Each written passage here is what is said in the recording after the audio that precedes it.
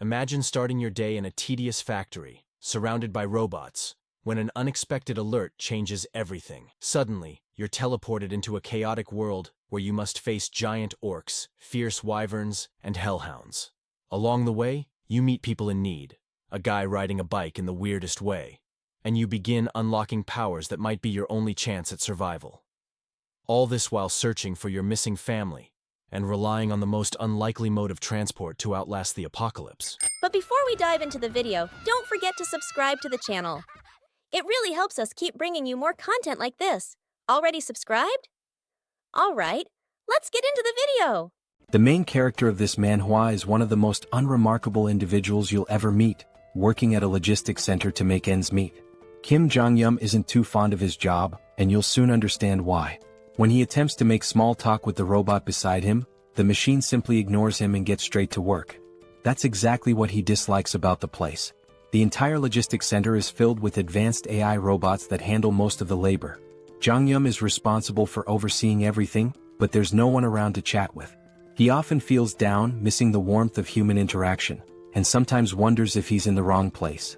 This all began 2 months ago, right after he was discharged from the military, marking the start of a streak of bad luck. The first blow was when his parents relocated to Wojongbu. As a discharge gift, they paid the deposit and 6 months' rent for his small apartment, leaving him to live alone near his old school. Thus, his solitary life was forced upon him. Though financially stable thanks to government support and his parents covering rent, he took his time searching for a job, hoping to find the perfect opportunity without rushing. Unfortunately, things didn't go as expected, and he faced rejection after rejection before even getting a chance to prove himself. After a month of job searching, he was going stir-crazy from boredom. One day, while venting to his sister about being the unemployed brother, she teased him mercilessly. During their conversation, she mentioned that many people were working as operators for delivery companies using AI robots to make things easier. His interest was piqued, which led him to this lifeless place where there's literally no one to talk to. Just as I'm narrating this, someone else calls out to him. This person looks rather grumpy and unpleasant at first glance. Someone who could easily pass for the manager. Anyway, the senior worker informs Jeong-gyeom that they're out of tuna stock, despite the system indicating there's still some. He tells Jeong-gyeom to check the warehouse for any missing stock, and of course Jeong-gyeom agrees with a forced smile. Let's be honest, he finds the robots much warmer than his cold-hearted senior. As Kim enters the warehouse, the door behind him begins to close. He quickly searches for the tuna, eventually spotting it, climbing up to retrieve it. Just then he hears the door slam shut with a loud thud. He tries turning the knob, but it's jammed. He calls his manager Shin, but there's no response. He briefly considers calling 911 but decides against it, figuring it's not worth the trouble since he's not in immediate danger. Instead, he takes a selfie and sends it to his sister, letting her know he's trapped. She initially teases him, but then mentions hearing a building collapse near her house. Naturally, Jeong-gyeom gets worried and calls her, but when she picks up, she stays silent. Just as he starts thinking it might be a prank, the entire warehouse shakes and an emergency alarm blares. The atmosphere turns chaotic, with announcements urging evacuation. Trapped in the warehouse with no idea what's happening outside, Jeong-gyeom bangs on the door, but no one responds. Panicking, he tries calling 911 again, only to find there's no signal. He's losing his mind, wondering if there's a full-scale disaster outside. Suddenly, he hears something pounding on the door from the other side, each hit leaving massive dents in the steel door like it's made of cardboard. Trembling, he backs away from the door, instinctively knowing things have gone terribly wrong, and if he makes a noise he's done for. Sweating, he drops to his knees, relieved when the pounding stops, though the noise and screams outside still terrify him. 3 days pass and he's still trapped inside, surviving on whatever food is available. With no one searching for him, he's convinced something catastrophic has happened. He wonders if there's a war going on and feels almost grateful to be stuck inside, thinking he might be safer here. The alarm, which used to blare constantly, has been silent since yesterday, giving him a bit of peace. However, with his phone's battery running low, he's unsure how long he can last. This might be his final note to the outside world, praying someone finds him soon and keeps his family safe. Just when he thought it couldn't get worse, a system window pops up, notifying him that he's been selected and should check his awakened abilities. At first, Jeong-gyeom thinks he's hallucinating, but then another window appears, revealing he's gained his own personal subspace for storing items. He starts to wonder if there's some kind of drug in the tuna cans he's been eating for the last 3 days. Another digital notification pops up, informing him that a target has been designated and asking if he wants to store it. Without hesitation he confirms, and suddenly he feels himself falling, landing hard on the ground outside. Scrambling to his feet, he looks around only to find everything in ruins, debris and wreckage everywhere. He spots his senior lying dead nearby. As system windows keep flashing, our protagonist is too busy vomiting after seeing his senior's lifeless body. The system then announces that a suitable operating system has been found for him and is now being installed. Suddenly he hears footsteps approaching from behind, casting a huge shadow over him, and he's almost certain this shadow isn't human.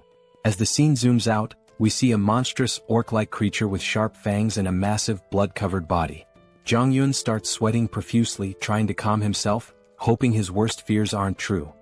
He convinces himself that the loud roar he heard 3 days ago might have come from a gorilla or a bear. Still, he doesn't dare look back and instead sprints away as fast as he can, running for his life. Panic rises as he realizes he's being hunted by a literal monster. In his frantic escape, he even steps on someone's entrails. He has no clue why an orc-like creature is here or why it's after him, but one thing is clear: he has to get away. Suddenly, a system window pops up, announcing that synchronization is complete and asking if he wants to enter the subspace. Without a second thought, Jong-yun says yes, just as the monster's hand swings at him. He leaps into the portal, leaving the monster trapped on the other side, groaning in frustration. Jong-yun is confused, wondering why the creature can't follow him. A floating drone appears, explaining that nothing can enter his subspace without his permission, as he is the master of it. The drone further clarifies that the subspace is completely under his control. Shocked, Jong-yun feels a strange sense of déjà vu seeing the drone talk to him. Looking around, he realizes he's back in the PAX Fulfillment Center warehouse, but now it's part of his new subspace. The place is filled with the same robots as before. The system then informs him that as he's entered the subspace for the first time, he will be rewarded with a mana stone. The stone materializes in his hand, but before he can figure out what it does, the monster outside begins pounding on the portal again, startling him. He momentarily forgets he's being hunted by a monstrous beast and asks the system if it's sure the creature can't get in. The system reassures him that nothing can enter without his consent. A new system window appears, informing him that the PAX Fulfillment Center is a 5-story facility with a total area of 10,000 pyeong, approximately 33,000 square meters, and contains everything necessary for improving customers' lives. It can ship products at speeds of 60 kilometers per hour, with a maximum shipment size of 2 meters. Jong-yun is just as baffled as anyone would be by all this information. The system adds to his confusion by stating there are only 2 minutes left until maintenance. Jong-yun, still disoriented, asks if the facility will shut down after 2 minutes. The drone confirms this and explains that he can use the mana stone to power the facility and maintain operations within the subspace.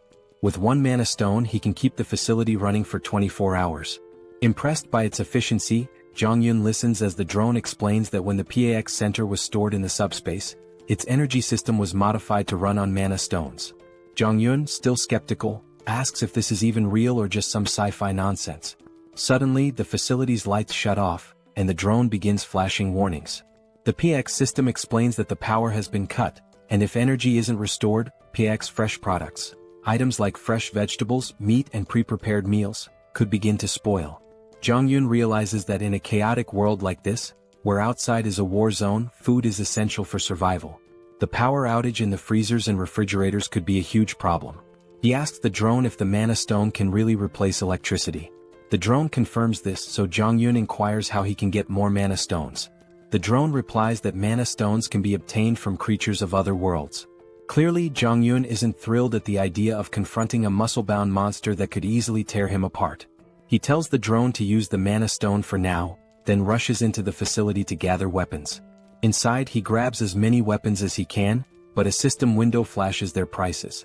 With limited resources, he's worried he might run out of stock if he throws everything at the monster too quickly. He's also unsure whether these blades can even pierce the monster's thick skin. He figures that wounding the monster slowly rather than trying to kill it outright might be a smarter strategy. Since the creature can't enter his subspace, there's no rush to finish it off in one go. He'll focus on injuring it little by little, ensuring he doesn't waste resources or run out of weapons too quickly. Jong-yun hurls an axe at the monster, but it only grazes its body, which only enrages the creature further. With his original plan failing and aware that his weapon supply is limited, he decides to give the heavy axe another try, hoping it will have a more noticeable effect this time. He asks the system how many axes are left in stock, and to his surprise, he's told there are 15 remaining. He was expecting far fewer, so the number takes him off guard. He quickly checks the location of these axes, and upon reaching the storage area, he's shocked to discover that the axes are duplicating infinitely. The system explains that the items are produced through a process that allows them to be duplicated endlessly. While they can be damaged or altered, they cannot be fully depleted. This revelation leaves Jeong-gyeom stunned. If the system is right, he has an endless supply of weapons at his disposal. Surprisingly, the system confirms this. With this newfound knowledge, Jeong-gyeom feels relieved, knowing he no longer needs to worry about running out of weapons. He can throw as many as he wants at the monster without fear of exhausting his stock. He realizes that his shoulders will probably give out before the monster does, but at least he has a seemingly unlimited arsenal. The system then reveals another useful detail. He doesn't even have to throw the weapons himself. He can automate the process, shipping items from the subspace to the outside world. The system clarifies that shipping can only occur every 30 seconds, but this speed can be increased by leveling up his skills. Jeong-gyeom quickly asks how to launch the weapons, and the system tells him he only needs to think of the registered item and say ship to have it automatically sent out. As soon as the system explains this, Jeong-gyeom says ship, and an axe hurtles through the air at incredible speed, slamming into the monster's grotesque face and bringing it down instantly. The axe was launched by the drone, and when Jeong-gyeom asks about the speed of the throw, the system replies that the default shipping velocity is 60 km per hour. Finally, Jeong-gyeom understands what the system meant earlier by shipping speed. The system then informs him that he can adjust the speed to a maximum of 75 km per hour, but anything faster will require skill upgrades. Naturally, Jeong-gyeom asks how to upgrade his skills, and the system explains that he can do so by using mana stones. At this point, Jeong-gyeom remembers the monster he just defeated and realizes that he'll need to fight more creatures to progress. He quickly gears up inside the facility. First, he grabs lightweight combat boots priced at about 50,000 KRW and matching tactical pants for 78,000 KRW. Once he's suited up, he also buys a detailed map of the Seoul metropolitan area and a permanent marker. He marks a circle around Gwangjin district, then highlights surrounding areas in a specific order.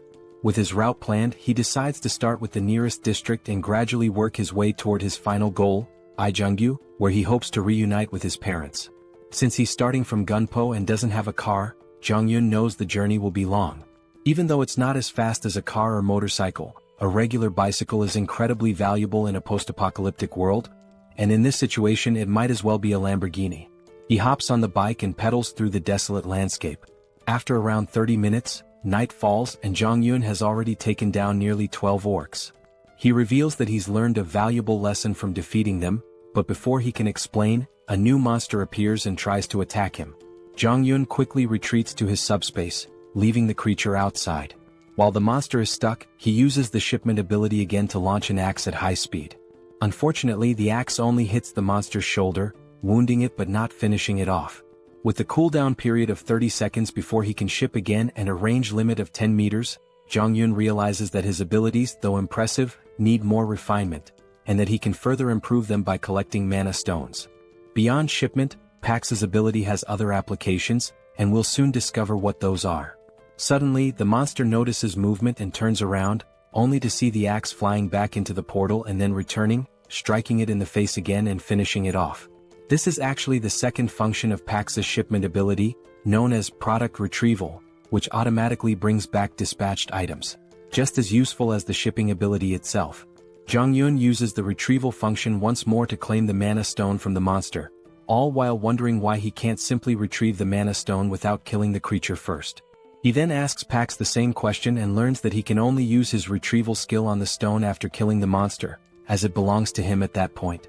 Regardless, Jeong-gyeom steps out of his subspace and shares another vital piece of information about this apocalyptic world. It turns out that the strange orcs aren't the only creatures wreaking havoc. There are also winged monsters, and he knows it will be a serious challenge to hunt one of those. Suddenly, he hears cries for help, but before he can identify the source, the scene shifts to a man named Choi, desperately fleeing. He's so exhausted that each step feels heavier than the last, and a flying creature is chasing him. The monster swoops down, slamming into Choi from behind, sending him crashing to the ground in agony. There's another person behind Choi, but before he can help his fallen friend, the monster lands right in front of him, blocking his path. Its fierce, drooling mouth suggests that human flesh is the most appetizing thing around. However, strangely, the monster doesn't attack the man standing before it. Instead, it fixes its gaze on Choi, who is writhing in pain on the ground. The man, confused as to why the monster is ignoring him, realizes it has been targeting Choi all along, likely because he seems like an easier victim. He feels helpless, unsure of what to do with only a small knife in hand, doubting whether it could even distract the monster. Just then, the sound of a bicycle bell rings through the air, and not surprisingly, it's our boy speeding toward them, though these two have no idea who or what is approaching. Before they can process what's happening, they witness the monster that was hunting them get struck by a projectile, sending it sliding across the ground from the force of the impact. The creature was felled by a single axe throw, leaving both men in stunned disbelief. Jong-yeon quickly checks if they are okay, but they're still in shock, their mouths agape as they try to understand how someone on a bicycle managed to defeat a flying wyvern with just an axe. They immediately ask Jong-yeon if he's a soldier, bowing their heads in gratitude for saving their lives. Jong-yeon, glad they're safe, points to his uniform in response to their question. He explains that he's an employee of PAX FC, and they notice he's wearing the company's gear. This revelation shocks them even more, as they had assumed he was a trained soldier, given his impressive skills and presence. Even though he's not a soldier, his abilities are so extraordinary that if they hadn't seen it themselves, they wouldn't have believed someone could take down a wyvern with just an axe throw while riding a bicycle. Jong-yeon is surprised to find out that these people are already familiar with the concept of abilities. One of them confirms this, mentioning that he himself has an awakened ability, though it's just a simple driving skill, which he hasn't had much chance to use under the circumstances. Choi then laughs, admitting that he's a bit jealous because he hasn't awakened any ability of his own. Jong-yeon asks if there are more survivors nearby, and Choi explains that there aren't. They're currently in Block C, which houses a logistics center where many people gathered, but unfortunately so did the monsters. Most of the people were attacked, killed, or devoured, leaving only around 10 to 15 survivors who are now hiding in the underground terminal of Block E. He goes on to explain that they were searching for a drivable road and trying to collect essential supplies when the monster attacked them.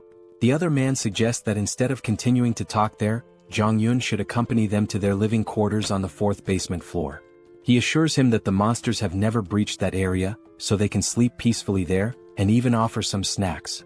Jong-yeon considers the offer, clearly interested in seeing the vehicles they mentioned, as he's in desperate need of information about working transportation. Eventually he agrees to join them, though he remains cautious, unsure whether he can fully trust them. As they begin to walk away, we take one last glance at the dead monster lying on the ground. At that moment, Jong-yeon discreetly retrieves the mana stone from the creature's body and slips it into his subspace, relieved that the two men don't know about his ability. This way he has an escape plan in case things go wrong. He can always retreat into his subspace if necessary. A while later they arrive at the basement, where they encounter a man who has just taken down an orc on his own. Choi rushes over to his friend, asking if everything is alright and what happened. The orc slayer assures him that all is well, explaining that the orc must have wandered in by accident. Fortunately, it hadn't spotted them, so they were able to take it out easily. No one was injured, but now they're less confident that the place is truly safe. Jong-yeon meanwhile feels a surge of fear, realizing how perilous this area truly is. His thoughts are interrupted when the orc slayer asks who he is. Choi explains that Jong-yeon is the one who saved them from the wyvern and used to work for PAX FC. He also mentions that Jong-yeon is quite powerful, having taken down the wyvern with an axe throw from a distance. Everyone is both amazed and curious about what kind of abilities he might possess. At that moment, a woman rushes toward him, absolutely ecstatic that he saved Yong-soo and Byung-kal. Overjoyed, she begins to do a little celebratory dance. The rest of the group starts to gather around, showering him with praise. Jong-yeon tries to brush it off, modestly saying that he was only doing what was necessary. As he continues to receive so much attention, Choi steps in to break up the crowd, telling them not to tease the young guy. Just then, the orc slayer speaks up, revealing that everyone there has been working together for over a decade, and that Yong-soo and Byung-kal are like family to him. He expresses his deep gratitude for saving them and introduces himself as Lee Jin-mak, the center manager of Daehoon Express Terminal. He even bows respectfully to thank Jong-yeon for saving his two friends. After the introductions, Jin-mak gives Jong-yeon a quick overview of the place. He explains that while they can't guarantee total safety, it's far more comfortable than being outside. They have a stockpile of food and water from the logistics center, and he encourages Jong-yun to eat as much as he wants and to make himself at home. Jin-mak adds that they have enough supplies to last for a while and can always get more from the logistics center if needed. However, Yong-soo interrupts, pointing out that the logistics center they're talking about has suddenly vanished. The group is left wide-eyed and speechless at this absurd news. Jin-mak immediately asks what Yong-soo means by this. Choi confirms it, explaining that the building has literally disappeared, which is why they were being chased by the wyvern. The others are skeptical, questioning how such a massive structure could simply vanish. Jin-mak, though stunned, eventually accepts the reality, reasoning that if monsters like the ones they've encountered are real, then a disappearing building might not be so unbelievable. Jong-yun remains silent, unsure whether the disappearance of the logistics center is connected to his own subspace abilities. Trying to calm the group, the manager urges them to focus, stating that regardless of the situation, they must dig through the tunnel. Staying here will only make things worse. He encourages everyone to stay strong, saying that their time has just come a little earlier than expected and that they need to start heading into the tunnel as soon as possible. The woman from before, now fired up, tries to rally the group, reminding them that even without the logistics center, they must keep moving forward and force their way through. Jong-yun turns to the manager, asking what forcing their way through actually means. The manager explains that everyone has homes elsewhere, and vehicles are essential for getting around. But with the roads blocked, they need to find a way through. Jong-yun's interest peaks at the mention of vehicles, and he asks for more details. The manager confirms they do have working vehicles but says all the roads are blocked. A golf course obstructs the north, containers block the east, and the southern Yangdong Expressway is completely destroyed. The only remaining exit is the tunnel to the west, but unfortunately, a group of wyverns has taken control of it. Up until now, they've survived by scavenging supplies from the logistics center, but now they have no choice but to push through. The manager then tells Jong-yun that he doesn't have to go through the tunnel since the blocked roads only affect vehicles, and there are other ways to escape on foot or by bicycle. Jong-yun, however, insists that he also needs a vehicle, believing it's best to take the tunnel route. The manager doesn't argue further and tells him he's welcome to join them if he's up for it. Jong-yun grins and says he'd be happy to work with them. He also thinks to himself that it's better to keep his abilities hidden for now. While the group seems nice, he knows they've been struggling to survive, and they might not be entirely forthcoming about their situation. Jong-yun understands their need for secrecy and plans to stay cautious as well. He then turns to the manager, saying he wants to check out the situation at the tunnel and the wyverns. He claims he's planning to scout ahead, but in reality he's eager to use his abilities to wipe out the monsters and collect more mana stones. The scene briefly flashes back to when Jong-yun defeated several monsters and saved up 5 magic stones. With these stones, he's now able to reduce the cooldown on his shipping ability to just 5 seconds. That's when he sees 3 new shipping abilities.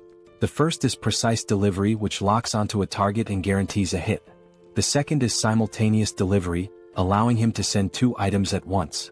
The third is automatic delivery, which lets him deliver designated items automatically, with adjustable timing. While these abilities sound amazing, each costs 10 stones and Jong-yun can't wait to try them out, though he's still unsure about the exact function of automatic delivery. In the present moment, Jong-yun is grinning, thrilled about the mana stones he's collected and eager for his scouting mission to earn more, or so he thought. His excitement is quickly dashed when he finds himself stuck with Yong-soo, one of the guys he had saved earlier. When Jong-yun asks why he's tagging along, Yong-soo replies that it's too dangerous to go outside alone. Jong-yun dryly reminds him that he was the one being chased by the wyvern earlier. But Yong-soo insists that it doesn't matter. He can't let him go alone. Besides, he's confident that if needed, Jong-yun will save him again. Jong-yun recalls that Yong-soo mentioned he had awakened a driver's ability, so he asks if Yong-soo can see a message window or something similar. Yong-soo replies that he hasn't seen any window, but he feels deep down that he's awakened some sort of ability. It just hasn't fully developed yet. This answer isn't exactly comforting to Jong-yun, who starts feeling more concerned. As night falls, they zoom down the road on their bike at crazy speeds. Jong-yun is sweating in fear as he watches Yong-soo steer the bike with one leg while trying to maintain balance. When Jong-yun asks why he's driving like that, Yong-soo explains that the road is full of cars and it's hard to see. Suddenly, Yong-soo spots a wyvern ahead. Jong-yun quickly tells him to stop because he can't see anything. It seems like the monster has finally noticed them, and as it stares menacingly, Yong-soo nervously asks what they should do. Just then, a projectile strikes the wyvern, taking it down in one shot, leaving Young-so utterly shocked. Meanwhile, Jong-yun calmly tells him to focus and not look back. While speaking, he discreetly retrieves the mana stone and stashes it in his subspace. Finally, Young-so notices the tunnel up ahead and slams on the brakes. Before Jong-yun can ask why he stopped in the middle of the road, the answer becomes clear. They see a horde of monsters crawling around the area. Young-so is absolutely terrified, and Jong-yun wouldn't be surprised if Young-so had already panicked beyond measure. As one of the monsters starts advancing toward them, Young-so is convinced their time is up. Even with the electric bikes, there's no way they can outrun so many wyverns. Just as Young-so braces for the worst, Jong-yun realizes he has no choice but to use his subspace ability. He quickly pulls up his system and dumps his mana stones to reduce the cooldown from 30 seconds to just 5 seconds. Confused, Young-so asks what Jong-yun is doing, but he doesn't explain. Meanwhile, the monster roars and every nearby creature starts converging on them. In the nick of time, Jong-yun shouts, "Ship!" and a projectile drops, taking out the monster and saving Young-so. Looking back, still panicking, Young-so's eyes widen as he spots a portal behind them. After defeating the monster, Jong-yun quickly grabs the stones and tells Young-so to stay close. It's the only way he can protect him. Young-so agrees, though he remains completely clueless about what's happening or why there's a logistics center behind them. Just then, more monsters appear, but Jong-yun swiftly deals with one using his axes. As more monsters prepare to attack, Young-so panics and stumbles back, eventually falling into Jong-yun's subspace. The monster crashes into the subspace barrier, while Young-so falls to the ground in shock. The monster regains itself and charges again, but Jong-yun slips into his subspace just in time. The creature slams into the barrier once more before being taken down by another axe. Young-so watches in awe, unsure what to be more impressed by, the logistics center or the flying axes, but he's certain of one thing. To Jong-yun, these monsters are nothing more than nuisances, and this tunnel is just a minor obstacle he can clear without breaking a sweat. Young-so reflects on how everyone back at the base was relying on the delivery vehicle for safety and food transport, and how the tunnel was part of their escape route. Even if they made it through, monsters still lurked outside. But for Jong-yun, things are different. He only needs the vehicle for transportation since he can handle any threat with ease. Young-so even begins to feel a tinge of jealousy, thinking how with an ability like Jong-yun's, he could reunite with his family much faster. He wonders why Jong-yun needs a vehicle in the first place. Suddenly they notice the monsters starting to retreat. Jong-yun is intrigued, noting that these creatures are smarter than expected since they're fleeing rather than rushing into danger. As Jong-yun collects the mana stones, Young-so spots a blue stone hovering in the air and asks what it is. Jong-yun, surprised, asks if he's never seen a mana stone before. Young-so admits he hasn't, so Jong-yun explains that he uses them to boost his abilities. Young-so finally understands and wonders if he'll ever get a chance to use one himself. This clears up why Young-so didn't bother extracting the mana stone from the orc earlier. Young-so points out that with abilities like Jong-yun's, he could easily clear the entire tunnel on his own. Jong-yun replies that he didn't come here intending to clear the tunnel. He just wanted to check it out. If it seemed manageable, he'd sneak through quietly and not show off his powers. Young-so apologizes for tagging along, but Jong-yun reassures him that it's fine. He didn't know the way to the tunnel anyway, so if he had come alone, he wouldn't have made it this far. He then suggests they head back since the wyvern has retreated, but it could return soon. At that moment, Young-so asks how far Jong-yun plans to travel that he feels the need for a vehicle. Jong-yun explains that he's trying to reach his family, with his final destination being Wojongbu, near the Gangnam district. This revelation surprises Young-so because his own destination is along the same route. He shares that he's heading to Indaequan, which is on the way, and asks if it would be too much trouble to let him tag along until then.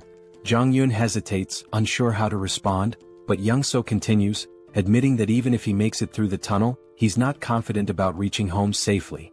His driving ability isn't much help in combat, but since Jong-yun can fend off monsters, he might have a better chance of reuniting with his family.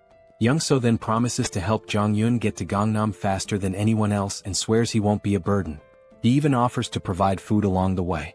Jong-yun starts to see some merit in this partnership. Young-so's driving skills are impressive, and more importantly, with him around, his secret abilities might stay hidden. It's a mutually beneficial arrangement since Jong-yun fears that if word got out about his powers, people might try to use or even eliminate him, though that might be overthinking. Still, better safe than sorry. Ultimately, Jong-yun agrees to let Young-so come along, and Young-so beams with excitement like a child in a candy store. Jong-yun then informs him that he'll handle clearing the tunnel, but emphasizes that Young-so should keep his abilities a secret and make sure others don't interfere. Young-so eagerly agrees, vowing to make sure everyone cooperates and stays out of the way. However, things don't go as planned. Young-so, in his excitement, ends up telling everyone that Jong-yun will clear the tunnel using his awakened abilities.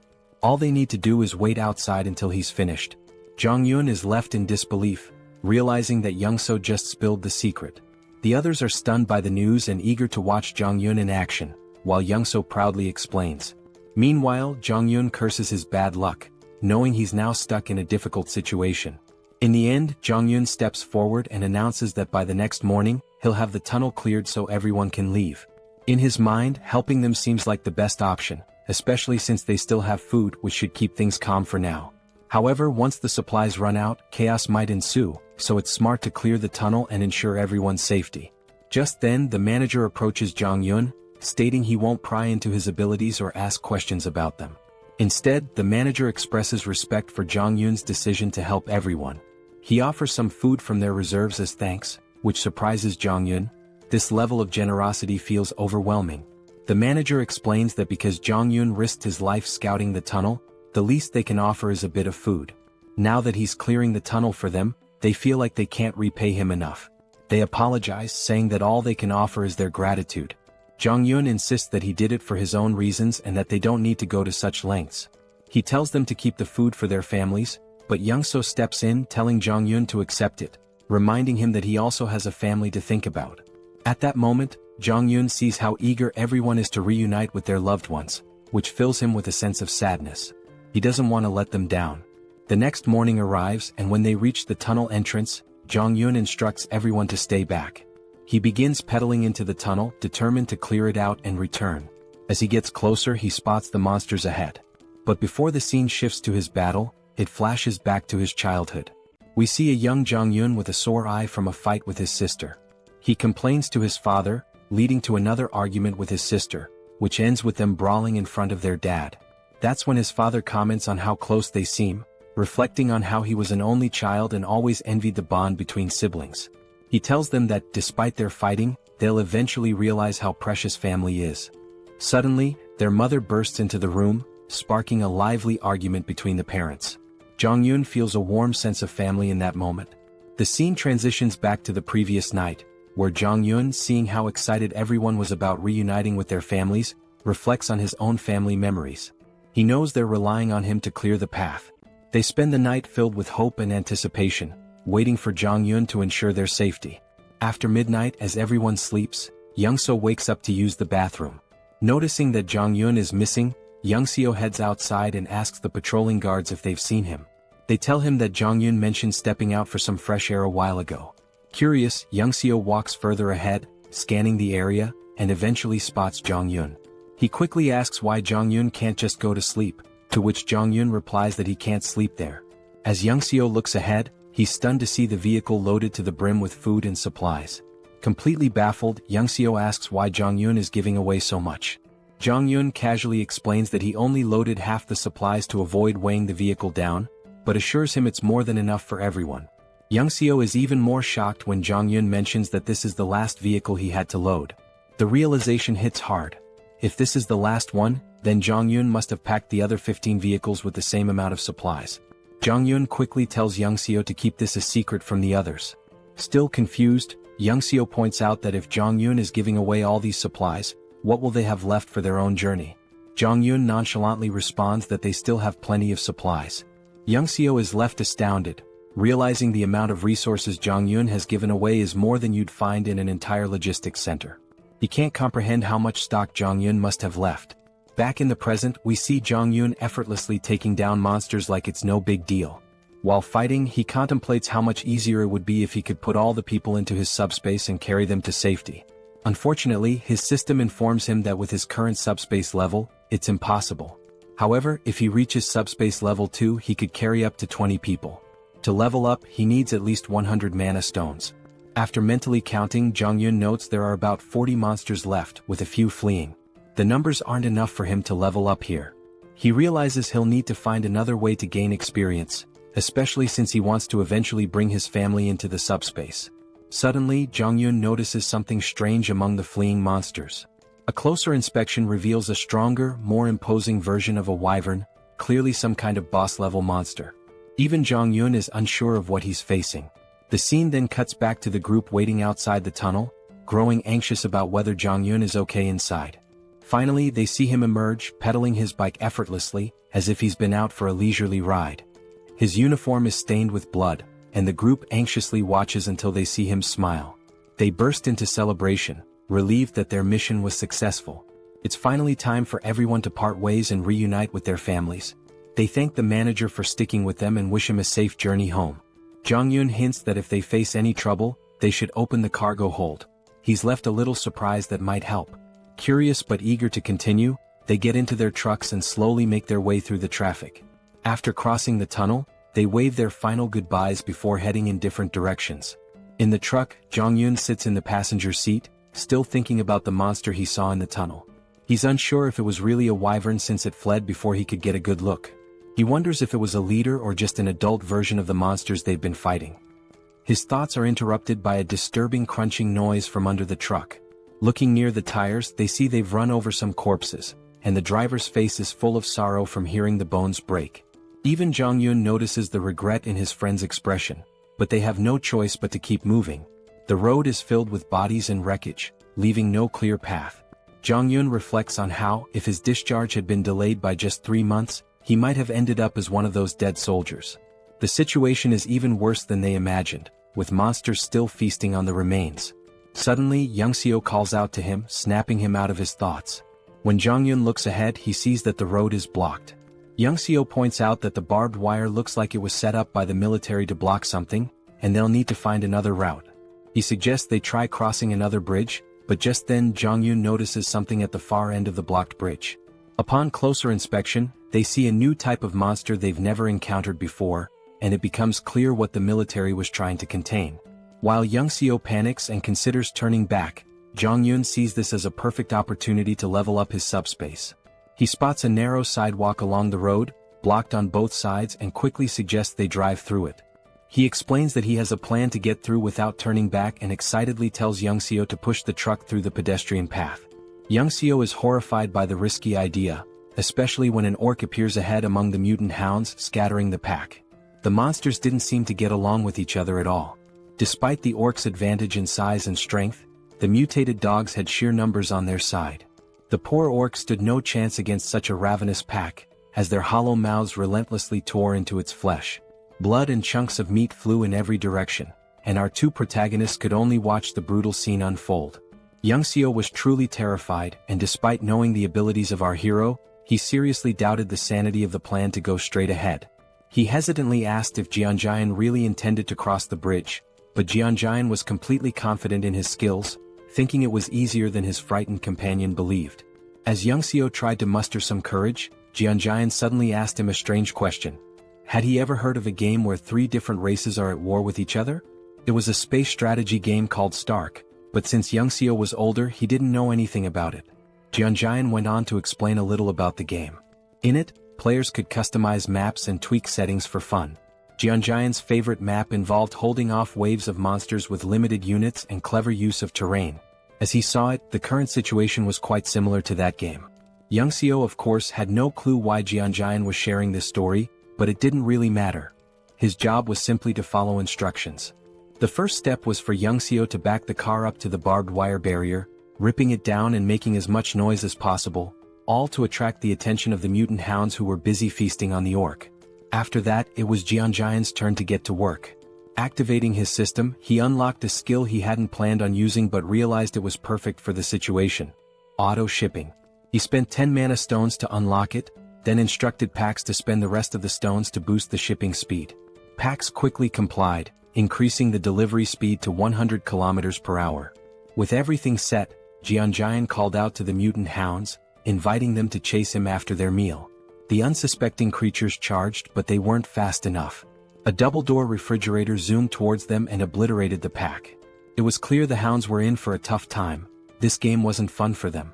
And it didn't end with just one refrigerator. More kept coming, and within seconds Jeonjaen had collected 12 mana stones, much to his delight.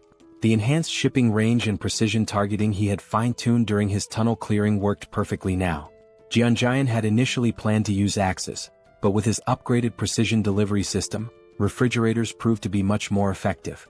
He had discovered earlier that the precision delivery skill didn't track targets fully but only adjusted the trajectory slightly based on their movements. Against these swift mutant hounds, an axe flying at 100 km per hour might still be dodged, making it a less reliable option. But the refrigerator, with its size and weight, was ideal for taking out multiple enemies at once. A mere graze from it was enough to crush several hounds. On top of that, the auto-shipping feature made things incredibly convenient. Jeonjaeon didn't even need to monitor the battlefield anymore. The system automatically took care of any approaching threats. For now, our hero could just relax as the hounds continued their futile attempts to get closer. They howled with rage but were helpless against the flying refrigerators. As the battle raged on, Youngseo made the mistake of looking back. His jaw nearly dropped when he realized what he was witnessing. He had thought Jeonjaeon could only throw axes, but what he saw was beyond his wildest imagination. Refrigerators flying through the air, one after another, every 2 seconds. The sheer number of refrigerators was unbelievable. Youngseo couldn't fathom why the logistics center would even have so many in stock. He began to wonder if Jeonjaeon's system somehow replenished items, like how the axes were retrieved and reused. But how this worked with refrigerators remained a mystery. Youngseo stood frozen in shock, unable to comprehend what he was seeing. He didn't even notice when Jeonjaeon came up to him and casually asked if he wanted something to eat. Yongsoo finally pieced things together and asked a question to confirm his suspicions. He wondered if it was possible that Jeonjaeon's supply was actually infinite. Jeonjaeon was a bit taken aback by the question, assuming Yongsoo had figured it out long ago, but clearly he hadn't. All this time, Yongsoo believed Jeonjaeon was simply collecting the axes after each use to recharge them. He never imagined that Jeonjaeon had an endless supply. In reality, Jeonjaeon did collect the axes with his system, but only to prevent them from lying around and accidentally harming someone. Even after hearing this explanation, Yongsoo still found it hard to grasp the concept of infinite items. Once he gathered his thoughts, Jeonjaeon asked again if he wanted anything to eat. Having endured an emotionally exhausting day, Yongsoo felt that a Coke Zero and a donut would be more than enough for him. As they quietly enjoyed their food, behind them, the delivery system was relentlessly scattering the mutant hounds.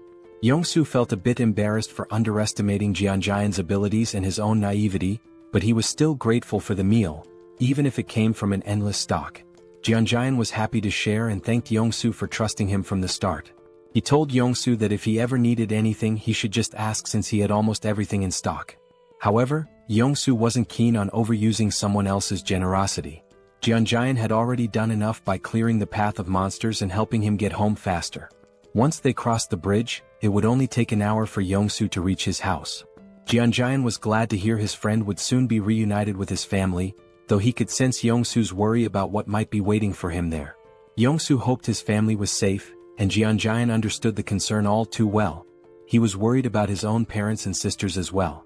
Wanting to give Yongsoo a gift, Jeonjaeon noticed his friend's tattered clothes and thought he shouldn't return home like that.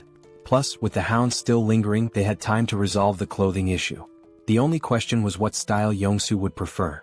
Feeling a little uneasy about receiving even more help, Yongsoo didn't refuse. He knew Jeonjaeon probably had what he needed: aviator glasses and a cool jacket, the perfect outfit for a top-class driver navigating the apocalyptic landscape. Just in time, the last few hounds were almost dealt with. Yongsoo's new look gave him a boost of confidence, and with renewed assurance in the truck's durability, he was ready to get going. He moved with speed and precision that would make even Formula One drivers envious. Jeonjaeon barely had time to grab on before Yongsoo floored the gas pedal. The remaining hounds didn't stand a chance as they sped down the narrow road. Yongsoo handled the driving with lightning speed, so much so that it seemed like they'd reach his home in just 20 minutes. But Jeonjaeon had to hold on for dear life as the truck zoomed over broken roads as if they were smooth highways. Jeonjaeon desperately asked Yongsoo to slow down, but it was futile. It seemed like he was about to be sick. Fortunately, the wild ride didn't last too long. They finally arrived at Yongsoo's destination, or rather what was left of it. His home was now nothing more than a ruin. Yongsoo stands in front of his house, looking out at the wrecked buildings through the window. The destruction is overwhelming, and he tries to reassure himself that these buildings were just old. That's why they crumbled. But deep down, Yongsoo's hands are shaking. He's right at his own doorstep, frozen with fear, dreading what might be inside. The thought haunts him: what if his family isn't there? What if he opens the door to find their lifeless bodies? The fear feels suffocating. He keeps repeating that they're safe, that when he opens the door, everything will be okay. But his hands won't move. He's paralyzed, unable to turn the handle. Kim, standing behind him, watches, understanding exactly what Young-so is feeling. He had driven like a maniac, covering a journey that would normally take an hour in just 20 minutes, fueled by the hope of reuniting with his family. It shows just how desperate he was to get here. But now, standing before the door with the potential of finding something horrifying, Young-so can't bring himself to move. He knows that if he finds death behind that door, it might destroy him too. Sensing this, Kim steps forward, places a supportive hand on Young-so's shoulder, and offers to open the door for him. Young-so freezes, frustration and fear etched on his face. Almost on the verge of tears, he pleads with Kim to do it. Kim, understanding the fear of facing one's worst nightmare, steps up to the door. If he were in Young-so's position, he'd be scared too, wanting someone else to open it for him. Turning back to reassure Young-so one last time, Kim tells him he's about to open the door. But before Kim's hand reaches the handle, the door opens from the inside. Both Kim and Young-so freeze in shock. Young-so's eyes widen as he sees his wife and daughter standing there. His wife calls his name softly, her voice warm, and his daughter shouts, "Daddy?" Young-so's wife starts crying, and soon he's breaking down too. She runs to him, and the three embrace tightly as if they'll never let go. It's a deeply emotional moment. Kim, standing a short distance away, watches quietly, giving them space. Through tears, Young-so asks his wife how she knew to open the door. She explains that she heard voices outside and saw him through the peephole, which is why she opened it. His daughter, still crying, blurts out, "Dad, I hate you. Why did you make me wait so long? I was so scared." After a while, Young-so's wife notices Kim standing in the background and asks, "Who's this?" Only then does Young-so remember Kim's presence. But before he can respond, Kim's vision blurs and suddenly he collapses. Young-so shouts for him, but Kim can't hear anything. His body is shutting down, and after 3 or 4 days without proper sleep, exhaustion finally overtakes him. Darkness envelopes him and he slips into a dream. In the dream he's struck, but not by a fist, by a pillow. Standing over him is his older sister, holding the pillow with a playful grin. She swings it at him, knocking him down, and Kim yells at her, asking why she hit him so hard. "It hurts," he complains, but she just rolls her eyes and says, "Hard? That was a soft hit. You're such a crybaby." She's unfazed, brushing it off as nothing. Meanwhile, Kim is ready to run to their dad and tell on her. He storms off, determined to complain, but his sister couldn't care less. She stands tall, holding the pillow like she's won the pillow fighting championship of the month. Suddenly the scene shifts. Kim's dad is sitting with him and his younger sister, trying to mediate a sibling quarrel. He calmly explains that, annoying as they might be, family is precious. One day, Kim will realize how lucky he is to have them and how much love there is in their little fights. His father reminds him that, no matter the arguments, their bond is something to treasure. Just then, Kim's mom storms into the room, scolding his dad for not helping with dinner when she asked. She's frustrated, telling him she needed help, but there he is, just lounging around. The scene cuts to the whole family at the dinner table, enjoying delicious food, laughing and sharing stories. As they eat, Kim's mom eyes his older sister, Seoul, suspiciously and asks if she's got a crush on someone, noticing how she's always on her phone. Looking nervous, Seoul explains that she's just texting her friends non-stop. It's just how things are nowadays. From the outside, their family is filled with pure joy and warmth. Kim's dad, unable to resist, talks about how Seoul is interested in boxing, suggesting she check out a sports club at the local middle school. With a smirk, Seoul admits that the boxing club is the real reason she chose that school. Kim's ears perk up at the mention of middle school. Fast forward a year, and we see Kim attending the same middle school as Seoul. He's excited, ready to make new friends and have fun, but things don't go quite as he had planned. Instead of finding new friends, Kim ends up being bullied daily by the older students. They beat him, mock him, and Kim, who tends to be sensitive, doesn't fight back. He endures the blows day after day. But then one day someone steps in. Seoul, his fierce older sister, storms in like a force of nature. With an intense, threatening look, she grabs one of the bullies by the hand and breaks it with a single punch. Kim feels relief seeing his sister, his rescuer, but that relief is short-lived. Frustrated by her brother's weakness, Seoul declares that his training starts now. And so, Kim's grueling training under his ruthless sister begins. It's brutal, but it pays off. Soon, no bully dares to approach Kim again. For a while, life seems to settle down. Kim makes friends, enjoys himself, and coasts through middle school.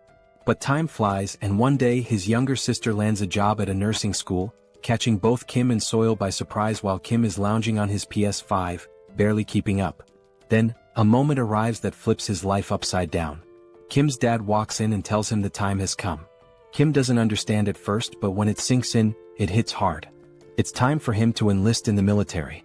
The family worries, though Kim tries to put on a brave face. Outwardly he's tough, but inside he's trembling. He doesn't want to leave his family. And after that, well, the rest is history.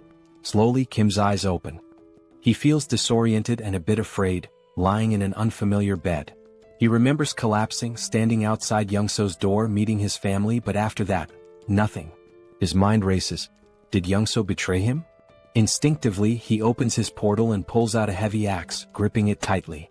Suddenly, a calm, warm voice interrupts his thoughts. Kim turns, startled, and sees Youngso's wife and daughter at the table, looking at him with puzzled expressions. Reality hits him. He's in Youngso's house. Looking to the side, he spots Youngso sound asleep, completely out. It dawns on Kim, he must have been so exhausted that he collapsed at the door. Youngso's wife had said he fainted and had been out ever since. He must have been more worn out than he realized. Kim glances down at the heavy axe in his hands, momentarily confused as to why he even drew it. What had he been thinking? Quickly, he stashes it back in his portal, hoping no one noticed, especially Youngso's wife. She didn't need to see that. He asks how long he's been asleep, and she tells him it's only been a few hours. Then the mood shifts. With a soft smile, Youngso's wife begins to thank him, expressing her gratitude for everything he's done. Kim can feel the weight of her words, how he saved Youngso's life and brought him home safely. The gratitude in her eyes and her slight bow make him feel uneasy. Kim isn't used to this, feeling awkward and a little nervous, wanting to brush it off as no big deal. He thinks about how Youngso had helped him too. It hadn't all been on him. Just then Youngso wakes up. Still groggy, he chimes in to back up his wife, insisting that Kim had done far more than he lets on. Youngso makes it seem like driving Kim here was nothing compared to Kim saving him again and again. To Youngso, Kim was a true lifesaver. Even if Youngso hadn't made it, he believes Kim would have come through on his own. Then Youngso's wife changes the subject, saying everyone must be hungry. The atmosphere shifts once again as Kim's stomach growls, reminding him he hasn't eaten in what feels like ages. She mentions that Youngso had refused to eat without him, waiting until Kim woke up. Kim can't help but smile. Youngso, with that goofy grin, is all about eating together. With a warm chuckle, they decide it's time to dig in. Suddenly, Kim finds himself staring at a bowl of kimchi stew in front of him. The sight alone makes his mouth water. The smell pulls him back to memories of his mom, filling him with a bittersweet sense of warmth. The food isn't fancy. Youngso's wife even apologizes for the limited ingredients. But to Kim it doesn't matter. This is his favorite meal. After everything he's been through, nothing feels as comforting as kimchi stew. The first bite? Pure bliss. The moment the stew touches his tongue, it's like fireworks going off in his mind. Every cell in his body feels alive. The flavor, the warmth, it's almost unreal. And just like that, he's taken back. Back to when he'd sit down to meals with his family, back to simpler times. But as the meal ended, Kim felt a wave of sadness. For the first time in 3 months, he'd had a meal that reminded him of home, of family, and the ache of missing them overwhelmed him. The others noticed his quiet sadness, which shifted the conversation back to their journey. He mentioned their next stop was Gangnam, and Kim froze, realization hitting him. He was stunned, unable to fully grasp what Youngso was saying at first. It all felt strange. Then Youngso laid it out. He'd already discussed it with his wife, who insisted that since Kim had helped Youngso reunite with his family, he should return the favor. Kim was still confused. Even if Youngso took him to Gangnam, how would he safely return on his own? They stepped outside to get some fresh air, and that's when Youngso explained his plan. He'd drive Kim to Gangnam in his truck, and Kim would leave his electric bike with him. Once they reached Gangnam, Youngso would use the bike to get back home. Hearing this, Kim started to feel more at ease, but something still didn't sit right with him. Why was Youngso risking so much to help him? Sure, Youngso was an amazing driver, and with the bike he could avoid most threats. But Youngso didn't have any fighting skills, so if he encountered a large monster, it'd be over.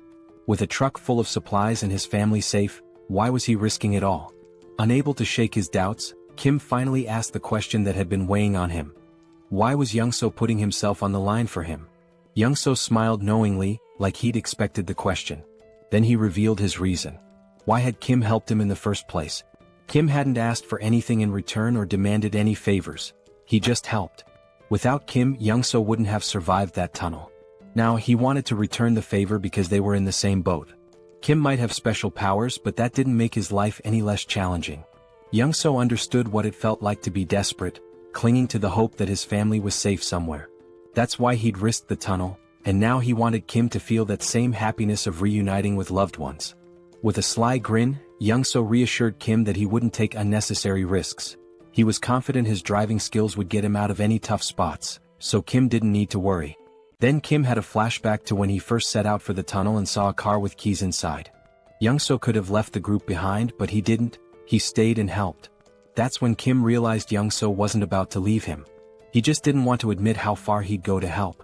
Kim smiled and agreed, but with one condition. If Young-so was coming with him, he had to bring his family along. Kim explained he'd upgraded his subspace, allowing him to bring others inside. Young-so's family would be safer there than staying behind. Without hesitation, Young-so put on his signature shades and gave a confident grin, ready to drive with his top-tier skills. Meanwhile, Kim had upgraded his subspace to level 2, using 16 out of his 116 mana stones, allowing it to hold up to 20 people. The system informed him it would cost 6 mana stones per day to maintain, but he didn't mind. The system also asked if he wanted to enable external presence in the portal, and he agreed. A few months later, Young-so, his wife and daughter entered the subspace, astonished at what they saw. The expansive Logitech Center was stocked with endless resources. Kim introduced PAX to Young-so's family, and Young-so assured them that PAX would handle anything they needed. Everything was available in abundance and they could use it freely. Young-so's wife looked astounded as if she couldn't believe it. Kim told them he had some tasks to attend to and encouraged them to enjoy the place for now. Young-so then turned to his daughter, asking if she wanted to play princess with him, and they looked so happy together. Kim couldn't help but smile as he watched. Then something new happened. Kim unlocked a new ability, a laboratory where he could combine, classify, and transform any item in his subspace. Instantly, the possibilities seemed endless. Kim sat there, his mind racing as he began to wonder if his powers were truly what he had thought all along. He remembered the first time he'd unlocked his ability, which he called subspace. Back then, it simply allowed him to store anything he wanted. If he stored an apple, it would stay in his subspace permanently. But then, due to a strange accident, he ended up storing the entire Logitech Center, which caused his ability to evolve. His subspace merged with the Logitech Center, taking his powers to a new level. Now, nobody could enter his subspace except him. But that wasn't even the craziest part. The PAX AI from the Logitech Center had also merged with his system, transforming the once emotionless AI into something almost human. And just when he thought things couldn't get any stranger, the Logitech Center's systems, like its shipment functionality, upgraded as well. Now, he could launch items at 100 kilometers per hour. This alone was mind-blowing. But with PAX AI added to the mix, it became pure chaos. Kim hadn't anticipated his abilities would upgrade so dramatically, but reaching level 2 had changed the game. Now he had another exciting option. He could put anything into his subspace once more. The idea floored him. The thought that he could store anything, that he now had a personal lab where he could merge and create new items, was astounding. It felt like he was playing Minecraft in real life. He couldn't help but wonder what abilities would unlock if he reached level 3 or 4. What kind of powers would those levels bring? But thinking wouldn't get him there. He didn't have enough mana stones for another upgrade just yet. So for now, he focused on deciding the next thing he'd add to his subspace. Last time, it had been the Logitech Center, which turned out to be a blessing. But now, with a determined aura, Kim commanded his system to store the entire Earth. Yes, you read that right. He was about to store the planet. If it worked, everyone would float off into space. The system asked for confirmation and Kim, feeling a little tense, confirmed. But after 2 minutes, nothing happened. Then the system sent a notification: failure. Earth was outside the storage range. Kim sighed, figuring it was too ambitious, but it was worth a try. Just then, Young-so showed up, discussing the route to Gangnam. Kim listened but quickly asked why Young-so wasn't playing with his daughter as he'd mentioned earlier. Young-so smiled softly, explaining that his daughter had always felt scared in their old building. But here in this new place she finally felt safe, and that's why she'd been able to fall asleep. It was all thanks to Kim. Young-so expressed his gratitude, but Kim, ever modest, reminded him that he'd been a huge help too. Without Young-so's driving skills, he wouldn't have made it this far. In his mind they were even. But Young-so, with a serious tone, insisted he'd do whatever he could to support Kim. The scene shifted, and there they were, Young-so in full driving mode, wearing his signature shades, and Kim feeling the tension in the air. Something felt wrong. Young-so, smiling, casually remarked that driving was his one true skill, and he was confident no one could match his speed. He told Kim to buckle up because things were about to get intense. Kim knew exactly what was coming and braced himself. Then it happened. Young-so floored it, and the truck surged forward like a rocket. In no time they had covered a massive distance. But everywhere they looked was pure destruction. The ground was torn apart, buildings in ruins. While Young-so kept his cool, Kim looked pale, his nerves frayed from the stress. Young-so mentioned they were close to their destination, but as they neared, they saw the road blocked by military barricades, complete with spike strips. Kim sensed something was wrong. These weren't standard barricades. As they took a closer look, a military jeep approached, but the people inside didn't look like soldiers. Kim tensed. These men weren't military, they were trouble. Kim knew that if they tried to escape they'd be shot down. Young-so, tense now, asked what to do. Kim opened his portal, telling Young-so to get in, and assured him he'd handle it. Without hesitation, Young-so slipped into the portal, leaving Kim to face whatever came next. Kim stepped out of the truck as three men approached, guns in hand, strutting like they owned the place. One of them, all muscle and little brains, ordered Kim out of the truck. Kim, barely holding back a smirk, stared them down with a cold glare. Without a word he got out. They opened the truck's cargo and were stunned to find it packed with food. Their eyes lit up like they'd just hit the jackpot. They turned to Kim, asking if the food was his. Kim, as calm as ever, nodded. But the musclehead stepped forward, puffed up with arrogance, and declared that the food wasn't Kim's anymore. Now it was theirs. Kim knew these clowns were far from military, they were just greedy thugs after his supplies. The musclehead tried to look intimidating as he questioned Kim about where he got all this stuff. Kim played dumb, pretending to be a clueless delivery guy, and claimed he worked at the Logitech Center. But they didn't buy it and pressed him on where the center was located. Calmly, Kim explained that even if he told them, they'd never make it there. The roads were blocked and monsters were everywhere. He himself had barely made it out, just trying to survive. The musclehead looked unimpressed, glaring at Kim and asking how much more loot was left at the center. Kim, staying in character, replied that the food in the truck was only a small part of what was stored there. One of the others glanced at his watch, muttering that it was almost time. Kim was puzzled. What was the rush? Before he could figure it out, wham! The musclehead punched him hard in the stomach and Kim crashed to the ground, wind knocked out of him. Before he could catch his breath, the bulky guy behind them clamped a cloth over Kim's face, knocking him out cold. When Kim woke up, he was tied to a chair in a dim room. His vision was still blurry, but he could see the bulky thug sitting on a makeshift commander's throne. Nearby, a body lay on the ground, a pool of blood spreading around it. Clearly a dead soldier. Kim quickly pieced it together. These guys had taken over the military base. The bulky guy started talking, bragging about how they'd wiped out the military and made themselves the new rulers here. Apparently they'd been fighting vibrants, monsters that swooped in every day at 6 p.m. The military had tried to fend them off with guns but couldn't keep up, so they'd recruited people like him and his crew. When the military was overrun, the gang had taken control, and now the bulky thug was the self-proclaimed commander.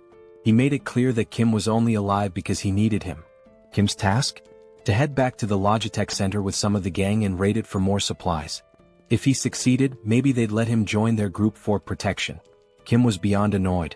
He was done with these lowlifes. Standing there, he decided what to do next. It struck him. This military base would make a perfect addition to his subspace. Without hesitating, he commanded Pax to store the entire Joint Commander Communication Headquarters in his subspace. The thug didn't even notice what was happening. He just sat there, confused as the entire base vanished around him. 1 second it was there, the next, poof, it was gone. He was left in his chair, now in the middle of nowhere, utterly clueless. By the time the thug realized what had happened, it was too late. Kim had already disappeared into his portal, leaving the thug sitting alone in the wasteland with nothing but his chair. At least Kim left him something to sit on. Around him, the thug's crew was completely baffled. They gripped their rifles, staring at the sky, trying to wrap their heads around the fact that the whole building had disappeared. The thug, wide-eyed and anxious, scanned his surroundings, his face showing a mix of fear and confusion. He was probably thinking, where did the whole building go? Meanwhile, Kim spat on the ground, noticing a trace of blood. That punch must have done some internal damage. He felt himself sway on the edge of fainting. Storing the base had drained his mana like nothing before. He was exhausted, completely wiped out. If he'd known it would take this much out of him, maybe he would have waited, maybe ducked into his subspace first. But it was too late for second-guessing. He had made his choice, now he just had to deal with the aftermath. His priority now was to get into his subspace to recover. As Kim slipped into the shadows, the thug's crew suddenly froze as the sky turned blood-red. Dark, looming shadows filled the air. The wyverns were coming. Hundreds of them, wings spread wide, headed straight for them, growling and screeching, ready to tear anything in their path. The sight hit the thug's men like a slap, sending them scrambling in all directions, completely forgetting Kim as they bolted for their lives. Even the guy who had captured Kim took off, leaving him free to drop to the ground. The thug was furious, shouting at his crew to hold their ground. He yelled that their rifles could still take out the smaller wyverns, vowing to handle the largest one himself. But his men weren't listening, they were too busy running. Rage twisted his face as he cursed them, calling them traitors. Then bam. The ground shook. Something huge landed behind him, shaking the earth. He turned slowly, terror contorting his face, only to see a massive wyvern towering over him. This one wasn't like the others. It stands a solid 20 feet tall, with black scales gleaming under the blood-red sky, and its piercing yellow eyes locked on him with deadly focus. This wyvern is 20 times larger than any he's ever encountered, a real monster brought to life. Amidst the chaos, we see Kim slipping into his subspace, bringing along an injured soldier. The system pings asking if Kim wants to allow the outsider in. Kim nods, weary but resolute, and both are let inside. Kim feels exhaustion pulling him down even further, and he knows he's just seconds from passing out.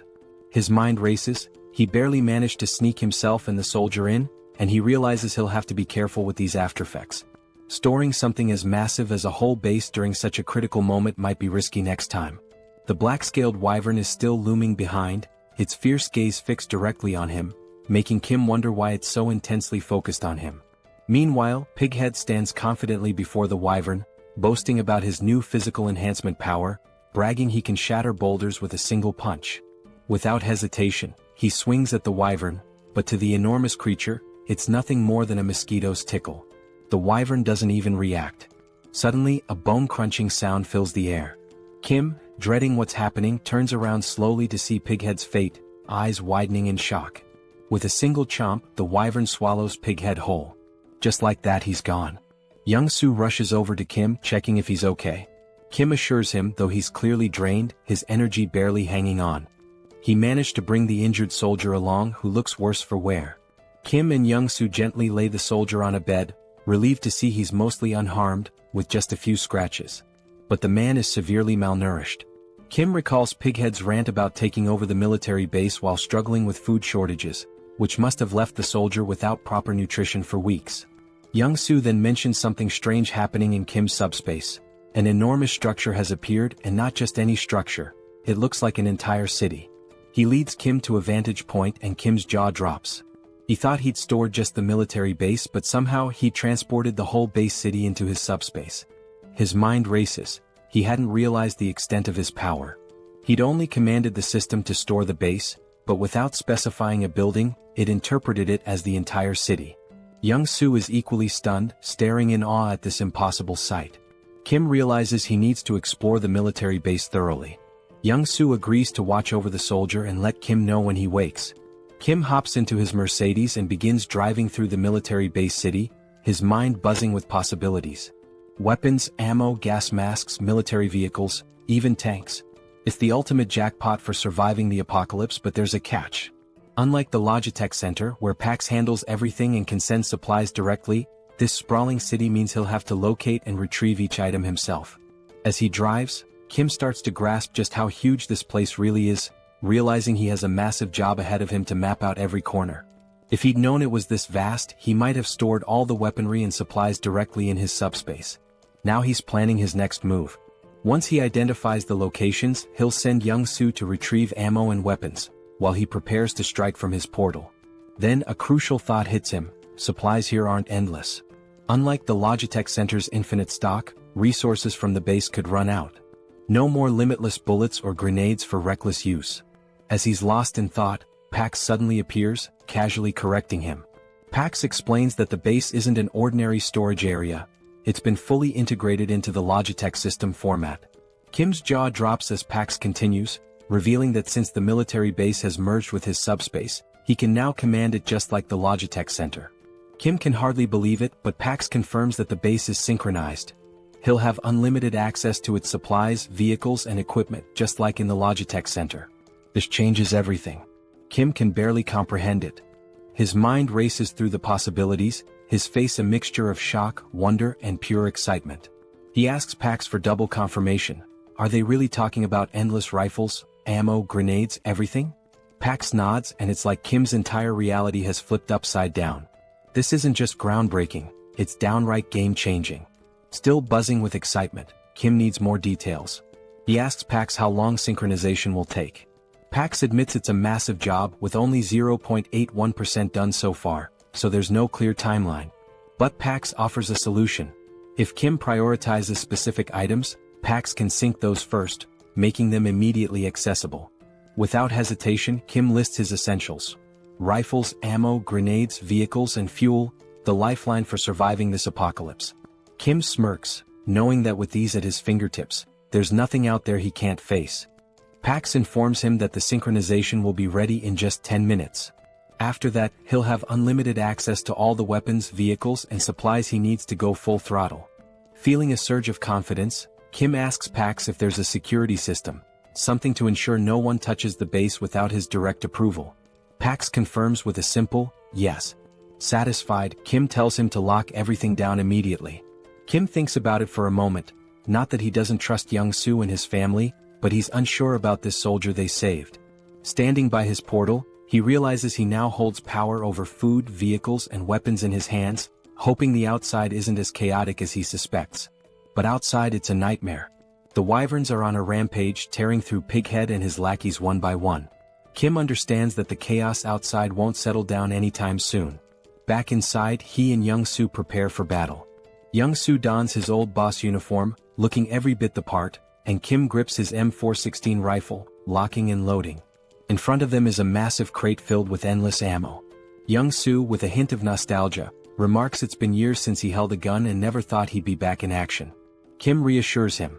He's duplicated thousands of rounds, each box loaded with 10,000 bullets. Young-soo doesn't need to worry about running out or jams. Kim throws Young-soo a little challenge, asking if he still remembers how to shoot. Smirking, Young-soo picks up his own M416, telling Kim he's about to show him just how skilled he was back in the day. He takes aim, exhales, and fires. Every shot hits its mark, taking down wyverns one after another. Headshot after headshot, Young-soo drops over 50 wyverns in record time. After half an hour, his gun is red hot, smoke thick in the air. When the haze clears, the floor is littered with wyvern bodies. Adrenaline still pumping, Young-soo admits he hasn't enjoyed himself this much in years. He thinks they've cleared them all and are ready to move on. But Kim's face is tense. He has a nagging feeling. Kim warns Young-soo, saying not all the wyverns are dead. Young-soo looks around, confused. Every wyvern he can see is down. But Kim mentions a massive black-scaled wyvern he saw earlier, unique and ominous. Young-soo is skeptical, but then the scene shifts, revealing the creature Kim described. Hidden in the shadows behind Kim's portal, the black dragon waits, silent but fierce, as though it knows Kim and his team are inside and is simply waiting for the right moment to strike. Young-soo peers outside, squinting but sees nothing. He wonders if Kim is just being paranoid. Then Kim shares an idea. What if these massive creatures are lying in wait, hidden and ready to pounce the second they step outside? From what he observed, that black wyvern seemed too smart for comfort. Young-soo agrees, noting that in this post-apocalyptic world, caution isn't just smart, it's survival 101. Then Young-soo has an idea. Could a remote-controlled car serve as bait? Would that huge beast chase a small moving target? They decide to give it a try. The scene shifts, showing both men with remote-controlled cars, each with a humanoid doll mounted on top. With a deep breath, they count to 3 and send the cars forward. The dolls roll out of the portal, looking like humans stepping into the danger zone. In an instant, a massive wyvern swoops down, claws piercing the doll's torso and ripping it apart. Young-soo's jaw drops in disbelief. He can't believe the wyvern was actually lurking back there. His eyes widen in terror as he watches the beast tear the doll apart, its massive teeth glinting in the light, each one nearly the size of Young-soo himself. In the next instant, the wyvern turns, its glowing eyes fixed on the portal. Without hesitation, it lunges forward, trying to force its way inside. Kim's heart skips a beat. He shouts for Young-soo to start firing. Together, they unleash every round of ammo they have on the beast. For 15 solid minutes, they pour bullets into it, the room filling with thick smoke. They think maybe they've taken it down. But as the smoke clears, those glowing eyes remain fixed on them. The wyvern, undeterred, shoves its head closer, drool dripping as it tries to devour the portal itself. Young-soo and Kim stumble back, horrified. They can see every detail of the wyvern's mouth, its deadly teeth just inches away. Young-soo is stunned. How is this creature still standing after all this firepower? Kim recalls that Pighead mentioned a similar wyvern, a beast that shrugged off all the military's attacks, forcing them to retreat. Kim realizes it must be the same one. But this isn't just brute strength. Something seems to shield this creature from harm. It's as if its hide isn't only thick but somehow imbued with a protective ability. Kim doesn't have time to dwell on it. He grabs a couple of grenades, hurls them into the wyvern's mouth and smirks. Let's see if that hide's tougher than a grenade. The grenades explode with a deafening bang, filling the portal with even more smoke. Kim and Young-soo don't let up, throwing grenade after grenade, each explosion answered by the wyvern's enraged roars. An hour passes, their shoulders aching from the relentless attack. Young-soo groans, never imagining that throwing grenades could be so exhausting. Kim's shoulder feels like it's about to give out, but the wyvern remains calm as ever, with its fierce gaze locked on the portal. They're trapped. How are they supposed to escape with this beast guarding the exit? Suddenly, the wyvern slams its claws against the portal, but thanks to its unique properties, it can't break through. Kim is left feeling both frustrated and confused. They've thrown everything they have, yet the wyvern's scales remain untouched. Finally, with what seems like a snort of boredom, the wyvern turns away and flies off. Young-soo, bewildered, wonders why it left. Kim suspects it got tired of waiting for them to make a mistake. After hours of failed hunting, it probably decided to look for easier prey. At least for now they're safe. They wait an extra hour to be sure. When the wyvern doesn't return, Kim and Young-soo share a look. Exhausted but determined, they gather their supplies, ready to continue the journey. The scene shifts as Kim and Young-soo hit the road again. Young-soo, still visibly shaken, can't help but mumble about the horror of facing such a monstrous wyvern. Kim shares his concern. Those dozens of grenade explosions barely left a mark. If a creature that size can withstand grenades, what kind of weapon would it take to bring it down? Kim realizes that regular explosives just aren't enough. Bombs are designed for taking out smaller targets like humans, not dragons. Sure, he could grab a rocket launcher or missile from his subspace, but that kind of firepower would destroy everything around them, risking innocent lives. He can't take that path, it would strip away his humanity. Frustrated, he realizes he needs a weapon as powerful as a bomb but without the massive destruction. The more he thinks, the more his head aches. Maybe, he muses, if he had something heavy enough dropped from an extreme height, it could seriously damage the wyvern. But using a tank wouldn't work, the wyvern would dodge it with ease. He needs something small, heavy and lethal, but such a thing doesn't exist yet. He's stuck with just grenades and guns. Just as he resigns to the situation, he decides to check his magic stones. When he glances at his crystal, he's stunned. 314 magic stones. How did he get so many? He recalls killing dozens of orcs and goblins and barely gathering 50 stones, but perhaps wyverns yield more. With this many stones, Kim gets an idea. He'll upgrade his abilities. He invests 100 stones into his subspace, expanding its range to an impressive 50 meters. Now he can transport 4 items per second, making this skill incredibly powerful. With 189 stones remaining, there's one thing he hasn't tested yet: his pocket dimension lab.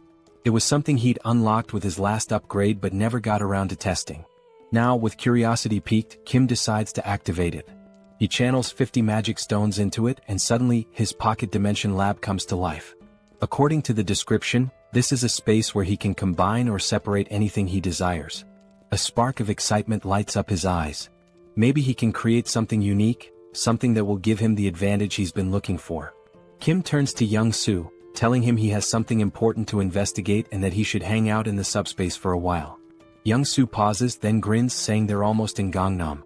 He points out that there's no sign of any monsters, so he'd rather keep driving while Kim checks out the subspace. Kim, still worried, asks if Young-soo is sure it's safe. Ever the problem solver, Young-soo suggests that if Kim's that concerned, He can go into his portal while Young-soo continues driving the Mercedes. He's noticed that as long as he's driving, the portal stays with them. Intrigued, Kim ducks into his portal and sure enough, as Young-soo drives, Kim realizes he's moving right along with him. Impressed, Kim agrees to the plan, though he still feels a bit tense. He steps into his newly unlocked pocket dimension to explore. Inside, everything is vast, white and empty. He wanders around, testing the space, when his system chimes in, explaining the capabilities. He can combine or separate objects here. He can merge multiple items, regardless of their type, or break them down into components. Kim's mind races. This could change everything. Could he, for example, merge a rifle with its magazine to create an endless ammo feed so he wouldn't need to reload?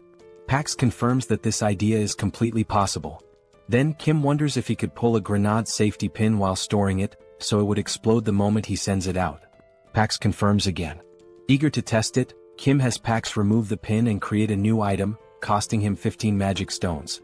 He's fascinated by the result, but he knows a single grenade won't be enough for the wyvern. He needs something far more powerful. A smirk forms as Kim begins crafting a secret weapon. Meanwhile, Young-soo encounters a massive barricade, a wall of stacked cars blocking the road like some post-apocalyptic obstacle. He wonders who would create such a barrier.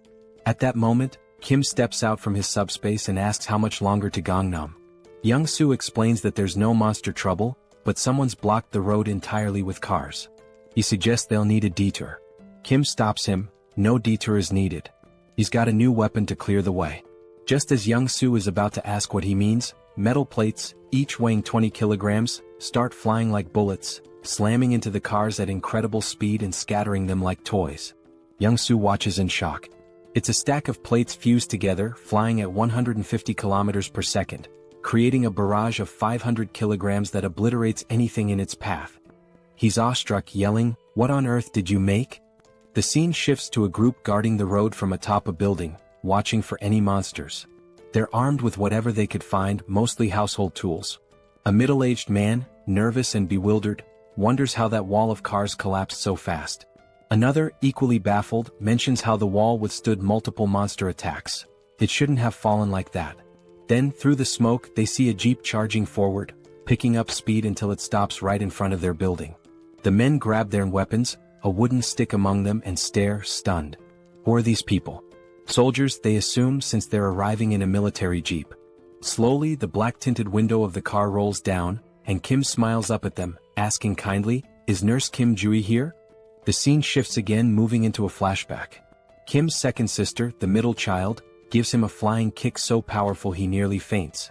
She huffs in frustration, while Jui, the eldest sister, calmly studies, telling her siblings to quiet down since she's preparing for an exam. Kim and his other sister are stunned, mouths wide open. The middle sister, concerned, asks Jui if she's feeling okay, wondering why she's suddenly so intense about studying. Jui snaps, asking if it's really that shocking for her to study hard. Kim, dead serious, turns to the middle sister. "Yeah, she definitely doesn't look well. We should call Mom. She's lost it." Jui's frustration erupts as she starts shouting, asking if they'll ever let her study in peace. Kim explains that Jui, who is 8 years older than him, only started taking her studies seriously when he was around 7. Since she'd never sat still for more than 30 minutes before, her sudden shift had the whole family on edge. With big worried eyes, Kim and his other sister drag their mom over to Jui, pointing out that their big sister has completely lost her mind. Even their mom looks concerned. Jui can't believe it. Her own family doesn't think she's capable of doing anything with her life. Frustrated, Jui finally reveals her secret. Proudly, she holds up a medical textbook and declares her dream: she's going to be a doctor. She announces, "Even if the world ends tomorrow, today I'll still help those in need." Her face glows with pride, her eyes shining with determination. The whole family is stunned. They just stare at her, speechless. Kim and his other sister turn to their mom, whispering that Jui's condition is getting worse. Maybe she needs a mental hospital ASAP. The house erupts into a family brawl, everyone yelling, laughing, the whole scene chaotic. Days pass, and they assume Jui's passion will fade like a teenage phase, and that her ambition to be a doctor will pass. But no, her grades soar. She skyrockets through high school, and before anyone realizes it, she's accepted into the top nursing school she applied to. Her dad, mom, Kim, and her other sister are shocked. Juri, who once couldn't sit still for 30 minutes, has achieved the unthinkable. In the present, Jui stands frozen in shock, staring at Kim, who's come back to find her. It's all real, her journey, her family, her dream, and now this reunion. Tears start streaming down Jui's face, her cheeks red with emotion. Kim stands before her, his eyes filling with tears too, overwhelmed. Barely able to speak, Jui, still sobbing, asks Kim how he made it this far and if he's hurt. Kim, equally emotional, tries to reassure her, saying he's fine, nothing happened. Young-soo, watching from behind, smiles warmly, whispering to himself, grateful that Kim's sister is safe. Kim and Jui finally embrace, holding each other tightly, letting the weight of the world fall away, if only for a moment. Once they calm down, Kim wipes his tears and introduces Young-soo, explaining how much he helped him get here safely. Young-soo bows respectfully, introducing himself, and Jui, deeply grateful, introduces herself as Kim's older sister, thanking Young-soo for protecting her little brother in this apocalyptic nightmare. With a small, mischievous smile, Jui suddenly reaches into her pocket and tells Kim she has something for him, figuring he hasn't eaten well in all this chaos. She hands him a chocolate bar, but Kim stops her, saying, "I'm really full, sis. Actually, I've got enough chocolate to last me a lifetime." Then, Kim's expression turns serious as he explains that he has a critically injured patient. Jui's face shifts to concern, and she asks where the patient is, insisting they bring him to her immediately. But Kim explains that the patient isn't in the car. He's in Kim's subspace. Jui's jaw drops, her eyes wide with shock. "Kim, you have an ability too?" Kim nods, explaining he unlocked a power called subspace, where he can open a portal to a hidden area that only he and those he invites can enter. He laughs a bit nervously, noting that it might scare people if they saw it, so he suggests they find somewhere private. Jui agrees, noting the people around, and they decide to head inside the hospital for privacy. Slowly, Kim, Young-soo, and Jui enter the hospital, and the sight is heartbreaking. People clutching nothing but wooden sticks for protection, hollow-eyed and starving, sprawled across the floor like lifeless bodies. They finally reach Jui's private room. Young-soo closes the door behind them, leaving only the three of them. Kim then opens the door to his subspace, and as he does, Jui stands in shock, her eyes wide, mouth open, as she gazes at the vast, city-like area before her. "What is this?" Jui asks in amazement. "Are all these buildings part of your ability?" Kim reassures her, promising to explain later, but for now, she needs to follow him. They make their way to where Kim has kept the injured soldier. Jui rushes to his side and begins examining him. Kim, still anxious, asks, "What do you think, Jui? Will he make it?" Jui, dead serious, asks how long he's been like this. Kim explains he's not sure, but it couldn't have been too long since he found him on the way there. He suspects the man was beaten and tortured. With a solemn expression, she tells Kim that this man may not survive much longer. Upon hearing this, both Kim and Young-soo freeze, fear visible in their eyes. They had been holding on to hope that the man could be saved. Desperate, Kim asks, "Is it really that bad?" Jui's tone then shifts. She smiles and explains that under normal circumstances, his chances would be slim. But then, her hands begin to glow with a green aura, and she grins confidently. "Isn't it cool?" she says, "I've awakened as a healer." She places her glowing hands on the soldier's chest, the green light spreading over his body. She warns them that her skill level is still low, so a full recovery is unlikely, but he won't die. After 5 minutes, Jui finishes the healing. The soldier's wounds close and his breathing stabilizes. Jui explains that while it's not a complete recovery, the essentials are taken care of. He's severely malnourished and will need food and rest to regain strength. Suddenly, Kim says, "Sis, even with the world ending, you're still treating patients. Just like you said you would." Jui, caught off guard and slightly embarrassed, laughs nervously. "Why bring that up now?" But Kim, undeterred, repeats her words from childhood. "Even if the world ends tomorrow, I'll still treat the sick today." Blushing, Jui shouts, "I should have disciplined you like sister number 2 did when you were little." And just like that, they're bickering again. Once the playful quarrel dies down, Jui turns serious. "Now, explain everything.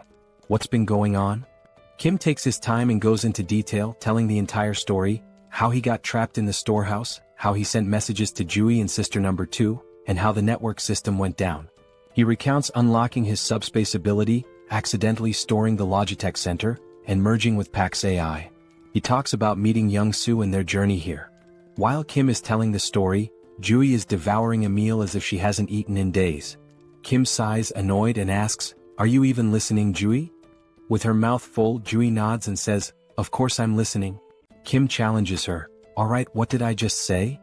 Juri, clearly distracted, fumbles and gives a brief summary missing most of the important details.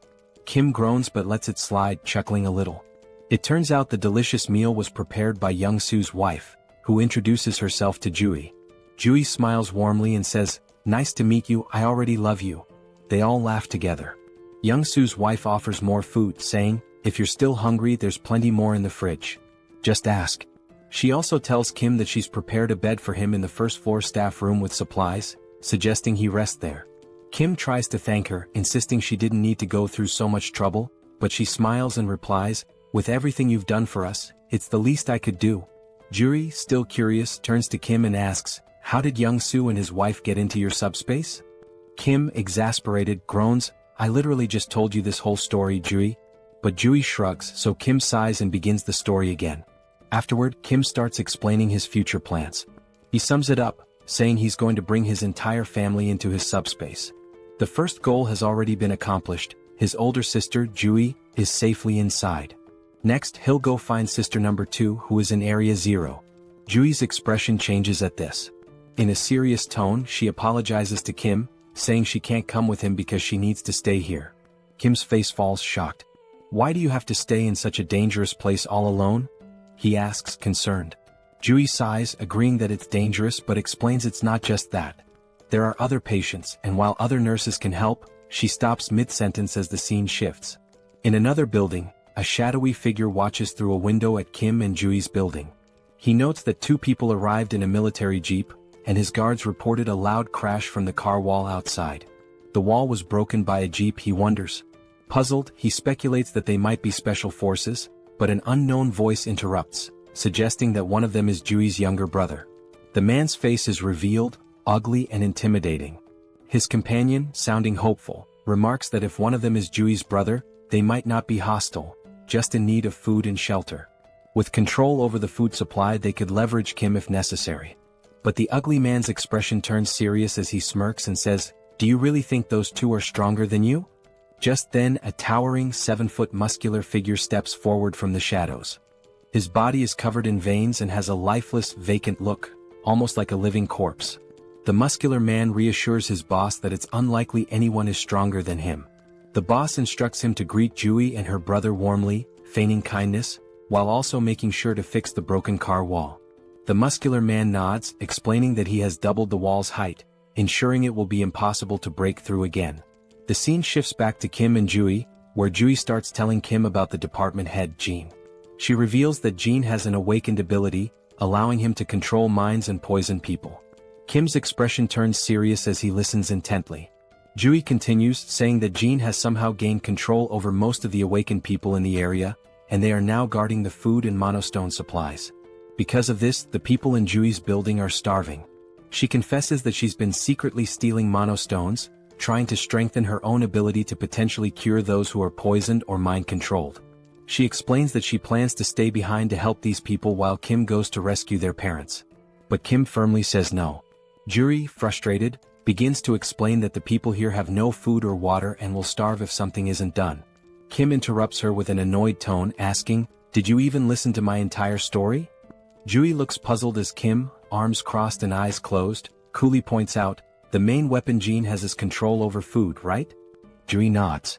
With a sly grin, Kim says, "Then solving this problem is a piece of cake for me." He tells Juri to watch his incredible ability in action. Juri winces, muttering that it seems like Kim's middle school phase is back, but before she can finish her sentence, her jaw drops. From Kim's subspace, stacks of meat, vegetables, water and other food supplies come pouring down from above, filling the room to the brim, leaving Juri and the others in stunned silence. At this point, Kim has just uncovered the ultimate infinite food glitch. Jean Sung-hak received an urgent report about Jian's younger brother bringing in a supply of food, but he remained unimpressed.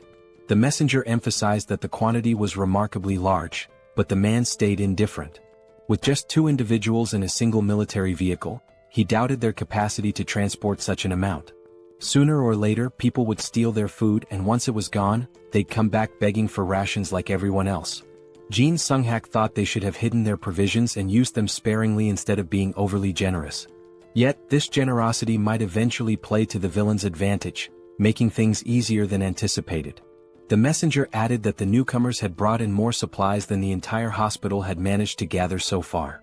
This revelation sent a chill down Jin Sung-hak's spine. No matter how one looked at it, it was physically impossible for two people to collect such a large quantity of food for everyone. The hospital's current stash had been gathered by their scouting team, enough to fill an entire truck. Jin Sung-hak speculated that the newcomers possessed some sort of ability to duplicate items or manipulate object sizes. Whatever the case, they clearly relied on an ability to secure those provisions, and the hospital needed to recruit them. Jin Sung-hak prepared his signature drug and tasked his strongest subordinate, Song Hyun-gu, with the job of getting Joo-hyun's younger brother addicted to it. If the plan failed, they could simply kill the boy. There was also the driver to consider. Late at night, Yong-hyun distributed food among the hospital's residents, all while searching for someone in the crowd. He believed that finding this person would simplify matters significantly. A short while earlier, he had shared his strategy for neutralizing all of Jin Sung-hak's weapons. The plan involved dumping the poisoned food and replacing it with fresh supplies, subduing the addicted ability users, and dealing with Jin Sung-hak, who was no combat threat at all. Yong-hyun tried to gather as much information as Joo-hyun had. Most of the abilities possessed by the addicted users were trivial. One could reseal cans and another could automatically do laundry. In general, very few awakened abilities were combat relevant, with the exception of one individual in the hospital. That person was Song Hyun-gu, whose presence alone was intimidating. After the world descended into chaos, Hyun-gu traveled from Iljiro to Gangnam, concerned for his mother in the hospital.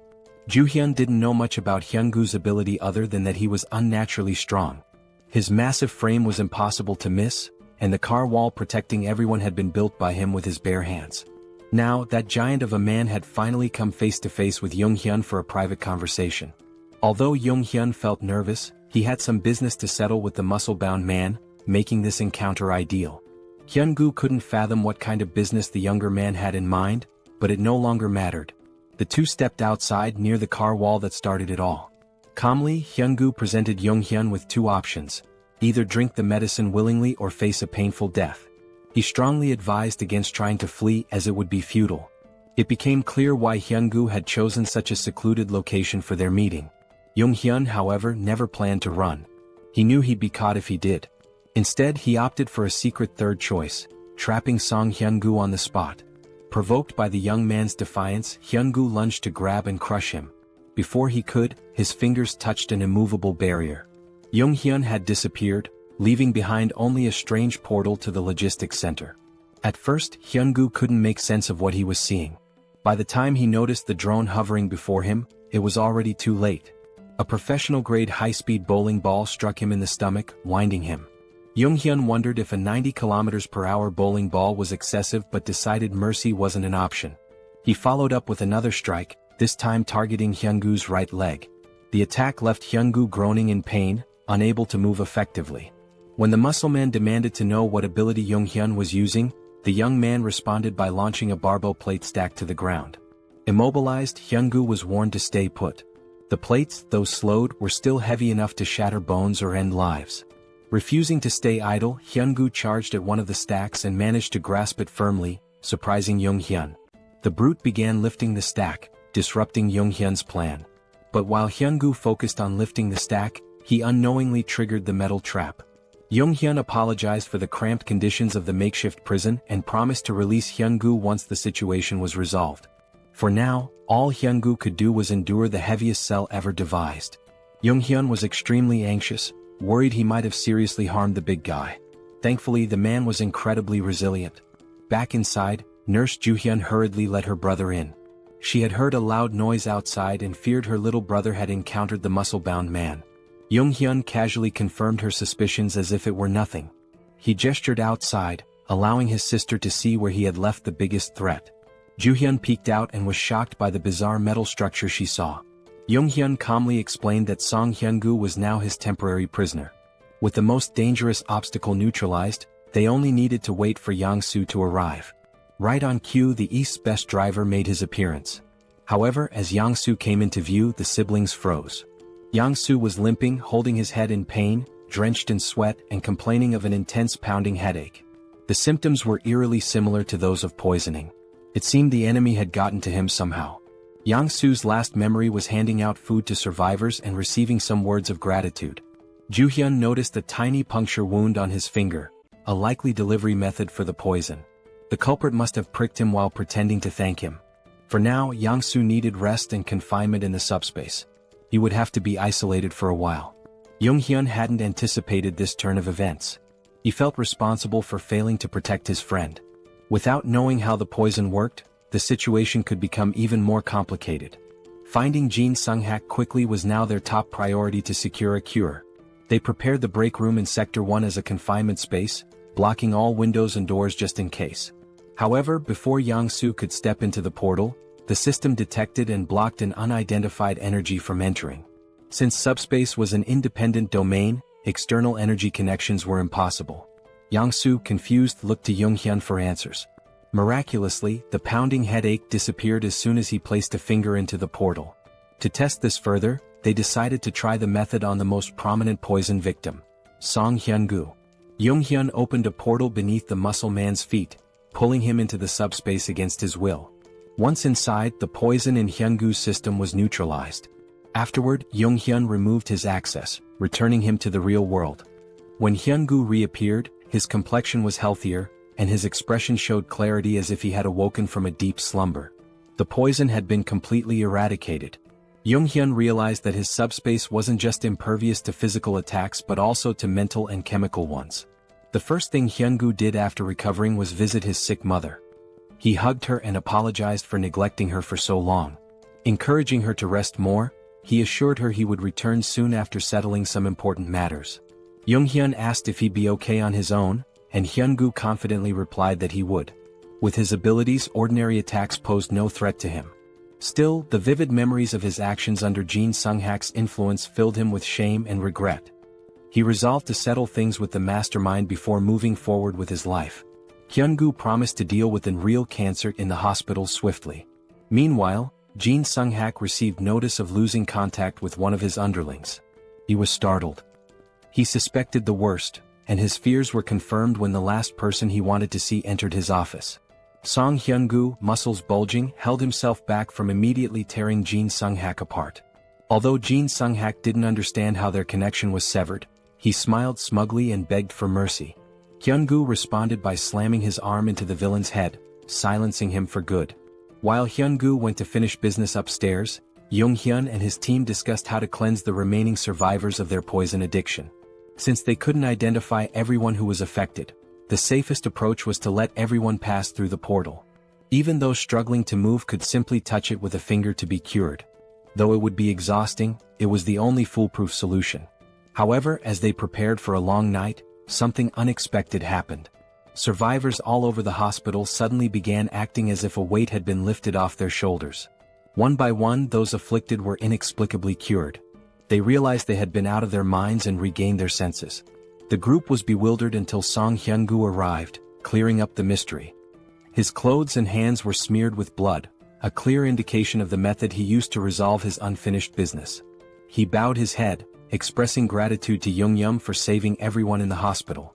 Jung-hyun, in turn, thanked the big man for removing the root of their troubles.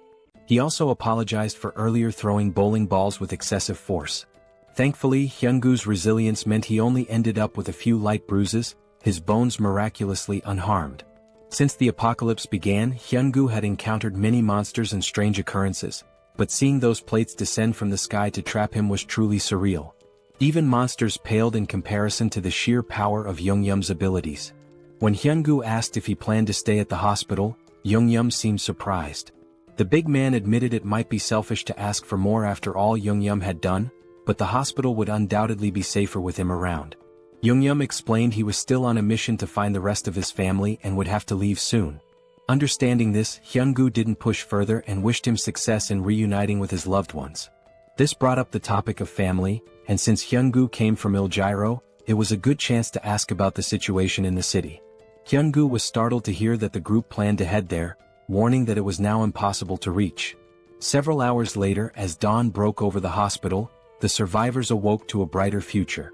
Not only had Jung-hyun ensured they had enough food to last for a long time, but he had also supplied them with essential items like clothing and tools. Former enemies parted ways as allies, with Hyun-gu shaking Young-yeom's hand and promising to repay his kindness someday. With that, the group departed the hospital, heading toward Il-gyro. Mr. Yong-soo, now fully recovered, drove with his usual expertise. He brought up the wall around Il-gyro that Hyun-gu had mentioned, theorizing it might be a product of someone's ability. If so, Young-yeom hoped to establish communication with whoever created it. Otherwise, breaking through might be their only option. The previous night, Hyun-gu had explained what he saw while leaving Il-gyro. He described the wall growing out of the ground like a tooth emerging, eventually reaching the height of a typical skyscraper. This meant ground travel was nearly impossible. Hyun-gu also mentioned something peculiar about the monsters in Il-gyro. Unlike those in Gangnam, the city was infested with undead creatures, skeletons that reanimated even after being destroyed. Walking corpses were a common sight there. Despite Il-gyro's challenges, Young-yeom wasn't worried about his sister, Seoul, who was trapped inside. He believed she could handle herself, even without awakening any special powers. While inside his subspace, Young-yeom received a call from Ju-yeon, who had finally agreed to join them after the hospital was freed of poison. When he lazily asked why she was calling, Big Sis immediately scolded him to adjust his tone. She informed him that the soldier they had rescued had regained consciousness. Young-yeom quickly entered the subspace, where the soldier sincerely thanked him for saving his life. The soldier introduced himself as Colonel Han Hyung-ho of the 50th Intelligence Communications Battalion. Thanks to Ju-yeon's careful treatment, he had made a full recovery. Looking around, the colonel seemed confused. He could see the military command center outside but found the rest of the surroundings unfamiliar. There shouldn't have been any buildings in that area, let alone a logistics center. Young-yeom explained they were currently inside the staff lounge of the PAX FC Logistics Center within his subspace. Outside, they were in Gangnam, heading toward Hanam Bridge. The colonel struggled to process this information until Ju-yeon simplified it. They were inside the kid's ability, situated in Gangnam. Upon learning this, the colonel humbly requested to be dropped off on the road. Young-yeom assured him they meant no harm and only wished to help. The colonel acknowledged this as the group had saved him from near death, but he couldn't share the details of his mission, which was to reach the Joint Chiefs of Staff as soon as possible. Recognizing the national importance of the mission, Young-yeom called PAX for assistance. Instead of simply letting the colonel go, he handed him banana milk and a sandwich, insisting he eat before explaining more about his mission. Despite his hunger, the colonel resisted at first. But when Young-yeom presented a feast of pizza, waffles, chicken, and other delicacies, the colonel couldn't hold back. As he ate, he began to reveal classified information. It all started when creatures from the other world appeared simultaneously across the globe. These entities included more than just monsters. There were insects, animals, plants, and even geographical features like mountains suddenly emerging. They attacked indiscriminately, targeting humans, animals, and even each other. They showed no mercy to anyone or anything. With the appearance of these monsters, the government began enlisting individuals known as the Awakened to form a specialized unit. These recruits, wielding their extraordinary abilities, were highly effective against the creatures. Colonel Han's unit was stationed near Gwacheon and Anyang, where they maintained a relatively stable situation. Everything was under control until that beast appeared. He witnessed his men being massacred and devoured by a massive wyvern. Their weapons, guns, grenades, and even heavy artillery were completely useless against the creature. They repeatedly called for reinforcements from nearby military units, but everyone else was overwhelmed by their own battles against other formidable monsters. Strangely, they were able to communicate with Gwacheon and Anyang during the battles, yet no reports or updates ever came from command. Ultimately, Colonel Han made the tough decision to retreat to avoid complete annihilation by the wyverns. Their destination became the National Communication Command. As the monsters relentlessly hunted the remaining members of his unit, more comrades fell. When they reached a city, they attempted to recruit additional awakened individuals to strengthen their numbers. After many days of exhausting travel, they finally arrived at the base camp, only to find it deserted as expected. The reason for the abandonment became evident soon after. While searching the command center, they discovered suspicious documents containing references to a coup. It appeared a rebellion was unfolding. Colonel Han made every effort to reach the Joint Chiefs of Staff, but the relentless wyvern trapped them at the base. To make matters worse, the awakened recruits turned against them, killing the remaining soldiers and taking over. These rogue awakened individuals were the same ones eventually devoured by the wyverns. Colonel Han suspected the First Corps was deliberately sabotaging government attempts to regroup, with their commander likely siding with the rebellion. In the midst of the apocalypse, even a coup felt oddly unsurprising. Since Jeong-gyeom's group was heading toward Yeoljiro, he assured the colonel they'd drop him off when they crossed the Han River Bridge. The colonel expressed his gratitude while continuing to savor the gourmet meal in front of him. Jeong-gyeom instructed Yong-soo to increase their speed slightly, though not to maximum, given the time-sensitive situation. As the colonel pondered, he realized the young man had likely encountered the wyvern at the military base as well. He was just beginning to wonder how Jeong-gyeom managed to evade such a persistent monster when his eyes widened in shock. A terrifying ogre was furiously pounding on the portal's barrier, desperate to break through. Yet Jeong-gyeom and Yong-soo appeared completely unbothered. While the colonel was paralyzed with fear, the rest of the group acted as though it were just another mundane day. Suddenly, a stack of heavy barbell plates shot out of the portal, striking the ogre and sending it flying like a lifeless ragdoll. The colonel watched in disbelief as the barbell stacks splattered the ogre's blood across the streets. Meanwhile, Jeong-gyeom and Yong-soo remained utterly unfazed, accustomed to such scenes. The colonel, however, had stopped mid-bite, unable to process what he was witnessing. When Jeong-gyeom summoned a military vehicle from thin air, the colonel nearly choked in shock. The duo exited the subspace, leaving the colonel with instructions to eat and rest. Jeong-gyeom left the portal open so the colonel could monitor the situation on the road if he wished. Launching pillars of discs at incredible speeds and conjuring vehicles out of nowhere clearly highlighted the overwhelming power of Jeong-gyeom's ability. What once were fearsome ogres now became trivial enemies, easily defeated in a single attack. Jeong-gyeom's method was simple: hurl stacks of discs at the monsters, crushing them instantly. Colonel Han was so captivated by the ogre massacre that he leaned closer to observe. He saw magic stones from the slain ogres being effortlessly absorbed into the subspace. At first he doubted his eyes, but it was all happening before him. The portals were indeed propelling heavy objects at breakneck speeds, obliterating enemies at a rate of 4 per second. The trajectory of the discs could even shift mid-air, while magic stone collection had been streamlined through an automated system. Anyone could see that Jeong-gyeom's subspace ability was nothing short of broken when used this efficiently. Eventually the group reached Banpo Bridge, only to find it completely destroyed by some unknown force. Jeong-gyeom apologized to the colonel, explaining their travel time would increase slightly as they sought an alternative route.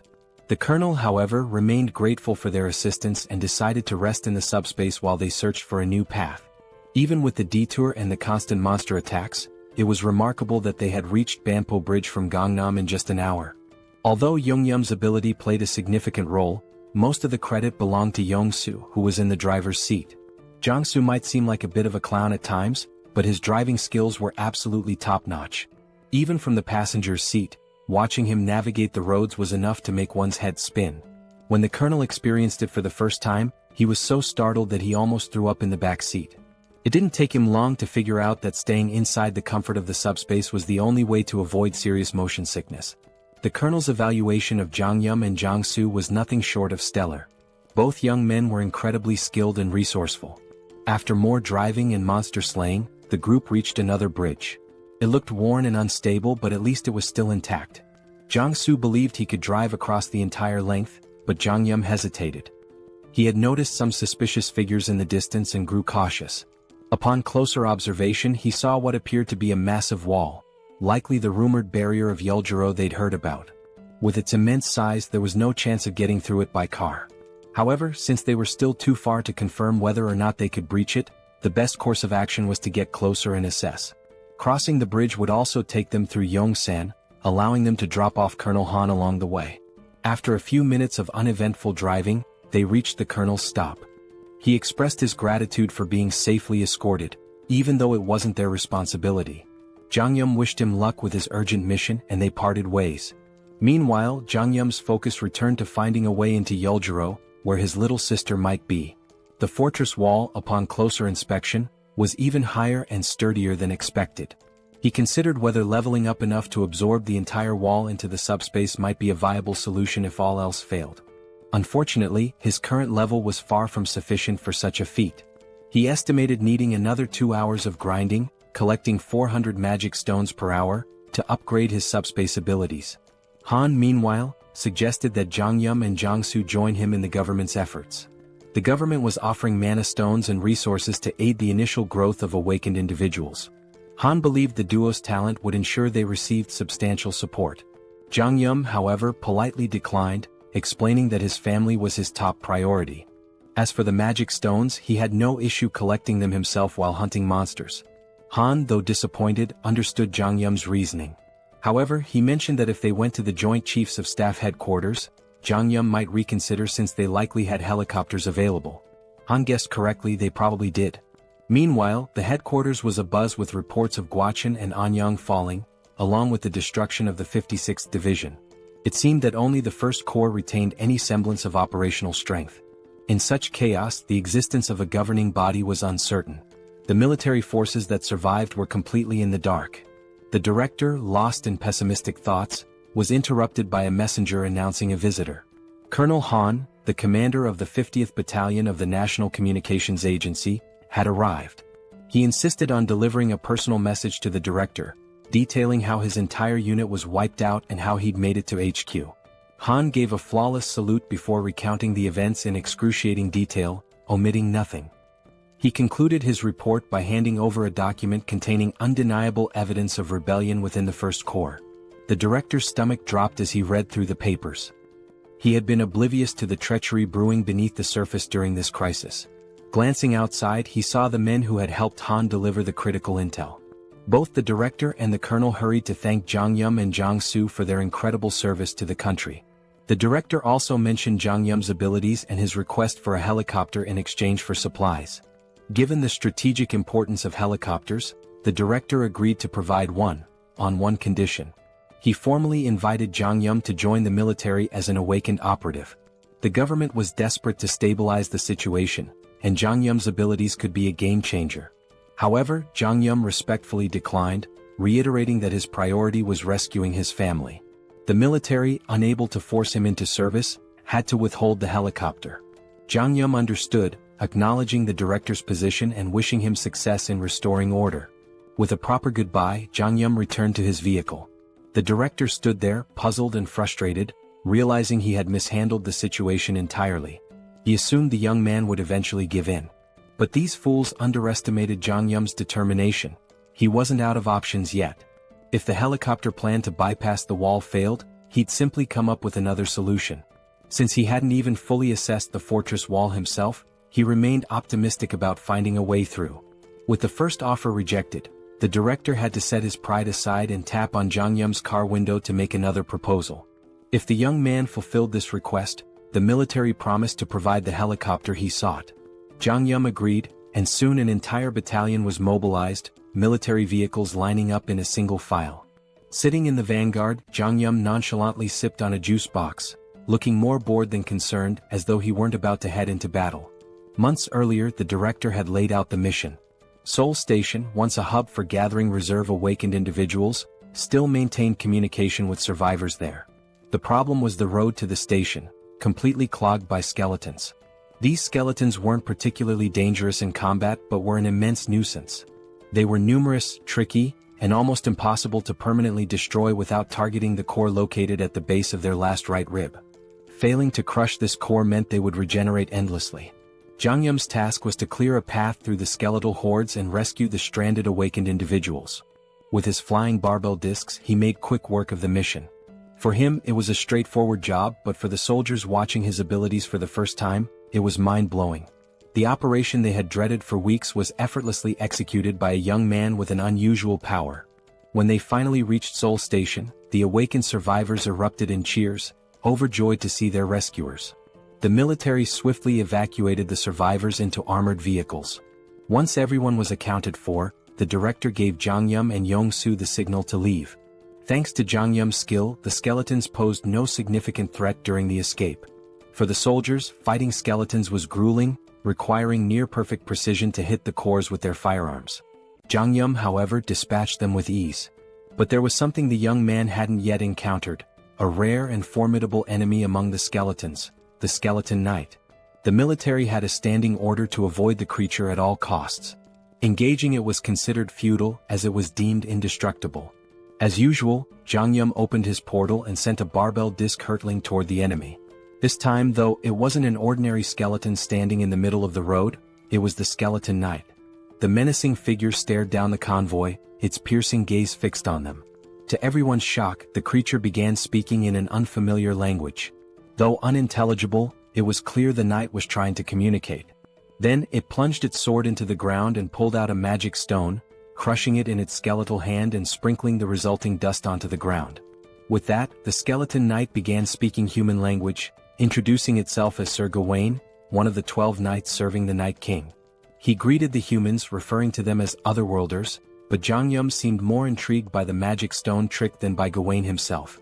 Sir Gawain admitted that being greeted with flying chunks of metal was unusual and asked if Jeong-gyeom was a mage. He also questioned the humans' presence in skeleton territory, noting the importance of maintaining proper etiquette in negotiations, even in this chaotic world. In response, Jeong-gyeom flung another barbell disc, which Gawain effortlessly slashed in two at blinding speed. The skeleton knight warned that such attacks were futile, as they couldn't even scratch his armor. But Jeong-gyeom wasn't listening. He sent another barrage of discs, prompting Gawain to roll and dodge with precision, stabbing his sword into the ground for leverage and launching a counterattack. Frustrated, the skeleton knight muttered about the human's preference for violence over diplomacy. Unfazed, Jeong-gyeom launched 4 more barbell stacks at the indignant knight, showcasing his resolve to handle the encounter his own way. Gawain masterfully deflected the first attack with his shield, gracefully dodged the next, and slashed the remaining discs out of the air, halting their momentum entirely. This chain of precise maneuvers brought the skeleton knight alarmingly close to the convoy.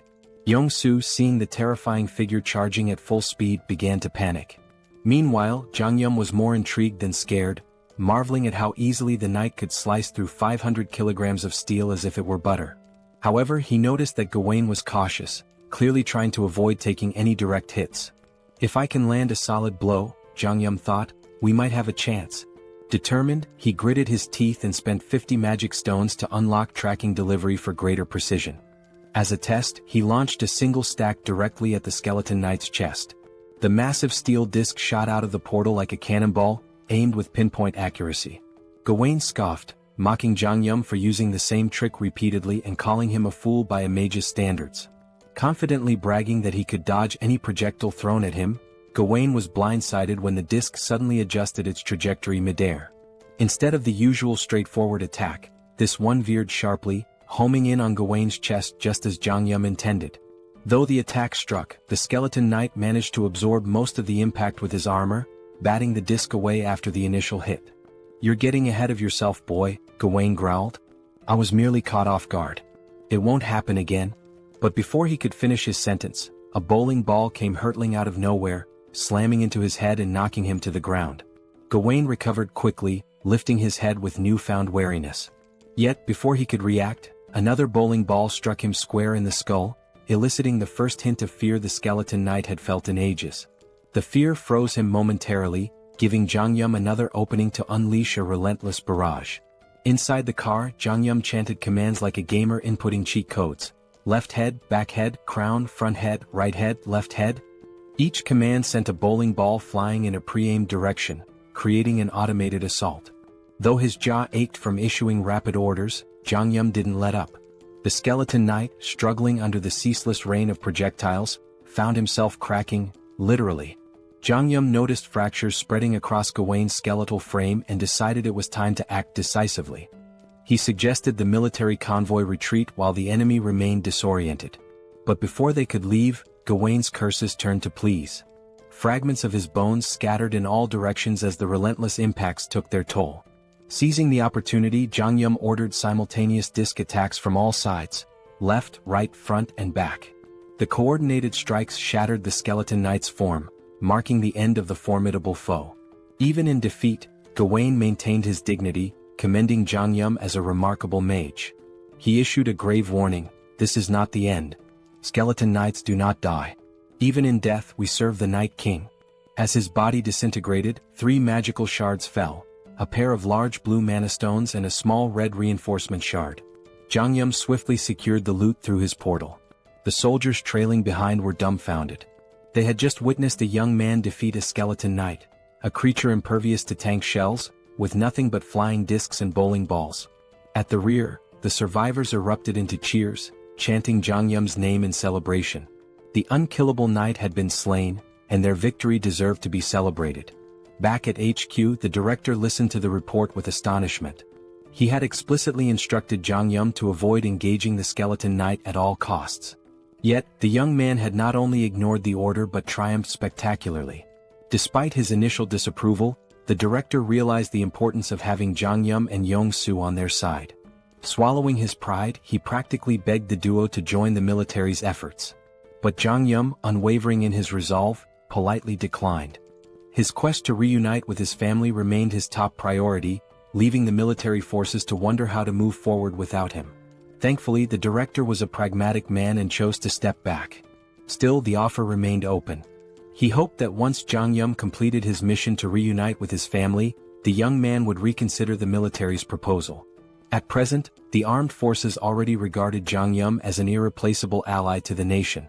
For now, the director's priority was to honor his promise and provide Jeong-gyeom with the helicopter he'd earned as a reward. Jeong-gyeom wasn't exactly thrilled with the weight of expectations being placed on his shoulders. It was just another layer of pressure. Still, he could understand their perspective. After all, he had just taken down an unkillable skeleton knight that had been a nightmare to deal with. Truth be told, his victory was far from flawless. He barely scraped through. If there had been even one more adversary as skilled as Gawain, their mission would have been doomed. The harsh reality was that this rescue could have ended in disaster. What's more, there were at least 11 other skeleton knights like Gawain out there. After all, he'd called himself one of the 12 knights. And then there was Gawain's ominous warning. Skeleton knights don't truly die, even in death. Jeong-gyeom couldn't ignore the implications. If the skeleton knights were that strong, their master, the Night King, had to be even more terrifying. It was time to rethink his arsenal. The pillar stacks, while powerful, had barely left a dent. On the other hand, the bowling balls, for reasons that defied logic, had managed to crack Gawain's near-impenetrable armor. But then again, logic had ceased to exist in this world long ago. As they ascended to the helipad, the director asked if Jeong-gyeom was really planning to head to Yeoljiro. From the HQ, everyone could see the high walls encircling the area. The military had already dispatched a unit to investigate the nature of these mysterious walls, but contact with the team was lost. Since then, aerial reconnaissance missions had been conducted whenever feasible. These expeditions confirmed that people were still active inside the walls. The director believed his troops, and perhaps Jeong-gyeom's family, were safe within. Jeong-gyeom appreciated the director's optimism, though he felt a twinge of guilt. He had almost forgotten that his sister might be in danger. To be honest, he wasn't worried about her at all. That girl was more of a monster than anything he'd encountered since the apocalypse began. The director shared another peculiar observation. The top of the wall appeared to be growing and curving inward, as though it were forming a roof. While they couldn't estimate how long it would take for the structure to fully enclose, the director was relieved they could provide Jeong-gyeom with a helicopter before it did. At last, after a long climb to the rooftop, they arrived at the helipad. Jeong-gyeom's gaze landed on a battered, worn-out helicopter that looked like it had been plucked from a battlefield. Did I really go through all that trouble for this? He thought. Trying to convince himself it would suffice, he reasoned that as long as it could fly over the wall, it didn't matter how it looked. But the director quickly redirected his attention to the other side of the rooftop. There, parked at the far end, was a pristine cutting-edge helicopter, gleaming brilliantly under the fading sunlight. Jeong-gyeom and Yong-soo were momentarily stunned into silence. Meanwhile, the director allowed himself a smug smile, finally able to prove his usefulness. Yong-soo burst into laughter, his excitement palpable. With his aviator sunglasses and Top Gun jacket, he now looked perfectly at home next to the sleek, powerful aircraft. Kim was equally taken aback. At the same time, the director began explaining something, but Young-soo interrupted with loud laughter. Turning to the director, Young-soo expressed how touched he was that the director was lending them a Black Hawk helicopter in such a desperate situation. He was already thrilled at the prospect of flying it. The director chuckled, remarking that he had been wondering who would pilot the Black Hawk, but it seemed Young-soo had prior experience with such aircraft. Before the director could finish, Young-soo interjected, "I've never flown a Black Hawk before." Young-soo then glanced at his system notification and explained that while he'd never flown a helicopter, he felt confident about piloting this one. As he inspected the Black Hawk, a notification appeared on his system. It stated that by using 50 magic stones, he could register the helicopter into his system, which would instantly transfer all the knowledge necessary to fly it directly into his mind. Excited, Young-soo enthusiastically shared this discovery with the group, explaining his unique ability, Best Driver. This skill allowed him to operate any vehicle effortlessly. Until now he had believed his ability only worked with vehicles he'd already driven, but this moment revealed something new. Instead of leveling up his skill traditionally, Young-soo realized he could register new vehicles to his system individually. This revelation exhilarated him. Kim was equally amazed and things began to fall into place. Reflecting on their countless battles together, Kim recalled how Young-soo's ability never seemed to evolve in a conventional sense. Now it was clear, Young-soo's skill wasn't about progression but about expanding his arsenal by registering new vehicles. The director then surprised them by retrieving a suitcase from the Black Hawk. Opening it, he revealed a collection of magic stones. Placing the suitcase before Kim, he explained that it contained 200 magic stones. Originally intended as a surprise for their journey, the director now offered the stones so Young-soo could register the Black Hawk immediately. Hearing this, both Kim and Young-soo expressed their deep gratitude. Without delay, Young-soo took 50 magic stones and began the registration process. As the process completed, a torrent of information flooded into Young-soo's mind about piloting the Black Hawk. His excitement surged, his grin growing wicked, almost as if he were possessed by some malevolent spirit. Kim, observing the transformation, felt a shiver run down his spine. With a devilish smirk, Young-soo declared, "I've got this bad boy all figured out." He urged Kim to board the helicopter quickly, claiming he couldn't wait to take off. Nervous about Young-soo's enthusiasm, Kim hesitated and cautiously asked if he could fly the helicopter at a slower pace. Maintaining his mischievous tone, Young-soo laughed. "Slow? I don't do slow." Moments later, Young-soo leapt into the pilot's seat, his excitement palpable. Kim, his eyes brimming with tears of apprehension, reluctantly strapped himself in, resigned to what he knew would be a chaotic ride. Like a mad scientist at work, Young-soo began pressing buttons and muttering to himself. Turning to Kim, he quipped that they still had a bit of time before departure, suggesting Kim mentally prepare. Finally accepting his fate, Kim shifted his focus to what lay ahead. He knew that once they entered the city, they would face more skeleton knights. With this in mind, Kim decided to check his inventory to assess how many magic stones he had. He needed to upgrade his subspace level. Kim thought upgrading his subspace might unlock a new skill. Opening his inventory, he used 2 large mana stones and 1 enhancement stone. The system notified him that the large mana stones had been converted, along with 200 regular mana stones, leaving Kim with a total of 1,393 mana stones. Shocked at the sheer quantity, Kim used 1,000 mana stones to upgrade his subspace to level 3. The system informed him the upgrade would take a few minutes. While waiting, Kim inspected the enhancement stone. The system explained that enhancement stones were unique, imbued with special properties. Unlike regular mana stones, they could be consumed via the awakening system to grant specific enhancements to an item. The enhancement stone in his possession carried the fire property. A spark of inspiration struck Kim. He now had an idea of how to use the enhancement stone. However, the critical question loomed: which item should he upgrade?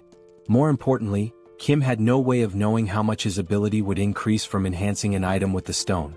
He considers his 2 primary weapons for offense, the bowling ball and the iron pillars. However, whenever Kim used the iron pillars, the skeleton warriors easily sliced through them. Only the bowling ball proved effective against them. This is why Kim decides to upgrade the bowling ball. Upon upgrading it, he receives a new item, the fire bowling ball, which is surrounded by lava-like flames and possesses 2 main abilities, penetration and ignite. Afterward, Pax asks Kim if he wants to register the fire bowling ball as a new item. Kim agrees, and as soon as the registration is complete, Pax informs him that it's time to depart. Kim begins to mentally prepare himself, but before he can steady his nerves, Young-soo starts the helicopter. As the Black Hawk lifts off, Kim grows anxious. The director salutes Kim, expressing his hopes that he will safely reunite with his family and eventually return to the team once his mission is complete. Kim gives a thumbs up, bidding the director farewell. At that exact moment, the system notifies Kim that his subspace has been upgraded. The upgrade reveals new unlockable items and enhancements, including the ability to temporarily increase the shipping size limit for individual items using magic stones. As Kim reviews his unlockable items one by one, he comes across his new skills. His jaw drops in astonishment as though he's seen a ghost. The director, observing Kim's stunned expression from the ground, begins to feel uneasy. Reflecting on the 200 mana stones and the Black Hawk helicopter he provided to Kim, the director feels he has been more than generous. He even imagines reminding Kim of his help once he returns to the military base. However, he can't help but worry if something might be wrong to cause Kim's concerned reaction. Meanwhile, Kim is still reeling from his newly unlocked skill, the SUBSPACE laboratory. This feature grants a transportation function with a minor healing effect, allowing him to recover naturally within the lab. More importantly, it enables Kim to register external objects into his subspace. The system explains that a registration fee will be determined by the object's size, weight, and value. This revelation is a game-changer for Kim. Previously, his subspace ability was limited to pre-registered items, such as those from the Logitech Center or military base. But now, the ability to register external objects offers massive potential. However, the system clarifies that new items must still fit within the two existing categories, Logitech Center or military base. Kim's gaze falls on the Black Hawk helicopter. He wonders if it qualifies as a military base item. Testing his theory, Kim attempts to register the helicopter into his subspace. The system confirms that the registration will require 107 magic stones. Kim agrees and completes the process. The scene shifts back to the director, who is heading back toward the military base. Suddenly, the sound of the helicopter fills the air again. Turning around, he sees Kim and Young-soo flying back. The director grows anxious, fearing something might be wrong with the Black Hawk. Before he can react further, a large portal opens in front of him. Out of it falls a Black Hawk helicopter. Moments later, a second portal opens and another Black Hawk helicopter emerges. As the two helicopters land before the stunned director, Kim waves at him with a smirk before flying off again. The director stands there speechless. He doesn't understand what just happened. He gave Kim a battered old Black Hawk, only for Kim to somehow gift him two brand new ones in return. As the director contemplates the situation, his confusion quickly turns into mounting worry. The scene transitions to Kim, who has now entered the city. A massive fortress looms ahead, its upper sections gradually closing in to form a roof.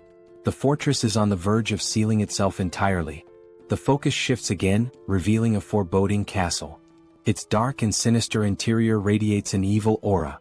Sitting on an enormous throne is the Skeleton King, whose skeletal visage is illuminated ominously. In a chilling, clicking voice, the Skeleton King speaks. He admits that no matter how much he contemplates, he cannot comprehend one thing. The entry permit level for the Earth dimension is only tier 8 at most. For higher tier beings like himself to enter, they must lower their tier just as he did. It's surprising to think that a wizard, infamous for his arrogance, would come here, even agreeing to a tier reduction. Even more shocking is that he dared to invade the Skeleton King's domain and kill Guan. The Skeleton King is referring to Kim. We learn that the Skeleton King comes from another dimension, while Earth is classified as an 8-tier dimension. To enter Earth, the Skeleton King had to significantly lower his power, with the ultimate goal of conquering the planet. Now, the Skeleton King believes that Kim, who killed Guan, is also from another dimension. A wizard who reduced his tier to come to Earth with the same objective, to take control. To the Skeleton King's right, a purple flame begins to morph into the shape of a skull. It addresses the Skeleton King, explaining that before Guan's death, he had attempted to communicate with the wizard, but the wizard killed him before he could utter a word. This indicates that the wizard is incredibly dangerous. The flame advises the Skeleton King to kill the wizard on sight during their next encounter, without attempting any conversation. The Skeleton King considers this carefully. He deduces that the wizard is here for one purpose, to take over the territory just like himself. But there can't be two tigers in the same jungle. If the Skeleton King wants to claim this land, he must eliminate the wizard. He mentions that the harvest is nearly complete, and once it is finished they will launch an assault on the wizard. The flame introduces itself as Lancelot, revealing that it is the spirit of a knight whose physical body exists elsewhere. Lancelot communicates with the Skeleton King through this magical flame. Lancelot then informs the Skeleton King of an intruder approaching the castle. Assuming it to be more of those bothersome minions, the Skeleton King dismisses the threat, claiming they will inevitably perish soon. The scene shifts to Kim and Young-soo entering the city. A bat-like monster appears but is instantly obliterated by Kim's Ignite bowling ball in a single, powerful attack. Kim marvels at how much stronger the bowling ball is compared to the iron pillars. While Kim ponders this, Young-soo interrupts, pointing out that it will be difficult to land because a skeleton knight is fighting a monster below. Kim looks down and spots another skeleton knight, similar to the one he killed before, but this one wields a lance instead of a sword, like the kind knights used in ancient justs. The skeleton knight enhances his lance with powerful magic and unleashes a devastating attack on his opponent. As the camera focuses, we glimpse the figure of a human, a female silhouette. When Kim notices her, he reacts with a mixture of irritation and disbelief. The human channels magic into her fist and, with a single overwhelming punch, sends the skeleton knight flying.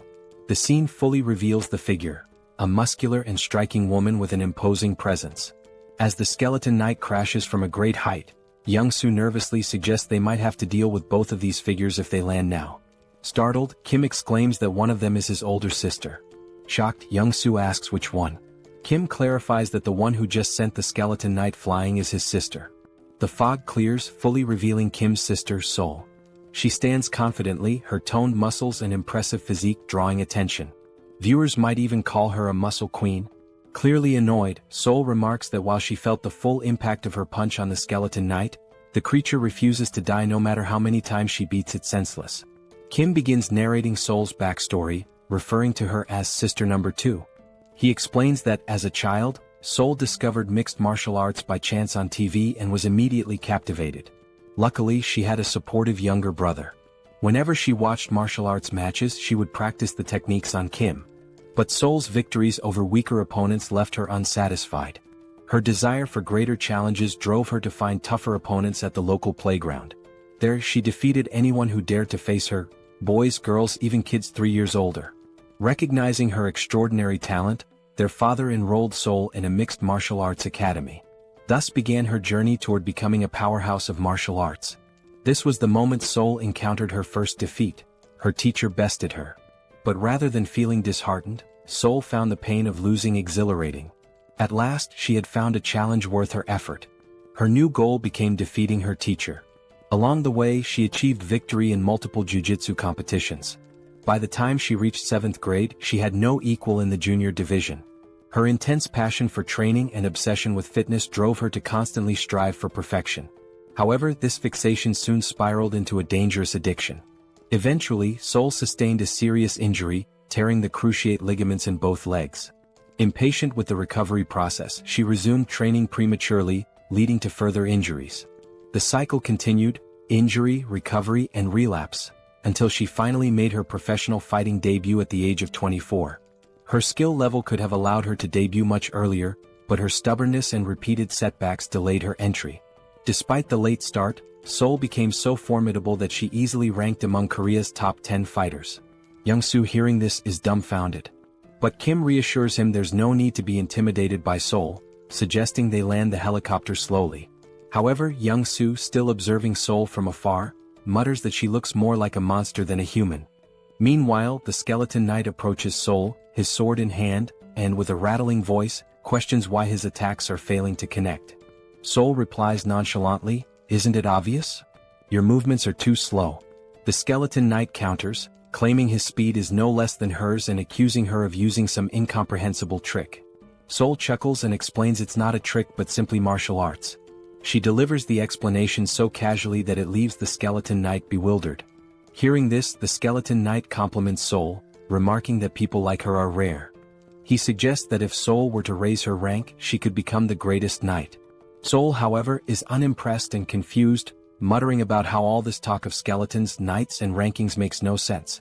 The skeleton knight continues, confessing that he's developed a deep admiration for her. He promises to speak to the Skeleton King to ensure she's the only one spared in the city. But before he can finish, a flaming bowling ball comes hurtling out of nowhere, smashing into him with a deafening crash and shattering his body into fragments. His remains scatter around Seoul. Moments later, the fiery bowling ball rolls to a stop at her feet. Seoul, puzzled, wonders how this strange bowling ball managed to obliterate the skeleton knight when her martial arts couldn't. As she contemplates this, 2 large mana stones and an enhancement stone emerge from the knight's remains. The stones are swiftly drawn into a mysterious portal, which appears to be controlled by a device resembling a piece of corn. At the same time, a helicopter hovers overhead and slowly descends. Kim steps out with a smirk, greeting Seoul with a playful, well, long time no see." He teases her, saying, "As expected, you're still kicking asses, Sister Number 2. Seoul stands frozen, mouth agape, stunned to see Kim after all this time. The scene shifts to a table laden with delicious food, fried rice, pizza, burgers, and an assortment of mouth-watering dishes. Joo-hee and Kim sit silently, watching in amazement as Seoul devours the food with feral intensity. Unable to contain her curiosity, Joo-hee asks if Seoul uses some special ability to enhance her strength. Between enormous bites of chicken and pizza, Seoul casually responds saying Joo-hee is partly right and partly wrong. Her physical prowess, she explains, is natural and unrelated to the barrier. The barrier's sole purpose, she says, is to shield her from external attacks. She delivers this explanation as if it's no big deal. As Seoul continues eating voraciously, Joo-hee's patience finally snaps. "Eat slower," she scolds, warning Seoul that she'll choke or get indigestion if she doesn't. Kim, observing the exchange, chuckles and tells Joo-hee it's futile to argue. "She's been eating like this since we were kids," he says with a resigned smile. Amid their playful banter, a warm, heartfelt conversation unfolds. Kim, smiling genuinely, tells his sisters how relieved he is that all three of them awakened survival-related abilities and managed to endure this long. Kim now had just one more task, to find their older brother. As Seoul ate, she glanced at Kim with skepticism and asked, "Everything's fine, but seriously, Kim, your ability feels like a cheat code. How are you even capable of all this?" Kim chuckled softly, replying, "It's a long story. I'll explain everything to you later, but for now, just eat and get some rest." He showed Seoul how to use the packs to order anything she needed and mentioned that Young-soo's family was safe in the subspace. He suggested Seoul take a moment to say hello to them. Seoul agreed with a nod but then asked, "Are we leaving this city right now? Are we really going?" Kim rose from his chair and answered, "Yes, we need to leave immediately. The city's ceiling is closing at an alarming rate, and I'm not sure if this fortress can shield the entire city." His tone was grave as he emphasized the urgency, adding that he had to gather as many mana stones as possible before the ceiling fully closed. Looking up at the sky, Kim felt a pang of dread. The ceiling had already sealed shut, plunging the entire area into darkness. Wasting no time, he boarded his Black Hawk, ascended into the sky, and launched 5 blazing fireballs at the fortress walls with all his strength. Yet, despite the ferocity of the attack, the fortress remained unscathed. There wasn't even a scratch. A sinking feeling washed over Kim. Not even a dent, he thought. He contemplated his options. Should he take the entire city into his subspace? The thought seemed tempting but reckless. He reminded himself that moving such a massive structure into his subspace could have unpredictable consequences. Kim had already exhausted his remaining mana stones, expanding his portal's radius to 19.76 meters, just large enough to fit the Black Hawk. Now he had no resources left. He considered hunting skeletons and monsters in the city to collect more mana stones, but he wasn't sure what would happen to the city's inhabitants if he took the entire structure into his subspace. As Kim wrestled with these dilemmas, Seoul's voice interrupted his thoughts. "This seems like a lot of trouble," she said from behind. She then recounted her encounter with the skeleton knight, explaining how he had promised to spare her life because he liked her. Before his demise, the knight had mentioned that if Seoul stayed in the city, her death would only be delayed. Curious, Kim asked for more details. Seoul shrugged and replied, "I couldn't get anything else out of him because you smashed him into pieces." She admitted she still didn't know how her death would have been delayed if she remained in the city. The skeleton knight had only mentioned speaking to the skeleton king on her behalf. Kim realized then that if they wanted to escape, he would have to confront the skeleton king directly. The challenge was figuring out where to find him in such a sprawling city.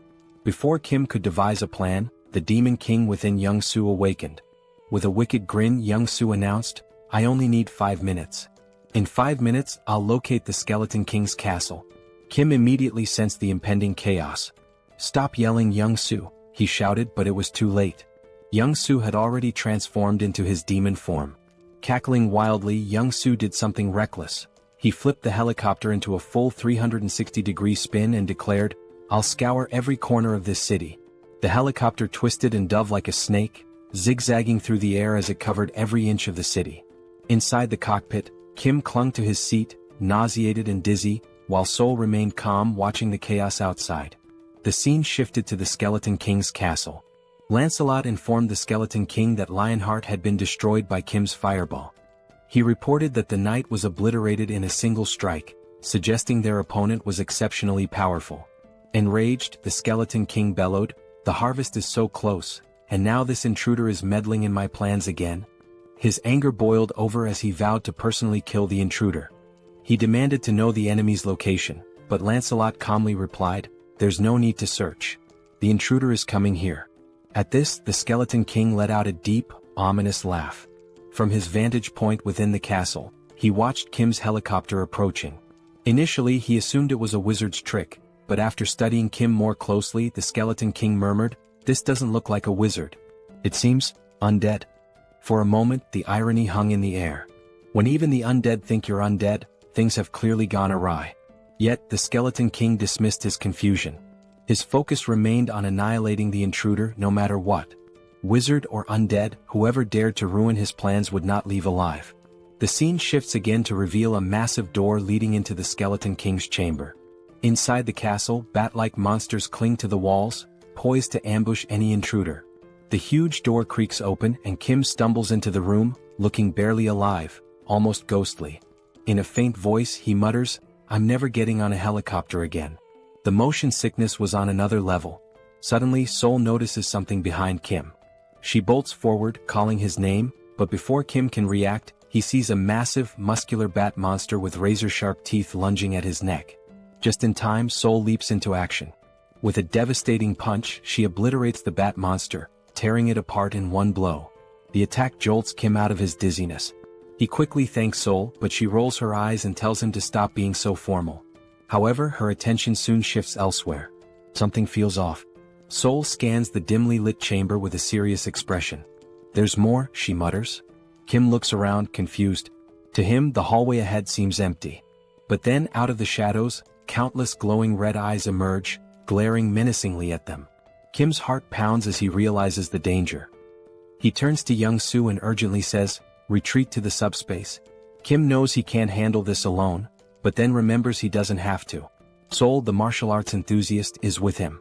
A wicked grin spreads across Seoul's face as she watches the flood of monsters advancing. "Now this is more like it," she says, her excitement growing. One monster wasn't enough for her, it would have been too dull.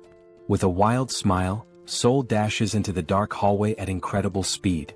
Before Kim can react, she leaps into the air and lands with a thunderous crash, crushing a bat monster's head beneath her foot. Her movements are graceful yet ferocious, each attack filled with precision and power. One by one, Seoul annihilates the monsters, slashing, punching, and smashing with almost playful fury. When a bat monster sneaks up from behind and sinks its teeth into her neck, she doesn't even flinch. Instead, she grabs it by the head and slams it into the ground with enough force to shatter it completely. The blood-soaked ground becomes a testament to Seoul's relentless rampage. Her laughter echoes through the chamber, unhinged and chaotic. The remaining monsters tremble, their resolve crumbling in the face of her ferocity. Kim watches from the sidelines, torn between awe and concern. He knows Seoul is in her element, but he's also aware of the risks. He retreats to his portal, an idea forming in his mind. Inside the subspace, Kim begins constructing a strange device, a high-powered electric pest repellent designed to lure and eliminate the bat monsters. As the machine powers up, it emits a strong current that draws the monsters in. One by one they are electrocuted, falling lifeless to the ground. Seoul notices the device and glares at Kim, irritated. "Is this your idea of fighting? It's boring," she yells. Kim responds calmly, "I'm just trying to help you." Seoul, clearly annoyed, retorts, "Stop interfering. I can handle this myself." Their argument intensifies, even as chaos rages around them. Kim shouts back, "Fine. But be careful and stop taking stupid risks." Meanwhile, outside the chamber, Lancelot reports to the Skeleton King. The wizard is struggling, Lancelot begins, but he's not alone. "There's another warrior with him, someone as strong as I am." Lancelot adds that the wizard is using unconventional tools and seemingly limitless resources. Hearing this, the Skeleton King's irritation grows.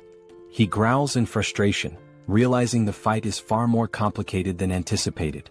Defeating a wizard was one thing, but now he had to deal with another formidable opponent, and that was no small challenge.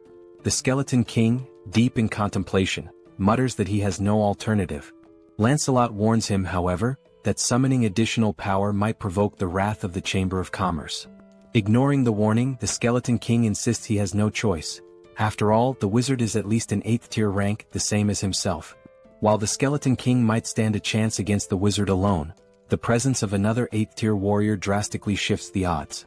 He knows he cannot triumph by himself and resolves to summon Lancelot. Extending his hands forward, the Skeleton King begins chanting an ancient incantation. The holographic image of Lancelot's skull vanishes, replaced by 3 reinforced stones instead of the usual one. He rotates the stones around the projection of Lancelot's skull as a surge of mana gathers, signaling the powerful summoning ritual. Meanwhile, in the team subspace, electric appliances and tangled copper wires are scattered everywhere. The group is hard at work constructing a new weapon. Wrapping thick copper wire around an aluminum rod, they create the electric repellent bat, a semi-rare grade weapon crafted specifically for Seoul. Holding the new weapon, Seoul's face lights up with excitement. The bat, infused with an electrified ability, delivers double damage to enemies. Seoul twirls the bat skillfully, testing its weight and power, clearly thrilled by its potential. As they exit the subspace, she thanks Kim, teasingly calling his crafting skills a scammer's ability for how effortlessly he can produce items. She remarks that the electric bat will be perfect for dealing with the monsters but warns Kim not to interfere in her battle this time. She wants to face the bat monsters alone. As Seoul steps out, she begins scratching her neck. Concerned, Kim asks if she's injured. Seoul explains that since the bat monster bit her, she hasn't felt any pain, but now there's an itch. She adds that she received a system notification earlier, stating that all impure energy had been expelled from her body. This revelation makes Kim uneasy, wondering if Seoul might transform into a vampire. Seoul, noticing his worry, jokingly tells him that if she does turn into a vampire, he has to kill her. She wouldn't want to live as a vampire lady. The siblings share a brief, light-hearted moment. The scene shifts back to the Skeleton King, who turns his attention to Kim, his voice laced with sarcasm. He sneers, mocking that the name Arcane must be ashamed of Kim's reckless behavior. The Skeleton King accuses Kim of ruining his plans and causing chaos in his domain. He declares that, regardless of Kim's origins in the arcane dimension, he has no right to meddle in his affairs. With a chilling roar, the Skeleton King vows to fight and kill Kim. Kim and Seoul exchange glances, baffled by the king's rant. "This idiot makes no sense," Kim mutters under his breath. The word idiot only enrages the Skeleton King further. Furious, he calls for Lancelot to attack, commanding him to eliminate Kim and Seoul immediately. Lancelot finally emerges from the summoning. His presence is nothing short of terrifying. His 4 glowing eyes gleam menacingly, and his massive silver armor radiates power. In his hand, he wields an enormous sword capable of cutting through anything. Seoul, seeing Lancelot, grins with excitement. She had grown tired of weak monsters and was ready for a real challenge. She turns to Kim, warning him again, "Don't interfere in this fight. If you do, it won't end well," before charging straight at Lancelot. Before Seoul can make her move, Lancelot lunges forward, hurling his sword with lethal precision, aiming to cleave her in half. Reacting quickly, Seoul dodges the attack and counters with her electrified bat. The clash sends shockwaves through the room, the force so strong that even Kim feels it from a distance. As the battle intensifies, Seoul notices that Lancelot's strikes are slowly slicing through her weapon. Realizing the danger, she retreats just as Lancelot delivers a devastating blow, splitting the electric bat in two. Seoul looks back at Kim and jokes, "My bat wasn't weak, it's just that Lancelot is ridiculously strong." Despite losing her weapon, Seoul remains undeterred. Lancelot, now fully revealed, stands as a fearsome and nearly invincible knight. Watching from afar, the Skeleton King boasts about summoning Lancelot, his most powerful knight. Meanwhile, Kim reflects on Seoul's words. It's rare for her to acknowledge an opponent's strength, and that fact alone tells him how formidable Lancelot truly is. If Seoul acknowledges Lancelot's strength, then he is indeed a formidable and dangerous opponent. Watching Seoul, Kim proposes a deal. If she manages to kill Lancelot, would she give him Lancelot's magic stone? Kim argues that he used up all his own magic stones to craft weapons for her, and since Lancelot destroyed those weapons, it's only fair to repay him with the stone. Seoul, however, flatly refuses, declaring that whoever lands the killing blow will claim the magic stone. With a confident smirk, she adds that Lancelot won't be able to stop her. Determined to contribute, Kim activates his Ignite bowling ball and hurls 5 fiery high-speed projectiles toward Lancelot. Yet Lancelot remains unfazed, standing casually as if unbothered. Drawing his sword, Lancelot effortlessly slices through all the bowling balls with a single slash. The shattered projectiles ooze a molten, lava-like liquid, but even this does not affect Lancelot. Refusing to give up, Kim launches more bowling balls from different angles, hoping to overwhelm him, but Lancelot cuts through every single one with the ease of slicing tofu. Kim's jaw drops in shock as he watches. He can't believe how effortlessly Lancelot counters his high-speed, magic-infused attacks. While Lancelot focuses on cutting the projectiles, Seoul sees an opening. She charges forward and punches Lancelot in the face with all her strength, but to her dismay, it doesn't even cause 1% damage. In retaliation, Lancelot swings his massive sword, narrowly missing Seoul's neck as she dodges. She counters with punches to his face and chest, but the strikes are completely ineffective. Kim seizes the moment and launches another ignite bowling ball, this time aimed directly at Lancelot's head. The impact sends Lancelot flying, but when he rises he remains unscathed, glaring at Kim with glowing, menacing eyes. A growing sense of unease washes over Kim. Something feels terribly wrong. He recalls a similar ominous feeling from his battle with the Black Wyvern. Trusting his instincts, Kim quickly activates his subspace and pulls Seoul into it. Furious, Seoul demands an explanation for Kim's interference. Kim explains the overwhelming sense of danger he felt. Even after using his most powerful attack, Lancelot emerged unscathed. He compares the situation to previous battles, where his strongest move could split the Skeleton King in half, yet it did nothing against Lancelot. Begrudgingly, Seoul admits she cannot defeat Lancelot alone. Outside the subspace, Lancelot wastes no time. In a flash of insane speed, he vanishes from his position and reappears in front of Kim's barrier, slamming his massive sword against it. Kim is genuinely terrified by Lancelot's speed and strength, while even Seoul admits the knight is extremely dangerous. If the fight continues, both of them will die. Despite Lancelot's relentless assaults, the barrier holds firm. Kim notices something crucial. Lancelot is standing dangerously close to the barrier. An idea forms in his mind. If he launches his ignite fireballs at such close range, Lancelot won't have enough time to dodge. Acting quickly, Kim unleashes 5 fireballs at point-blank range. To his horror, Lancelot effortlessly slices through every fireball, even at such proximity. The situation grows more dire. Lancelot isn't just strong, he's unstoppable. Kim is baffled. None of their attacks are effective. He watches in disbelief as Lancelot cuts through every projectile with precision, as if the heavy metal were nothing more than butter. Meanwhile, the Skeleton King observes the battle from afar, finding it dull. With a smug grin, he taunts Kim, mocking how long he plans to cower behind his barrier. He declares that Lancelot is a 7th-tier warrior, immune to all of Kim's abilities. According to the Skeleton King, no matter what Kim tries, he cannot defeat Lancelot. Seated arrogantly on his throne, the Skeleton King begins reminiscing. He reveals that he poured all his resources and wealth into coming to Earth and believed summoning Lancelot was the only way to survive against Kim and Seoul. Now, watching their futile efforts, he expresses disappointment. Had he known how weak they truly were, he wouldn't have taken the risk of summoning Lancelot. As the Skeleton King observes, something unusual catches his attention. Kim is no longer using magic. Instead, he's pulling strange, unconventional items from his portal in an endless stream. Realizing this, the Skeleton King's eyes gleam with inspiration as an idea begins to take shape.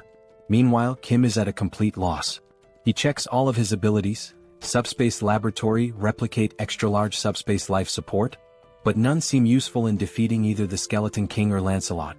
Desperate, Kim resorts to repeatedly throwing ignite bowling balls at Lancelot, but Lancelot slices through them with ease, leaving Kim genuinely stuck. Suddenly, the Skeleton King bursts into loud laughter.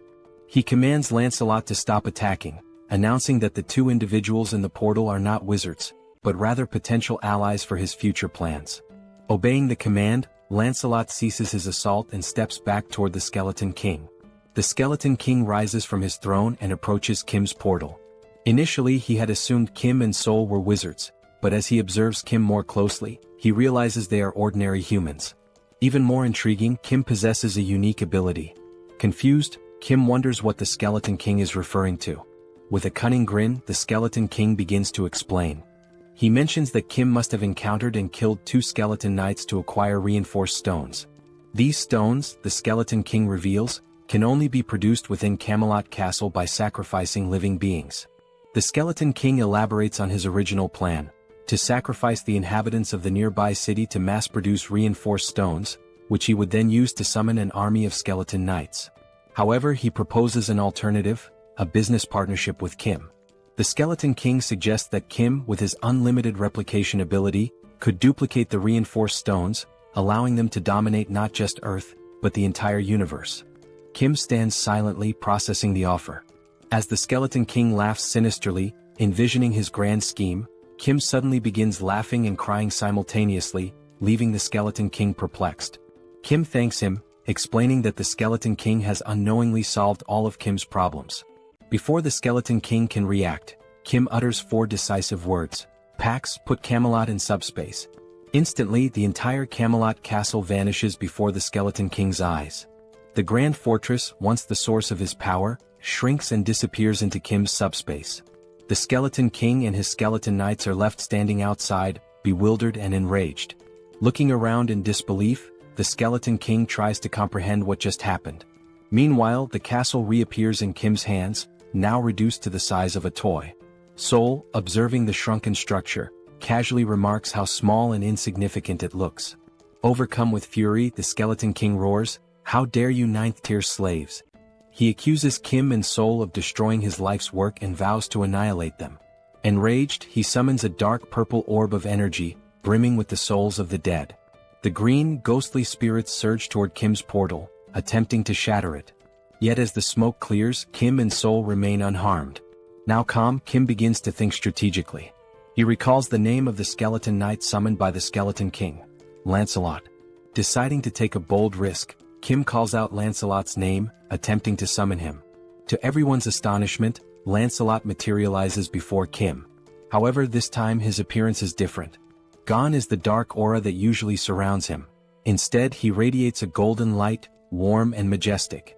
Lancelot turns to Kim and acknowledges him as his new master. Without hesitation, Kim commands Lancelot to kill the Skeleton King. Obeying immediately, Lancelot draws his sword and, with a single, precise slash, cleaves the Skeleton King cleanly in two. The Skeleton King, unable to react or defend himself, is defeated in an instant. With grace and overwhelming power, Lancelot ends the battle in one swift motion. As soon as Lancelot struck the Skeleton King, the violet core within the Skeleton King was destroyed. It shattered into fragments with a faint explosion. Lancelot then drove his blade into the back of the Skeleton King like a royal decree. We see the Skeleton King's body sprawled before Lancelot, his jagged crown lying discarded at Lancelot's feet, and his dismembered parts scattered across the ground. As the Skeleton King's form faded, a golden mana crystal began to glow. The system alerted Kim that he had defeated the Skeleton King. When Lancelot transferred ownership of the Night King's dimensional account, it became Kim's property. Upon opening the system notification, a new feature appeared, the dimensional account. When Kim accessed it, he discovered 3,086 mana stones within. Staring at such a vast number of mana stones, Kim felt both bewildered and astonished. This meant that by defeating the Skeleton King, Kim had acquired thousands of mana crystals in one go. Despite his happiness, Kim couldn't help but wonder, what would he do with so many mana stones? As Kim stood lost in thought, Seoul placed her hand on his shoulder. She told Kim that if he had any sense of morality, he should gift his sweet little sister 1,000 mana stones. After all, she reminded him, she had saved his life when they entered the Skeleton King's castle. Did he forget that? Kim sighed and told Seoul that 1,000 mana stones was too much. He accused her of acting like a mob boss and exaggerating her role in saving his life. Kim pointed out that he had also given her a weapon, which allowed her to fight Lancelot on equal terms for a brief time. Shouldn't she repay him for that? Seoul looked at Kim and retorted that they had both helped and saved each other, so it would only be fair to settle on 500 mana stones instead. Kim smirked and said that if she wanted to assign a price to everything, then she should also start paying rent for living in his subspace free of charge. Did she think she could live and sleep safely without contributing anything? Taken aback, Seoul called Kim a miser. She asked if he was so stingy that he couldn't even spare 500 mana stones. Frustrated, Kim finally handed over 500 mana stones to his sister, not wanting to argue further. Seoul smirked, thanked Kim and declared the argument over. But with a serious tone, Seoul asked Kim what he planned to do next. Both Kim and Seoul turned to their left. From Kim's subspace, Lancelot emerged. Towering at 10 feet tall with eyes glowing red, Lancelot approached them with heavy, deliberate steps. Seoul glanced at Kim and asked what he intended to do with Lancelot. Meanwhile, Lancelot reached Kim and in a deep, resonant voice, called him his lord. Lancelot informed Kim that he had carried out his command and cleaved the Skeleton King in two. Now he awaited Kim's next order. Kim stood silently, pondering what to do with Lancelot. The scene shifted, and Kim narrated that no one could have foreseen what happened next. We saw Lancelot standing still. Sitting atop his helmet was Young-Soo's daughter, clutching tightly to one of its feathers. Lancelot gently moved to keep her entertained while, from behind, Kim, Joo-hee, and Seoul watched in astonishment. Kim thought to himself how unimaginable it was that one of the most fearsome knights could end up in such a situation. Meanwhile, Young-Soo and his wife stood in front of Lancelot.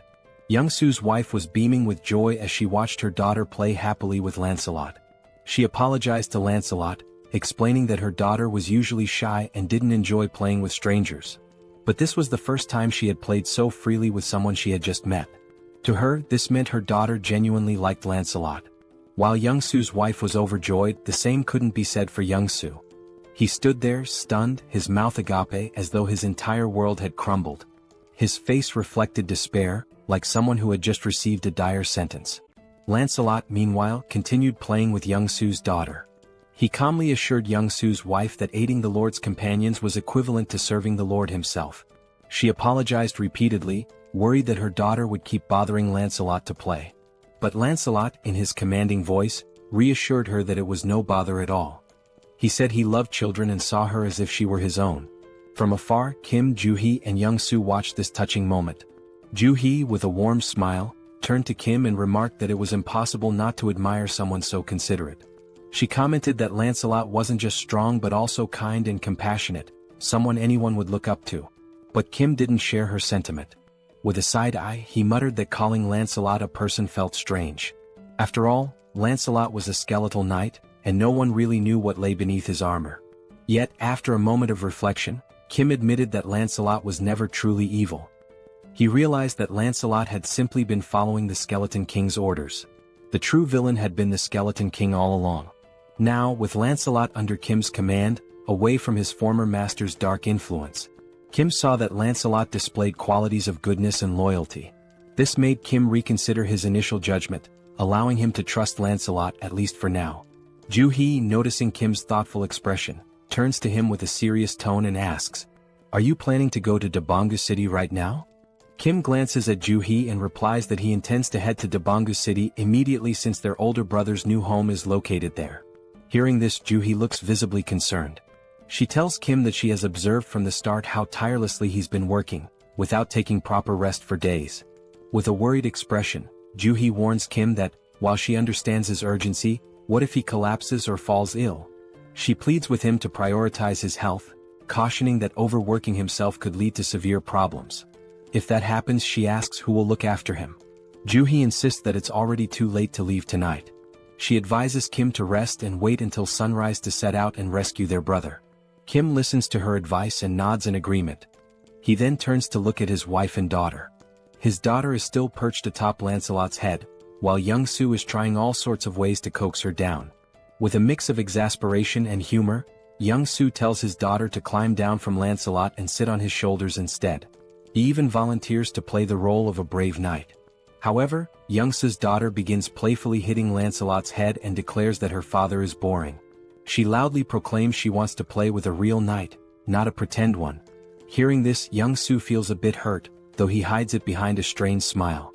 Meanwhile, Young-Soo's wife teases her husband, joking that even she wouldn't want to play with a fake knight like him. Instead, she quips she'd rather choose Lancelot, the real deal. And yet, despite the humor, Kim finds himself momentarily distracted by a ridiculous thought. Why, of all things, is he imagining Lancelot playing with Young-Soo's wife? Kim shakes his head, silently cursing his own wandering mind. Watching this heartwarming scene, Kim pauses for a moment, his face softening into a warm smile. He announces that they will take the night to rest, enjoy the moment, and set out in the morning to rescue their brother. The scene shifts to Young-Soo carrying his now sleeping daughter on his shoulders, her face peaceful after hours of play with Lancelot. Young-Soo wears a contented smile, as if this moment alone fulfills him completely. Kim suggests that Young-Soo take his wife and daughter to a private room to rest for the night. Young-Soo agrees, nodding appreciatively before leaving with his family. As time passes and the room empties, Saul smirks mischievously. Slowly, he removes his shirt and walks toward Kim, suggesting with a sly grin that now, with everyone asleep, they can begin their real work. Kim responds with a knowing smile and turns to Lancelot, asking if he needs a place to rest.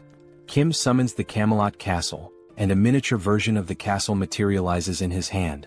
The system notifies Kim that this artifact is a unique grade item known as the Palace of the Cursed Knight. It explains that the castle's size depends on the number of mana stones invested. The system further details its 3 powerful abilities. Blood Sacrifice. By sacrificing livestock, Kim can create reinforcement stones. Summon a Ghost. Using mana crystals, Kim can call forth ghosts from the castle. Knight Investment. By combining ghosts with reinforcement stones, Kim can forge knights as powerful as Lancelot. Kim marvels at the artifact's capabilities, deeming them both overpowered and fascinating. However, he notes that the castle's size scales directly with his investment. For example, 500 mana stones would result in a 500 square foot castle, while 1,000 stones would yield a 1,000 square foot one. After some deliberation, Kim decides on a size sufficient for housing 12 knights, opting for a 300 square foot castle. He invests 300 mana stones, and the Camelot castle grows and expands to its new dimensions. The now enlarged castle stands before Kim, Lancelot, and Saul. As Kim observes the structure, a slight unease creeps in due to its eerie appearance. He turns to Lancelot and asks if the castle's size is adequate for 12 knights like him. Lancelot, with a calm demeanor, responds that he doesn't care about the size as he can adapt to any space. Then, with a wry sense of humor, Lancelot jokes that the castle is as tiny as the Skeleton King's little PP, adding that, compared to Kim's vast subspace, this castle is nothing. Lancelot explains that when Kim summons more skeleton knights in the future, they will reside in his subspace, while Camelot Castle will primarily serve as a summoning hub. Saul meanwhile looks stunned. She realizes how large the Skeleton King's castle must have been, at least 30 times the size of Kim's. This revelation leaves her wondering just how many mana stones the Skeleton King had used to build his massive fortress.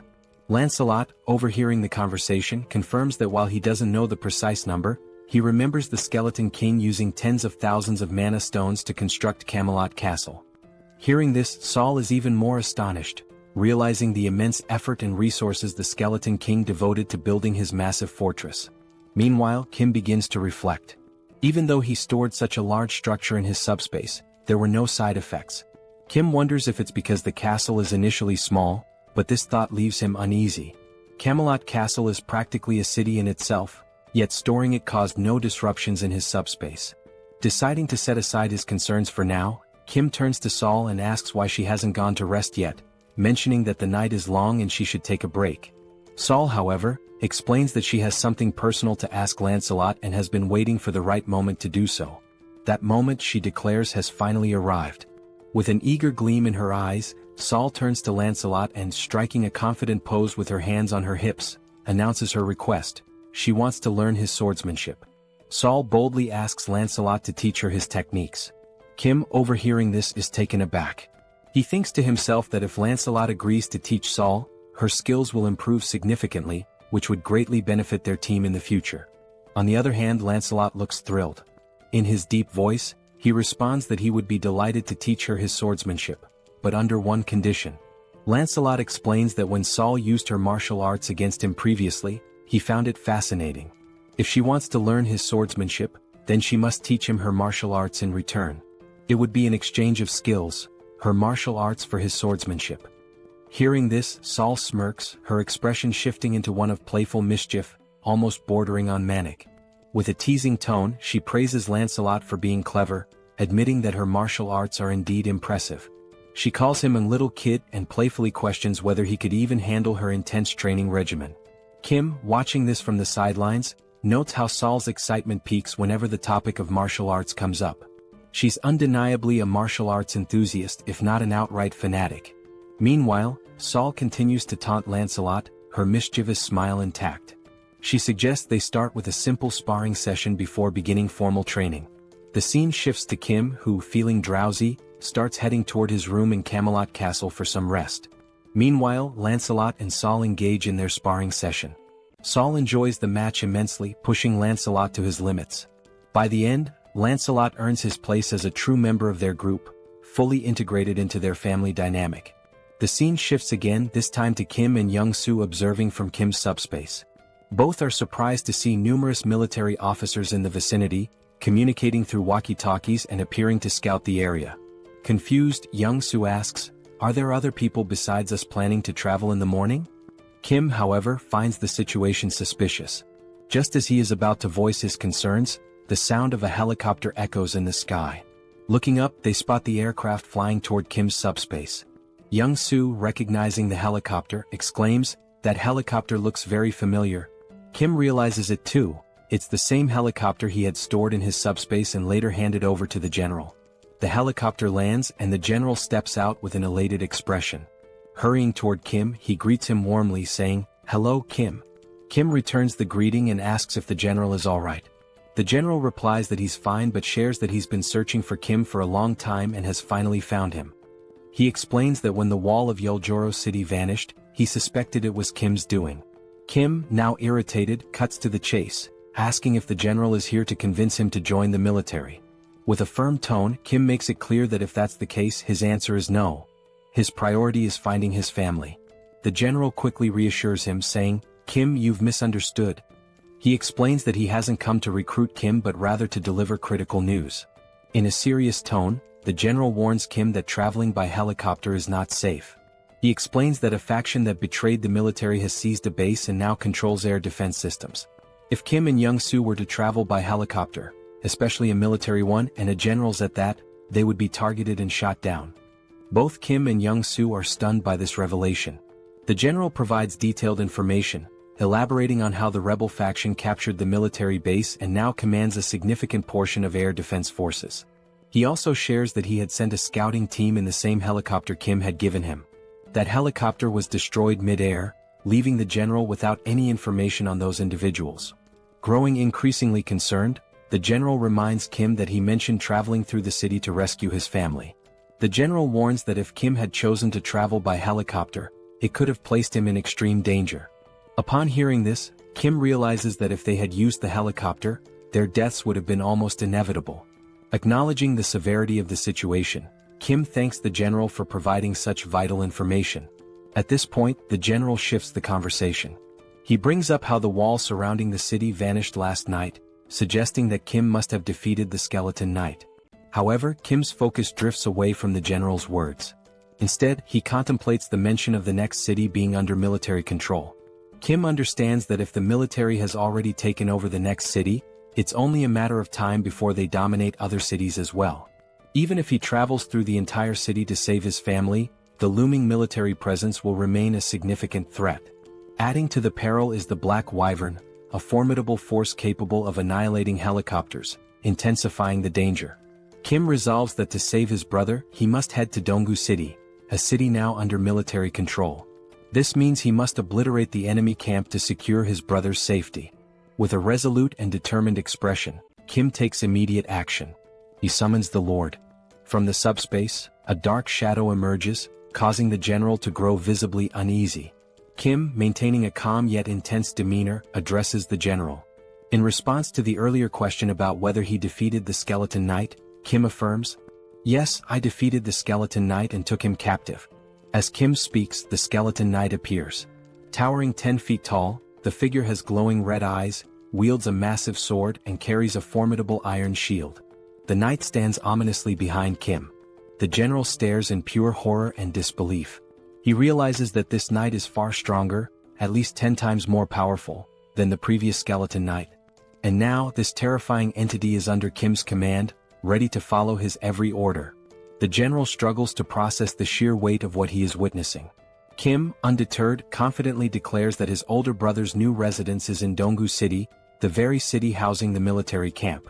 This leaves Kim with no alternative, he must go there. With a sly, confident smile, Kim turns to the general and asks, "So, how about we take down all those military forces?" Overcome with joy and relief, the general feels tears welling up in his eyes. We are now introduced to another location, seemingly destroyed, which appears to be some kind of base. In this base, goblin soldiers, clad in military uniforms, are seen wielding rifles and equipped with heavy artillery. Behind one of the goblins, a human hand becomes visible, revealing humans imprisoned in cages under the watchful eyes of the goblin soldiers. As the goblin squints to focus, it notices something unusual ahead, though it cannot determine what it is. From a distance, we see Lancelot's ghostly head infiltrating the goblin base, investigating how it operates. Noticing that the goblin is approaching, Lancelot decides to retreat to avoid alerting the enemy. While flying to gather more information, he overhears a conversation between two goblins but cannot understand their language. However, upon observing their movements more closely, he notices that even within the goblin army, there is a ranking system that dictates the level of importance and influence each goblin holds over the others. Still concealed behind a tree, the ghostly head concludes it has gathered enough information and decides to return to the command center to report his findings. As he departs, the system screen reveals how the summoning ability for this ghostly form works, named Phantom Summon. This ability allows the summoning of Camelot's ghosts, with specific costs associated with each invocation. It is also shown that while knights are in their ghostly forms, they cannot physically interact with the environment, but they are also immune to physical interference. Moreover, this ability enables them to pass through walls and even fly freely. Summoning a ghost consumes 1 enhancement stone and 500 magic stones, the same cost as summoning a knight. Although not explicitly stated in the description, once summoned as a ghost or knight, they can switch forms without incurring additional costs. In other words, phantomization can be considered an optimal means of reconnaissance behind enemy lines. A few hours earlier, the general had been outlining the strategy they would use, showing on a map the cities involved and relying on Lancelot to patrol the enemy lines, determining the strength of their forces, the location of anti-aircraft weapons, and other characteristics of the enemy troops. Based on the information gathered, the plan was to devise a strategy to outmaneuver the enemies. However, due to the ghost's limited range, everyone needed to move closer to the enemy lines and pinpoint where government forces were stationed before reconnaissance could begin. Lancelot returned to the Allied base after taking 2 hours and 30 minutes to complete his reconnaissance. While reporting his findings, Kim was shocked to learn that the soldiers had mutated into goblins and had imprisoned over 200 people, referring to them as sacrifices. Additionally, Lancelot shared further details he had overheard. First, the enemy had a total of 9 anti-aircraft weapons. Second, they planned to recruit additional manpower from Bangkok Dong.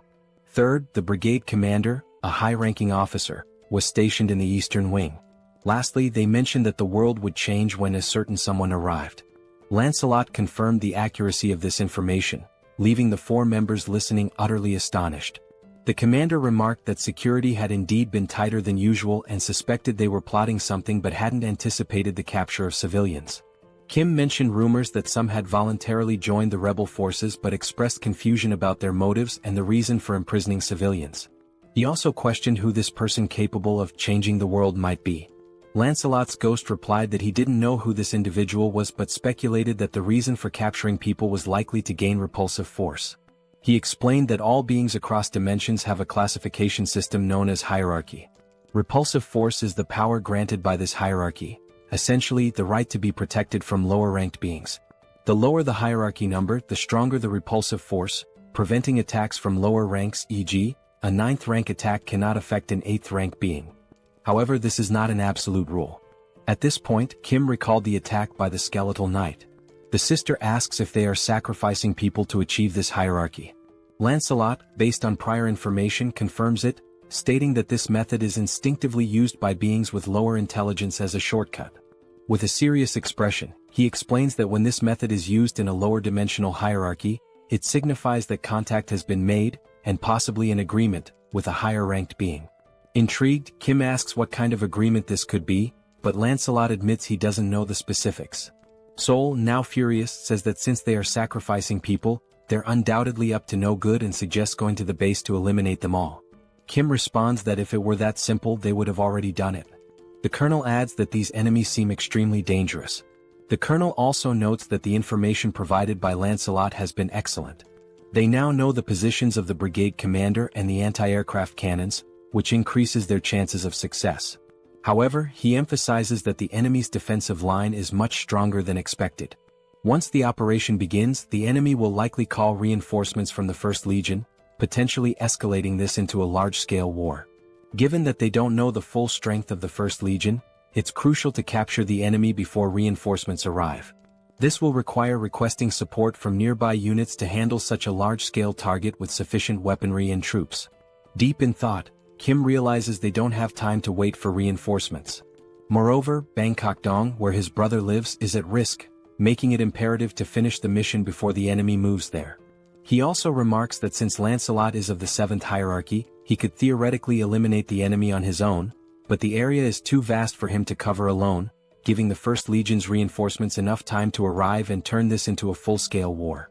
Lancelot suggests that if the anti-aircraft cannons are a problem, Kim could simply summon another knight, and points out that summoning requires both enhancement stones and magic stones. While they have enough magic stones, they are short on enhancement stones. Kim also mentions that while he could unsummon Lancelot and summon another knight, it wouldn't increase their overall strength, making it an unwise move. More importantly, he feels it wouldn't be right to dismiss Lancelot just to summon someone else. Frustrated, Kim says it would be ideal if they could duplicate the enhancement stones and magic stones in their subspace. Lancelot then recalls that after defeating the Skeleton King, they acquired another enhancement stone. Surprised, Kim admits he doesn't remember this, but upon reflection, he recalls that Lancelot did indeed retrieve a stone. Now, with everyone staring at Kim in judgment, he apologizes, saying anyone can have a lapse in memory. He then asks which knight should be summoned. Lancelot explains that all 12 knights of Camelot are exceptional, possessing both skill and loyalty. He assures Kim that regardless of who is summoned, it will be a good choice. However, there is one knight in particular who would be the most logical choice: Bedivere. He describes Bedivere as a genius archer unparalleled in skill, specializing in long-range attacks. Enthralled, Kim exclaims that he can't resist and wants to summon him right away. Back at the goblin base, the captives appear gravely debilitated. A girl wearing an orange sweater is called out by one of the goblins. Frightened, she asks if he's really speaking to her. The goblin points out that everyone else in the cage looks weak except for her. He then asks if she wants to escape. Confused, she hesitates, but the goblin quickly reveals he's only testing her. He declares that if she offers him something of value, he'll let her go. From the expression on the goblin's face, she understands exactly what he means. Before he can finish his proposition, his head is swiftly severed. The girl is stunned, her eyes lighting up as she realizes what Lancelot has just done right in front of her. Lancelot opens the prisoner's cage and, without wasting any time, continues moving swiftly. The girl steps out of the cage, still trying to process what just happened before her eyes. In the sky, something resembling a flaming bowling ball appears. From a distance, the goblins notice the strange object in the sky but cannot identify it. Upon closer inspection, one of them realizes it is indeed a bowling ball, but it makes no sense to him. Before he can react, the ball suddenly hurtles in his direction, catching him off guard, and moments later, it strikes one of the anti-aircraft weapons. A goblin further away hears the explosion and wonders about its origin. The only thing he knows for sure is that something has blown up somewhere. From a distant viewpoint, we see the explosion and, coincidentally, also a hand gripping another flaming bowling ball. Yes, the summoned knight is hurling bowling balls at the enemies, already contemplating his next target. Moments earlier, Lancelot reveals something he hadn't mentioned before: Bedivere has only one arm. Kim is taken aback and confused, as Lancelot had described Bedivere as an archer. He questions how Bedivere could possibly be an archer with just one arm. Lancelot confirms that Bedivere was indeed an archer, but that is a story from the past. He explains that long ago, Bedivere served as a knight under the Duke's command but lost his arm to a commander jealous of his exceptional talent. From that point on, Bedivere adapted, mastering throwing techniques using a leather strap. Thus, he earned his place among the 12 knights of Camelot. Still skeptical, Kim asks if Bedivere can truly destroy anti-aircraft cannons from such distances. Lancelot reassures him, stating that he fought alongside Bedivere for a long time and knows the full extent of his abilities. Additionally, Lancelot confirms that after scouting the enemy lines, only he and Bedivere will be needed for this mission. Back in the present, we see Bedivere launching more flaming bowling balls at the enemies from afar. The ball soars through the sky and strikes another anti-aircraft cannon. As the goblin base is a large area, a goblin from a distance notices the explosion and wonders what is happening. Turning around, he sees another goblin soldier being attacked and flung away by someone. Alarmed, he asks his officer what's going on, but then hears the distinct sound of a sword. When he looks closely, he spots Lancelot calmly walking in his direction. The goblin, trembling with fear, stammers that this is a restricted area where unauthorized individuals are not allowed. Lancelot remains silent, continuing his steady approach toward him with an air of calm authority. Meanwhile, we see Kim's system sending him notifications. The first shows he acquired 4 magic stones, bringing his total to 2,686. Shortly after, another notification appears, adding 12 more magic stones, increasing the total to 2,698. Kim, staring at the system screen in surprise, reflects that owning a dimensional account eliminates the need to collect magic stones manually, as they are gathered automatically. Still, he finds it hard to believe how quickly the stones are being accumulated and wonders if this is really correct. Moments later, 3 more notifications pop up, one with 5 more magic stones, another with 8, and yet another with 5, bringing the total to 2,788 magic stones. Young, Seoul, and Kim stand idly waiting for a signal to act, and Kim continues to question whether this situation is as it seems. Young reassures him, suggesting he look up at the sky, stating that it is likely the source of the multiple notifications. Above, 2 flaming bowling balls launched by Bedivere collide mid-air, creating a massive explosion that draws everyone's attention to the sky. Amazed by Bedivere's precision, Kim remarks that the knights had mentioned they would signal when all major anti-aircraft artillery had been destroyed. Young adds that it's now clear why Sir Lancelot takes so much pride in the Knights of Camelot. As the group stands in awe, the colonel comments on the extraordinary combination of Lancelot's tactics and Bedivere's abilities. He notes that if all the knights possess this level of skill, there's absolutely no need for special forces to intervene. Young simply nods in agreement. Kim, still astonished, declares it's time to make their move and execute their part of the plan. He also contemplates the immense power he now wields with all 12 knights, most of whom he hasn't even met yet. As the explosion in the sky subsides, smoke begins to fill the air. The scene shifts to the source of the explosions, Bedivere. He is examining a map and muttering to himself that there's a problem. He notes that he destroyed all the necessary targets and even sent the signal in the sky, but now he can't make sense of the map. The map indicates the locations of the anti-aircraft artillery he had to eliminate, a goblin circled in red, and an arrow pointing somewhere else. However, he cannot figure out where Lancelot told him to go next. Bedivere continues staring at the map, trying to recall the route Lancelot had given him earlier, but he has no idea which direction to take now. He mutters that if there were written instructions, it would be much easier to understand. Shrugging off his frustration, he decides to trust his instincts and proceed.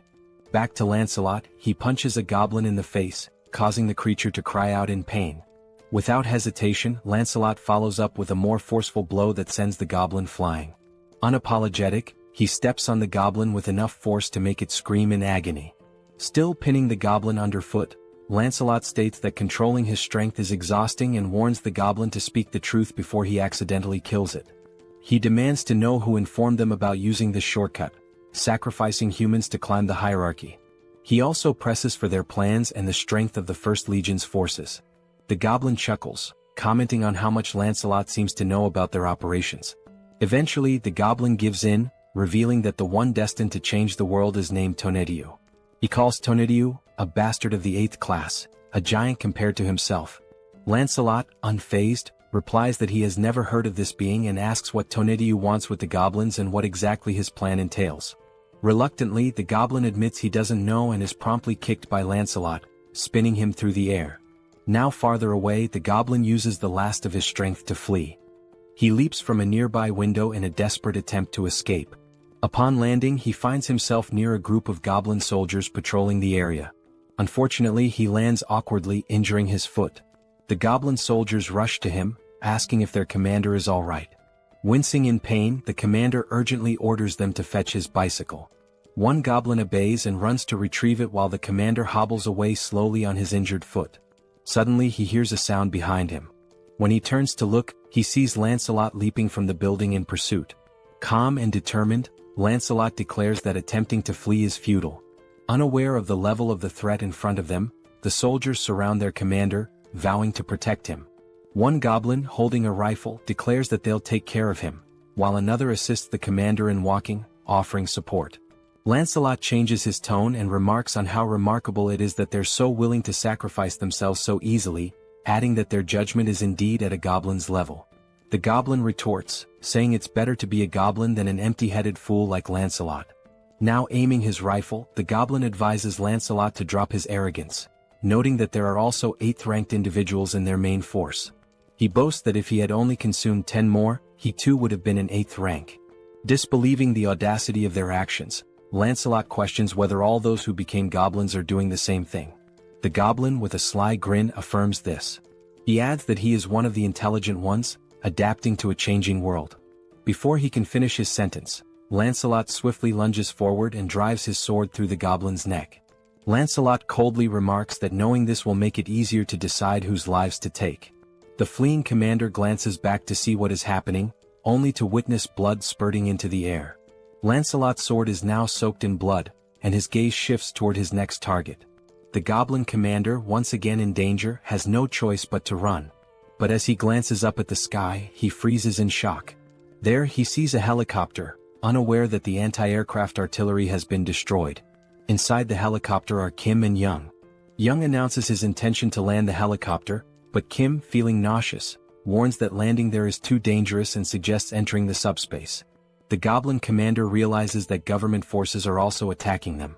However, with a newfound dark aura, the commander mercilessly strikes down one of his own soldiers.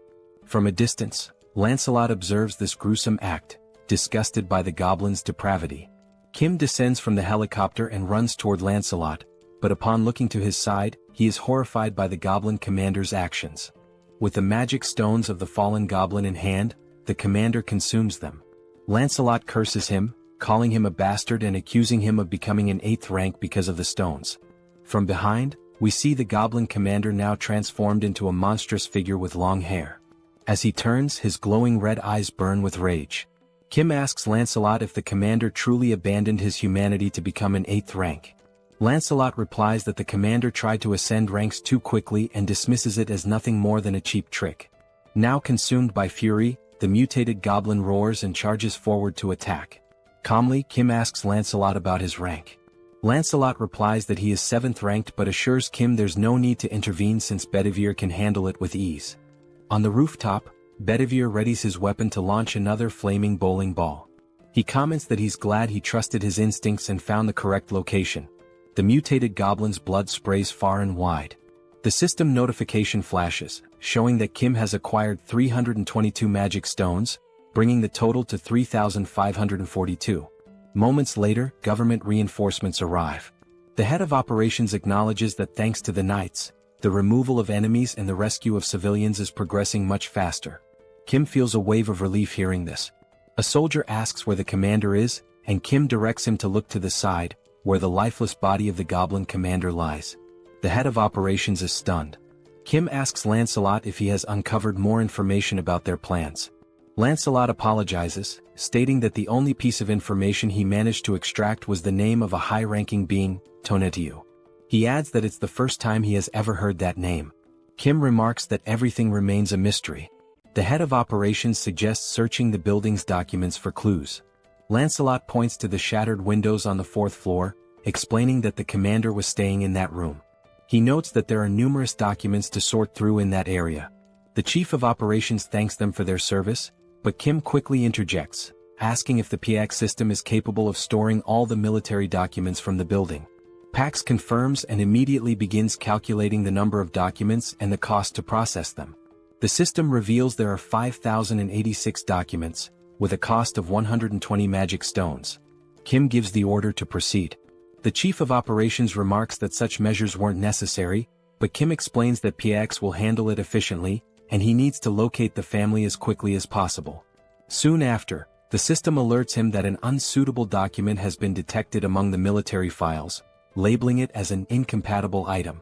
Confused, Kim tries to understand what an incompatible item might be. Now holding the document, he attempts to read it. It turns out to be a registration form for dimensional beings. Lancelot clarifies that it's a document capable of increasing someone's rank. Examining the two documents in hand, Kim notes that one is in poor condition. Lancelot explains that the pristine document is the official form, while the damaged one is a shortcut. He further elaborates that the soldiers likely turned into goblins because they failed to register properly using the official method. To add to this, Sir Lancelot explains that registering a dimensional being requires magic stones and a dimensional account. He states that Earth's dimension is still in its early stages of exploration, and no one currently meets these conditions, except for Master Kim, who defeated an 8th rank being possessing a dimensional account.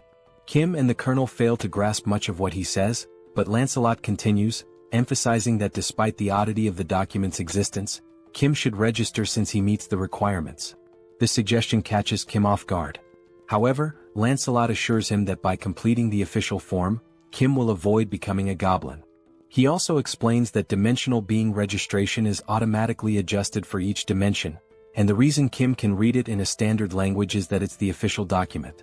Holding the document, Kim scans the fine print and notes that the process would consume only 1,000 magic stones. Without hesitation, he signs his name on the form.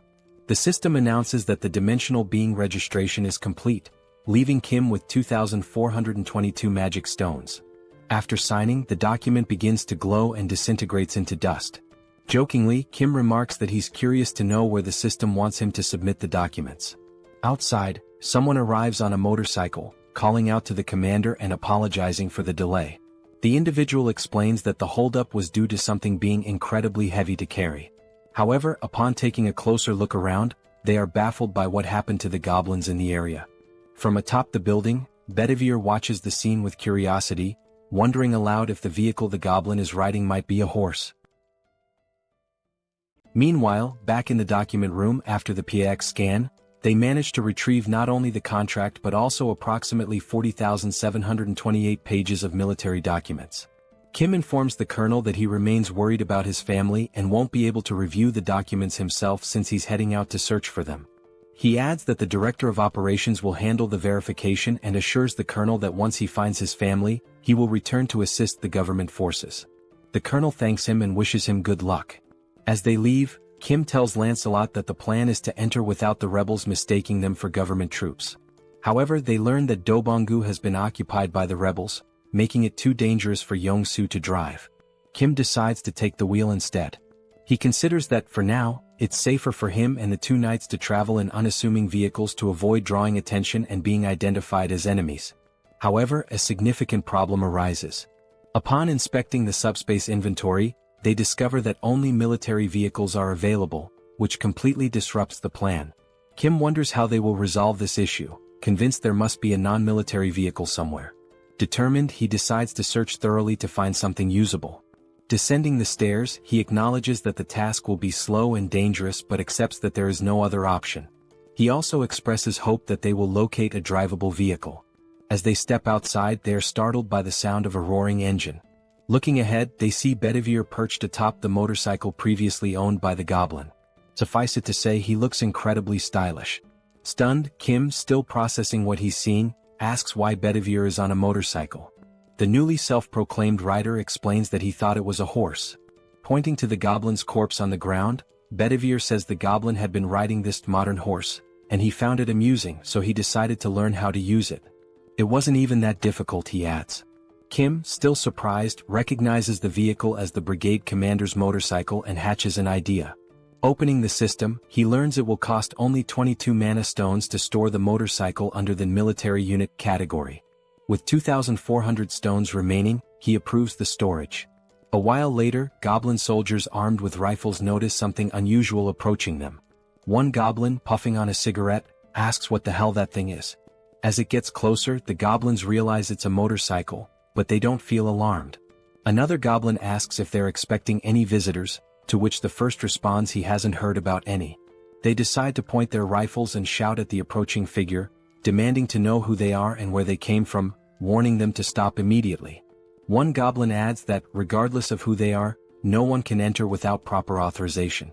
Seconds later, before the goblins can react, one of them is struck by a bowling ball, leaving only the cigarette burning in his hand. Here's a lesson: if you're a goblin, don't smoke. The other goblin, bewildered by the sudden demise of his comrade, turns around to investigate what just happened. Still astride the motorcycle, Lancelot unsheathes his sword, turning those few seconds into the goblin's last. Without hesitation, he eliminates the goblin with a precise strike to the neck. The group continues forward, now riding two motorcycles, Kim and Lancelot on one with Bedivere piloting the other, steadily distancing themselves from the scene. A goblin watching from afar notices the suspicious movement and remarks that he's never seen anyone ride motorcycles like that before. Eventually, they seem to reach their final destination and decide to stop.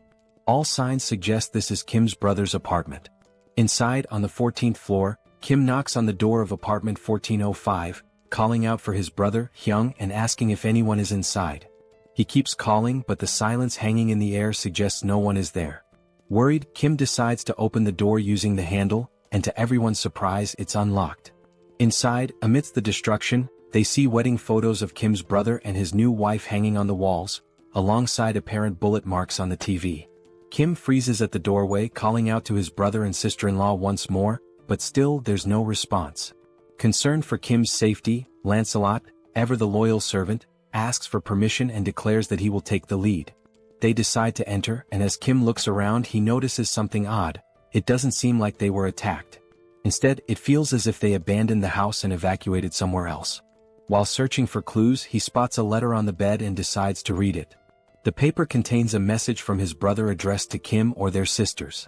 It explains that the phones weren't working, so he left the letter in case one of them came looking for him.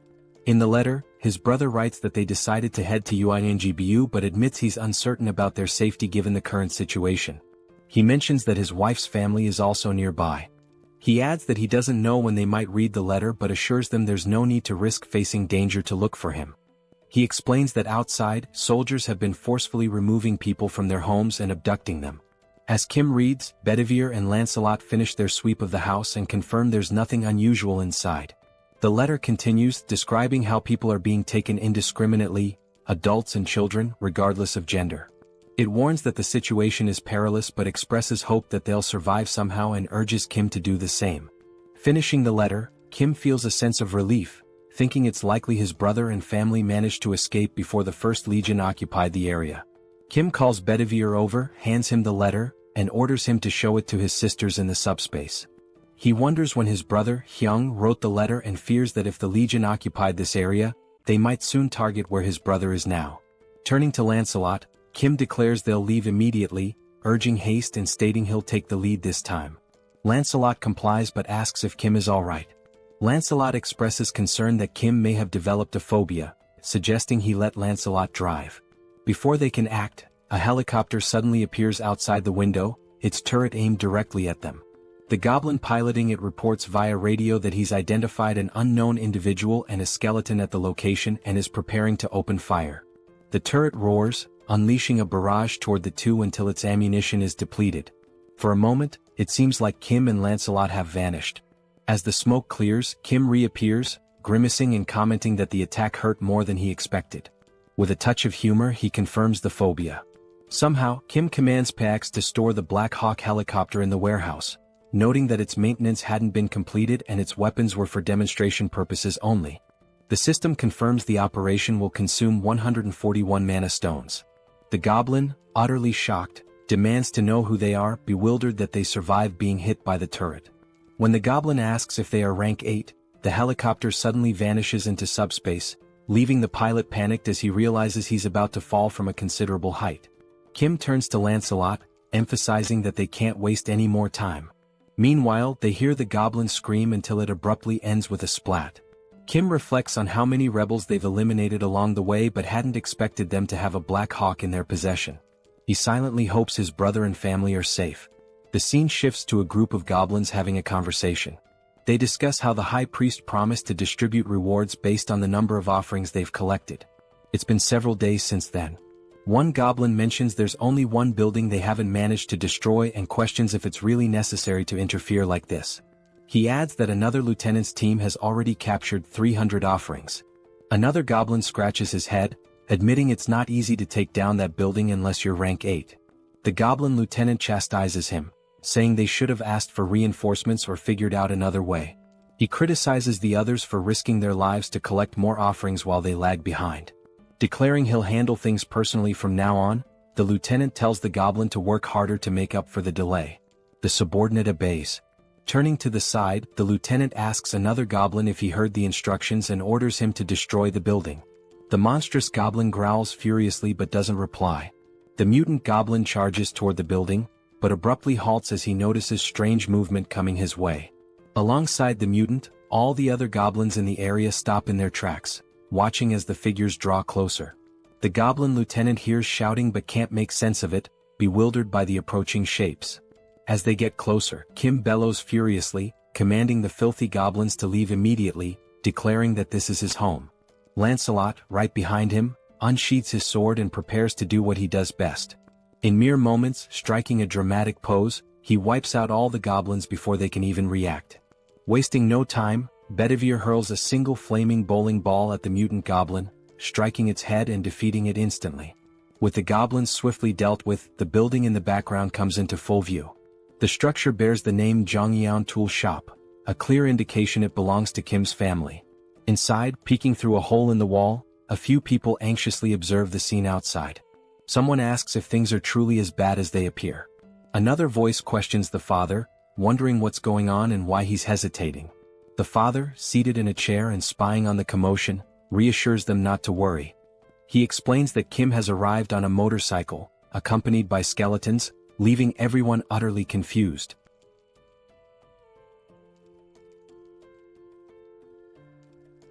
Then we are shown a flashback of his father reminiscing about when he was young. His mother used to say that good and bad things only happen because of people, and this idea had fascinated him. Having survived many challenges, he realized that not a single word his mother had said was wrong. Even when his business failed, the reason he was able to get back on his feet was because of the people who stood by him, and love. He reflects that this is why he raised his children with the values of love and compassion. Watching them grow up from small children into capable adults, he felt like a dream had come true. A scene follows of Kim losing to his sister in a video game. The father continues, sharing his dream of building a large, spacious home where he could live with his family. To pursue this, he began studying civil construction, something he had never done before and found immensely difficult and complex. The financial burden made the dream seem unattainable. In the end, his children all grew up well. His eldest son recently married, his eldest daughter became a nurse, the youngest daughter became an athlete, and his youngest son had just completed his military service. Their futures seemed so bright, until the monsters appeared. He recounts how, luckily, as the manager of a tool shop, he survived the monster attack using hammers and other tools. However, even with that resourcefulness, the situation was dire. They had to constantly worry about food and water. He often pretended not to be hungry to give his wife the little food they had. On top of that, there were neighbors who raided for food and monsters roaming about, forcing them to hide as silently as mice. Amid this catastrophic situation, the first to arrive at their refuge were his eldest son's in-laws. Shortly after, his eldest son and his daughter-in-law made it there as well. Looking at his eldest son's face, stained with tears and blood, he could guess what they had been through to get there. He simply embraced him and silently wept. Another blessing came when his daughter-in-law awakened a new ability to generate water, eliminating one major concern in this apocalypse. He recalls how, over time, soldiers mutated into goblins and began wandering around. These goblin soldiers started abducting civilians regardless of age or gender, isolating their family even further. It was utter chaos. The very soldiers who were meant to protect them were now capturing people. He wished deeply for the safety of his children amidst such disorder. At one point, a system screen appeared before him, and he awakened an ability of his own. The ability was named Architect, and the system indicated that he now possessed exceptional skills in architecture and could build freely. He doesn't fully understand how his long-dormant dream suddenly became a reality, but he feels grateful that it did. With this newfound power, he immediately got to work reinforcing the tool shop. Thanks to his daughter-in-law's water ability and his own architectural skills, they managed to survive. Even for the goblins armed with weapons, breaking into their fortified location was no easy task. Peering through a hole in the wall, he noticed that a group of soldiers had been stationed outside their home since the day before, and they had brought a monster with them. It was clear now that they were determined to destroy their refuge this time. But he had prepared for this possibility and retreated to plan. Seated in his chair, he called for his eldest son and instructed him to gather the family and escape through the tunnel. His son hesitated, asking what would happen to him. The father explained that the tunnel was an emergency passage meant for situations like this, though he couldn't guarantee that the other end was safe. At the very least, it's better than staying here and dying, he said. His wife, looking concerned, asked if he intended to stay behind. With a confident smile, he assures them he will leave as soon as everyone is safely out, telling them not to worry. In the meantime, a strange noise from outside catches his attention, sparking his curiosity. Before inspecting, he urges everyone to hurry, warning that the goblins are already moving and time is running out. Peeking through the hole, he goes silent for a few seconds. Those around him grow concerned, whispering questions about whether the situation outside is dire or if something is wrong, causing him to hesitate. Still in shock, he turns to them and says it's not what they think. It's just Kim. He's out there. He explains that Kim has arrived on a motorcycle, accompanied by a skeleton. Outside, Kim, Lancelot, and Bedivere approach the tool shop. Kim points to the building, now fortified with metal spikes and barricades, and declares, "This is my house." Then, sighing, he adds, "But that doesn't matter now. What matters is my family. Are they okay?" Suddenly, the door handle turns in front of him, catching him off guard. Looking more closely at who's in front of him, he freezes in shock. The father steps forward and asks in disbelief, "Is it really you, Kim?" At that moment, Kim realizes the rest of his family, the ones he'd been desperately searching for, are standing right in front of him. Without hesitation, he bursts into tears, running toward them like a child, wrapping his father in a tight embrace he'd been longing for. But the father and brother interrupt the emotional moment, startled by what was standing behind Kim. He glances back to confirm. "Don't worry," Kim says reassuringly, "despite how they look, they're friends, they're on our side." Kim then reveals, "And that's not the only surprise I've got." Using his powers, he opens a subspace portal. Inside, his two sisters are safe and enjoying a hearty meal. Seeing them eating brings tears of relief and joy. His sisters, realizing what's happening, break down, sobbing uncontrollably. Inside Kim's subspace, the reunited family sits down for a meal they haven't had in ages. For the parents especially, it's a heartwarming moment. Tasting the food, the mother is taken aback. She thinks to herself, "No matter where I go, I always trust my cooking. But this grilled mackerel is on a whole other level." She turns to Young-so's wife and asks if she's a professional chef. The wife thanks her for the compliment, smiling. The mother declares, "Now that you've set the bar with such a delicious meal, I can't back down." She takes it upon herself to make a dessert worthy of matching it. The dessert consists of thinly sliced green grapes placed delicately atop whipped cream on a cheesecake, arranged with care. When it's ready, she presents it as a token of gratitude, naming it Mom's Green Grape Tiramisu with whipped cream. Young-so's wife tries it and is overwhelmed by the burst of flavor, reminiscent of something out of Shokyuji no Soma. She asks how the mother managed to make something so divine, and the others eagerly agree as they taste it. Elsewhere in Kim's subspace, someone is hammering iron. It's an elderly man, the father of the eldest son's wife, tinkering with Lancelot's armor. The old man asks Lancelot for his name. "I'm Lancelot," he answers. The man abruptly cuts him off, asking, "Do you know how to play Jengi?" Lancelot pauses, confused. "Are you sure you mean Jengi?" Clearly misunderstanding, Lancelot begins explaining how, in his hometown, they were famous for dismantling monster corpses, so he's dealt with organs before. The man interrupts again, asking what nonsense he's talking about. In the foreground, a reinforcement stone comes into view as the old man remarks, "Seems like you don't know how to play. Grab a chair, I'll teach you." The reinforcement stone, held by the eldest brother, is handed over to Kim. Kim asks his brother why he has such a stone. The system identifies it as a Tier D reinforcement stone, with attributes of penetration and explosion. The brother explains that he found it after witnessing a battle between a rhino-like monster and a griffin.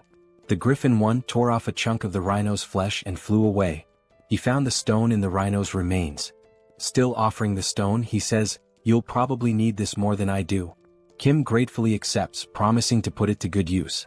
Completing his thought, Kim mentioned he should express his gratitude and reminded them that, as he had said before, if anyone needed anything, whether it was furniture or something else, they should just let him know. He also added that his sister-in-law's family should feel at home here too. His brother was touched by how Kim was looking after his in-laws as well. Reflecting, he remarked how much Kim had grown since being discharged, recalling that when they were younger, Kim used to cry every time Seoul hit him. Laughing, Kim admitted he would probably still cry if Seoul hit him now. His brother joked that the best thing about being born before Seoul was avoiding her wrath. He thanked Kim sincerely before excusing himself, saying he was going to check in with his in-laws. As Kim noticed the scar on his brother's face, he commented on how they had managed to survive so far with the help of their father's and sister-in-law's abilities. He couldn't imagine how hard it must have been. Suddenly, someone approached Kim from behind. Turning, he realized it was his father. The father spoke, saying how happy he was, not only because the family was safe but also because of Kim's abilities, which gave everyone the chance to eat in a secure place. Then his father asked if Kim knew that good and bad things, but Kim interrupted, completing the saying, "Can only happen when there are people." Kim nodded, saying he understood. He added that no matter how powerful his abilities were, he wouldn't have made it this far alone. He shared that this realization hit him when he started helping people cross a tunnel filled with wyverns. Young-soo had told him that even with awakened abilities, the challenges were the same for everyone. That was when Kim understood the real reason people help each other. It's because everyone wants their family to be safe. People help with the hope that someone else might assist them in return, especially in an apocalypse where empathy is essential. Smiling, Kim concluded, after all, we're all human. Everyone feels pain when they're hurt and everyone fears death. We help each other because we're in the same situation. Otherwise, it would be unbearably cruel.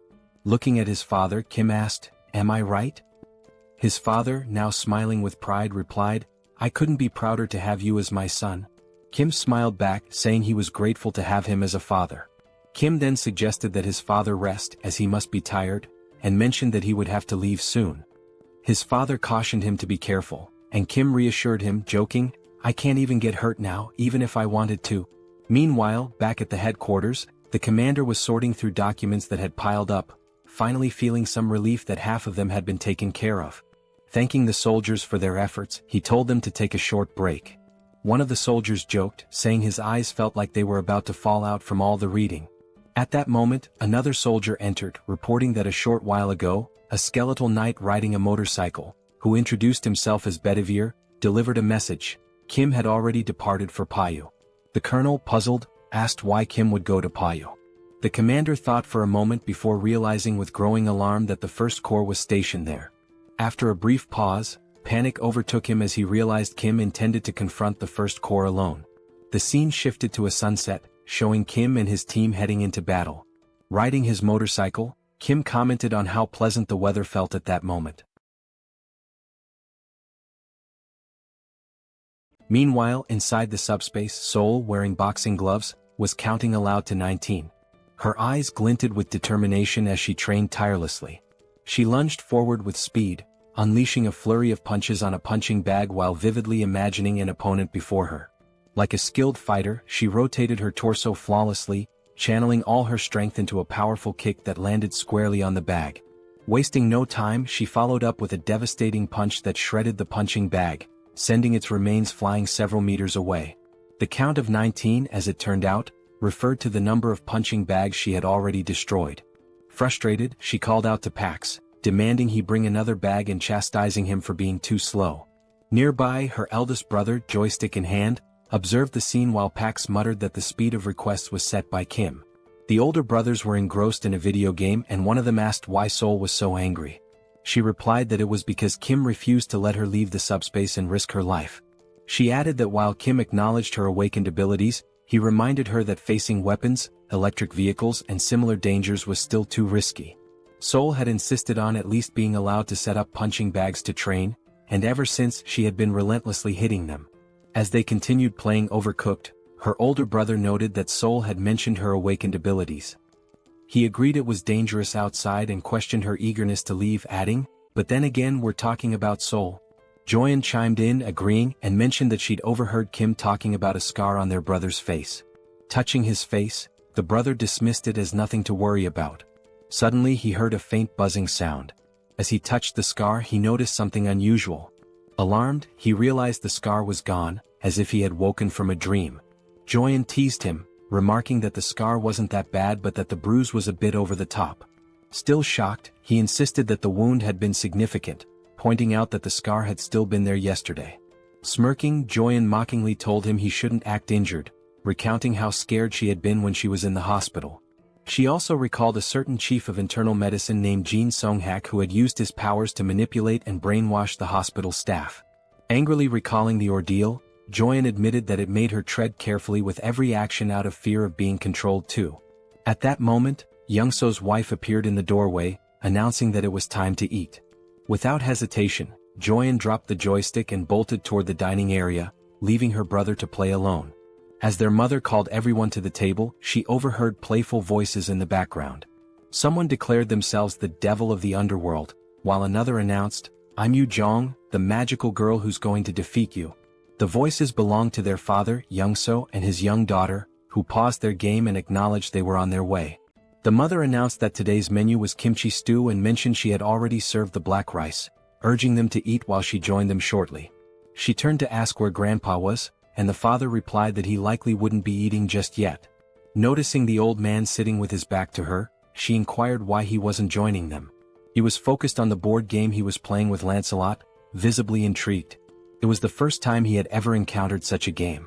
He marveled at how Lancelot, despite never having played before, could be so skilled. No matter how hard he tried, he couldn't find a single weakness in Lancelot's strategy. He resolved to ask Lancelot to explain his methods when he returned, impressed by the brilliance of his gameplay. Back on the battlefield, the scene shifted to war tanks rolling steadily toward an unknown destination. Suddenly they stopped and opened fire, their shots striking a target ahead. Another volley followed, resulting in a massive explosion at the impact site. From the devastation, a radiant blue light emerged, illuminating the entire area where the tank's shells had landed. As we approached, we noticed that the blue light was actually Kim's subspace, which had been struck by the attacks. In retaliation, Kim launched several missiles. The system screen displayed the status of the missiles, noting that they were ranked rare and had the ability to penetrate and explode. The missiles struck the war tanks, destroying them in the blink of an eye with small explosions. One by one, all the tanks that had previously been attacking Kim were now obliterated. Observing the situation, Kim remarked that he had avoided using high-explosive weapons to prevent any harm to civilians who might be nearby.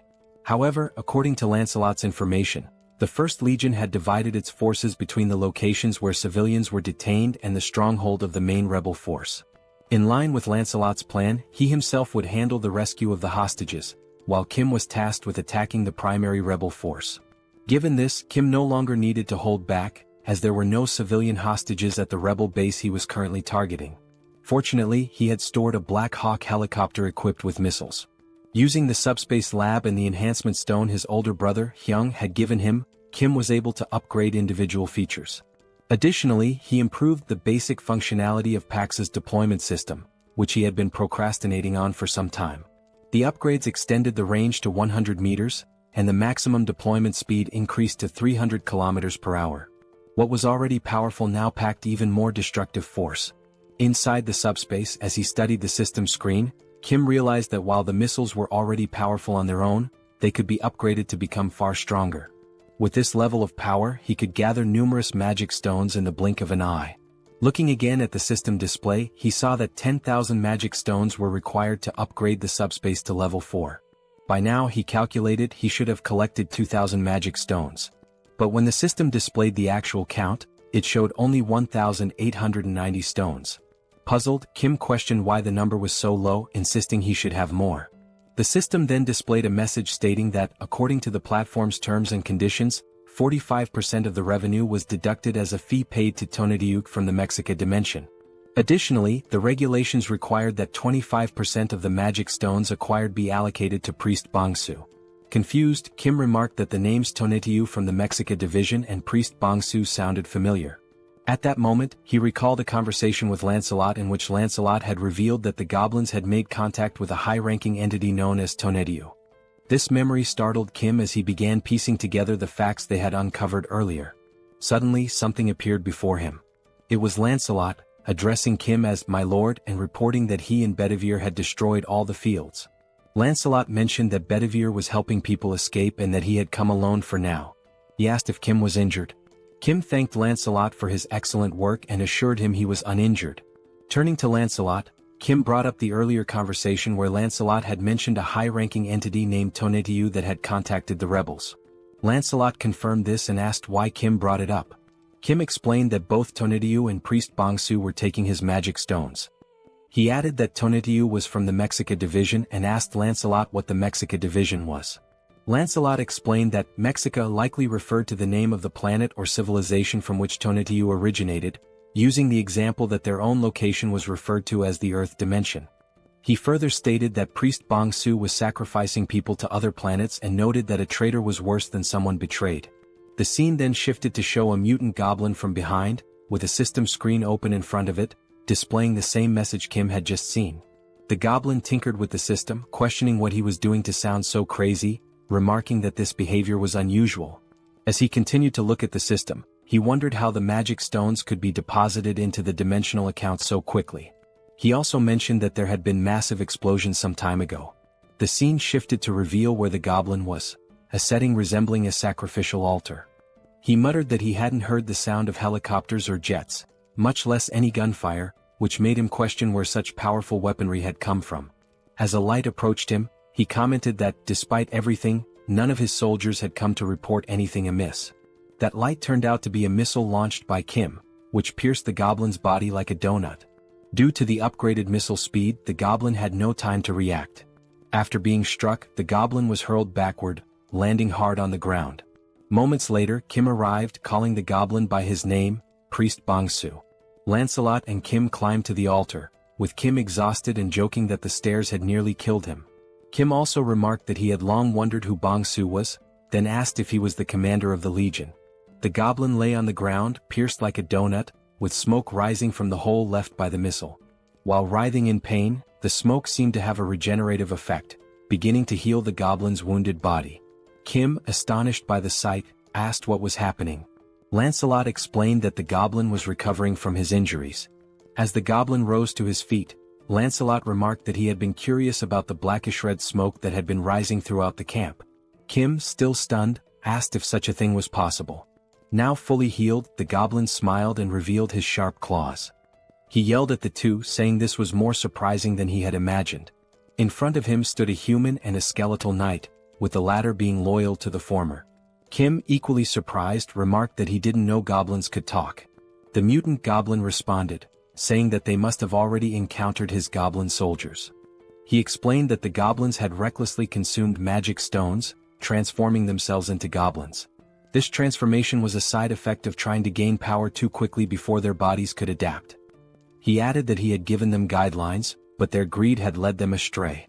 The goblin then speculated that since Kim had a dimensional account, he must be an 8th level hierarchy user.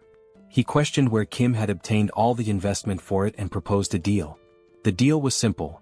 Kim and his allies should cease their destruction and leave the area, and in return the goblin would refrain from harming them. Brimming with arrogance, the goblin declared that, as they had seen, they couldn't kill him. If he wanted, he could kill both Kim and Lancelot right now. However, the only reason he hadn't done so yet was that it would cost him some damage. Priest Bongsu concluded by saying that fighting at a time like this was nothing but a waste of time. Lancelot retorted that the goblin couldn't kill them either, let alone leave a scratch, and invited him to try if he wanted. Meanwhile, Kim was deep in thought, pondering the sudden offer of peace. He questioned whether he could truly kill the goblin or not. If he couldn't, it was likely due to the mysterious smoke. Staring at the goblin, Kim wondered about the true nature of the smoke, suspecting it might be a remnant of human sacrifices. He recalled that Lancelot had mentioned seeing the smoke at the camp, though he hadn't seen it himself. If he had, perhaps he could have deduced its principles. Looking beyond the goblin, Kim noticed a strange hum and a dark red smoke gathering in the sky. He glanced upward, questioning why the smoke was also in the sky. The heavens glowed a deep scarlet, resembling a scene that signified the end of the world. As Kim stared upward, he was caught off guard by something that made his eyes widen and his body tremble with fear. In the sky, a massive sphere appeared, resembling a glowing, terrifying red eye, unlike anything he had ever seen before. The smoke enveloped the sky, particularly around the enormous eye. Kim stood frozen, overwhelmed and unsure of what to do as he gazed upon such a colossal and awe-inspiring sight. Looking up at the sky, Kim wonders what exactly he is seeing. Still in shock, chills run down his spine as he questions whether the entity before him is truly a high-ranking being. Priest Bongsu smirks, clearly amused by Kim's reaction. The goblin remarks that it must be Kim's first time encountering such a creature, as they usually never appear due to classification restrictions. However, he explains that Lord Tonediu is different from other beings. Unlike them, Tonediu will descend in person. Placing a hand on his chest, Bongsu claims that he alone has the power to make this happen. Still grinning mockingly, he taunts Kim, pointing out how foolish he has been. Despite that, he decides to grant Kim a chance, but only because of his abilities, which he finds too intriguing to waste. But there is a condition. Kim must kneel, beg for forgiveness and plead for his life. Only then will he be granted the honor of becoming Bongsu's right-hand man. Before he can finish speaking, Lancelot dashes forward, delivering a powerful strike that slices through Bongsu's neck in an instant. Lancelot is enraged that a mere goblin dared to place himself above his master.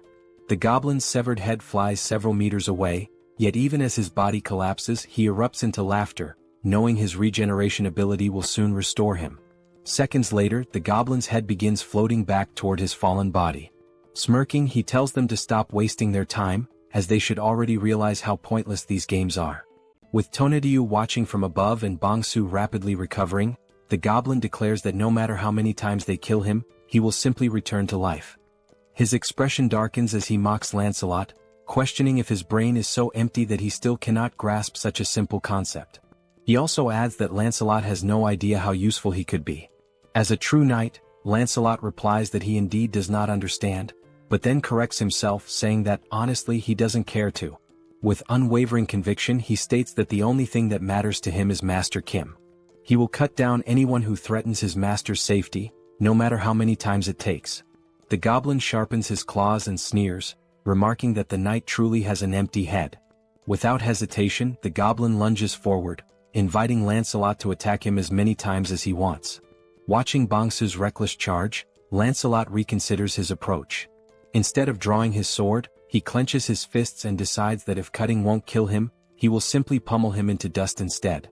With lightning-fast speed, Lancelot lands a devastating punch to the goblin's face. Bongsu has no time to react. With a single blow, his nose is shattered, several teeth are broken, and blood spews from his mouth. The goblin recovers quickly and, grinning, remarks that Lancelot's fists are not bad. However, even with that strength, they are still useless. Boasting about the blessing of immortality, the goblin fails to notice Lancelot moving. Wasting no time, Lancelot seizes him by the hair with his right hand. Focusing all his strength into his left fist, Lancelot states that if something doesn't work, then he will simply make it work. Bongsu's expression instantly shifts to fear as he stammers, pleading for Lancelot to wait a moment. Without mercy, Lancelot begins his onslaught. With the first punch, even more teeth shatter and blood splatters everywhere. But he does not stop there. He continues throwing blow after blow, a relentless flurry of strikes so brutal that the scene is censored, as there may be children watching this absolute manhwa. While Lancelot buries his fists into the goblin's disfigured face, Kim silently observes. He recognizes that Lancelot is doing his best, but if he cannot defeat Tonedyu, Bongsu's regeneration will continue endlessly. Looking up at the gigantic eye in the sky, Kim realizes that it must be dealt with. However, removing it might be impossible without a proper plan. Still gazing upward, Kim forces himself to think. After a few moments, he wonders whether there is at least a way to stop Bongsu's regeneration. Then, a memory surfaces. He recalls how he disrupted the mind control of that muscular man. He had used SUBSPACE. While Lancelot continues pounding Bongsu's face beyond recognition, Kim finally calls out to him. Lancelot halts his fun momentarily. Bongsu, still suffering in Lancelot's grip, keeps insisting that none of this matters. It is pointless. Ignoring him, Kim activates his power and gives a command. Throw the goblin into SUBSPACE. Without hesitation, Lancelot swiftly hurls Bongsu toward the portal. The moment the goblin makes contact with it, the system issues a notification. Warning, entity Bongsu is attempting to enter SUBSPACE. Do you wish to allow access? Then, Kim grants permission, and the system confirms that entry has been allowed. Inside SUBSPACE, while Joyeon is carrying supplies, she notices the portal opening. Instinctively, she assumes that Kim, her third brother, has returned faster than usual this time. However, before she can finish her thought, the system issues an alert. An unidentified energy attempting to enter from the outside has been blocked. Her eyes widen in shock as she sees what is now before her. A scream escapes her lips as a malnourished goblin comes flying into SUBSPACE, hurtling directly toward her. Before the goblin can crash into her, potentially causing harm, someone catches him midair. It is Seoul who, with a sharp glare reflecting her frustration at being trapped in SUBSPACE, declares that this is not number 3 and demands to know what exactly it is. Lifting the goblin by the head, she catches sight of something beyond the portal that immediately grabs her attention. She spots Kim and, still holding the goblin up, asks if this creature is one of his friends. With a demonic grin, Seoul surges forward, dragging the miserable Bongsu toward Kim. Kim, eyes wide with panic, shouts for her to stop. Terrified and drenched in sweat, he quickly defends himself and orders the system to shut the SUBSPACE portal immediately. Only then does he issue the command to remove Bongsu's registration from SUBSPACE. The system notifies that it is canceling Bongsu's registration. A moment later, the malnourished goblin is forcefully ejected, thrown out of SUBSPACE, losing one of his teeth in the process. In the background, Seoul watches the scene unfold, her expression filled with hatred and amusement. As the portal closes, she speaks again, asking if Kim sees what just happened. because that will be his future. Bong-soo, now sprawled out on the ground, remains motionless. Meanwhile, Kim is still shaken, not by the goblin but by what Seoul might do to him. With a shudder, he mutters that, for a brief moment, Seoul was more terrifying than Tonetiyu has ever been. The system then sends another notification. The ownership of a dimensional account has been transferred. Since Kim already possesses a dimensional account, the mana stones will automatically merge. The new total, 14,823 mana stones. Reading the notification, Kim is stunned. The suddenness of it all leaves him struggling to process what just happened. Staring at the system display, he realizes that Bong-soo must have acquired a massive amount of mana stones through taxation. Then, something else catches his attention. The Tonetiyu tax notification is missing. That means, Kim abruptly halts his train of thought and looks up toward the sky. Only then does he realize, the enormous threat and the ominous red-black smoke are gone. The sky is now clear, bathed in the gentle glow of the moonlight. Kim turns to Lancelot, stating that Tonetiyu is gone. Lancelot recalls that Bong-soo had claimed he was the only one capable of summoning Tonetiyu, which means that, in some way, Kim must have severed the connection between them. Lancelot then speculates that now that Tonetiyu has failed once, he might never attempt to return. Hearing this, Kim finally relaxes, dropping down to the ground in exhaustion. Seated, he admits to Lancelot that he genuinely thought his heart was going to stop. Despite barely having fought, he feels more drained than ever before. Just as Kim begins to rest, a familiar voice calls out his name. Turning around, he sees soldiers ascending the stairs, shouting for him and asking if he is all right.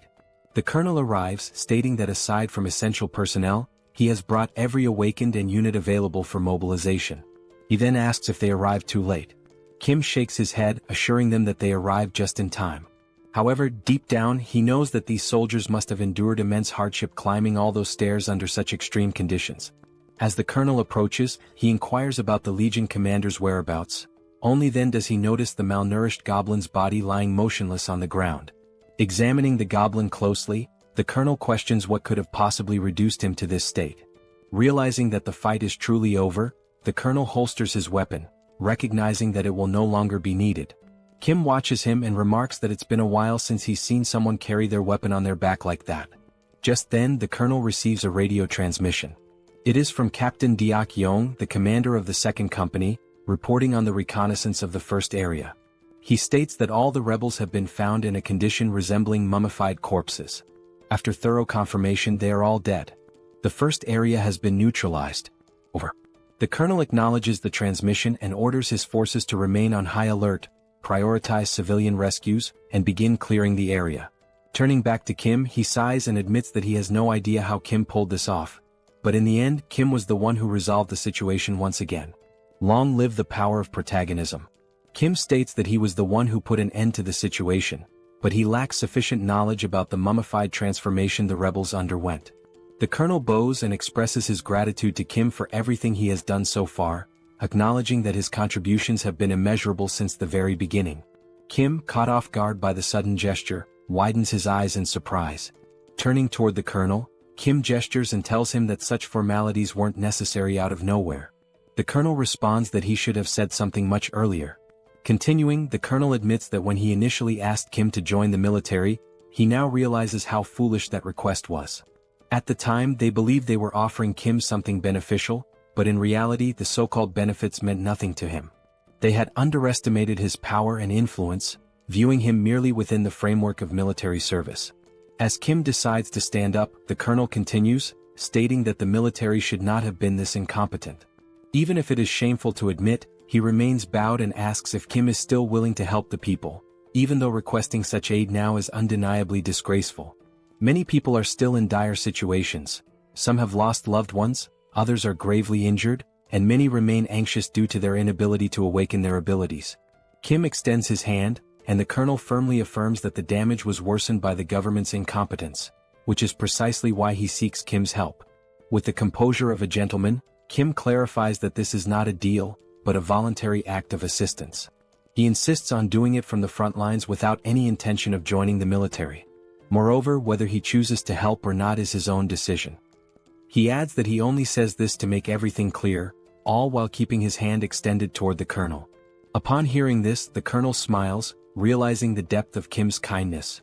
his willingness to help without expecting anything in return. Only then do the two shake hands, signifying mutual agreement.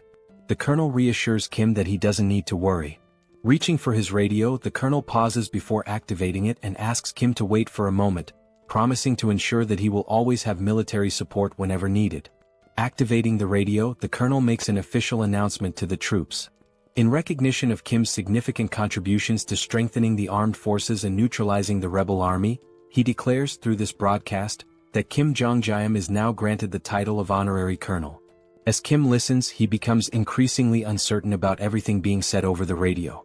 The colonel continues, stating that from this moment forward, all military personnel without exception must show full respect to the newly appointed honorary colonel, Kim Jeong-gyeom, and cooperate with him whenever necessary. He adds that a response is not required, but whenever possible, everyone who hears this message should pass it along to others. Over. Still in shock, Kim mutters that there was no need to take things this far. Then the colonel salutes Kim and, with a cheerful tone, states that the soldiers will handle the cleanup and resolve the rest of the situation. He then orders Kim to rest, noting that it is getting late. Hearing this, Kim's face flushes red, and he protests, saying that he is not a soldier, so there is no need for such formalities. The colonel responds that if it makes him uncomfortable, he should simply ignore it, but reiterates once again that Kim has done an outstanding job. As the colonel steps back to rejoin the rest of the military personnel, Kim, still slightly flushed, comments on how exhausting everything is. He then tells Lancelot to rest as well, acknowledging that he too has worked hard. Lancelot responds by saying that Kim also did a great job and, by the way, asks if there is any news about Bedivere. Kim agrees, realizing that in his exhaustion he hadn't even thought about it. However, he suddenly smiles upon remembering that the subspace has a recovery function for lost items. He immediately gives the command for the system to retrieve the items. The system then notifies him that the recovery function does not work for items that have been moved beyond a certain distance, instructing him to stay close to the item and use the ability again. Disappointed, Kim realizes the limitations of the ability upon reading the system message. Thinking back, he recalls that when he used it with Seoul, she was practically right next to him. Since he cannot use the ability at the moment, they need to move. Calling out to Lancelot, Kim asks him to come along, suggesting that on the way they can also upgrade Pax's level. Lancelot nods in agreement, saying he understands. The system then confirms that 10,000 mana stones have been used to level up the subspace, noting that abilities can still be used during the upgrade. The remaining mana stone count is now 4,823. Meanwhile, in another area, soldiers begin mobilizing to assist the survivors, instructing them to form slow and orderly lines. They reassure the survivors that if they need anything else, they should speak up, as the military can provide food and water as necessary. At the same time, Kim turns to Lancelot, mentioning that he just thought of something. Since the soldiers are focused on helping the survivors, he wonders what Bedivere might be doing at this moment. The scene shifts to Bedivere, who is holding a document in his hands. While examining it, he mutters that he has found it, admitting that it was a good idea to change routes. After all, who would have guessed that entering a random building out of boredom would lead to the discovery of documents like these? Now crouching as he reads through the papers, Bedivere remarks that Kim will definitely be pleased when he brings these findings back. However, he can't help but wonder what kind of place this is, given the sheer number of documents. This is already the third one he has come across. Some time had passed, and in the meantime the system continued displaying the progress of the subspace upgrade, now at 45%. The documents that Bedivere had found all turned out to be dimensional being registration requests. Now holding the documents in his hands, Kim asks Bedivere if he was the one who found all of them, to which Bedivere confirms. Kim thanks him, thinking that these might have a good use after all. He spends some time considering what exactly he can do with them. Then he opens a portal to the subspace and sees Seoul waiting for him inside. However, just like the last time, she still has a terrifying expression and immediately tells Kim that she has been waiting for him, asking if he is ready. Joyeon, noticing Seoul's intent, urges her to hit Kim, saying that he left everyone worried. Seoul smiles and agrees to do just that. Kim quickly tries to calm them down, presenting the dimensional being registration document to Seoul, who at first does not understand what it means. Kim explains that he prevented her from leaving and kept her confined because he feared she might get hurt. However, with this document she can now fight alongside him without any worries. He also adds that he wants to see her kicking the monster's asses, making it clear that he didn't keep her locked up just to provoke her. As Seoul listens and reads the document, Kim feels relieved, thinking that saying this to her might have just saved his life. After reading it, Seoul points out a problem. For her to obtain the registration, she needs a dimensional account. Kim immediately acknowledges that she is right. As Kim admits that he had forgotten this detail, a fist slams into his chin before he can even finish his thought. Seoul punches him with full force, sending him flying and spinning through the air. But it doesn't stop there. Before Kim can even hit the ground, Seoul charges after him. Kim catches himself with one hand on the ground, preparing to run. As Seoul chases him down with an intimidating aura, Kim feels a sense of relief, because despite the sheer impact of the punch, it didn't hurt at all. Meanwhile, the system notifies that the subspace level up is complete. New items and additional upgrade options have been unlocked, along with a new ability, Subspace Life Support System. This ability enhances healing effects within the subspace. As Seoul continues chasing Kim, in the background, Lancelot, Bedivere, and Joyeon are watching the scene unfold. Joyeon bursts into laughter, saying that Kim deserves this. She then tells the knights that they should not interfere, as this is simply a demonstration of love between the sisters and their younger brother. Joyeon also notes that Kim is now at level 8, meaning no matter how much Seoul hits him, it won't hurt. Lancelot agrees, but Joyeon notices something is off about him. Looking back at the two knights, she realizes that they are trembling. Concerned, she asks if they are okay. As Seoul puts Kim in a rear naked choke, he starts thinking about how heavy the hold feels, even if it doesn't hurt. However, Joyeon suddenly interrupts their scuffle, shouting that something is wrong with the knights and calling for help. Kim immediately tells Seoul to let go and rushes over, asking about their condition. The knights are so weakened that they can't even stand. Lancelot places his hand on the ground, and soon after, both he and Bedivere are overwhelmed with pain. Seeing Lancelot and Bedivere collapsing, Kim and Seoul rush over, asking if they are okay and what happened so suddenly. Lancelot struggles to respond, saying that he has no idea what is happening. He also mentions that suddenly, his entire body started itching uncontrollably and burning. Joyeon immediately asks what kind of itching he is feeling. Bringing his hand to his head, Lancelot admits that he has actually been feeling this itch for a while, but now it has become much worse. Joyeon wonders what it could be, noting that such intense itching and stinging are not normal. She suspects that something might be poisoning them. Seoul then recalls that when she was bitten on the neck during the fight against the Skull King, her neck also itched. But now, it has completely healed. As Seoul describes how unbearable the itch was back then, Kim starts thinking hard, trying to figure out what could have caused the poison.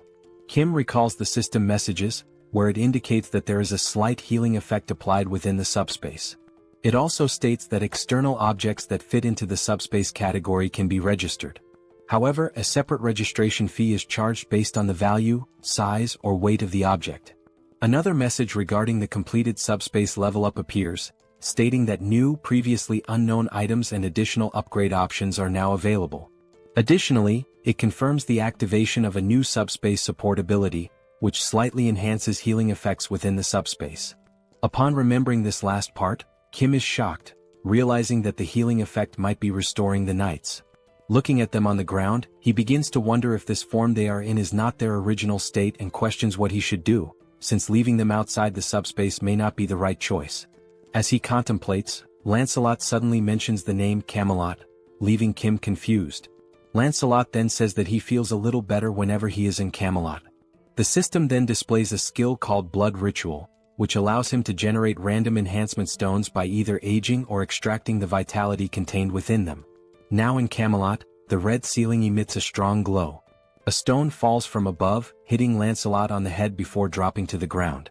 The knights immediately kneel in reverence before Master Kim, and Kim kneels as well to pick up the white stone that had just fallen. Now holding two stones, Kim observes that the white stone appears to have just been created, whereas a blue stone, already lying on the ground, seems to have been there for some time. The system displays the statuses of both stones. The white stone has a resistance option, while the blue stone possesses electric attributes along with penetration and shock effects. The two knights speculate that the blue stone must have been there for a while. Now holding both stones, Kim realizes that the Camelot ability, Blood Ritual, does not only activate manually but also functions automatically. He also thinks that it was a good decision to keep sisters number 1 and number 2 away from here. Still deep in thought, he notices that he does not feel any itching or stinging sensation, leading him to believe that the blood ritual effect does not apply to the owner of the item. Still kneeling, Lancelot apologizes to Master Kim, expressing shame for showing such a weak side as a knight. As Kim stands up, he reassures them that there is no need to worry, acknowledging that they must have been in great pain. He also states that he should be the one apologizing for being careless. Kim then asks if they feel better when inside Camelot, to which Lancelot firmly confirms that it is definitely much better. Hearing this, Kim smiles and declares that from now on, whenever they enter the subspace, they should remain in Camelot for their own well-being, and for his as well. Lancelot, realizing that simply resting there allows them to be of help, expresses his happiness, while Bedivere also gives his gratitude. Seeing both knights kneeling before him, Kim asks them to stop with the formalities, stating that he is the one who is truly grateful for everything. Looking at the stones in his hands, Kim reflects on how the subspace life support system and Camelot's vitality extraction, two systems with completely opposite properties, somehow create a fantastic harmony of perpetual motion. Closing his hands around the stones, he comes to an exciting realization. He now has the ability to produce enhancement stones infinitely, increasing his abilities as he strengthens these superpowered capabilities and expands their applications. He then remembers Tonediu in the sky with that enormous red eye, and acknowledges that he is still not strong enough to deal with it. Kim understands that he must become stronger to defeat higher-level enemies. Furthermore, he needs to fully understand his abilities and learn to use them effectively. Determined, he sets off, thinking that now that the subspace level has increased, he should check what new functions were added in this upgrade. Meanwhile, outside the subspace, in the real world, two military officers are having a conversation. The colonel asks if it is really true that the rebels disguised themselves as the national army, raised the national flag, and used it to lure people in for sacrifices. The other soldier confirms that it is indeed true, adding that they even had a reward system, offering magic stones to those who brought in more sacrifices.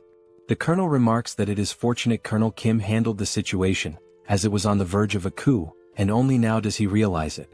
The colonel also states that he will inform Kim about the additional supplies as listed and that the essential troops should be selected while the rest are sent back. The other man agrees, salutes and leaves. After that, something catches the colonel's attention. Looking toward the horizon, he sees a bright light descending from the sky. It is only then that he realizes morning has arrived, and there is still much work to be done. At that moment, the system screen appears before him, prompting him to read it. The system displays a notification from the multidimensional Chamber of Commerce, announcing that recent activities have included free exploration, internal and external projections within Earth's dimension. Additionally, Earth has generated 13,117 new cases of internal projection blessings, and the same message appears on Seoul's screen, continuing with the information that, through 17 cases of induced negative growth targeting free merchants, Earth's dimension has demonstrated sufficient growth and profit potential for the multidimensional realm. Seoul wonders aloud what this message means by multidimensional. The system continues, stating that, as a result, the multidimensional Chamber of Commerce has evaluated Earth's growth as grade BB-. Based on this assessment, the second exploration proposal has garnered significant attention. Another message reveals that, according to the detailed opening strategy of the multidimensional Chamber of Commerce, an official bidding competition for all regions of Earth will be held in 7 days. Seoul turns to Joy and asks what this means. The messages continue, explaining that residents from other dimensions and from Earth who participate in the proposal will select representatives for each region, who will then compete for potential profits according to the rules established in the bidding competition. It seems this system message has appeared for everyone, as even a mother cooking in the kitchen has received it. The system further states that if other dimensions win, they will install portals in the corresponding regions to facilitate future exploration. However, if Earth's residents win, they will receive separate rewards. Additionally, it is revealed that more detailed information about the bidding competition will be announced 24 hours before the event begins in each respective region. Finally, the multidimensional Chamber of Commerce awaits Earth's support and participation. Upon reading this, Kim tells everyone that, in other words, they are planning to come in full force. It is all pointing in that direction. The two sisters question whether this is some kind of joke, to which Kim replies that it is not, pointing out that the document that elevated him to an 8th-level entity was also issued by the multidimensional Chamber of Commerce. The mother, now visibly frustrated, asks if all the monsters sent so far could be the work of this Chamber of Commerce. She grows even more irritated, demanding to know who they are to send monsters like this and questioning if they are aliens. She continues, expressing her indignation at how they dare to talk about rights to exploration, bidding and competition over Earth. Both Kim and Joy smile, and Kim admits that he does not know much about it either, but what he does know is that the multidimensional Chamber of Commerce does not take anything seriously, treating everything like project proposals, bidding contests, and so on. Realizing this, it becomes clear that the bidding competition, structured with these rules, is essentially a kind of game that will take place across the entire Earth. At that moment, the system reappears, but this time only for Kim, announcing that he has been identified as the entity with the highest profit in the Seoul region during the free exploration period. It further states that if he accepts the position of regional representative, he will gain access to more detailed information about the competition. However, if he refuses, the selection authority will be transferred to the second highest profit-generating entity. Reading this message, both Kim and Joy are taken aback, and Joy questions what it means, pointing out that she did not receive the same message. Kim's older brother then explains that if Kim accepts the role of Seoul's representative, he will be participating in the bidding competition. The mother asks what exactly this competition entails, to which the older brother admits he does not fully understand, but judging by the context and system messages, it is likely that they will be competing against alien life forms from other dimensions. Upon hearing this, everyone in the room falls silent, their expressions shifting as their eyes widen in shock, creating a tense yet electrifying atmosphere in the room. The system reappears before Kim, stating that if he accepts the position of representative, he will be able to select up to 100 members, including himself, to participate in the bidding competition. It then asks if he accepts the role of representative. Standing alongside his sisters and looking at the message, he ponders whether he should truly accept and take on this responsibility. Then, with a determined look, it seems that Kim has made his decision. Sometime later, the colonel questions whether this is really true. He is speaking with Kim, who confirms that it is indeed true. He has accepted the role of Seoul's representative. He explains that they have tasked him with recruiting up to 100 team members to face the alien forces invading Seoul. Kim also mentions that for now he has included the 2 knights in Seoul to participate in the first battle, but as a precaution he has also registered his family members in the SUBSPACE. However, they still need to recruit approximately 80 more people. The colonel, now excited, shakes Kim's hand, exclaiming that this is a stroke of luck. With a relieved smile, he admits that he was deeply concerned about who would become the representative upon hearing about the bidding competition, but now that it is Colonel Kim, he feels much more at ease. Taking out a notebook from the pocket of his uniform, he asks Kim to take a look at it. Kim, surprised, asks what it is before reaching for it. Handing over the notebook, the colonel explains that it is a simple list of awakened individuals and their abilities, compiled by the Joint Chiefs of Staff. Since Kim mentioned needing to find 80 more fighters for the competition, this list should prove useful. Kim expresses his gratitude, but comments that perhaps special-class snipers would be better suited. The colonel, caught off guard, asks if he heard that correctly.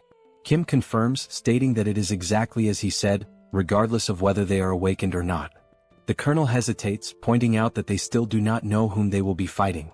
However, Kim disagrees, stating that when he accepted the position of representative, he gained access to detailed information about the bidding competition.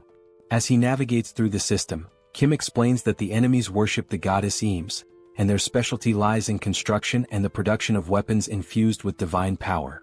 Instead of explaining further, he suggests that it might be better for the colonel to see it for himself.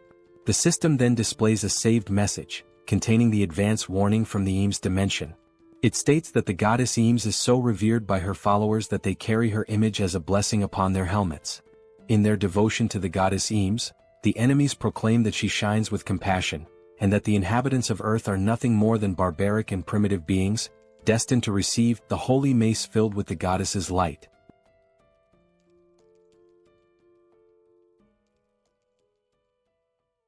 After Kim shows the video to the colonel, he opens another system screen to display the list of participants from the Eames dimension.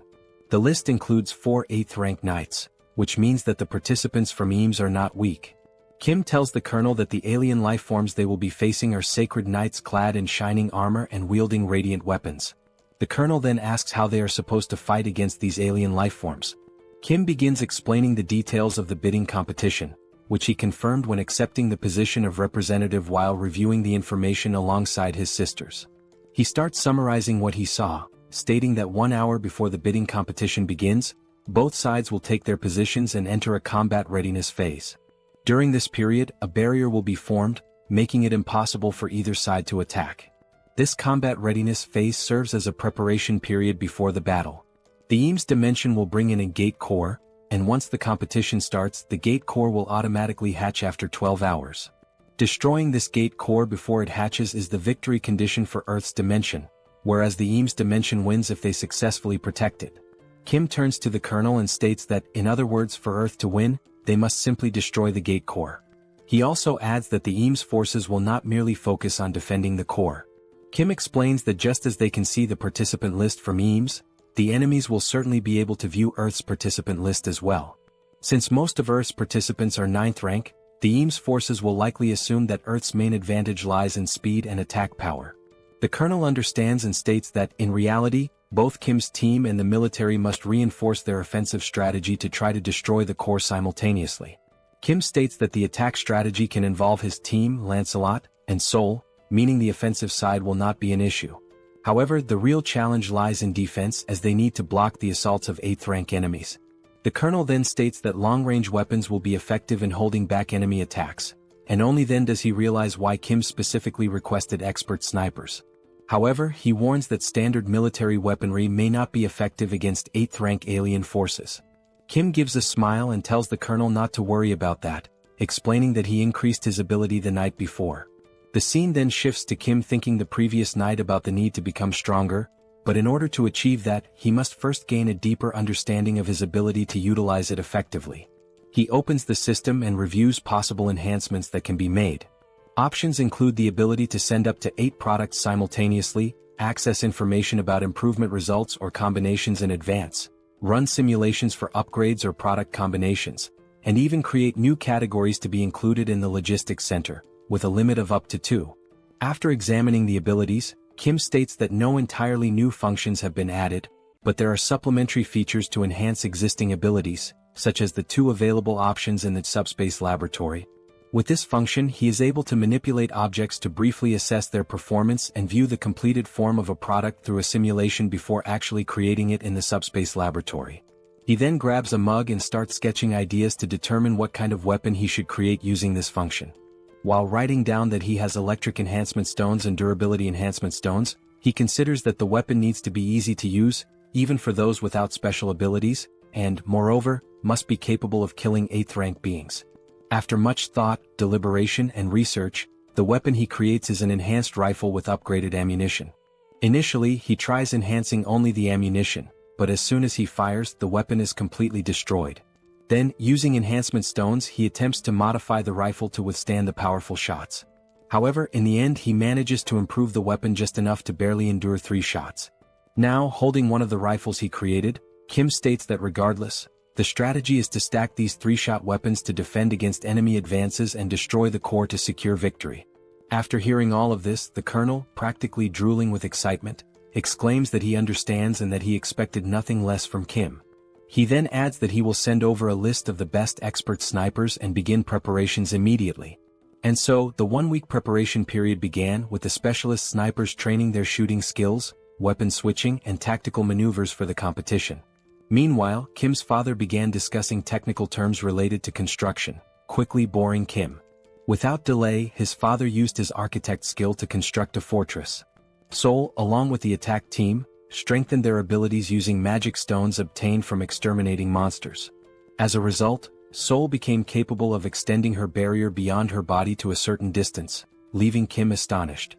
Additionally, Joy mentioned that she had also managed to level up her ability to level 2 and could now use healing with an area of effect impact. Seeing everyone's dedication and progress, Kim felt reassured, realizing that his team was now incredibly strong and that everyone could utilize their awakened powers. Time passed quickly, and now only 1 hour remained before the competition was set to begin. At the National Assembly building, a portal opened, and soldiers began emerging from it. Numerous warriors from the Eames dimension clad in the shining armor Kim had described earlier. However, among them, one soldier held the gate core, the key element that would determine the winning side in this battle. Observing from a distance through binoculars, Kim carefully analyzed the scene and concluded that the glowing orb was indeed the core. His father asked what he was seeing, and Kim responded that it was exactly as shown in the video he had displayed earlier, except for one odd detail. His father asked what seemed strange, and Kim pointed out that the Eames dimension forces were constructing structures beside the National Assembly building, likely to protect the gate core. Hearing this, his father asked if their constructions were superior to his own. Kim, however, simply considered the fact that the competition would begin in just an hour and questioned whether it made any sense to build something now, as there was no way they could complete it in such a short time. Setting the binoculars aside, Kim glanced downward and noticed something that took him by surprise. 5 knights from the Eames dimension stood motionless before the protective barrier. The leader among them began speaking, stating that he had reviewed Earth's participants and found that while there were a few at the 7th and 8th ranks, the majority were at the 9th rank. From above, Kim wondered if they were already preparing to attack and reach the defensive line. The knight then declared that the goddess Eames had spoken of mercy and salvation for the weak and that, in her name, they would grant such mercy and salvation to Earth. Suddenly, the knight's expression twisted into one of hatred as he proclaimed that their mercy would come in the form of tearing out the tongues of Earth's people while they were still alive, ensuring that no one could ever speak ill of them again. Their salvation would be granted by allowing them to repent for their sins through hard labor. From his vantage point above, Kim observed the scene and noted that it was quite the impressive speech, fitting for holy knights, but, glancing at the system screen, he commented that they were underestimating them simply because they were ranked 9th. The system screen then displayed a notification indicating that the bidding competition was about to begin. Down below, the leader of the Eames Knights gave the order to advance. Like primitive warriors, they charged forward, shouting that their actions were in the name of the goddess Eames. The colonel, seeing the enemies advance, immediately commanded all soldiers to open fire. The troops, armed with the rifles Kim had developed, took their positions and began shooting. A barrage of gunfire struck the approaching Eames Knights, the bullets carrying electric attributes. The shots pierced through their armor, leaving the knights stunned and confused as they struggled to understand what was happening. One of the soldiers, bewildered, questioned how it was possible for 9th-rank fighters to accomplish such a feat. Another knight shouted an order to use their shields for protection and continue advancing. One among them activated a barrier skill to block the gunfire and called for everyone to deploy their Eames barrier abilities. Their leader bellowed that, although they had no idea what kind of weapons they were up against, their shields were undoubtedly stronger. He ordered them to hold their ground and maintain their defenses. Believing himself to be insightful and strategic, one of the knights remarked that since their enemies were relying on long-range weapons, they would eventually run out of ammunition. If they could endure long enough, victory would belong to the Eames dimension. Meanwhile, up above, countless rifles were lined up, ready for use as the soldiers assisted each other in switching weapons after each rifle broke from firing its 3 allotted shots. The pile of discarded weapons had grown massive, prompting the military to inform Kim via radio that approximately 20% of the total weapon stock had already been used. Hearing this, Kim put away the radio and remarked that things were going much better than expected. He instructed them to keep up the momentum, as the attack team would soon begin their advance. The attack team, consisting of Lancelot, Seoul, and Kim, set out on 2 motorcycles to carry out their mission. The bikes moved at such incredible speed that they passed through the knights before they even had a chance to react or block their advance. One of the knights mentioned having seen 3 individuals heading toward the gate core, but another dismissed the concern, stating that it didn't matter and should be ignored since the core wouldn't be destroyed anyway. While defending with his shield, he shouted that their current priority was to hold the line and maintain their position. He acknowledged that the enemy appeared to have far more weapons than expected but reassured everyone that, once reinforcements arrived, they would be able to advance little by little. As a way to encourage his fellow knights, he urged them to endure just a little longer, assuring them that reinforcements would be there soon. Ignoring the knights entirely, Bedivere began hurling his infamous flaming bowling balls toward the battlefield. His absurd precision allowed the balls to curve perfectly through the air before striking their targets. His targets were none other than the Eames reinforcements advancing through the center of the battlefield. One of the knights, casually walking forward, noticed something unusual approaching but couldn't quite make out what it was. Then the flaming bowling ball struck, triggering a massive explosion that sent the Eames Knights flying in all directions. Upon hearing the explosion, Kim hit the brakes on his motorcycle. He already knew exactly what had happened. It was Bedivere's handiwork, expertly carrying out his task of intercepting the enemy in the middle of the battlefield. Refocusing on the attack line, the final objective remained. There they stood, Lancelot, Seoul, and Kim, stationed in front of the massive statue of the goddess Eames, awaiting the signal to launch their assault and destroy the core. Gazing up at the colossal statue before him, Kim recalled his initial thoughts when he saw them constructing something earlier. At the time, he had dismissed it as nothing important. Now, however, he couldn't help but wonder, How the hell had they managed to build such a massive structure at such an absurd speed? Still baffled by the sheer impossibility of it, he launched several missiles toward the statue. The missiles struck their target, resulting in a powerful explosion. However, as the smoke slowly cleared, the statue remained completely unscathed, not even a single scratch. Kim was taken aback. Even after being hit by enhanced missiles, the only visible effect was a radiant glow. Then he chuckled and came up with an idea. He remarked that, in moments like these, it would be rather interesting to store such an object inside the subspace. The system immediately prompted a question. Would you like to store the unfinished statue of the goddess Eames in subspace? At that moment, a soldier from the Eames army bellowed that Earth would be nothing more than pastureland for the Eames and that Kim and his people were nothing more than two-legged cattle. An elder, his voice hoarse from shouting, declared that they should be grateful and should bow to the sacred feet of Eames. He then questioned the foolishness of launching missiles at the statue. The soldiers accompanying the elder urgently warned him that it was too dangerous and urged him to retreat inside. However, the elder refused, insisting that he had to spread the words of the goddess Eames and cleanse the evils of Earth's dimension. As the elder spoke, something else caught Kim's attention. One of the knights advised the elder that, if he truly wanted to continue his speech, he should do so from inside. The elder, offended, demanded to know if he had committed some kind of sin to warrant such treatment, questioning why he wasn't allowed to speak outside. However, Kim was no longer listening. His focus had shifted to something else entirely. In the distance, Kim had spotted something interesting. While the elder argued with the knights, Kim's gaze locked onto a warehouse stocked with construction materials. A wide grin spread across his face as an idea took shape in his mind, an exceptionally good one. With a menacing aura and practically drooling with excitement, he ordered packs to store the warehouse. The system immediately responded, storing the temporary construction material warehouse of the Eames dimension in subspace. After that, the elder noticed something unusual in the surroundings. Looking back, he and the two knights realized that the warehouse filled with construction materials had vanished. Only then did he finally grasp who was responsible for this. Kim entered subspace and approached Young, who was lounging comfortably, asking if he was interested in piloting a helicopter again after so long. Young questioned the sudden request. He responded that he would love to fly and asked how he could help. Kim clarified that it wouldn't involve much flying, he just needed to ascend as high as possible. Excited, Young expressed his eagerness to give it a try. Meanwhile, Lancelot and Seoul sensed something off and immediately went on alert. Within moments, they noticed several spears descending from the sky, hurtling toward them. Seoul attempted to use her newly developed barrier ability to halt the incoming spears. However, the materials used to create objects in this dimension were far too strong, and the barrier could not withstand the impact. The spears shattered through the barrier, perfectly aligned to strike Seoul, who was momentarily frozen in place. Reacting swiftly, Lancelot stepped forward, using his sword to deflect the spear that was about to hit Seoul. She turned to Lancelot, questioning whether these were no ordinary spears. She explained that her ability had evolved to the point of stopping even Kim's enhanced bullets, yet she had failed to block these. Lancelot confirmed that these were far from ordinary spears, though it wasn't a matter of enhancement. Hearing this, Seoul became puzzled and asked what made them so special. Lancelot explained that he had heard of something like this before. A certain dimension had developed a technique that produced an effect similar to item enhancement. The knights then realized that Kim's group had been the ones who looted the warehouse. Enraged, they shouted the order to attack and continued hurling spears.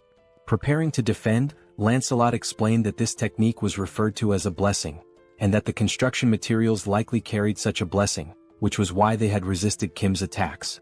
With his sword, Lancelot skillfully deflected another spear aimed at them. The deflected spear soared toward Seoul, who caught it midair. Now holding the spear in her hands, Seoul grinned and remarked that, regardless of the origin, this spear was incredibly powerful. Inside the helicopter, Kim observed everything happening below. Young noted that the number of incoming spears had decreased and announced that he was about to take off. Kim acknowledged the update and instructed him to ascend as high as possible. Still watching from the window, Kim set his sights on the enormous statue. It was undoubtedly the source of the enemy's increasing strength. As the helicopter approached the statue, he declared that he would bestow a blessing in the form of a gift to the Eames dimension. At that moment, he released the stolen construction materials from the highest altitude, naming the attack god's staff. The materials plummeted, striking the statue and obliterating it with the very essence of its own dimension. From a distance, Lancelot and Seoul observed in awe as the sheer power of these materials reduced the statue to rubble. As the dust slowly settled, something crushed beneath the debris became visible. Then the system broadcasted a message. The Earth dimension has won the bidding competition in the Seoul region by destroying the core of the Eames dimension's gate. Rewards will be distributed to all inhabitants of the dimension who participated in the competition. The rewards included dimensional accounts for all participants, 5,000 destroyed magic stones based on individual contributions, and additional items from the Eames dimension, which would be transferred and allocated accordingly. Without hesitation, the very first thing Kim did was register his entire family as 8th rank. As soon as the registration process was complete, the documents began dissolving in the hands of those receiving them. Just then, a paper descended from the sky, landing near Kim. He picked it up, puzzled by its contents and its sudden appearance. The system then issued another announcement. The commercial rights of the Lettal dimension, previously held by the Eames dimension, have now been transferred and allocated to the representatives of Seoul. With this, Kim had essentially obtained exclusive commercial rights to the Tertius region. As soon as they finished reading, a new portal, this time glowing red, appeared before them. Both his father and Seoul questioned what the portal was. Kim admitted that he wasn't sure, as he hadn't been the one to create it this time. He speculated that it might be related to the commercial rights mentioned in the document. Determined to uncover the truth, he gathered his courage and stepped forward, reaching out to touch the portal. However, a system message immediately popped up, stating, "Not a registered company. Please verify authority." Looking at the document, Kim was taken aback. Even with the rights granted to him, he still needed to register as a business entity. Opening the system, he was presented with an option. Would you like to sell the commercial rights to the multidimensional Chamber of Commerce? If sold, a total of 10,000 magic stones will be paid as the purchase price. Looking at the system message, Kim felt even more confused. He wondered what these commercial rights for the Lettal dimension really were, granted as a reward yet unusable without being registered as a company. And despite not being able to use them at the moment, the system was already offering to buy them for 10,000 magic stones. Kim pressed the option to decline the sale and grew increasingly frustrated as he read the message. To him, they were nothing but a bunch of thieves. They had given him a reward that he couldn't even use. Thinking about it further, he realized that the multidimensional Chamber of Commerce had been unfair from the very beginning. They had been forced to participate in a competition organized by the chamber itself, where every single opponent was of the 8th rank. Even while facing overwhelming disadvantages and unfavorable conditions, they had won.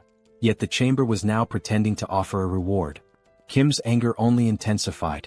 Crumpling the document in his hand, he refused to let the chamber profit from this. He wouldn't throw the document away, but unless they increased the number of magic stones, he wouldn't sell it either. After all, without his intervention, many more lives would have been lost. Observing Kim's irritation from afar, his father asked what was wrong.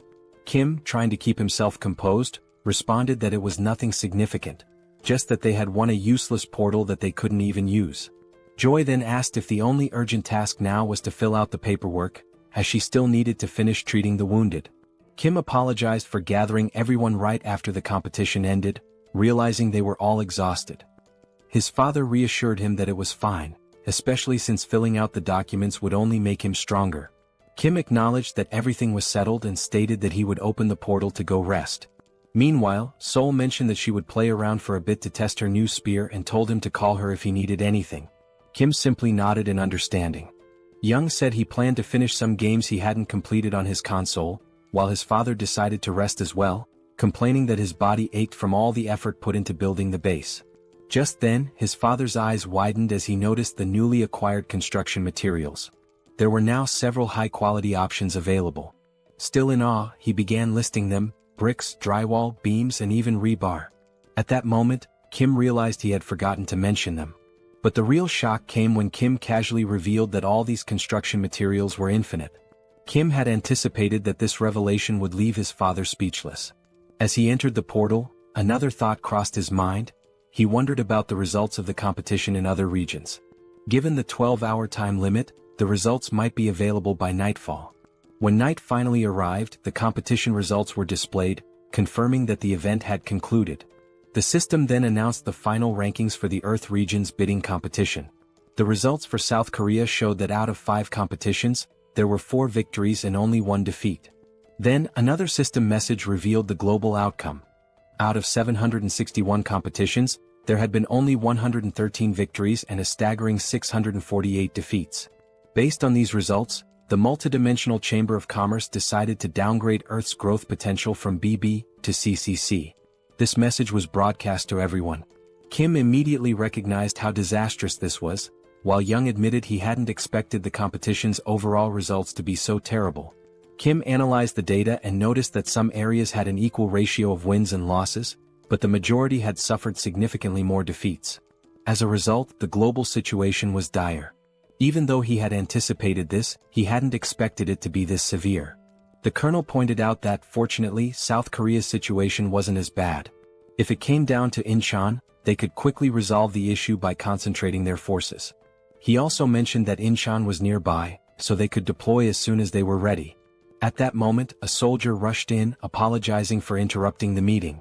He handed a report to the colonel, informing him that they had just received an urgent radio transmission from the 17th Division in Incheon and that the colonel needed to read the report immediately. Scanning the document, the colonel asked why Incheon had contacted them. The report stated that they had been defeated and were transmitting urgent engagement information. The enemy force was identified as the Lizard Men from the Sabros dimension, and their portal was currently located in Chinatown. These Lizard Men appeared to be a highly trained military force, engaging in both ground and aerial combat simultaneously, demonstrating superior mobility, and completely annihilating Incheon's team. The battle had ceased approximately 2 hours before the end of the competition, and after the fighting had stopped, the Lizard Men began organizing their forces, with even more troops emerging from the portal. Additionally, they had deployed a team for reconnaissance and securing access routes, which suggested a large-scale troop mobilization was underway. The reason for the urgent transmission was that, based on their movements, their next target was Seoul, which was exactly what the colonel confirmed in the report. Kim was surprised that they were heading directly for Seoul. Hearing this, Young found it highly unusual, reasoning that it was unlikely they were targeting Kim, as no one knew his exact location. Seoul remained deep in thought, while Young pointed out that furthermore, there was no bounty on Kim's head. Looking at the map, Lancelot noted that, given the proximity of the two cities, the Lizard Men were already close. Kim turned back to the system interface, where a new message appeared. From this moment onward, the names of the regional representatives who had emerged victorious in the Earth Dimensions competition would be displayed above their heads. Seoul also read the message and questioned what it meant, commenting on how random this was. If this actually happened, then Kim's name would appear above his head, and she wondered if there was any kind of badge instead. Kim instinctively looked up, trying to see if a name was displayed above him, but found nothing. He then questioned whether he was truly the regional representative. However, Lancelot countered, stating that if Kim wasn't the representative, then the entire competition made no sense. Kim, still confused, asked why it wasn't visible if that were the case. Seoul reread the system message and another announcement appeared. Starting now, 7th rank beings were partially allowed to travel through all installed portals on Earth. Furious, Seoul clenched her fists. She had just reached the 8th rank, yet this rule was exclusively for those of the 7th rank, meaning she would be trapped inside the subspace again. The system message continued, stating that dimensions that had acquired commercial rights by winning the competition could now establish portals in the corresponding regions to eliminate the Earth Dimension's regional representative. Everyone read the new rule and immediately felt outraged. This was incredibly unfair. The colonel then spoke, stating that from now on, they would have to face 7th rank beings and that the regional representatives would likely be the primary targets of these attacks. He compared the situation to a game of territorial conquest, but what stood out was that Kim did not have a name displayed above his head. At that moment, Lancelot had an idea of what might be happening. He asked for a moment to confirm something. Lancelot walked toward the window while Kim, confused, asked what was going on. Stepping outside the building, Lancelot held onto the window frame and looked up. What he saw left him stunned. The words "Seoul Representative" were massive, displayed not above Kim's head, but hovering above the entire building for all to see.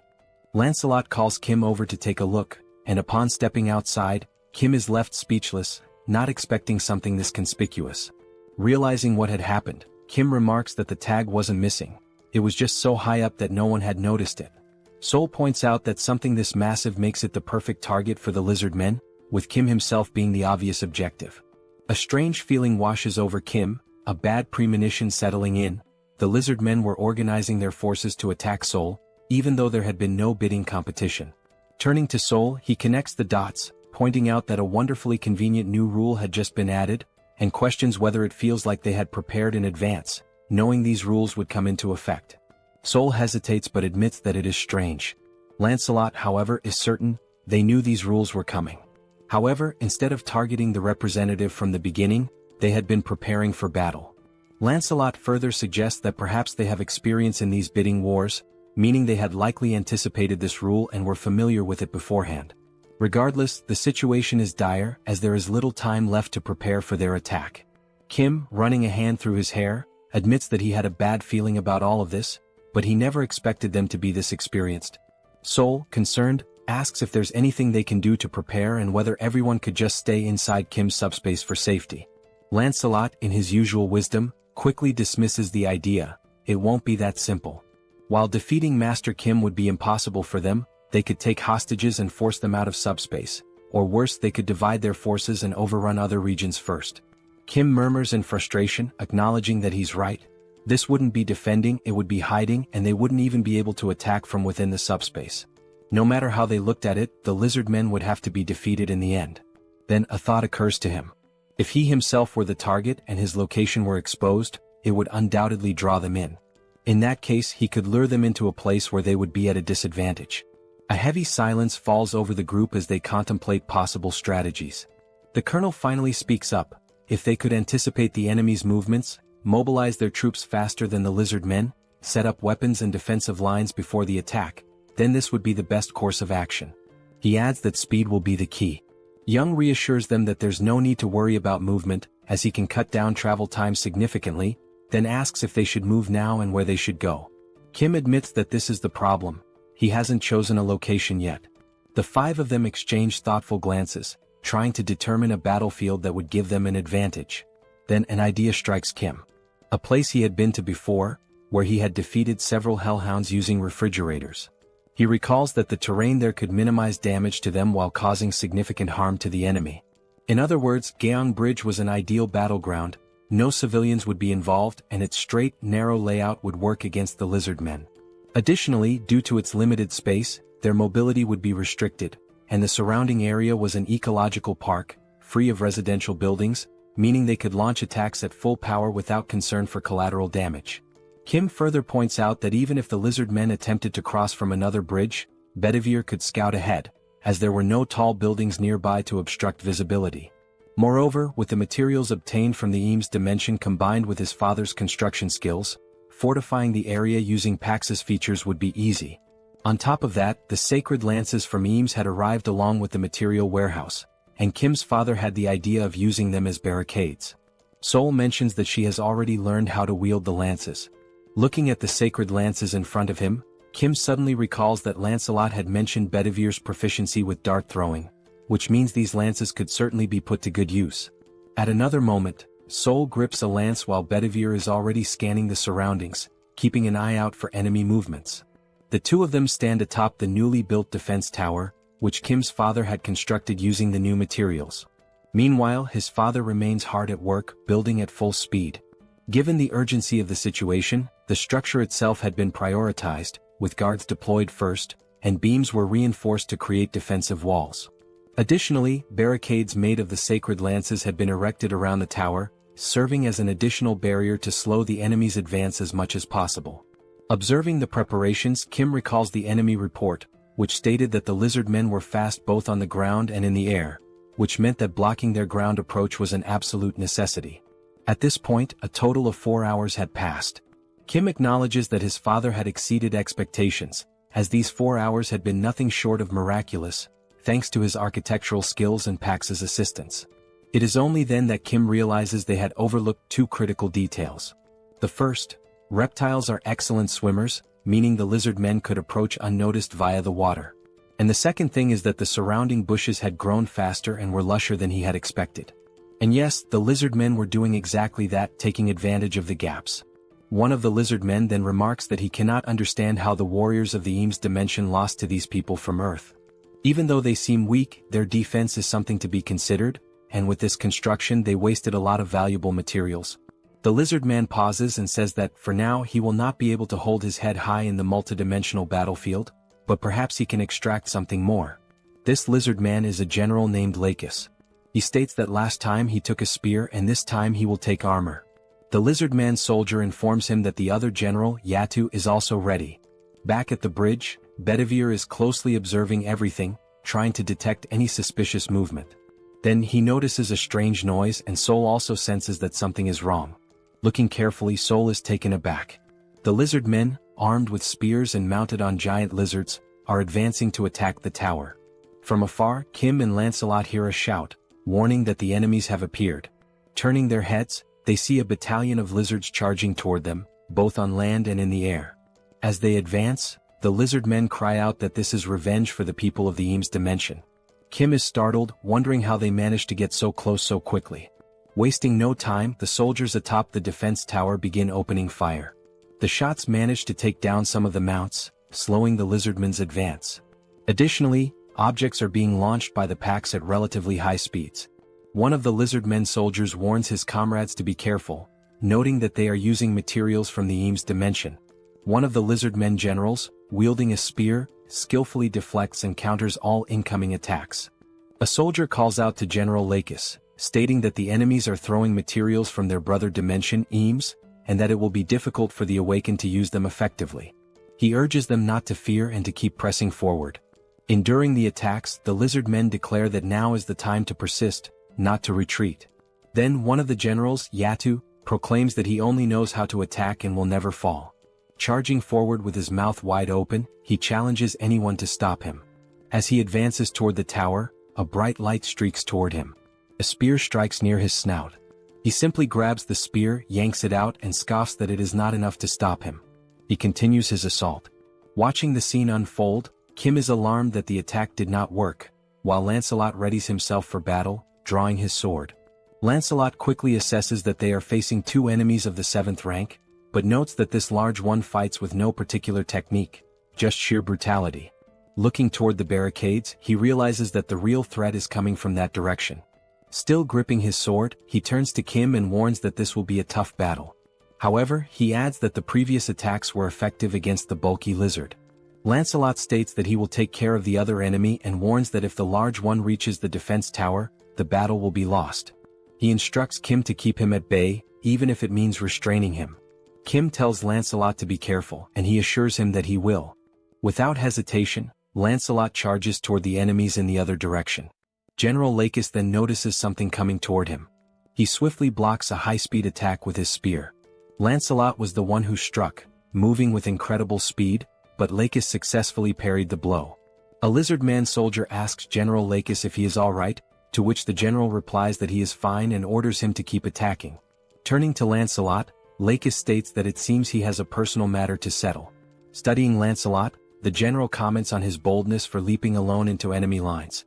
Furthermore, he notes that Lancelot specifically aimed for his neck, calling it a remarkable move. Lakis smirks, remarking that it has been a long time since he has encountered a warrior like this. He then asks Lancelot for his name. Lancelot introduces himself, and the lizard man is enthralled, calling it a magnificent name. Lakis introduces himself in return. Lakis acknowledges that Lancelot's goal is to keep him occupied. The only reason he is paying attention to him is because he recognizes him as a true warrior. Lakis adds that a warrior's instinct is to seek battle when faced with a strong opponent, and so he challenges Lancelot to a duel where their lives will be on the line. Without hesitation, Lancelot accepts, declaring that if Lakis does not value his own life, neither will he. Lakis laughs, praising Lancelot's fighting spirit, and declares that he will test whether his skills are as great as his resolve. Lancelot then raises a finger and tells him to wait, asking if he plans to fight while mounted on his lizard. Lakis states that this is truly unfair, as a warrior's duel to the death is meant to determine who is the strongest. Lancelot then remarks that the mount is merely a way for him to compensate for his lack of skill or even to save his own life. He goes on to say that even if he loses, he will not complain, urging the lizard man to come at him. Hearing this irritates Lakis and a tense atmosphere floods the area. Dismounting, Lakis begins walking toward Lancelot, who then asks if they are now evenly matched and ready to engage in a battle where their lives are at stake. Meanwhile, on the other side, the soldiers continue firing toward the lizard men. Their bullets find their marks, and some of the reptilian warriors are hit, tumbling from their mounts amidst the chaos. However, despite the casualties, their assault does not slow down. Determined, the lizard men keep advancing toward the defense tower, ignoring the danger and pressing forward. The soldiers, realizing that the enemy is closing in dangerously, shout to one another, ordering them to keep firing without hesitation. Suddenly, one of the mounts leaps unexpectedly and, with its sharp fangs, sinks a brutal bite into the shoulder of one of the military soldiers. The force of the attack sends him crashing to the ground, and as he falls, his comrades rush to his aid, shouting that there is a wounded man. Amid the chaos, a lizard man and his mount attempt to break through. One of the soldiers quickly takes command, declaring that he will tend to the injured and requesting cover fire. Additionally, he warns that more enemies are approaching rapidly. Before anyone can react, someone appears wielding a spear. In a swift motion, the spear is thrown, striking the mount that was about to breach the defenses. The impact is so powerful that the lizard man riding it loses his balance and crashes to the ground. He barely has time to process what happened before Seoul appears and, without hesitation, slams his head into the ground with a devastating strike, leaving him no chance to react. Seoul raises her gaze toward the soldiers and, with determination, declares that she will take care of any enemies that get close to the building. She then orders them to keep firing without stopping. A reckless lizard man, still mounted, charges straight at Seoul. Standing firm, she gathers all her strength into a single punch and, with one crushing blow, sends the enemy soaring into the sky like a ragdoll. Once again, Seoul shouts for the soldiers to keep shooting. They quickly obey, and their bullets strike the charging mount, bringing it down mid-attack. In the back line, Joy begins to act, using her healing abilities. The wounded soldier groans in pain as she works swiftly to treat him, assuring him that it will only take a little longer to finish. Meanwhile, the lizard men riding flying mounts notice a weak spot in the defense and launch a direct assault. However, before they can get close, one of them is struck mid-air by a spear, plummeting to the ground along with his mount. Another lizard man, sensing something approaching, tries to react but isn't fast enough. He too is hit, but this time the force is so great that his mount collides violently with another, creating a destructive impact. Even so, their numbers remain overwhelming. Despite those who have been taken down, many continue pushing forward, relentless in their attack. Some of the fallen remain pinned against the walls, while the others press on with even greater ferocity. From a distance, Bedivere observes the battlefield and realizes just how dire the situation is. He wonders whether he can handle such a large number of enemies alone and questions how long it will take before reinforcements arrive. Elsewhere on the battlefield, Yatu, the brute among the lizard men, slowly pushes forward, trying to defend himself against Kim's attacks. His body is already riddled with wounds, but he continues moving, grinning as he remarks that these attacks are quite impressive. Amused by the fight, he declares that this is excellent and asks if Kim has an even stronger attack that might actually affect him. Without hesitation, Kim launches several sturdy beams, the same ones he obtained during the battle in the Eames dimension. Yatu, however, merely blocks them, showing little concern. With each new strike, Kim hears Yatu commenting from afar that this continuous barrage leaves him no opening to advance. Hearing this, Kim realizes that Yatu is a complete idiot. He had been using the same automated attack from the very beginning, yet, for some reason, Yatu believed it to be a new tactic. Even as the beams continue firing relentlessly, Yatu seems increasingly impressed. Kim, on the other hand, recognizes that he has effectively trapped him. Now he must decide what to do next.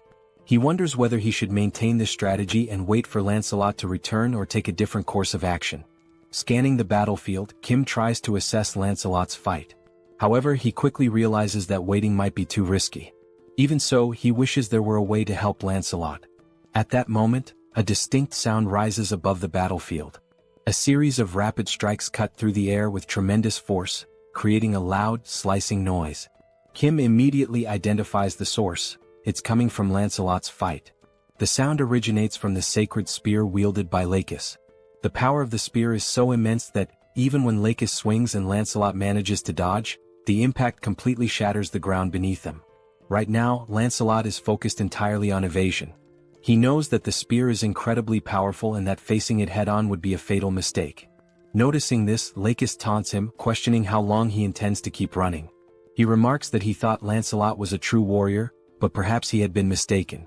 Lancelot puts some distance between himself and Lakis, reflecting on his words. He wants to respond to the provocation, but in some way Lakis isn't wrong. The truth is that his weapon is overwhelmingly powerful, and Lancelot realized this before it was too late. Observing closely, Lancelot confirms that the power of this spear surpasses that of the spears from the Eames dimension. Moreover, he recognizes that it possesses additional properties, making it far more dangerous than he initially expected. Lancelot interrupts his thoughts and remarks that, upon further reflection, the lizard men refer to the Eames dimension as their sister dimension. He then inquires whether the spear was created in Eames. In response, Lakis immediately denies it and adds that the spear was actually forged in the SUBSPACE dimension. However, he explains that the people from Eames provided a special enhancement to it. Lancelot states that he suspected as much and then mentions that he has a proposal. However, he quickly corrects himself, calling it a question instead, which causes Lakis to hesitate momentarily. Without missing a beat, Lancelot then taunts Lakis by questioning whether that weapon is merely a means to conceal the lizardman's lack of skill. Hearing this, Lakis gives a faint smile and calmly states that he is not foolish enough to fall for Lancelot's provocation a second time. Without a moment's hesitation, Lakis charges forward, aiming to strike Lancelot with his spear. Lancelot evades the attack with ease. However, in the midst of his assault, Lakis abruptly alters the direction of his strike. Yet, as if anticipating this maneuver, Lancelot is already prepared and successfully defends against the blow. The sheer power of the spear proves overwhelming, pushing Lancelot several meters back upon impact. Not allowing him a chance to recover, Lakis presses the attack, determined to prevent Lancelot from regaining his footing. However, Lancelot is already prepared, kneeling on the ground with his sword pointed forward in defense. Lakis deflects the strike effortlessly with his spear. Seizing the opportunity to counterattack, Lakis declares that Lancelot may be a warrior, but his life will end here. Lancelot remains still, watching the incoming strike without any visible reaction. Just as the attack is about to land, ending the fight once and for all, something entirely unexpected occurs. The spear begins to tremble violently, as if resisting the act of striking Lancelot. With an immense effort, his face flushing red from the strain, Lakis demands to know what is happening to the sacred spear. Suddenly, the spear wrenches itself free from Lakis's grasp, leaving him utterly shocked. This has never happened before. To his astonishment, the spear then soars through the air in a completely different direction. This was Kim's doing. The spear had been pulled into subspace. A notification from the system appears, stating that 238 magic stones were used to store the spear under the category Eames Dimension Construction Materials. Kim stands momentarily stunned, realizing that his plan had actually worked under such circumstances, and that, in doing so, he had also saved Lancelot. Even so, he does not fully understand why such a powerful weapon has been classified under construction materials. Regardless, he expresses his gratitude and resolves to make good use of it. Back on the battlefield, Lancelot remains kneeling as Lakis turns his furious gaze toward Kim, struggling to comprehend what has just happened. Frustration growing, Lakis demands to know why Kim has chosen to disgrace a duel between sacred warriors in such a manner. Redirecting his anger back toward Lancelot, Lakis accuses him of speaking so much about lacking skill, when in reality, Lancelot himself is the disgraceful one. Lancelot swiftly denies the accusation and explains that Sir Kim took the spear because he clearly had a purpose for doing so. He then warns Lakis not to speak so recklessly. Lakis's irritation only intensifies. His voice dripping with anger, he asks whether Lancelot is making a joke out of this situation. With a smirk, Lakis then raises his index finger, pointing it directly at Lancelot. His voice is laced with mockery as he questions whether this so-called master whom Lancelot follows is truly so dishonorable that he does not even understand the concept of honor. Lancelot, unshaken, demands that Lakis take back his words. His tone shifting, Lancelot declares that he now fully understands his opponent. He states that the reason Lakis is so enraged is not because of the duel itself but because he fears losing his spear. However, Lancelot reassures him that there is no need to worry, after all he himself is a warrior. With that, Lancelot drives his sword into the ground, proclaiming that whether he perishes by decapitation or by being beaten to death, the end result remains the same. Now raising his fists, ready for a hand-to-hand battle, Lancelot asserts that one fact remains unchanged: Lakis will die. The lizard man smirks, remarking that Lancelot has quite the nerve for someone who was nearly killed just moments ago. Accepting the challenge, Lakis takes a step forward. Lancelot stands firm, calling his enemy to battle. And so, the two warriors prepare to engage in a fight to the death, this time with their bare hands. From another perspective, the remaining lizardman soldiers continue their advance toward the defense tower, their numbers pressing forward relentlessly. Meanwhile, following his acquisition of the sacred spear, Kim watches the system while Seoul effortlessly cuts down every lizardman that dares approach the tower's perimeter. While observing the system, Kim notices something peculiar and wonders what exactly it could be. The system then displays the spear, along with its status information. It is identified as the Lakis' Sacred Spear, Enhanced Level 3. The classification is marked as Epic, with enhancements provided by God Eames. The listed attributes include plus 31 penetration, plus 31 acceleration and purification. Reading through the details, Kim immediately realizes that this spear is on an entirely different level. The scene shifts back to the lizardman Yatu, who remains trapped within the beams launched by Kim. With a smirk, Yatu questions Kim, asking why he has suddenly stopped attacking. His gaze filled with arrogance, he assumes that Kim must have been overwhelmed by the sheer might of the great Yatu. He convinces himself that this must be the case. After all, his body is incredibly resilient. Kim must have exhausted himself trying to attack, realizing that he simply cannot bring Yatu down. He then asks Kim if he is aware that, in the 7th hierarchy, there are only two individuals, Brother Kostes and the other lizardman, Lakis. They are the only ones who have ever succeeded in halting Yatu's advance. Never in his life has he encountered warriors like them. Given this, Yatu assures Kim that it is inevitable. Kim will die without ever being able to stop his advance. However, at the very least he made an attempt. Once again Yatu grins, declaring that for a warrior, death is an honorable fate. He asserts that Kim should feel proud to perish by his hands, as once the dust settles, he will end this battle swiftly. As Yatu revels in his own strength, something suddenly strikes his hands, rendering him completely speechless. His eyes widen in shock. Looking down at his now pierced hand, he stares at the wound and realizes that it is the sacred spear of Lakis embedded within it. Confusion floods his mind as he wonders why that spear is in his hands. Before he can even comprehend what is happening, multiple strikes follow. His body is pierced in several other places, leaving him unable to react. Kneeling to the ground, Yatu's strength quickly fades, and with one final breath, he collapses, succumbing to the devastating assault of the sacred spear. As his eternal rest begins in the background, Kim's subspace remains active, launching the spears at an astonishing speed. At that moment, the system notifies Kim that Yatu's dimensional account has been transferred to him. However, since Kim already possesses an account, the value is simply added to his own. Additionally, he receives a Tier D enhancement stone.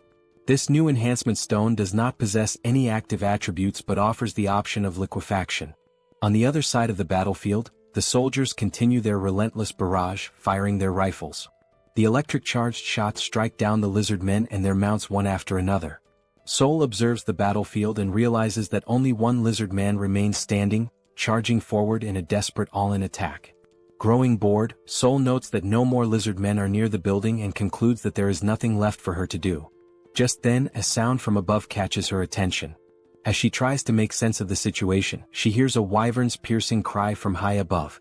Only at that moment does she remember, she had completely forgotten about Bedivere, leaving him alone up there to deal with all the lizardmen riding wyverns. Rushing up to the defense tower, the first sight that greets her is Bedivere sitting on the ground, surrounded by lifeless lizardmen, all of them pierced through by spears. Sensing someone behind him, Bedivere turns to see who it is. Locking eyes with Seoul, he calmly remarks that she is quite late. He then asks what they should do next now that there are no more lizardmen left. Back on the battlefield, the duel between Lakis and Lancelot continues. Lakis swings his tail in a powerful strike, but Lancelot effortlessly dodges, maintaining a safe distance. With swift footwork, Lancelot closes in, keeping his guard up, and delivers a solid punch to Lakis's face. Following the initial strike, Lancelot immediately plants his foot firmly on the ground, rotating his torso to throw another powerful punch, this time, landing directly on Lakis's abdomen. Still dazed from the first hit, Lakis finds himself taking blow after blow, unable to react as Lancelot's relentless barrage continues across his entire body. After a brief moment as his consciousness begins to return, Lakis finally registers another incoming punch.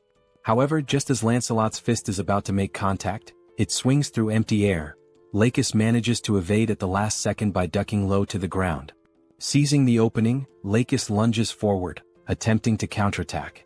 But Lancelot, quick to react, drives his knee straight into Lakis's face. Now down on the ground, Lakis's thoughts race. He cannot believe that he has been brought to this state. Before he can recover, Lancelot follows up with an uppercut, striking Lakis squarely on the chin. The impact is so forceful that Lakis momentarily lifts off the ground, nearly standing upright again, only for Lancelot to deliver another crushing punch. This final blow sends Lakis flying several meters away. Lying motionless, Lakis realizes that this is the end. He has no strength left to stand. Slowly, Lancelot approaches the fallen lizard man. Standing over him, he asks if Lakis has any final words. Still on the ground, drained of all energy, Lakis calls Lancelot a true warrior and acknowledges that it was a splendid duel. Lancelot agrees, admitting that it was indeed a good fight. Summoning his remaining strength, Lancelot clenches his fist and delivers a devastating punch to Lakis's face, slamming him into the ground. The impact is so brutal that blood splatters across the battlefield. The fist of the now victorious Lancelot remains stained with the blood of his fallen enemy. From atop the tower, the soldiers observe the battlefield, and the commander, seeing the outcome, states that it is finally over. At that moment, one of the soldiers calls out to him. The soldier informs him that they have just received an urgent message from the Joint Chiefs of Staff headquarters, causing the colonel to feel a slight unease. As the battle comes to an end, Kim takes a moment to process the difficulty of the fight. The lizard men had proven to be formidable opponents, and the strategies initially devised had not worked as expected. However, what matters now is that the portal to the lizardmen's dimension remains open. As long as it stays that way, there is always a risk of more enemies returning, potentially in even greater numbers. With that in mind, the time has come to launch a counterattack. Sometime later, Kim sits inside a helicopter, his system interface displayed before him. The system indicates that he is currently using 1,000 magic stones to unlock a new ability, granting him the capacity to send up to 8 items simultaneously. Beyond that, Kim still ponders over the best way to utilize the new enhancement stone he obtained after defeating the crocodilian enemy. The stone possesses the liquefaction property, and it is becoming increasingly clear that the time has come for Camelot to begin mass-producing enhancement stones. At that moment, Youngso informs him that they are about to land, catching Kim off guard with how quickly they have arrived at their destination. Before disembarking, Kim acknowledges the urgent need for more intelligence, information regarding the exact location of the lizardmen's portal, their numbers, the defensive lines, and any other strategic details. Additionally, he also requires data to determine the ideal location for launching the counterattack. As he steps off the helicopter, one of the soldiers suddenly calls out, instructing the others to salute Colonel Kim. Watching the scene unfold before him, Kim scratches his head, feeling slightly uncomfortable. He has always found these formal salutes to be rather embarrassing whenever he receives them. A soldier steps forward, introducing himself as Park Inbo, Lieutenant Colonel and Operations Officer of the 17th Division of Incheon. He states that he has heard many impressive things about Kim, particularly how he managed to halt the lizardmen's assault without a single casualty. He mentions that he received this information directly from the Chief of Operations, who unfortunately could not be present due to urgent business matters. Kim recalls that the Chief of Operations had received a wireless message and had immediately sprinted off without offering any explanation. Thinking back, Kim vaguely remembers overhearing something about insects attacking headquarters as the officer rushed away. Shrugging off the thought, Kim comments that it is probably nothing too serious. He also recalls that the colonel mentioned having some unfinished business to handle at the Joint Chiefs of Staff. Lieutenant Colonel Park nods, expressing relief that the situation is not a major issue, and then invites Kim inside to discuss the matter further. Once inside, Lieutenant Colonel Park wastes no time, opting to get straight to the point. He reveals that they have discovered the location of the enemy's gate. However, there is one major issue: the core of the gate remains unknown. Park explains that their forces were initially able to position snipers to track the location of the core. However, after the bidding competition ended, a strange sludge-like substance began seeping from the portal. As a result, they lost all visibility of the core's position. Hearing this, Kim inquires if it is really just sludge. Lieutenant Colonel Park, reaching into his pocket, confirms that it is. However, he adds that it would be easier for Kim to see it for himself. He then places 2 photographs on the table, explaining that these were the best images they managed to capture. He points out that, as Kim can observe, a thick, mud-like substance has spread outward, engulfing the area surrounding the gate. Park further clarifies that this sludge does not cause any harm upon contact with the skin. However, it makes movement incredibly difficult, almost impossible to traverse normally. The lizard men have taken advantage of this terrain, using it both as a means of concealment and free movement, treating it as if it were a swamp. Examining the photographs, Kim remains unfazed. He remarks that this is not a problem. Kim states that he has allies capable of traversing and gathering intelligence within this swamp freely, summoning Lancelot. Lancelot takes the photographs in hand, carefully analyzing the situation depicted. Without hesitation, he immediately apologizes, admitting that this will be difficult, leaving Kim momentarily uncertain. Lancelot then elaborates, explaining that movement itself would not be an issue due to the phantom effect. However, if the entire area is submerged in the swamp, their presence would be easily detected as there would be nowhere to hide. Kim acknowledges that he had not considered this factor. However, Lancelot, as always, reassures him that there is still a way. He states that he knows someone who is both swift and stealthy. Kim, curious, immediately asks who fits that description. Moments later, the system interface activates, notifying that an enhancement stone and 500 magic stones have been consumed. As a result, Mordred has been officially appointed as one of the 12 Knights of Camelot. At that very instant, a portal materializes before them, heralding the arrival of a new warrior. The figure steps forth and, without hesitation, announces that he has arrived in response to Lord Kim's summons. Introducing himself, the newly summoned ally declares his name as Mordred, one of the 12 knights under Lancelot's command. With unwavering resolve, he swears to serve Lord Kim with his life.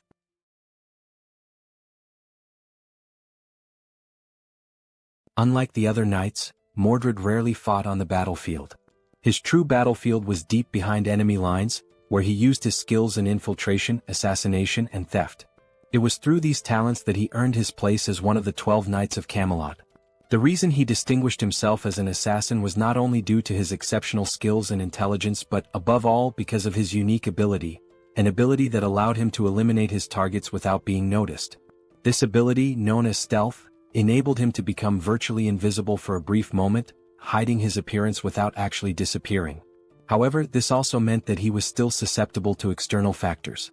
Despite this, Mordred used his talent to become an extraordinary assassin, and the very fact that he survived proves his strength. Furthermore, the enhancement stone used to appoint Mordred, a materialization enhancement stone, revealed his ability to avoid physical interference, although this ability could not be maintained for extended periods. In simpler terms, a great assassin became even greater thanks to the enhancement stone. Back in the scene, Kim, clearly excited, tells Mordred that he will now explain what he needs him to do, and Mordred agrees, addressing him as my lord. Pointing to a map, Kim says that they need to find the core of the Lizardman's Gate from the Sabros dimension. Upon hearing these straightforward instructions from his master, Mordred responds that he understands perfectly. Kim praises him, saying that it is just as he expected from someone with experience. Mordred grasped exactly what needed to be done, despite the vague explanation. Meanwhile, Lancelot warns Mordred to remember that if he dies, the entire operation and strategy will be for nothing. Lancelot also mentions that, based on his experience fighting the Lizardmen officers, they are not enemies to be taken lightly. Even if Mordred fails to gather any information, he must return alive no matter what. Mordred once again reassures them that he understands and announces that he will begin his mission, turning with the conviction of a superhero ready to infiltrate the enemy lines. Watching this, Kim smiles, thinking that Mordred seems to be someone truly trustworthy. At that moment, the colonel asks if they are sure about sending that knight on the mission alone. Kim turns to the colonel and assures him that of course they are. After all, these knights are the best of the best. He tells the colonel that they can simply trust and wait for the Knights of Camelot, for they will do what needs to be done. Kim suggests that the colonel take a break for now, as they will need to wait for Mordred's return in order to come up with a plan. He also says that he will let the colonel know once Mordred is back. The colonel thanks him and asks for permission to leave. He also advises Lancelot to rest in SUBSPACE, since it hasn't been long since he fought against that powerful lizard man. Lancelot nods, explaining that since he is an undead, he doesn't feel fatigue, so Kim need not worry about him.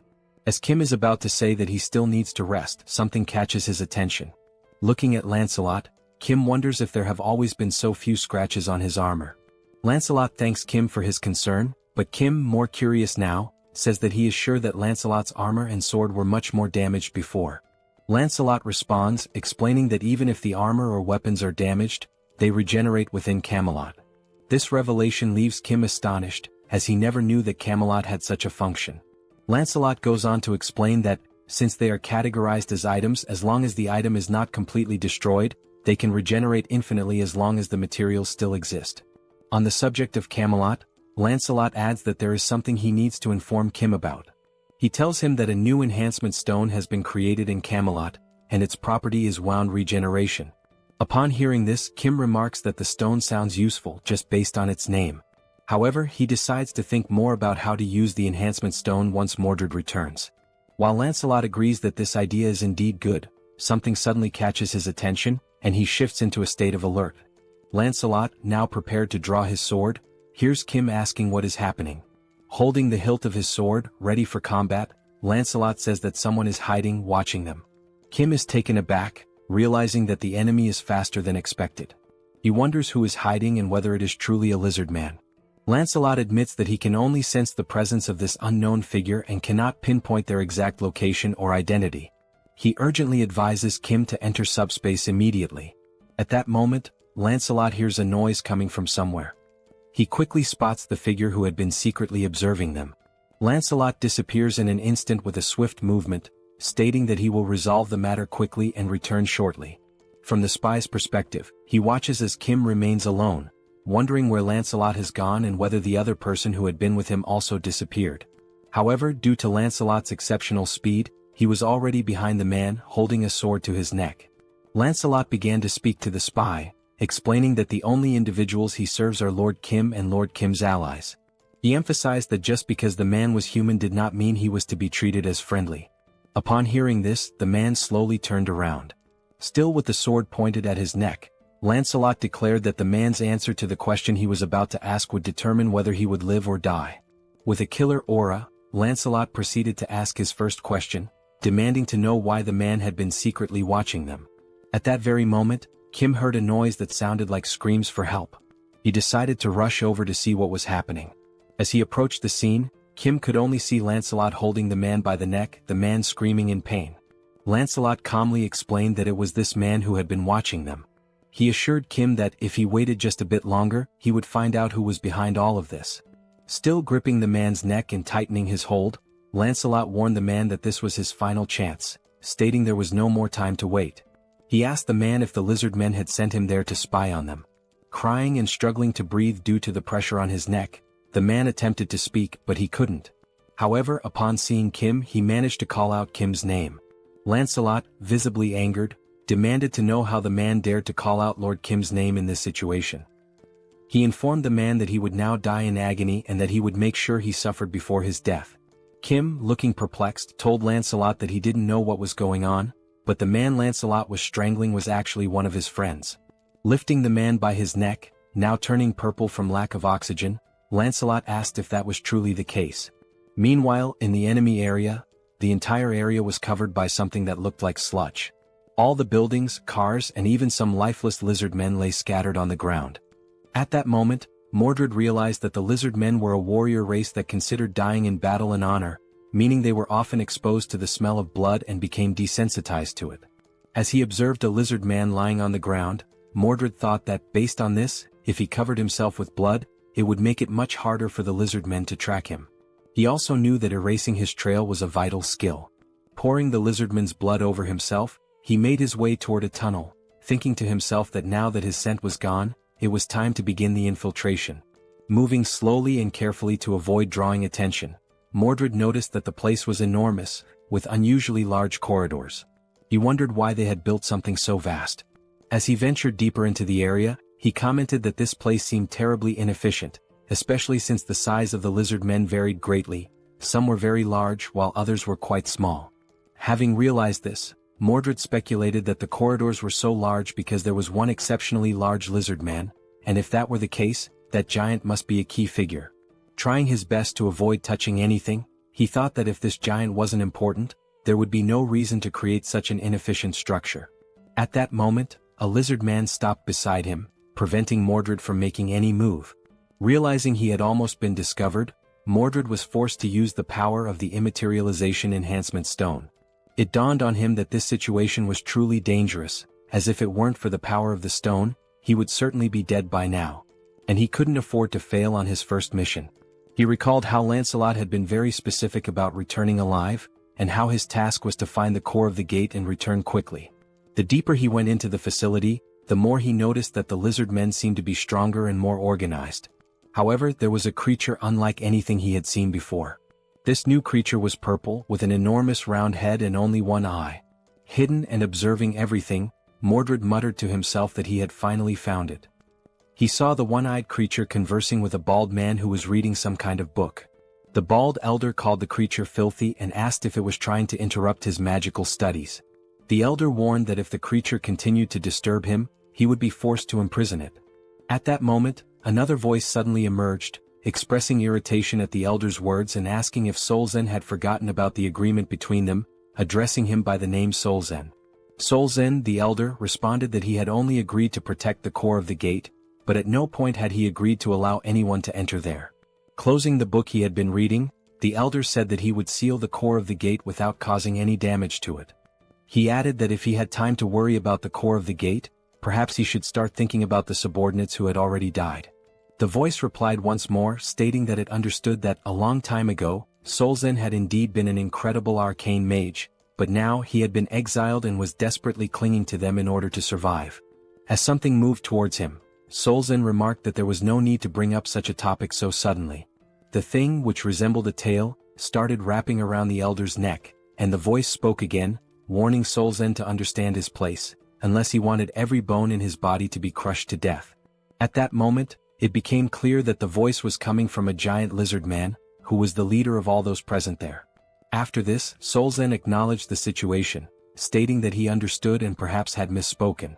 He then asked the giant lizard man not to be so harsh. Still hidden and observing everything that was happening, Mordred noted that just by looking, it was evident that this was no ordinary lizard man. He wondered whether this elder, Solzen, was truly an arcane mage. Mordred then reflected on what the giant lizard man had said, that Solzen was an arcane mage but was no longer one. Mordred began to ponder the connection between the arcane mage and the lizard men, especially considering that Solzen had been entrusted with guarding the core of their portal. Unable to see everything clearly, he questioned whether the elder was talking to a tail or a tentacle. Not noticing what was beside him and listening to the conversation, Mordred could tell by the tone of the voice that it was authoritative and oppressive, clearly indicating that the giant creature must be the leader of the lizard men. A giant chameleon had blended into the environment so well that even Mordred hadn't noticed it, leaving him vulnerable. At that moment, Mordred realized that, from where he was standing, he could not fully see the entire shape of the massive creature, but it was enormous, and he speculated that the large corridors might exist solely because of that creature. Mordred mentioned that the lizardman's defenses didn't seem so strong, so perhaps he could move a little closer to confirm the size of the creature. But just then he sensed something strange. Despite not being able to see anything or notice the giant camouflaged chameleon, he felt something pressed against his leg. The chameleon then launched its enormous tongue in Mordred's direction. A strange sensation made him turn to look, trying to understand what had just happened. By the time he realized it, something had already wrapped tightly around his arm, leaving him no chance to escape. As he was dragged by the chameleon's tongue, Mordred understood in that instant that everything had gone horribly wrong. The chameleon hurled the stealthy knight against the wall, giving him no opportunity to react. Upon impact, Mordred's camouflage began to fade, leaving him exposed in enemy territory and completely vulnerable. At that moment, the enemies also noticed something unusual and turned to investigate. The giant lizard called out to the arcane mage, demanding to know what was going on. Solzen, who had already understood what needed to be done, responded without hesitation, stating that someone had infiltrated their domain and had been spying on them. The bald elder then activated one of his red aura spells, summoning several scrolls into his hands. Unrolling one of them, he prepared to unleash an arcane spell. Without hesitation, he cast a magic missile, sending multiple powerful projectiles, imbued with a crimson aura, flying straight toward Mordred, who was still in the process of recovering. Seeing the attack rushing toward him, Mordred tried to react quickly. His eye gleamed, possibly as he activated his materialization ability to avoid being hit. At that moment, a flashback emerged. Kim's friend mocked his uniform, calling it pathetic and asking if he had pulled it out of the trash, pointing out how tattered it was. Kim thought back to the very first impression he had of this guy, and how it made him want to buy him a new pair of glasses.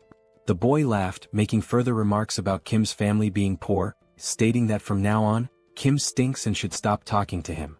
The words sparked Kim's anger. Without a second thought, Kim punched him in the face, and at that moment, the reason behind Kim's earlier thought about buying him new glasses became clear.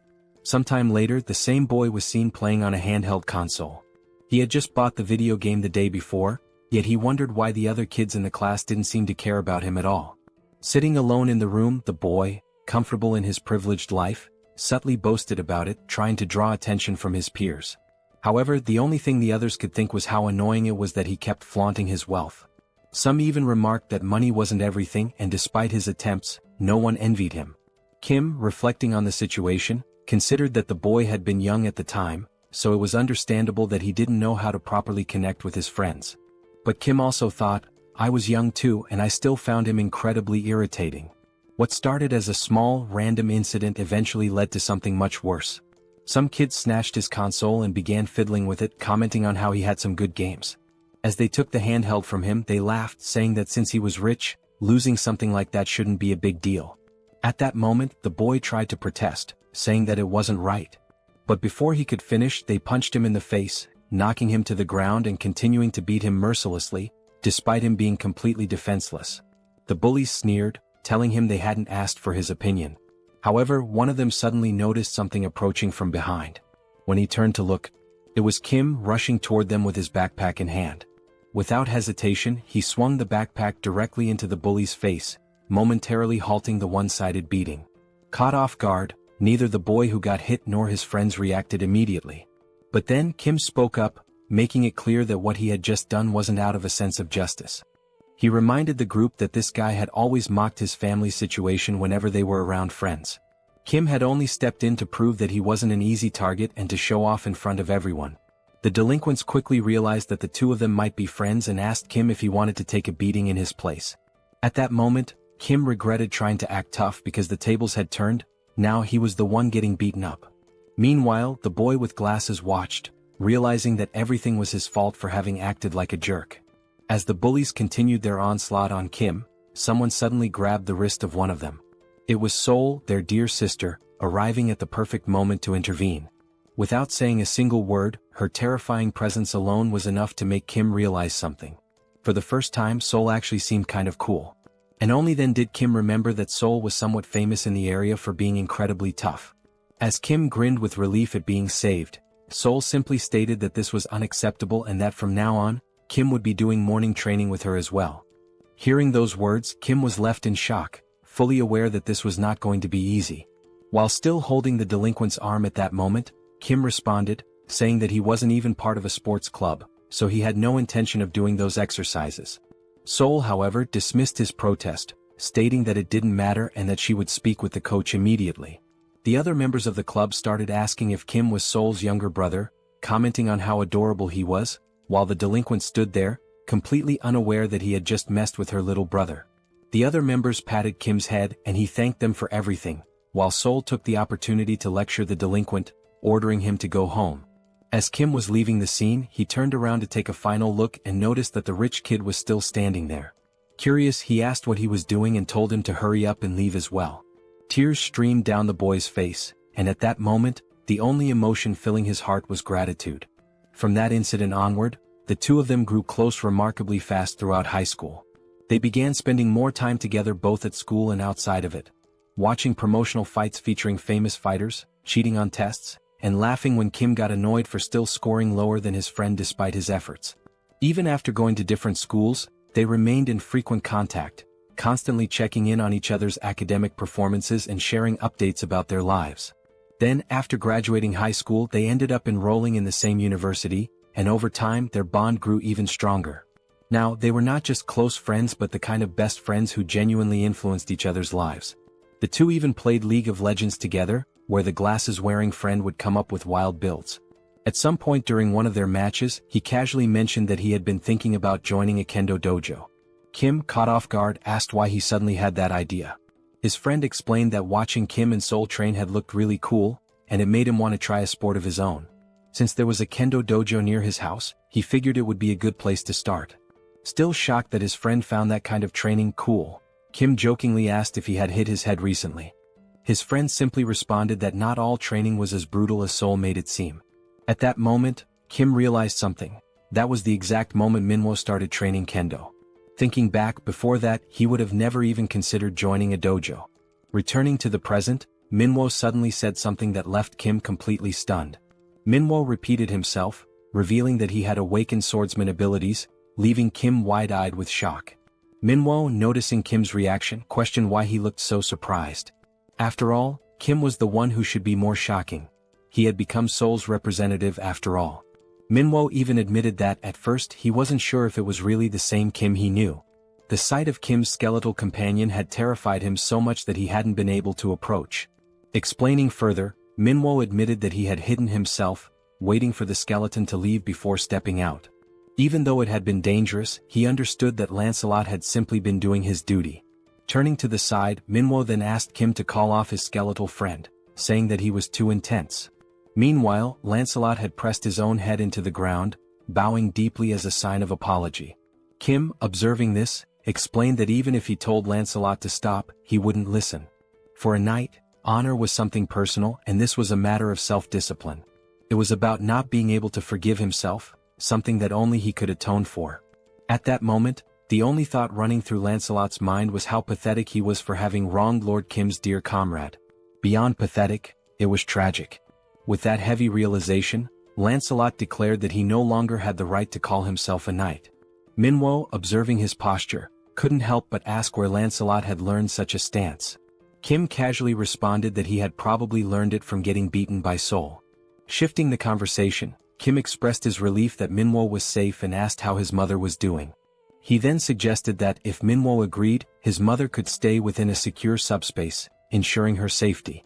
Upon hearing that, Manhwa turned his face away, as if something was weighing on his mind. After a moment he responded, probably she was fine, maybe. Kim, now feeling uneasy, realized that Manhwa didn't even know for sure if his mother was safe. Sometime later, in enemy territory, where the homes had been consumed by mud and filth, Manhwa's mother could be seen, lying down to rest, surrounded by only a few meager supplies. A noise from nearby caused her to wake up. Alerted, she got up and decided to check what it was. As she turned around, her eyes widened at the sight of Lancelot standing outside her window, his fist raised, ready to strike. In an instant, his punch shattered the window, sending shards of glass scattering throughout the house. Stepping inside, he introduced himself. He was Lancelot, the captain of the Knights of Camelot, and one of the loyal knights serving Lord Kim. Then with a steady voice he asked, "Are you Manhwa's mother?" The woman responds affirmatively, confirming that she is Manhwa's mother, but immediately questions what all of this is about. Lancelot then states that, from this moment on, he will personally ensure her safe passage to where her son is waiting. Manhwa then recounts how, shortly after the apocalypse began, a bidding war ended with a transparent barrier tragically separating him from his mother. Desperate to see her again, Manhwa even offered himself as a participant in another bidding war, hoping to reunite with her. However, he lost. The barrier eventually disappeared, but due to the terraforming, he still couldn't reach his mother. He explains that terraforming occurs when an environment from one dimension flows into another, altering its landscape and accessibility. Depending on which dimension the terraformation originates from, it may not necessarily be dangerous. In this particular case, while the environment was difficult to access, it wasn't inherently lethal, meaning there was still a strong chance that his mother had survived. Filled with renewed hope at the thought that his mother might still be safe, Manhwa's excitement grows. However, Lancelot tempers that optimism, warning that despite these conditions she may not be as safe as they assume. While this terraforming event may not have been toxic or deadly, the reality remains that this territory belongs to another dimension. In other words, it is still enemy territory. That is precisely why, as Lancelot carries Manhwa's mother on his back, he speaks with unwavering conviction.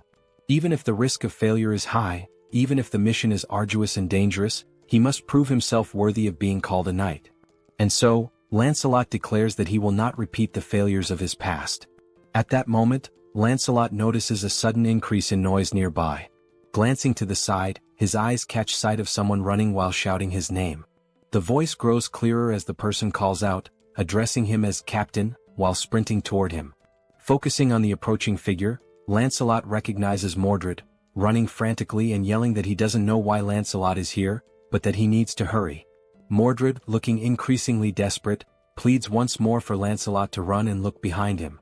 For a brief moment, Lancelot struggles to process the urgency in Mordred's words. Then, making the decision to turn around, he finally sees it. A wave of enemies surging toward them at full speed. The advancing enemies, their voices filled with pure hatred, declare that under no circumstances can they let that rat escape. It is only now that Lancelot fully realizes the grim reality before him. The plan to rescue Manhwa's mother quietly has completely fallen apart. Irritated by the situation, Lancelot turns his frustration toward Mordred. Fuming, he snaps at him, calling him a useless idiot, blaming him not only for failing the stealth mission but also for making the rescue significantly more difficult.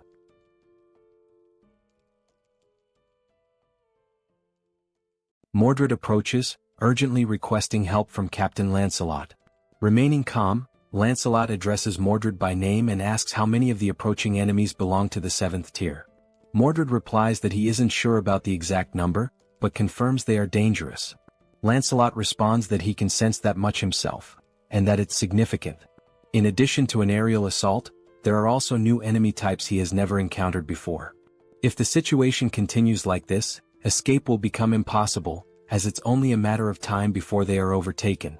Understanding the gravity of the situation, Lancelot instructs Mordred to return immediately and deliver all the gathered intel to Lord Kim. From this point forward, Mordred will take over the mission to rescue Manhwa's mother. While lifting her gently onto Mordred's back, Lancelot identifies her and explains that the mission is to escort her back safely. Placing a hand firmly on Mordred's shoulder, Lancelot tells him he will try to buy as much time as possible, and expresses his hope that Mordred will complete the task without harm. He also instructs Mordred to inform Kim that he should use the enhancement stone, and that Percival would be a fitting candidate for it. Just as Mordred is about to question something, Lancelot cuts him off, saying there is no more time and commanding him to go immediately. Mordred accepts the captain's orders and affirms that he understands. Then he departs with Manhwa's mother to complete the mission and report back to Kim, leaving Lancelot behind to face the enemy alone. Lancelot draws his sword and declares his readiness. As the lizard men close in, the captain's mind is calm. There is nothing to fear. He has made his choice to prove he is a knight. All of this is in the name of Lord Kim, even if it means facing every enemy alone. The scene shifts. Mordred has already arrived at the destination where Kim and Manhwa are located. Opening the door, he announces that the mission has been accomplished. Manhwa bursts into tears at the sight of his mother.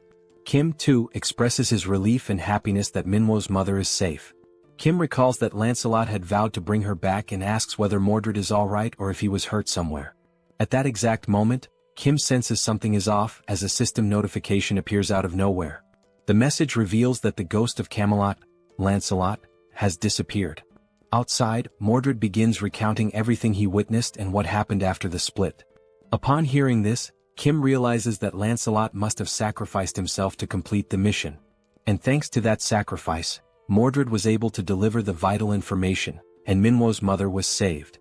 Kim then reflects that Lancelot may not be truly gone, as he could be revived by naming him once again using the enhancement stone and the magic stone. Even so, the thought leaves Kim uneasy. Being able to revive and being able to survive are not the same thing. He begins to question whether he placed too great a burden on Lancelot, now realizing that perhaps such a sacrifice wasn't necessary at all. Kim continues to reflect that he shouldn't have let Lancelot go like that. Even if Lancelot didn't want to listen, Kim should have told him that everything was alright, and that he didn't need to give up his life to prove his worth as a knight. Interrupting Kim's thoughts, Mordred recalls that Captain Lancelot specifically asked him to say that the enhancement stone would be well suited for Percival. This reminds Kim of the conversation he once had with Lancelot regarding the proper use of the enhancement stone, which possesses healing attributes. Kim acknowledges to himself that Lancelot truly thought of everything in advance, strategically and efficiently, even considering how best to use the enhancement stone. Once again lost in thought, Kim pulls himself back to the present and orders Mordred to share the rest of the information he gathered. With a look of unwavering determination, Lord Kim states that Lancelot's sacrifice will not be in vain, and that they will now formulate a plan to close the gate used by the lizard men. Back in the enemy's hideout, we see Lancelot's helmet, shattered and battle-worn, lying as the only remnant of the fierce fight that claimed his life. The bald old man, Sozen, is shown to be manipulating the helmet through the use of his magic. As he observes it closely, Sozen realizes that it belonged to an undead knight, and begins to wonder if there is a sorcerer somewhere responsible for creating such beings. While the old man is still deep in thought, he hears a voice commending him for a job well done. The voice belongs to the giant lizard man, who says that although the infiltrator was lost, they managed to capture someone else in his place. The old man responds dryly, saying that in situations like this, it's not about saying well done, but about offering a proper thank you, since it was the giant lizardman's duty to capture intruders in the first place. The lizard man admits that it's no easy task, and the old man then asks what he plans to do with the enhancement stone they obtained after capturing Lancelot. The giant lizard man says that for now he'll put the matter aside. Originally he would have handed it over to Lakis or Yatu, but since both are dead, the old man takes the opportunity to suggest that, since there's no one else to use the stone on, perhaps the stone could be invested in him instead. The lizard man then asks what he would gain in return if he were to invest in the old man. Still levitating Lancelot's broken helmet, the old man now begins levitating a scroll as well. He takes hold of the scroll and describes it as remarkable. He explains that, as the lizard man should know, scrolls can be used even by those without magical abilities, single-use items that allow anyone to cast magic. The value of each scroll, he says, depends on the type of magic imbued in it. At the very least, they're worth more than 3D tier enhancement stones. The lizard man grunts in response, stating he can vouch for that. He also says he's heard rumors that the old man crafts his scrolls by embedding living people into them, which he finds disgusting. He adds that he much prefers the weapons and armor from the Eames dimension, as they are more efficient. The old man replies that the lizard man doesn't understand the artistry of creating scrolls using uncivilized beings. The giant lizard man then questions whether he too would be considered an uncivilized brute just for not understanding the old man's customs. He declares that arcane mages are themselves uncivilized beings. He goes on to say that they're barbaric sorcerers, and asks what it feels like to be powerless and exiled. He concludes that the enhancement stones will be used to acquire equipment from the Eames dimension, while the revolting scrolls will continue to be made using the prisoners they capture. The old man accepts this outcome with a sigh and comments that the lizard men truly lack imagination. At that moment, he hears a sound coming from deeper within the hideout, something that draws his attention. Their focus turns to the entrance and soon someone begins to step through. The old man and the lizard man exchange confused looks, unsure who the newcomer could be. Then they see a knight entering, holding a shield in one hand and an axe in the other. The knight announces himself to the enemies. He is Percival, one of the 12 knights of Camelot. The old man demands to know who this man is, and once again the knight identifies himself as Percival. The old man scoffs, saying it doesn't matter, and asks if he's come to avenge his fallen comrade. Wasting no time, Sozen casts a flame spell using one of the scrolls and tells Percival to try and endure it. A fireball crashes into Percival, but after the blaze dissipates he stands completely unharmed, having blocked it entirely with his shield, without even taking a step back. Seeing the hulking figure standing firm before him, Sozen mutters that Percival is far tougher than he expected. Then, wondering whether the knight can withstand the next spell, Sozen prepares another attack, moving his fingers to control more scrolls. But nothing happens. Turning to look at the scrolls, he sees a portal sucking them all in, every last one of them at once.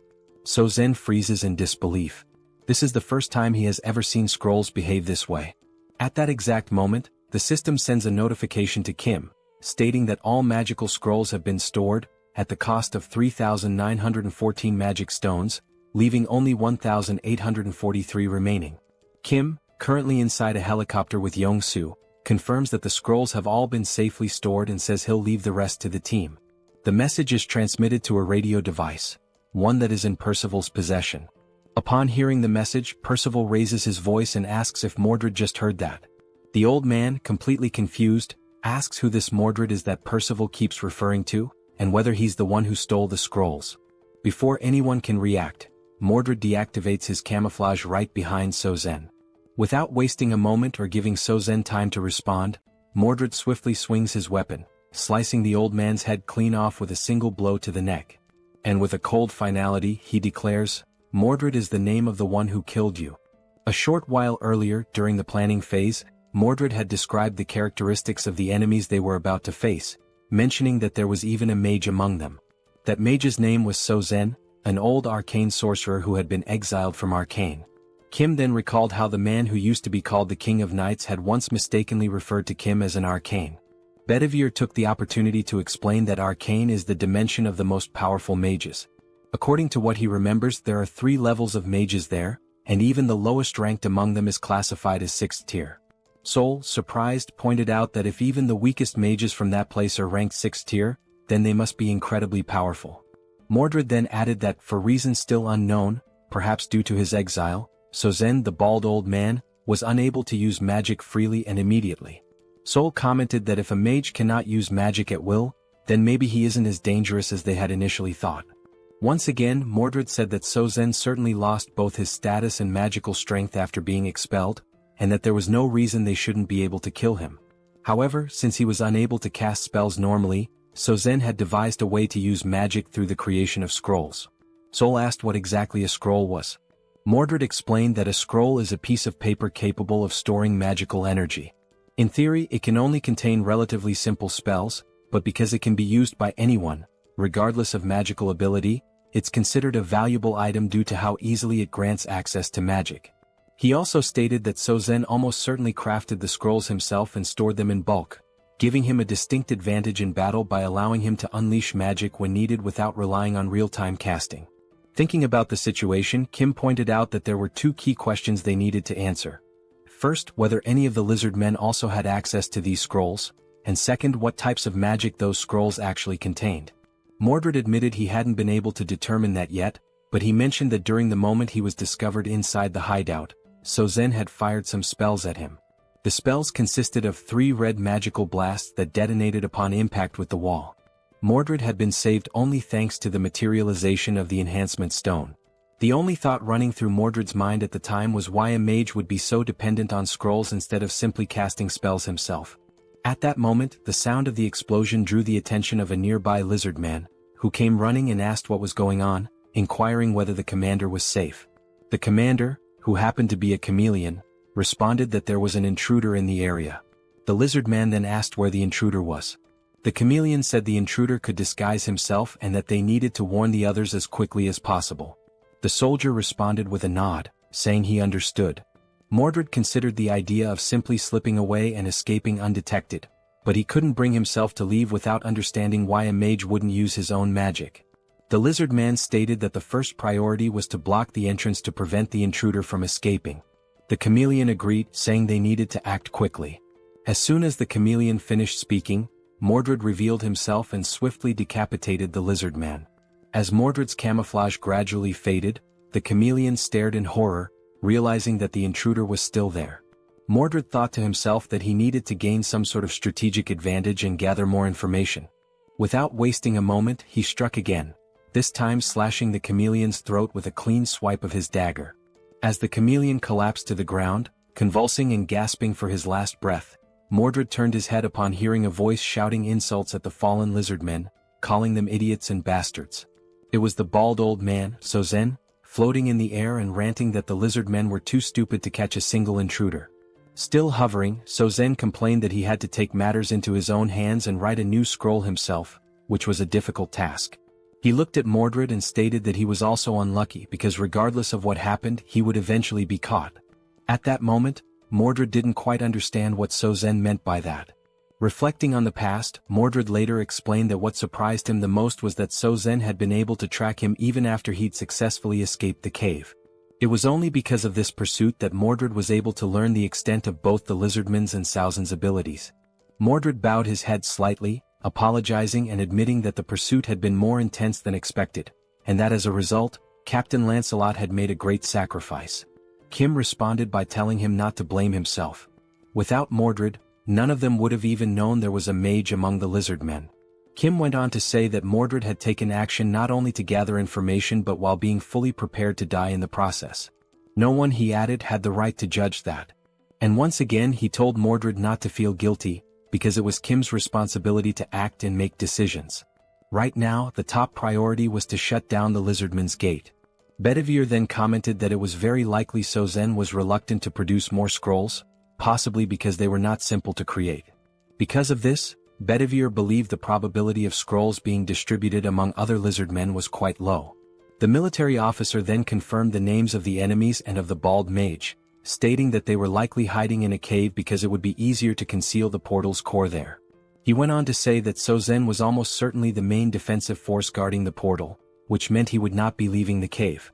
And this indicated two things. First, that the strength of the enemy forces was insufficient, and Sozen had no choice but to step forward himself.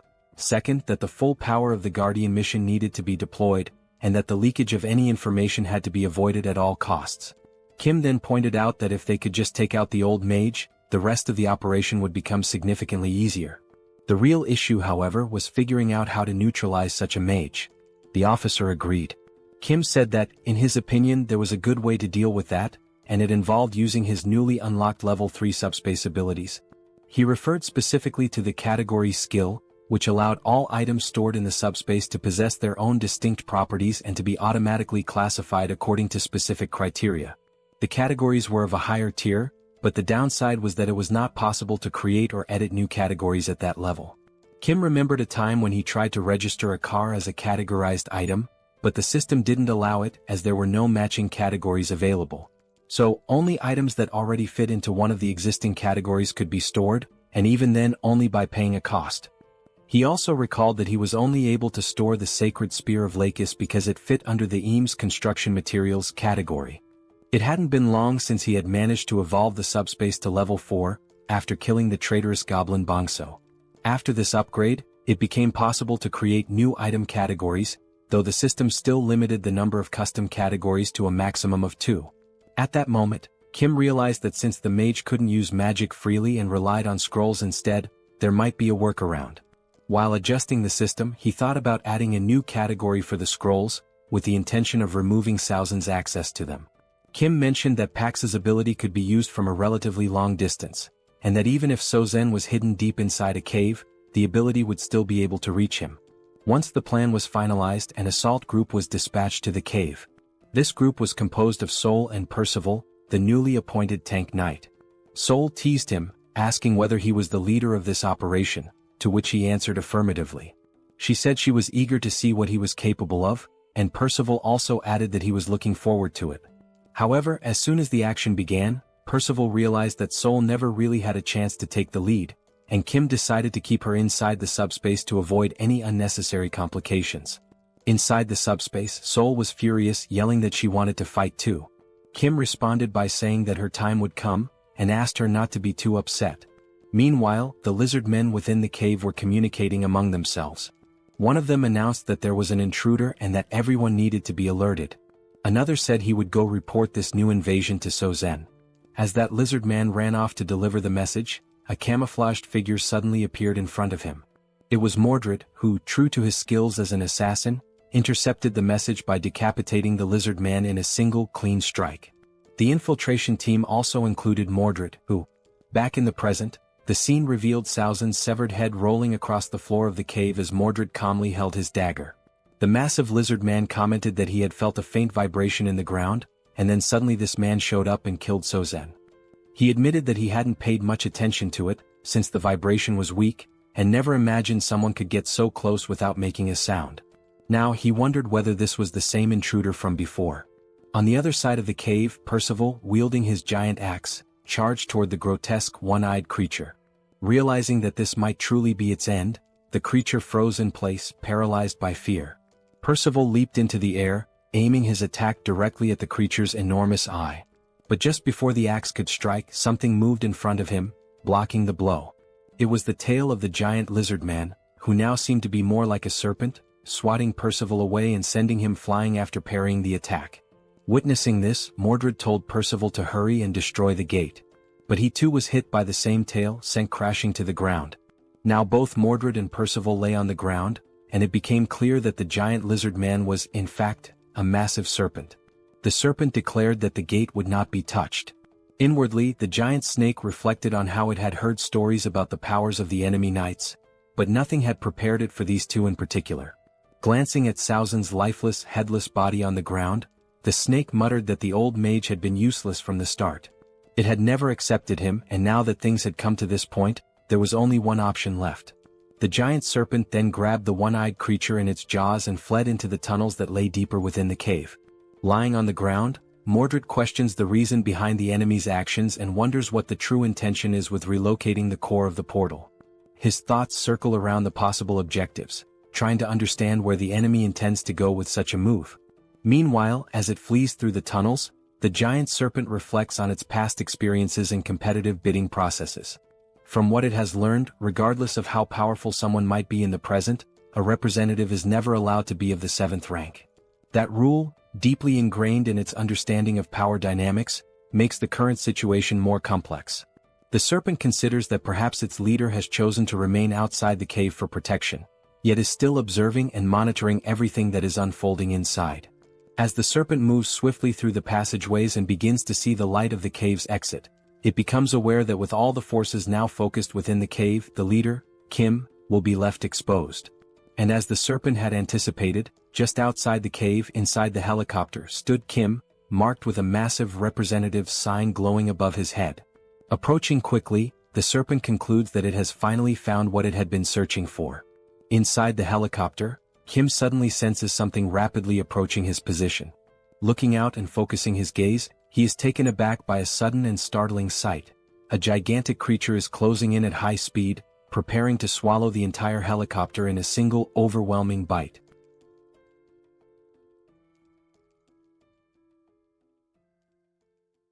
Kim notices that the massive serpent is getting closer and closer.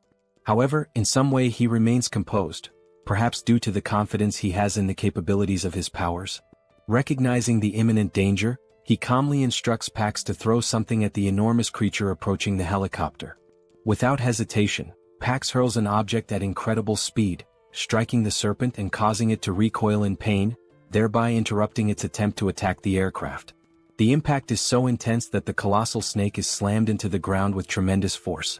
The object thrown is revealed to be a beam from the Eames dimension, known for its highly durable properties. The serpent, catching the beam with its tail, flings it far away. After tossing the object aside, it realizes that the material is indeed a construction element from the Eames dimension. Having heard rumors about Kim's strange abilities, the serpent begins to understand that the rumors might be true. From inside the helicopter, Kim watches the creature and assesses its power. The snake, as enormous and intimidating as it appears, is evidently just as strong as its size suggests. Kim instructs Young-soo to keep some distance from the creature for the time being. Determined not to give the enemy a chance to recover, Kim gives the order for Pax to continue the attack. In response, Pax rapidly launches several Eames dimension beams at astonishing speed, all directed at the giant serpent once again. Sensing the incoming assault, the serpent coils its massive body in an effort to shield itself from the barrage. With its incredibly resilient body and the advantage of anticipating the strike this time, it manages to block the incoming beams, seemingly taking no damage at all. Observing the creature's movements as it defends itself, Kim realizes that defeating this enemy may not be so simple. The beam barrage from Pax continues, but this time the giant serpent seems to come up with a plan. It begins dodging each of the beams one by one with precise and agile movements. It slithers swiftly through the area until it comes across a building which it begins to climb. Reaching the top, the serpent positions itself at an altitude parallel to the helicopter. From inside the aircraft, Kim and Young-soo remain unsure of the creature's strategy. Then, trying to catch them off guard, the serpent suddenly spits a venomous substance from its mouth, aiming directly at the helicopter. Noticing the incoming attack, Young-soo attempts to maneuver the helicopter out of harm's way. However, the evasion is only partially successful. The venom still manages to strike part of the windshield. As the toxic substance begins to corrode the surface, Young-soo panics, knowing that if the windshield weren't so resilient, the venom could have reached him directly.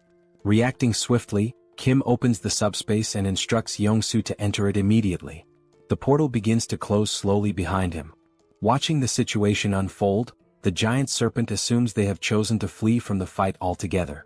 But the system then displays a new deployment, another unit of the Black Hawk helicopter, emerging from the subspace and returning to the battlefield. The window that had just been hit by venom now appears flawless, as if it had never been damaged. And indeed that is the case, this is a different helicopter altogether. Witnessing this, the only thought running through the serpent's mind is whether the venom attack was somehow undone by re-entering the portal. It wonders what kind of ability Kim could possibly possess. Inside the new helicopter, Kim reflects on the situation. Whether or not the vehicle is struck, as long as it is part of the subspace, he can simply replace it with another. However, he now recognizes that attacking the creature using the EAM's beams is ineffective, and he begins to wonder what alternative strategy he should use. The serpent, now coiled around another building, continues to watch him closely. Kim considers whether he should try using that newly acquired item. Choosing not to waste time overthinking, he commands Pax to launch the spear imbued with electrical properties. Flying at high velocity, the spear hits the serpent directly. At first, it shows no reaction, no visible pain. However, unlike the beams, the spear manages to pierce through the creature's thick hide. The serpent turns its gaze toward the object lodged in its body, questioning what it is and where it came from. Upon closer inspection, it realizes that the weapon is none other than the sacred spear once belonging to its ally, the lizard man Lakis. As the serpent tries to process how this is even possible, another spear swiftly follows, landing right next to the first and piercing its flesh once again. The serpent now begins to question just how strange the situation truly is. It was already unsettling to see Lakis's spear embedded in its body, but now there are two of them and Lakis only ever possessed one. Still in disbelief, the serpent tries to process how such a thing could be possible. Meanwhile, yet another object is rapidly approaching, clearly intended to strike it as well. Unlike the previous spears, which carried electrical properties, this new one is imbued with the power of ice. It pierces the serpent's thick hide just as easily as the others, causing it to react with a hint of alarm. Because the spear holds icy properties, it leaves a thin layer of frost spreading from the impact point across the serpent's flesh. The giant creature recognizes that this particular magical signature originates from the old bald sorcerer Salzin's scrolls. It then wonders how Kim is managing to employ such a wide array of different attacks. Enraged, the colossal serpent lets out a furious roar, declaring that weak attacks like these are incapable of bringing it down. Then, in a swift and aggressive motion, it lunges once again toward the helicopter, bearing its enormous fangs. Inside the aircraft, Kim notices that the area surrounding the squad has become slightly frozen due to the latest spell's effects. Reacting quickly, he opens the subspace once more and steps through, thereby avoiding the serpent's assault. In addition to the helicopter, Kim also pulls others into the subspace. Mordred and Percival, who were still hiding, and Bedivere, who had been watching everything from afar. All of them are sucked through the portal in a single motion. Still frozen in place, trying to understand the nature of her opponent's abilities, the serpent notices that the representative mark of Seoul remains floating in the same place, exactly where Kim vanished into subspace. As she begins to open another portal in front of her, the serpent thinks to herself that Lakis never possessed two spears. Everything must somehow be a part of Kim's ability. This time, what she sees emerging from the portal causes her eyes to widen in disbelief. Kim appears once again, this time accompanied by Seoul and their father, each holding one of Salzin's spell scrolls. But they are not alone. Kim has coordinated for everyone who had been inside the subspace to simultaneously release spells using different scrolls, amplifying the impact of the coming attack. At that moment, Kim signals for everyone to launch their spells and unfurls his scroll, casting the powerful joint spell.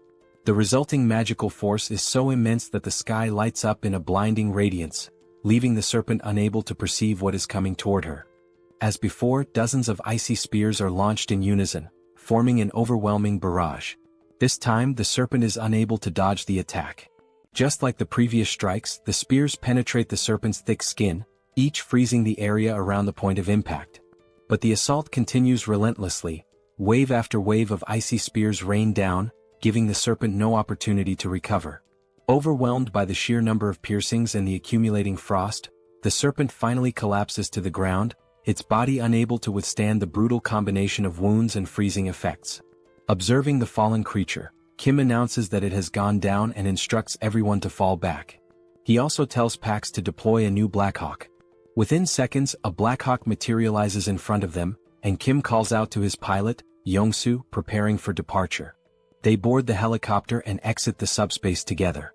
Looking out the open door, Kim sees the serpent writhing in pain on the ground, clearly struggling to rise. He remarks that for now the massive beast won't be moving anytime soon. Opening another portal to subspace, Kim gives a sharp command for everyone to launch more scroll-based spells. Now each person within the subspace is seen holding scrolls of different colors, ready to cast once more. Realizing what's about to happen, the serpent reflects on what it could have done differently. Now its body is frozen and it can no longer move. Once again, the sky erupts in a blinding flash, caused by the immense power of the many scrolls being unleashed at once. At that moment, the system begins displaying multiple notifications, each indicating a different type of attack being launched at the serpent. This powerful, multifaceted magical strike heads straight toward the immobilized creature, which can do nothing but watch as the wave of destruction closes in. Thus, spells of various elements and properties strike the serpent with full force. Sometime later, as the dust finally begins to settle, Kim cautiously approaches the area. He states that he only has one question to ask.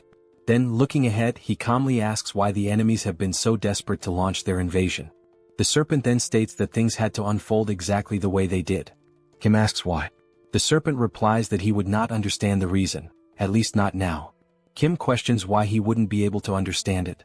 The serpent continues, explaining that the Earth's dimension is not far, and that, in time, Kim will realize that instead of simply defending himself as he is now, he will eventually become the one hunting other dimensions. It finishes by saying, "The universe, that is how the system was designed from the very beginning."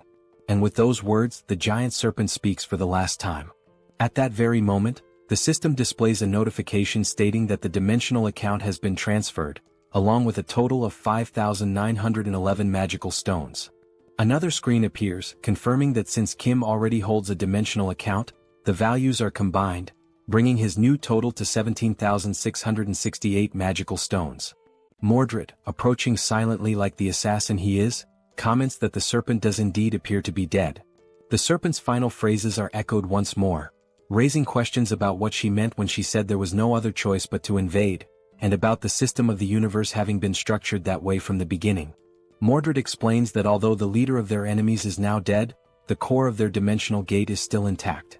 Kim asks if he knows where it is, and Mordred responds that he saw the serpent swallow the gate's core in an effort to protect it, something he witnessed not long ago while they were still in hiding. Upon hearing that, Kim points out that even after everything they went through to defeat her, they now have to locate the gate's core inside the enormous corpse of the serpent. Mordred confirms this. However, Mordred adds that Lord Kim doesn't need to worry. Back in their hometown, they were well known for dismantling and breaking down corpses. Taking the lead, Mordred calls out to the other knights, stating that their objective is to destroy the gate's core and drive the Sabros dimension out for good. All of them step into the remains. After some time, the system displays another transfer notification, this time for 33,638 magical stones, with no depositor information provided. Another screen confirms that since Kim already has an active dimensional account, the total value is updated to 51,306 magical stones. Kim observes that the terraforming in that area is slowly beginning to dissipate. Then Mordred calls out to him, saying that while destroying the core of the portal, he happened to stumble upon something unexpected. Impressed by Mordred's speed and efficiency, Kim turns to see what it is. He sees Mordred holding 3 red enhancement stones in his hand. Without hesitation, Kim commands the system to use the stones. The system then displays a message. The 3 enhancement stones are being consumed, along with 500 magical stones, to designate Lancelot as one of the 12 Knights of Camelot. The enhancement stones begin to float, enveloped by a glowing red aura. Then a voice resonates. "Knight Lancelot, I swear to serve you with unwavering loyalty and devote my life to you, my lord."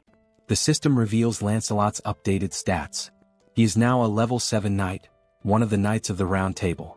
His attributes include penetration, acceleration, immunity, control, and critical accuracy. Lancelot is summoned once again, though now he may be in a factory reset state with no memories of his previous self, but stronger than ever before. At that very moment, a system notification appeared, announcing that the Sabros dimension had officially lost its commercial rights over the Incheon region.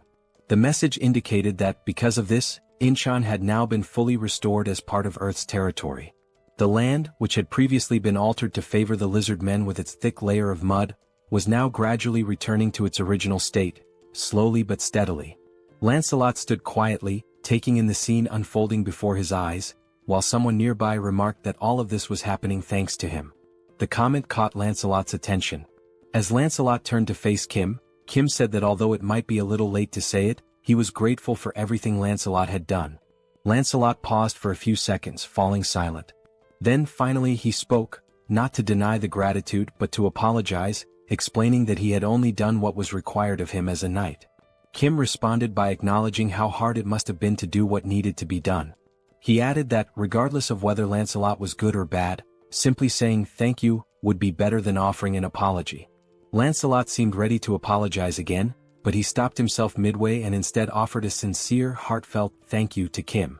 And in that brief moment, Kim felt a quiet joy as he realized that his friend Lancelot had truly returned.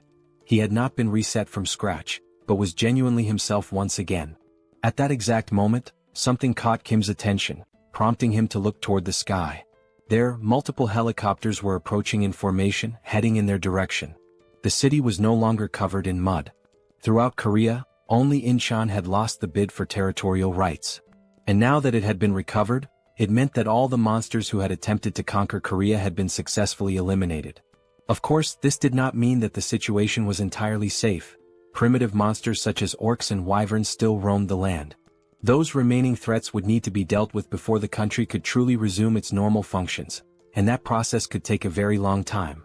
The helicopters completed their descent and landed at the site. The head of operations disembarked and addressed Kim as Colonel Kim, a title that made Kim pause for a moment, slightly puzzled by being called Colonel. The operations chief explained that they had not arrived earlier due to the ongoing terraforming process, but now additional helicopters were on their way transporting supplies. As he looked up at Kim, who stood atop the massive serpent's corpse, the chief remarked that this enormous creature had to be the leader of the lizardmen, and asked how something that size could even exist. Kim replied that he hoped the other head of operations was doing alright, since the last time they met, that man had fled the scene, claiming he had been attacked by insects. Sometime later, within the subspace, it was finally time for a meal. Plates were being served to everyone, and Kim couldn't help but think about the strange contrast, being served Chinese food in a world where monsters still roamed the streets. He wondered where the dish had even come from. The story had begun shortly after Minwo's mother had been rescued and received care from Joy inside the subspace. Minwo's mother had mentioned that she should offer food to express her gratitude to everyone, but Joy reassured her that she was fine. She had eaten a lot lately, though she would gladly accept the offer as a kind gesture. Curious, Minwo's mother asked how Joy had managed to eat so much food in a place like that. In response, Joy asked if she really didn't know. That was how Minwo's mother came to learn about Kim's abilities, specifically his power to produce infinite ingredients. She then mentioned that she had a friend who was an excellent cook. With materials provided by PX, dishes were prepared by the owner of a renowned Chinese restaurant located in Chinatown. This chef cooked with joy in his heart, because even in such a ruined world, he could still prepare food for others. It made him feel blessed to serve people again. And that was the story behind the Chinese dish. Thanks to the kind heart of the chef, it had become possible to enjoy a meal of such quality even in the midst of the apocalypse. Of course, even if the ingredients were unlimited, it was still questionable how the chef had prepared so much food alone. In truth, he had made only one dish, and from that single plate PX had duplicated the rest. Seoul, known for her large appetite, devoured the meal and repeatedly asked Kim to bring more food, faster. Hearing this, Kim told her to slow down, commenting that it didn't even look like she was chewing. The women around them were astonished, still wondering how food could possibly taste that good. Meanwhile, Kim reflected on everything that had happened. He had defeated the lizard men, reclaimed Incheon, and now, everyone was able to sit down and enjoy delicious Chinese food together, and celebrate. And there was one more reason to celebrate. At that moment, Kim's sister-in-law, his older brother's wife, was not feeling very well. Joy asked her if she was okay, suggesting she might have caught a cold or something like that, since she hadn't eaten much. Looking down at her nearly full plate, the sister-in-law told them not to worry.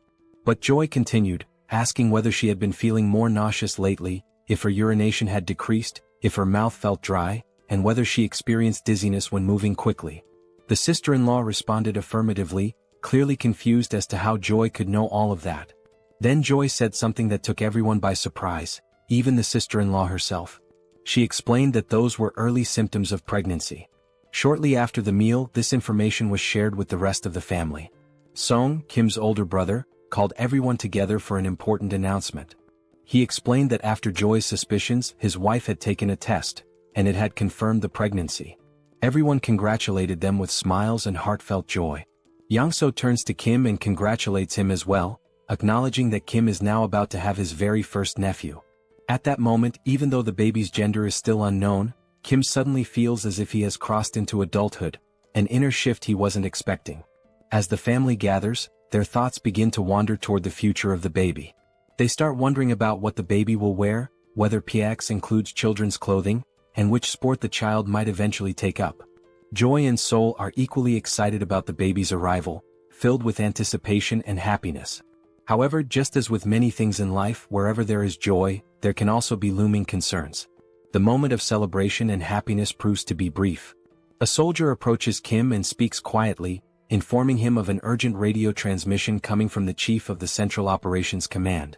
He suggests that Kim should hear it immediately. Kim heads over to the transmission line and confirms to the operations chief that he is now listening. After receiving several initial details, Kim explains that the terraforming has disappeared from Incheon and asks if the chief will be returning soon. The chief of operations then reports that, through the remaining direct communication lines with both China and Japan, he is currently sharing the developing situation among the nations. He explains that terraforming is now occurring on a large scale in those areas, and its effects are slowly spreading. He adds that the impact varies from country to country. At the moment, they are facing specific dangers. Toxic gases are pouring from the Beijing Gate, while poisonous water is erupting from the Fukuoka Gate. Kim realizes that being in Korea, China and Japan are neighboring countries, practically next door. He asks which of the two is currently experiencing the most severe damage. The operations chief responds that neither situation is minor, but among the two, the most urgent threat is definitely the toxic gas leaking from the Beijing Gate. While the colonel continues speaking to Kim, a shot reveals a massive insect, already dead, lying on the ground. He explains that the toxic atmosphere hasn't reached them yet, but the arrival of these giant insects shows it's only a matter of time before the real danger begins. The colonel emphasizes that closing the toxic gate in Beijing is now the highest priority. He explains that troops are being organized for deployment, but this isn't a problem that can be solved through military might alone. That's why he has remained calm until now. Admitting he feels a bit ashamed, the colonel says he needs to ask Kim for a favor. Kim tells him there's no need to feel embarrassed. If they do nothing, the entire Korean peninsula could soon become a living hell. Wanting to understand the situation more deeply, Kim offers to fly directly to China by helicopter and asks whether that would be acceptable. The colonel instructs him to first visit the 3rd Guard Brigade before heading to China. Kim confirms the order, says he will leave tonight, and ends the radio transmission with the colonel.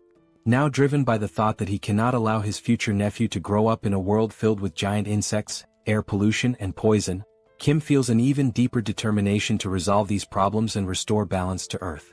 He gives the command for PAX to increase the level of the subspace. Immediately, the system displays the progress. 30,000 magic stones are consumed to raise the level, leaving 20,000 stones remaining in the system's reserves. As night falls, the system finally notifies that the subspace level upgrade has been completed, unlocking new features and enhancements.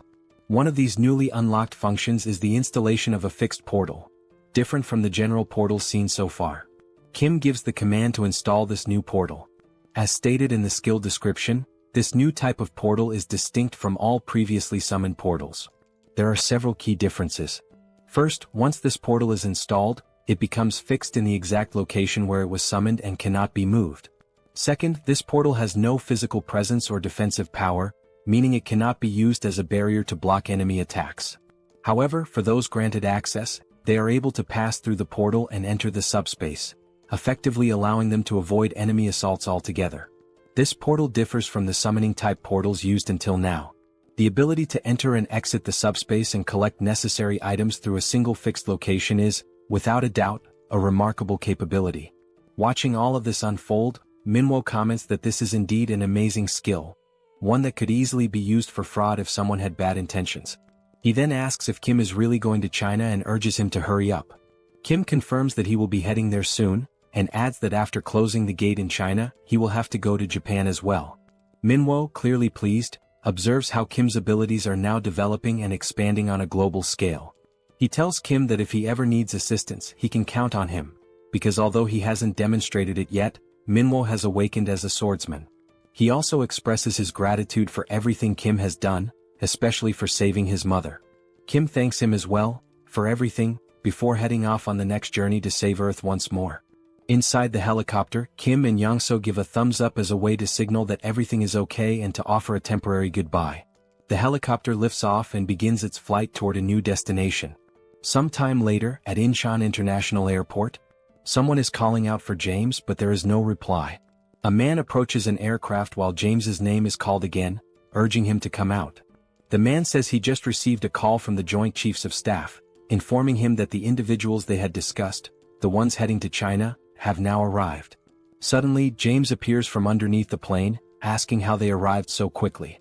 From his appearance and actions, it seems James is a mechanic. Still processing the sudden arrival, James expresses surprise at the speed of their arrival and comments that the aircraft hasn't even been fully remodeled yet for a long-range flight to China. As things stand, they won't be able to depart at this moment.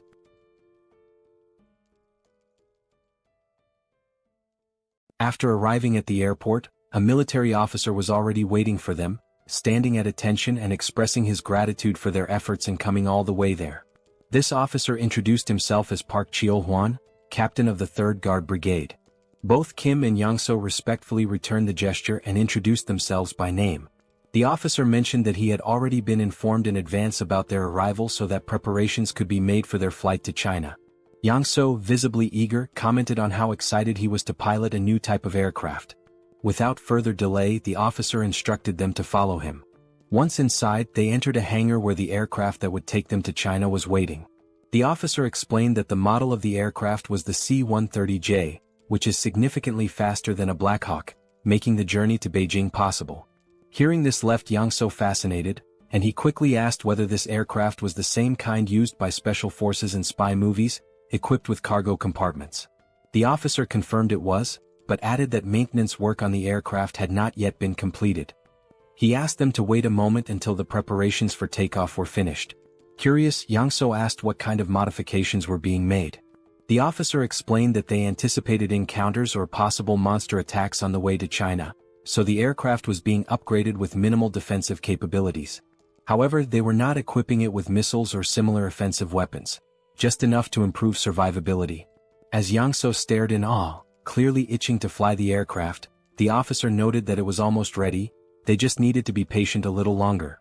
However, he mentioned that there was only one engineer working on it.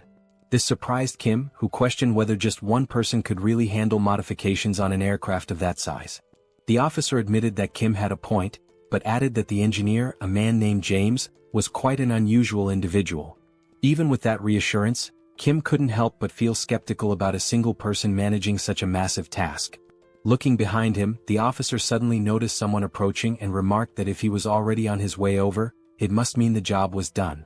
Walking over calmly was James, the engineer responsible for the aircraft's maintenance, who called the others over to show them the result. Holding a magic stone in his hand, James explained that if they looked carefully at the aircraft's exterior, there wouldn't appear to be any difference before and after the upgrade. That was intentional. He had focused all the modifications on the aircraft's underside. He went on to explain that flying monsters typically attack from below, which was why the upgrades were concentrated there. Observing the scene, Kim could only think that James must be an awakened person with a mechanic-type ability. The magic stone in his hand made that clear. James was likely an aeronautical engineer who had awakened after the beginning of the apocalypse. Because engineering was already his profession, his skills had been enhanced in ways that aligned with practical, technical needs. As Kim looked at the sharp metal spikes attached beneath the aircraft, he couldn't help but be impressed by James's extraordinary abilities. Still, part of him wondered if the plane would even be able to fly properly after being modified like that. Before departing for China, they would test the functionality of the modified parts. In the meantime, Kim distributed food and other supplies to the local soldiers. As a portal opened beside James, Kim observed him closely. What stood out was how James showed absolutely no reaction to the portal's sudden appearance. In a world filled with monsters, where people were forced to hide, live with anxiety and fear, endure hunger and thirst, and where resources were incredibly scarce, any sign of food or water usually brought joy. But James didn't react at all. Not even when presented with first-class Chinese cuisine prepared by a professional chef. He simply said that he had already eaten too much and was full, remaining entirely indifferent. Kim wasn't sure whether this was a good or bad thing. But what he did realize was that James genuinely wasn't interested. And just as the captain of the 3rd Brigade had said, James truly was a special kind of person. Kim called Pax and asked it to take the dish away. It was only then that Kim noticed something that did interest James. James's expression changed when he caught sight of the machines inside the subspace. He even stood up from his chair to get a better look, his face lighting up with surprise and curiosity. Watching him, Kim thought, this man rejected fine food without a second thought but showed clear excitement over machinery. There was no doubt in Kim's mind, James was a complete and utter machine fanatic. Thinking about recruiting James into his team just as he had done with Yangso, Kim wondered what dreams James might have, if any. He couldn't help but think, would James be interested in a flying motorcycle? Or maybe a motorcycle designed to look like a horse? Kim's expression shifted as he suddenly realized that he had absolutely no idea who this James truly was. He only had a vague notion of the man's abilities, but he already felt a strong urge to explore them further. With the limitless supply of materials available to him thanks to his subspace ability, he could potentially make such exploration a reality. Unable to hold back, Kim asked James whether he would be interested in accompanying him to China. Upon hearing Kim's proposal, James simply looked at him in silence, not uttering a single word. Kim then began to explain that he shares food with others, that he possesses many mechanical capabilities, and that James would be free to use a motorcycle whenever he wanted. He also added that by joining them, James would be protected from monsters. Believing he was making good progress, Kim smiled and added that he helps people by defeating monsters. But James replied that he was not fond of such things. James then stated that this was the first day he had even met Kim, and they had barely spoken at all, so he couldn't place his trust in someone so unfamiliar. Hearing this left Kim momentarily stunned, because it was undeniably true, there was nothing substantial he could say to change James's mind. Kim replied that he understood, acknowledging that the proposal had indeed been sudden. However, he said that perhaps their abilities would be highly compatible if combined. Now rubbing his neck and already sweating nervously, Kim remarked that it had been a good conversation, but the time had come for them to part ways. At that point, James asked if what Kim truly wanted were his mechanical abilities. Kim confirmed that, yes, it was those abilities he wished to make use of. However, he also admitted that he did not have enough time at the moment to prove himself worthy of trust. James then stated that there was one condition. If Kim were willing to travel to America, then James would accompany him on that journey. Kim asked if that meant James would only lend his skills if they went to America, to which James replied affirmatively. At that moment, Kim could only think about how the trip from their current location to the United States would not be short. Still, something told him it might be worth the effort. He then asked James why he wanted so badly to go to America.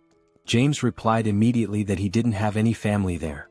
But even without family, there was still a place he deeply wished to return to.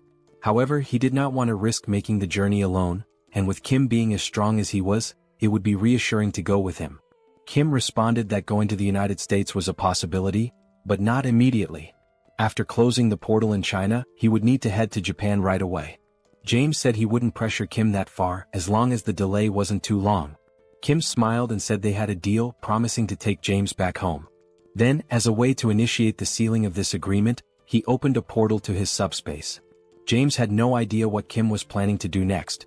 Suddenly, Kim pulled the entire aircraft into his subspace. Then he summoned 2 motorcycles and 2 Black Hawk helicopters. But upon noticing how empty the space still looked, he increased the quantity significantly, making many more vehicles appear. Kim looked over at James, who stood there speechless, and told him that all those vehicles now belonged to him. He could dismantle or rebuild them however he wished. Kim clarified that this wasn't a gesture of goodwill or a promise. It should simply be considered a gift. Smiling, he said he would return soon, waving goodbye. Then Kim left, while James remained behind, still in shock at what he had just witnessed. As Kim continued walking away, the only thing running through his mind was that what he had just done might have seemed frightening, but also slightly amusing. Back with James, he could only wonder what he was supposed to do with that many vehicles and aircraft. He questioned what kind of ability Kim even possessed. And at that very moment, James felt a deep sense of regret. If he had known that Kim had that kind of power, he definitely would have agreed to join him right away. Meanwhile, the flight continued on its course toward China. From inside the aircraft, Kim thought to himself that James truly had no idea what he was capable of. A few hours passed after the beginning of the journey, and they appeared to have reached their destination. In the city below, something abnormal was taking place.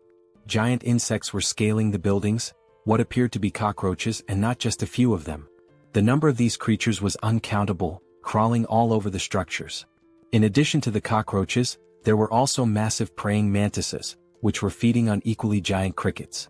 In the distance, the aircraft could be seen arriving, drawing attention from everyone on the ground.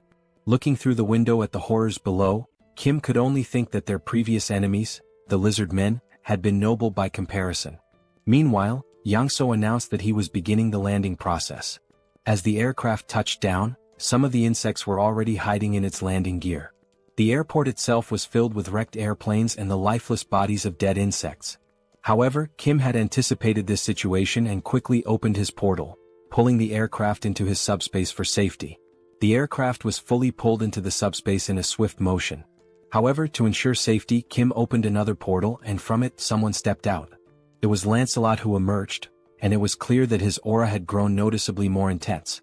Lancelot addressed Mr. Kim, informing him that it was safe to come out. Kim responded by asking for a moment, explaining that he was in the process of putting on a new outfit. After a short pause, Kim stepped out from the portal wearing a suit designed to protect against radiation. He immediately asked whether there were any insects in the vicinity. While adjusting the helmet, Kim remarked that the toxic gases presented a significant hazard, and beyond that, the giant insects were likely to be both numerous and formidable. Lancelot reassured him, saying there was no need to worry for the time being, as no insects had been detected nearby. However, he added that it appeared they already had company. Kim turned to look and saw something he hadn't expected to encounter so soon.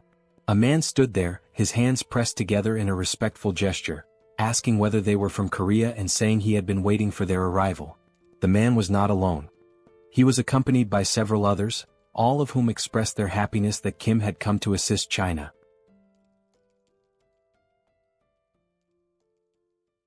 Besides the giant insects, the toxic air remains one of the most pressing concerns at the moment. Inside one of the buildings, a man with long hair cautiously opens the door. He takes a quick glance outside and notices to his relief that there do not appear to be any insects following them. After closing the door, he turns toward Kim, mentioning that the place might not be very comfortable but hopes it will suffice.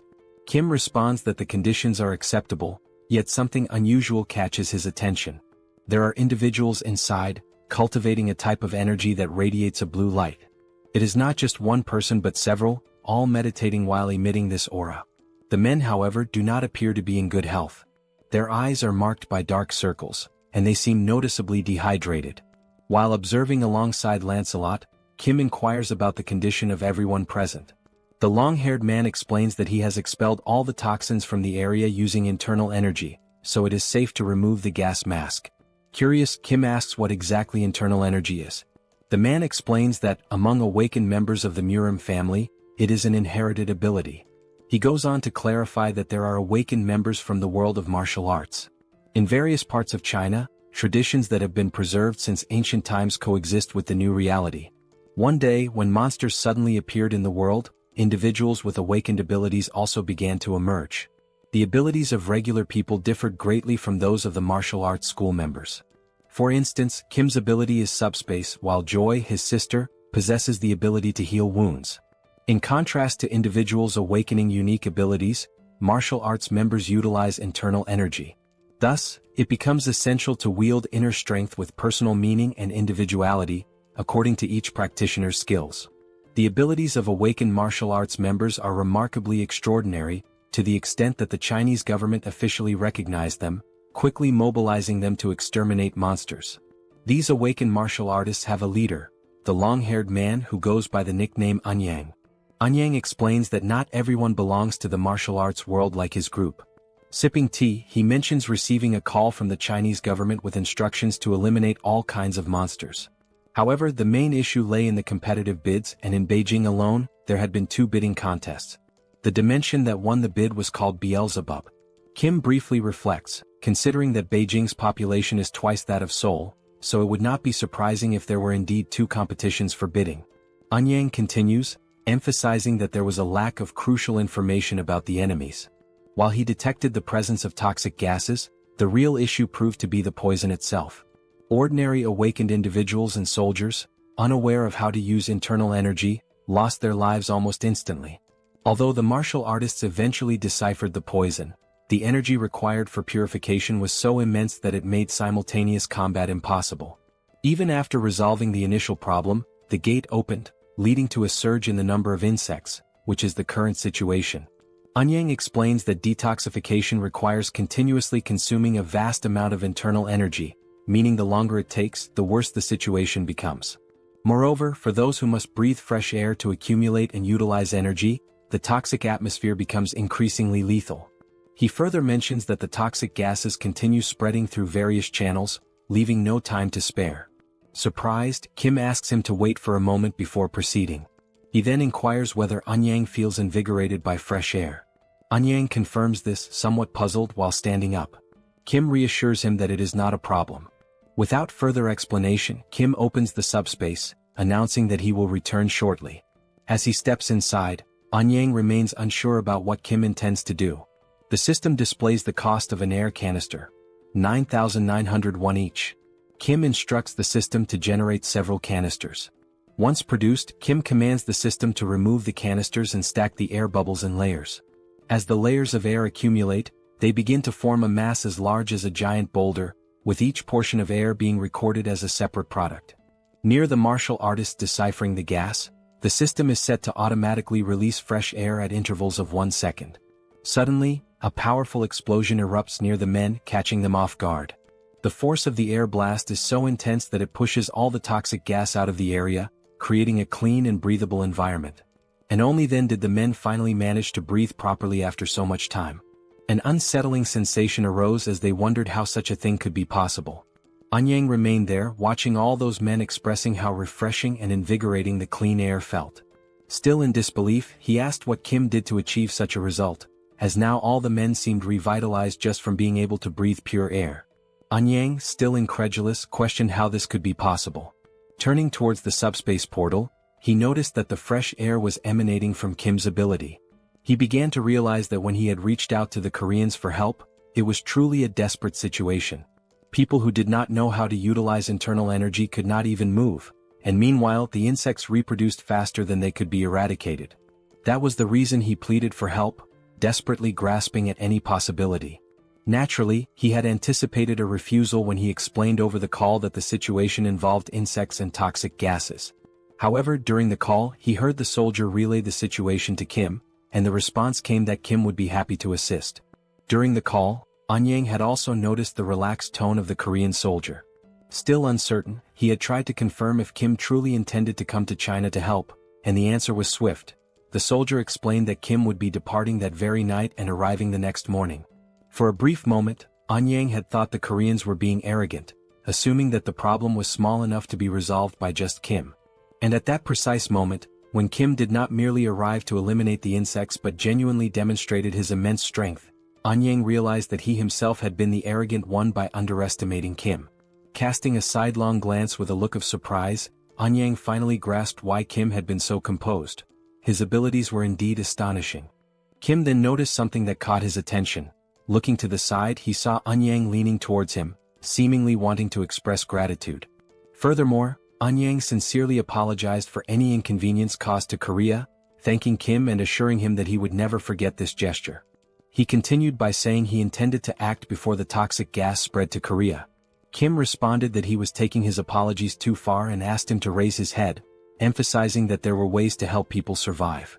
Anyang raised his head, acknowledging that originally, it had been a battle where the longer it lasted, the more disadvantageous it became.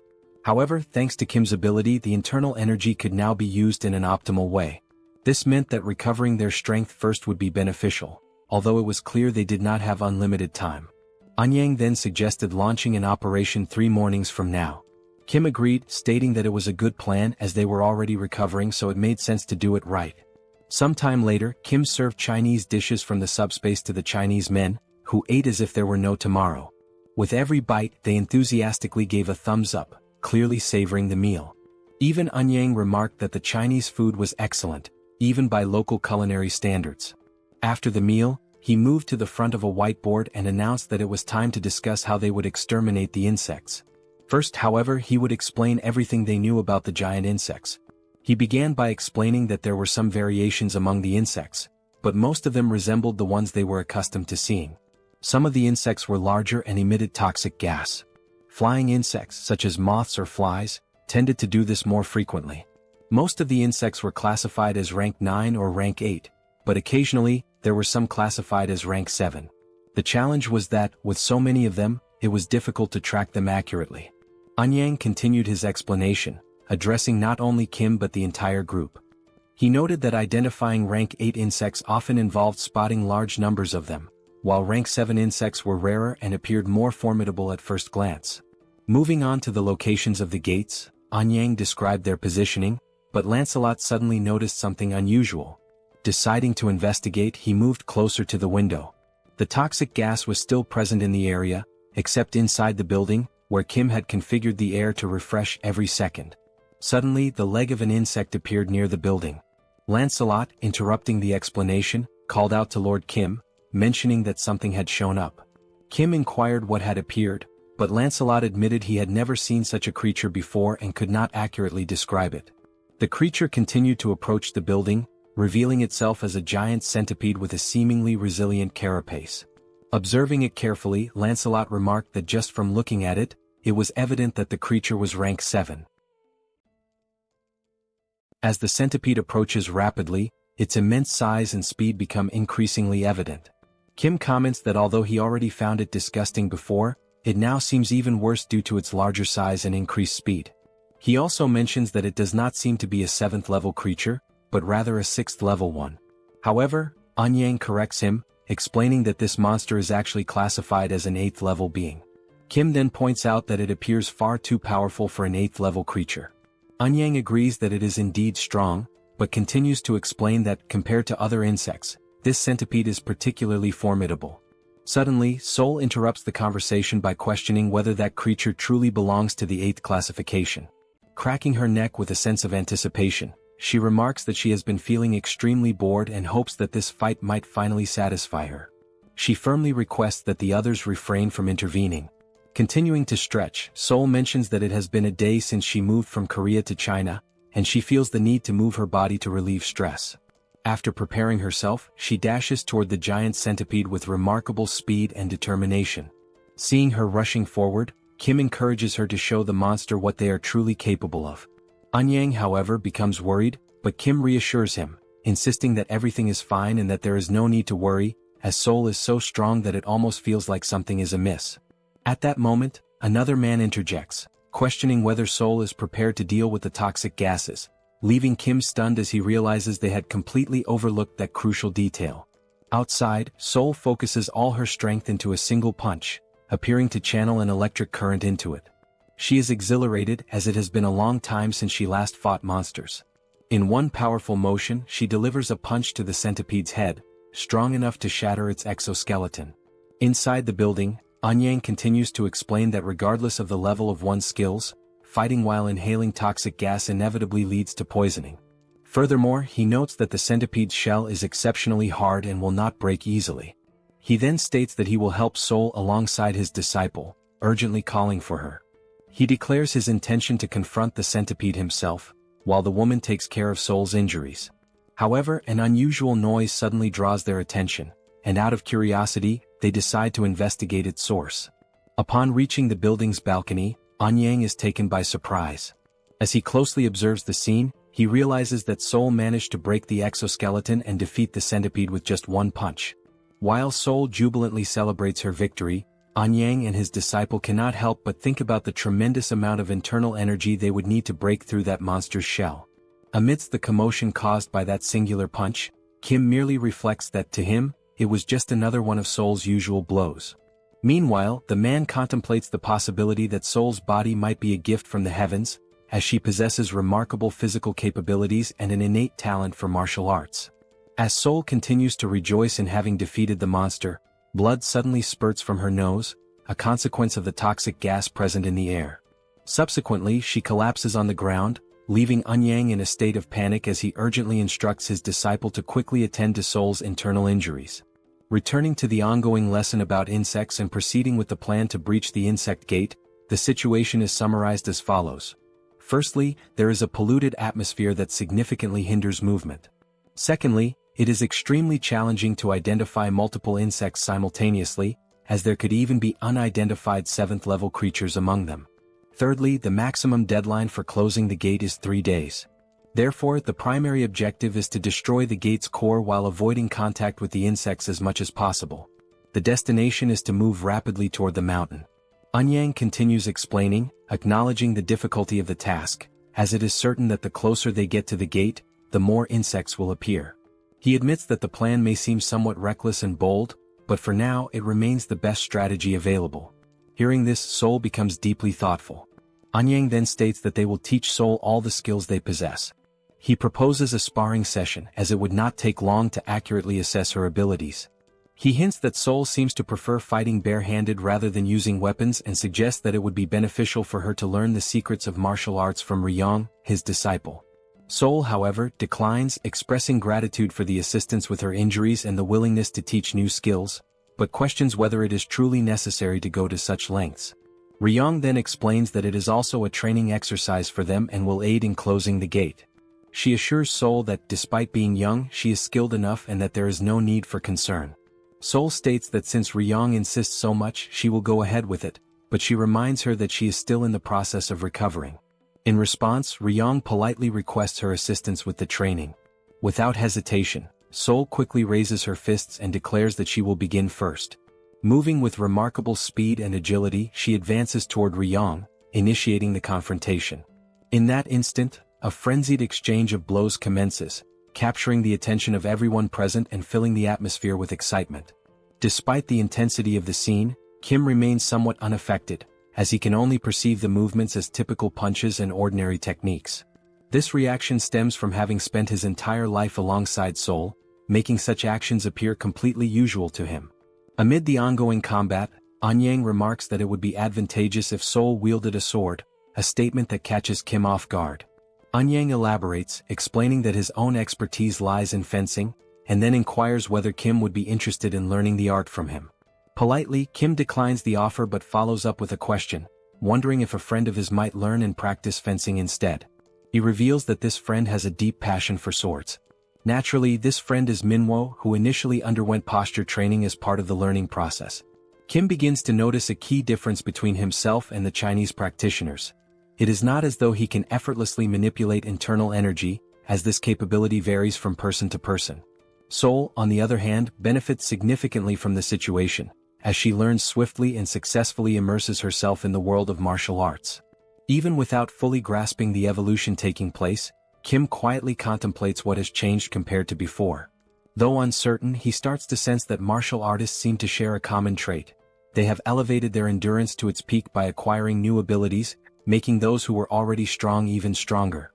Acknowledging this evolution, Kim realizes that he cannot afford to remain idle. With the abundance of magical stones available, he contemplates the possibility of creating a weapon specifically designed to combat insects.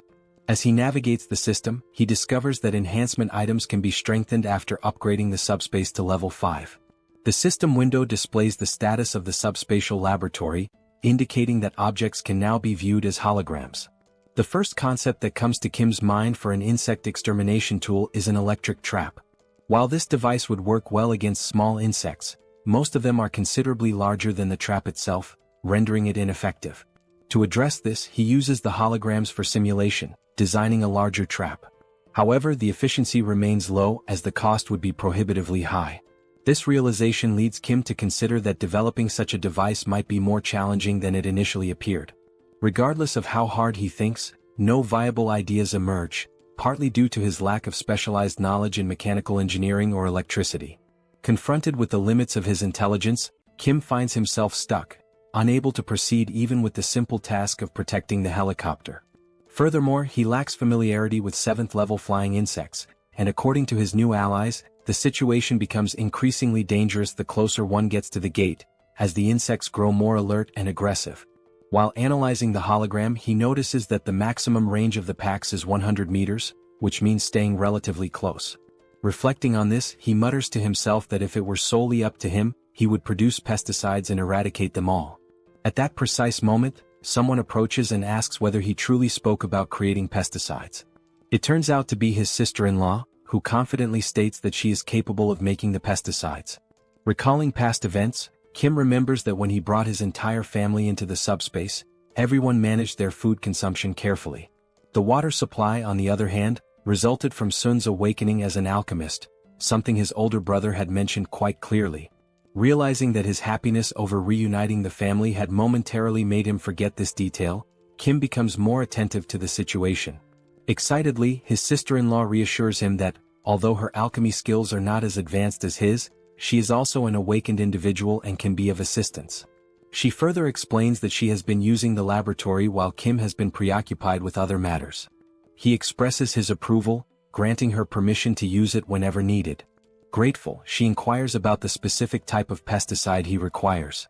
Directing his attention back to the hologram of the giant centipede and considering the vast number of insects, some even stronger than anticipated, Kim specifies that he needs a super powerful insecticide capable of exterminating all the insects at once.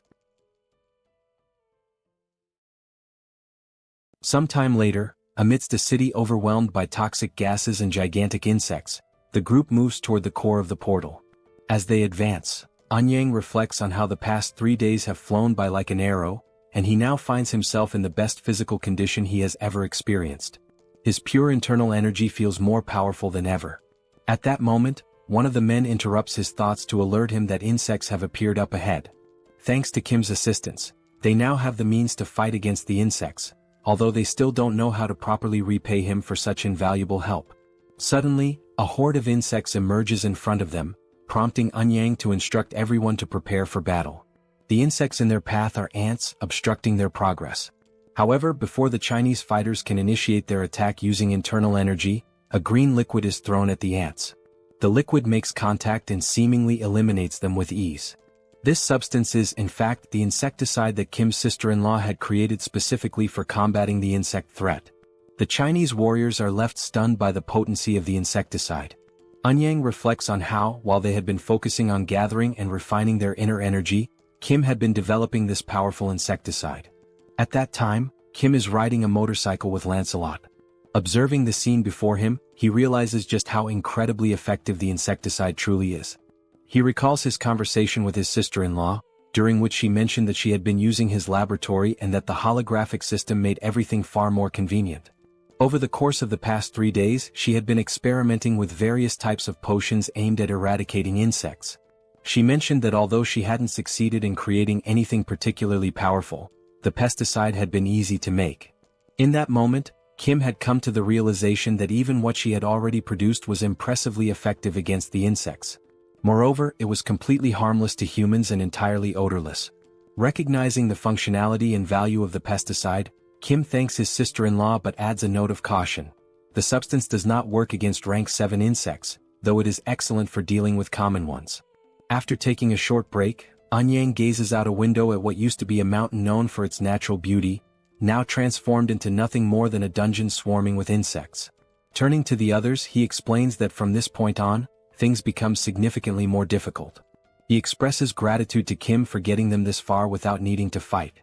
However, the mountain itself will not be so easy to deal with.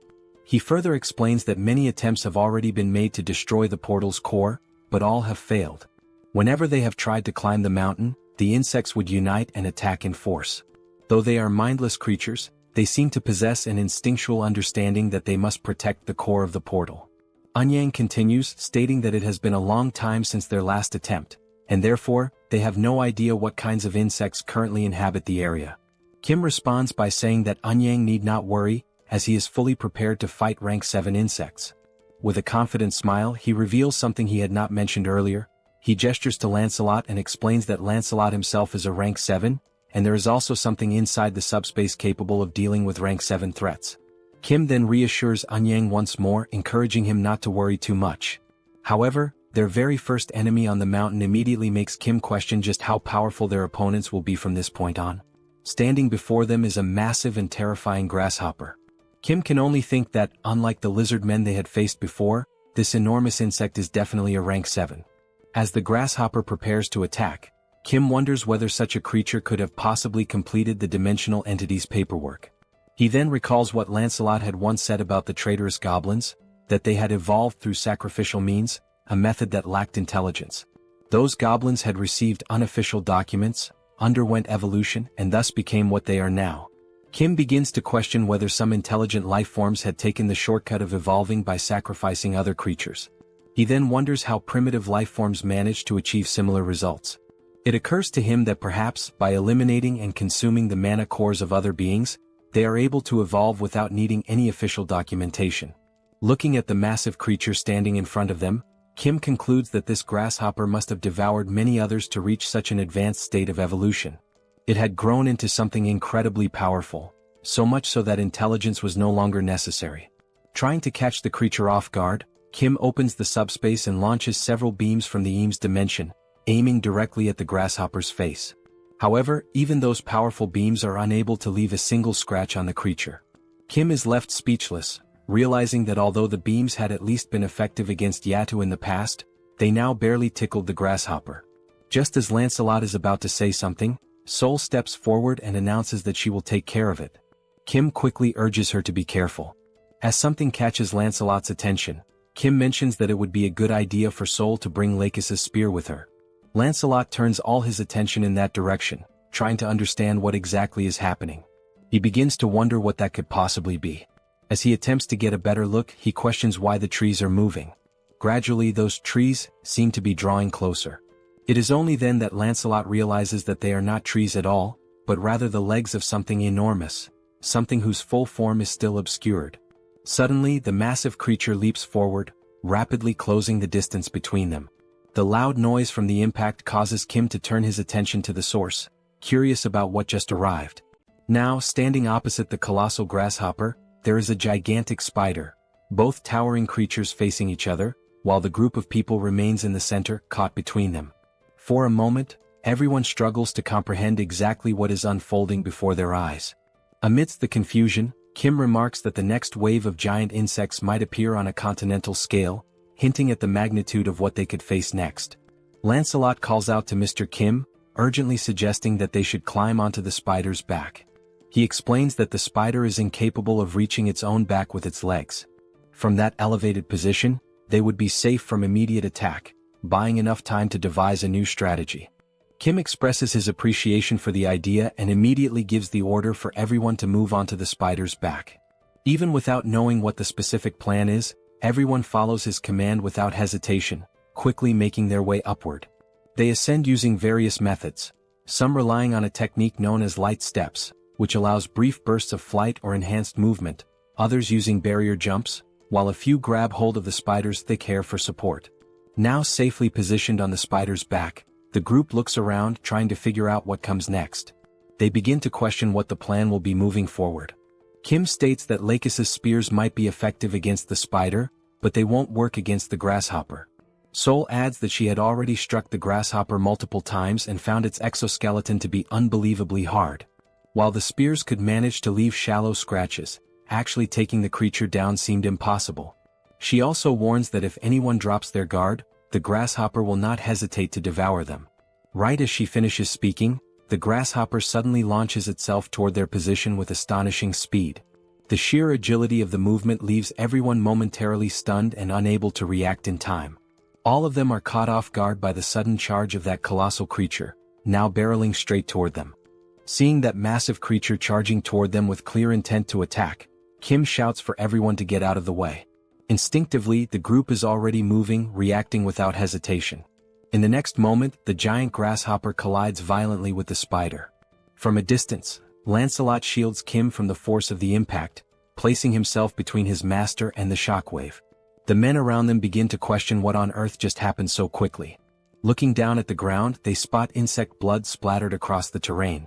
The grasshopper remains standing, and now it begins to devour the spider it had just so effortlessly defeated. Witnessing this, Kim questions why the grasshopper would attack what seemed to be its own ally.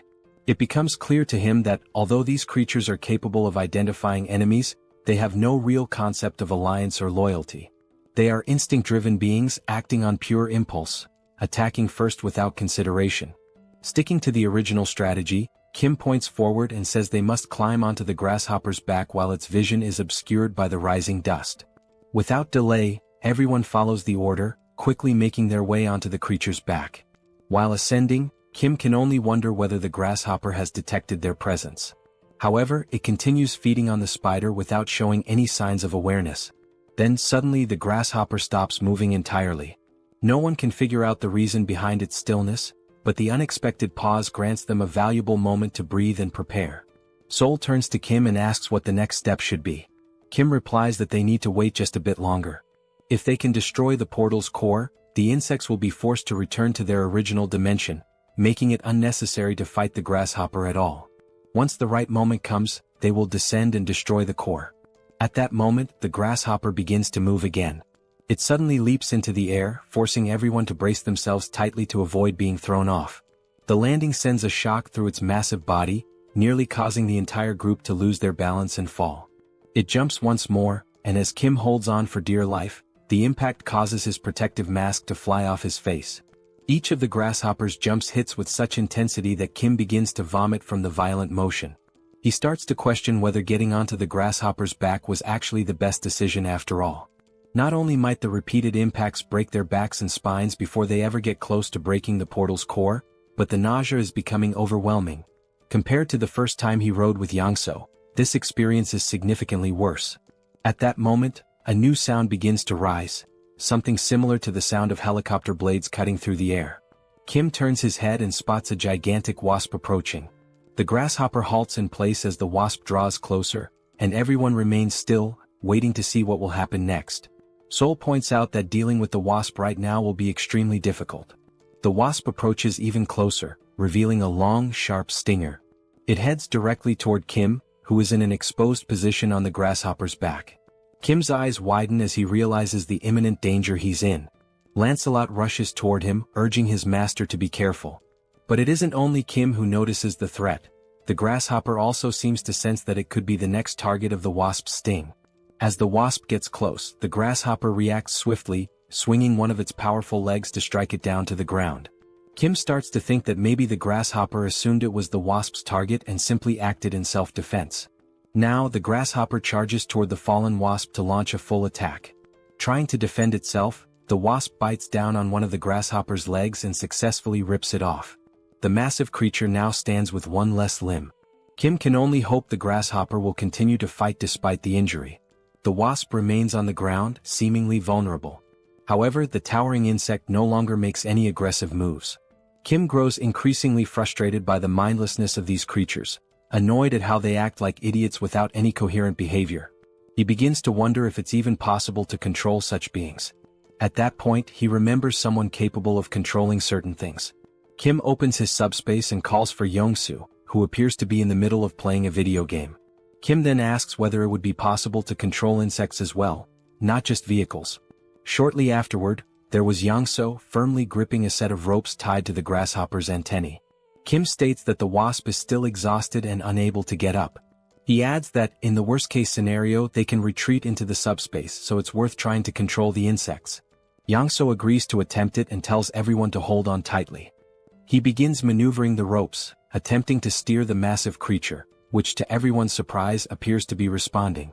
Slowly, the grasshopper begins turning toward the wasp lying on the ground. With a sudden move, the grasshopper strikes and tears the wasp's head off with a single bite.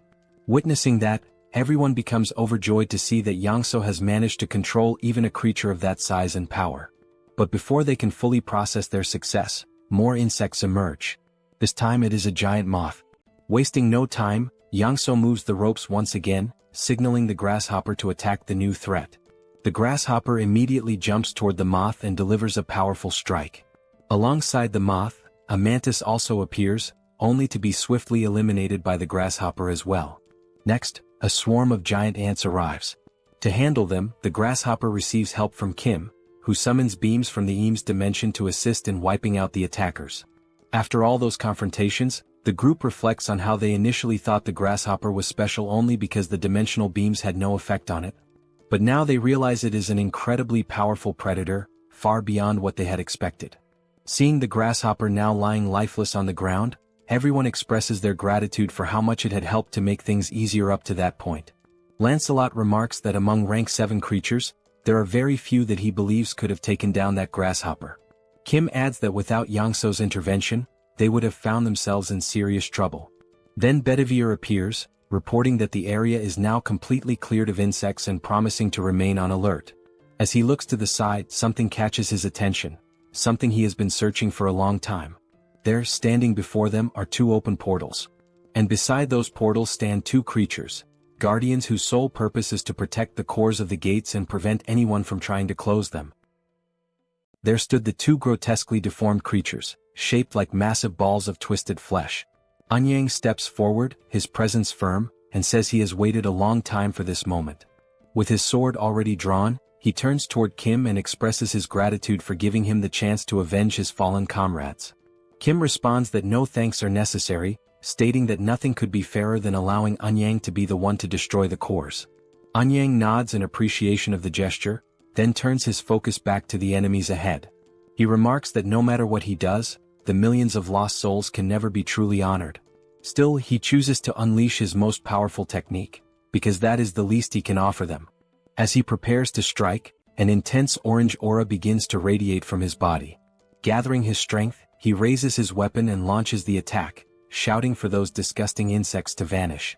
The skill, known as Descending Footprint, is released from a distance, designed to strike both gate cores simultaneously. The impact of the ability is overwhelming. Upon hitting its target, it obliterates the creature completely, crushing it with brutal force. The surrounding area is instantly engulfed in a thick cloud of dust stirred up by the shockwaves. Anyang turns around, his back to the devastation still unfolding behind him as the explosion continues to rumble. Watching the display of raw power, Kim acknowledges that Anyang had not been exaggerating when he said this was his strongest ability. The strength is truly formidable. Then one of the portals begins to close. However, everyone immediately questions why only one of the two portals is shutting down. As the dust settles, it becomes clear. The hand of some unknown creature had shielded one of the cores from the full force of the attack. Everyone turns to see what exactly that creature is. And since it has not yet emerged completely from the portal, Kim wonders what kind of being it might be. Gradually, the creature begins to exit the portal. It has multiple eyes, far more than anything natural. The being resembles a monstrous, mutated fly. The sight of such a horror leaves Anyang stunned. His most powerful strike had not even left a scratch. Then the creature attempts to speak. It says it will likely face reprimand from the Chamber of Commerce, but given the current situation, everything is already a lose-lose scenario. It adds that it smells something quite delicious. Seoul asks whether that mutant can even still be considered an insect. Kim comments that the monster is revolting and questions whether it is also a rank 7 entity. Attempting to catch it off guard, he opens the subspace and gives the command for PX to launch the Lake's spears toward the fly. The spears strike the creature's eyes, yet cause no harm, not even the faintest scratch. This outcome surprises Kim, considering those same spears had managed to wound the grasshopper. His suspicion grows. Lancelot then confirms that the creature is indeed at least rank 6, possibly even stronger. The fly questions what had just been thrown at it, noting that it barely felt a thing. It also asks where those spears had come from. Seoul looks to Kim and asks what they will do next. Kim, however, finds himself unable to focus on anything except trying to determine the next move, never having faced anything of such overwhelming power.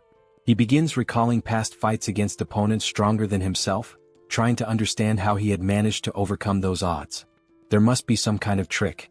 Then reality hits him. Until now, all he had done was launch attacks endlessly. And now would be no different, because no other option remains.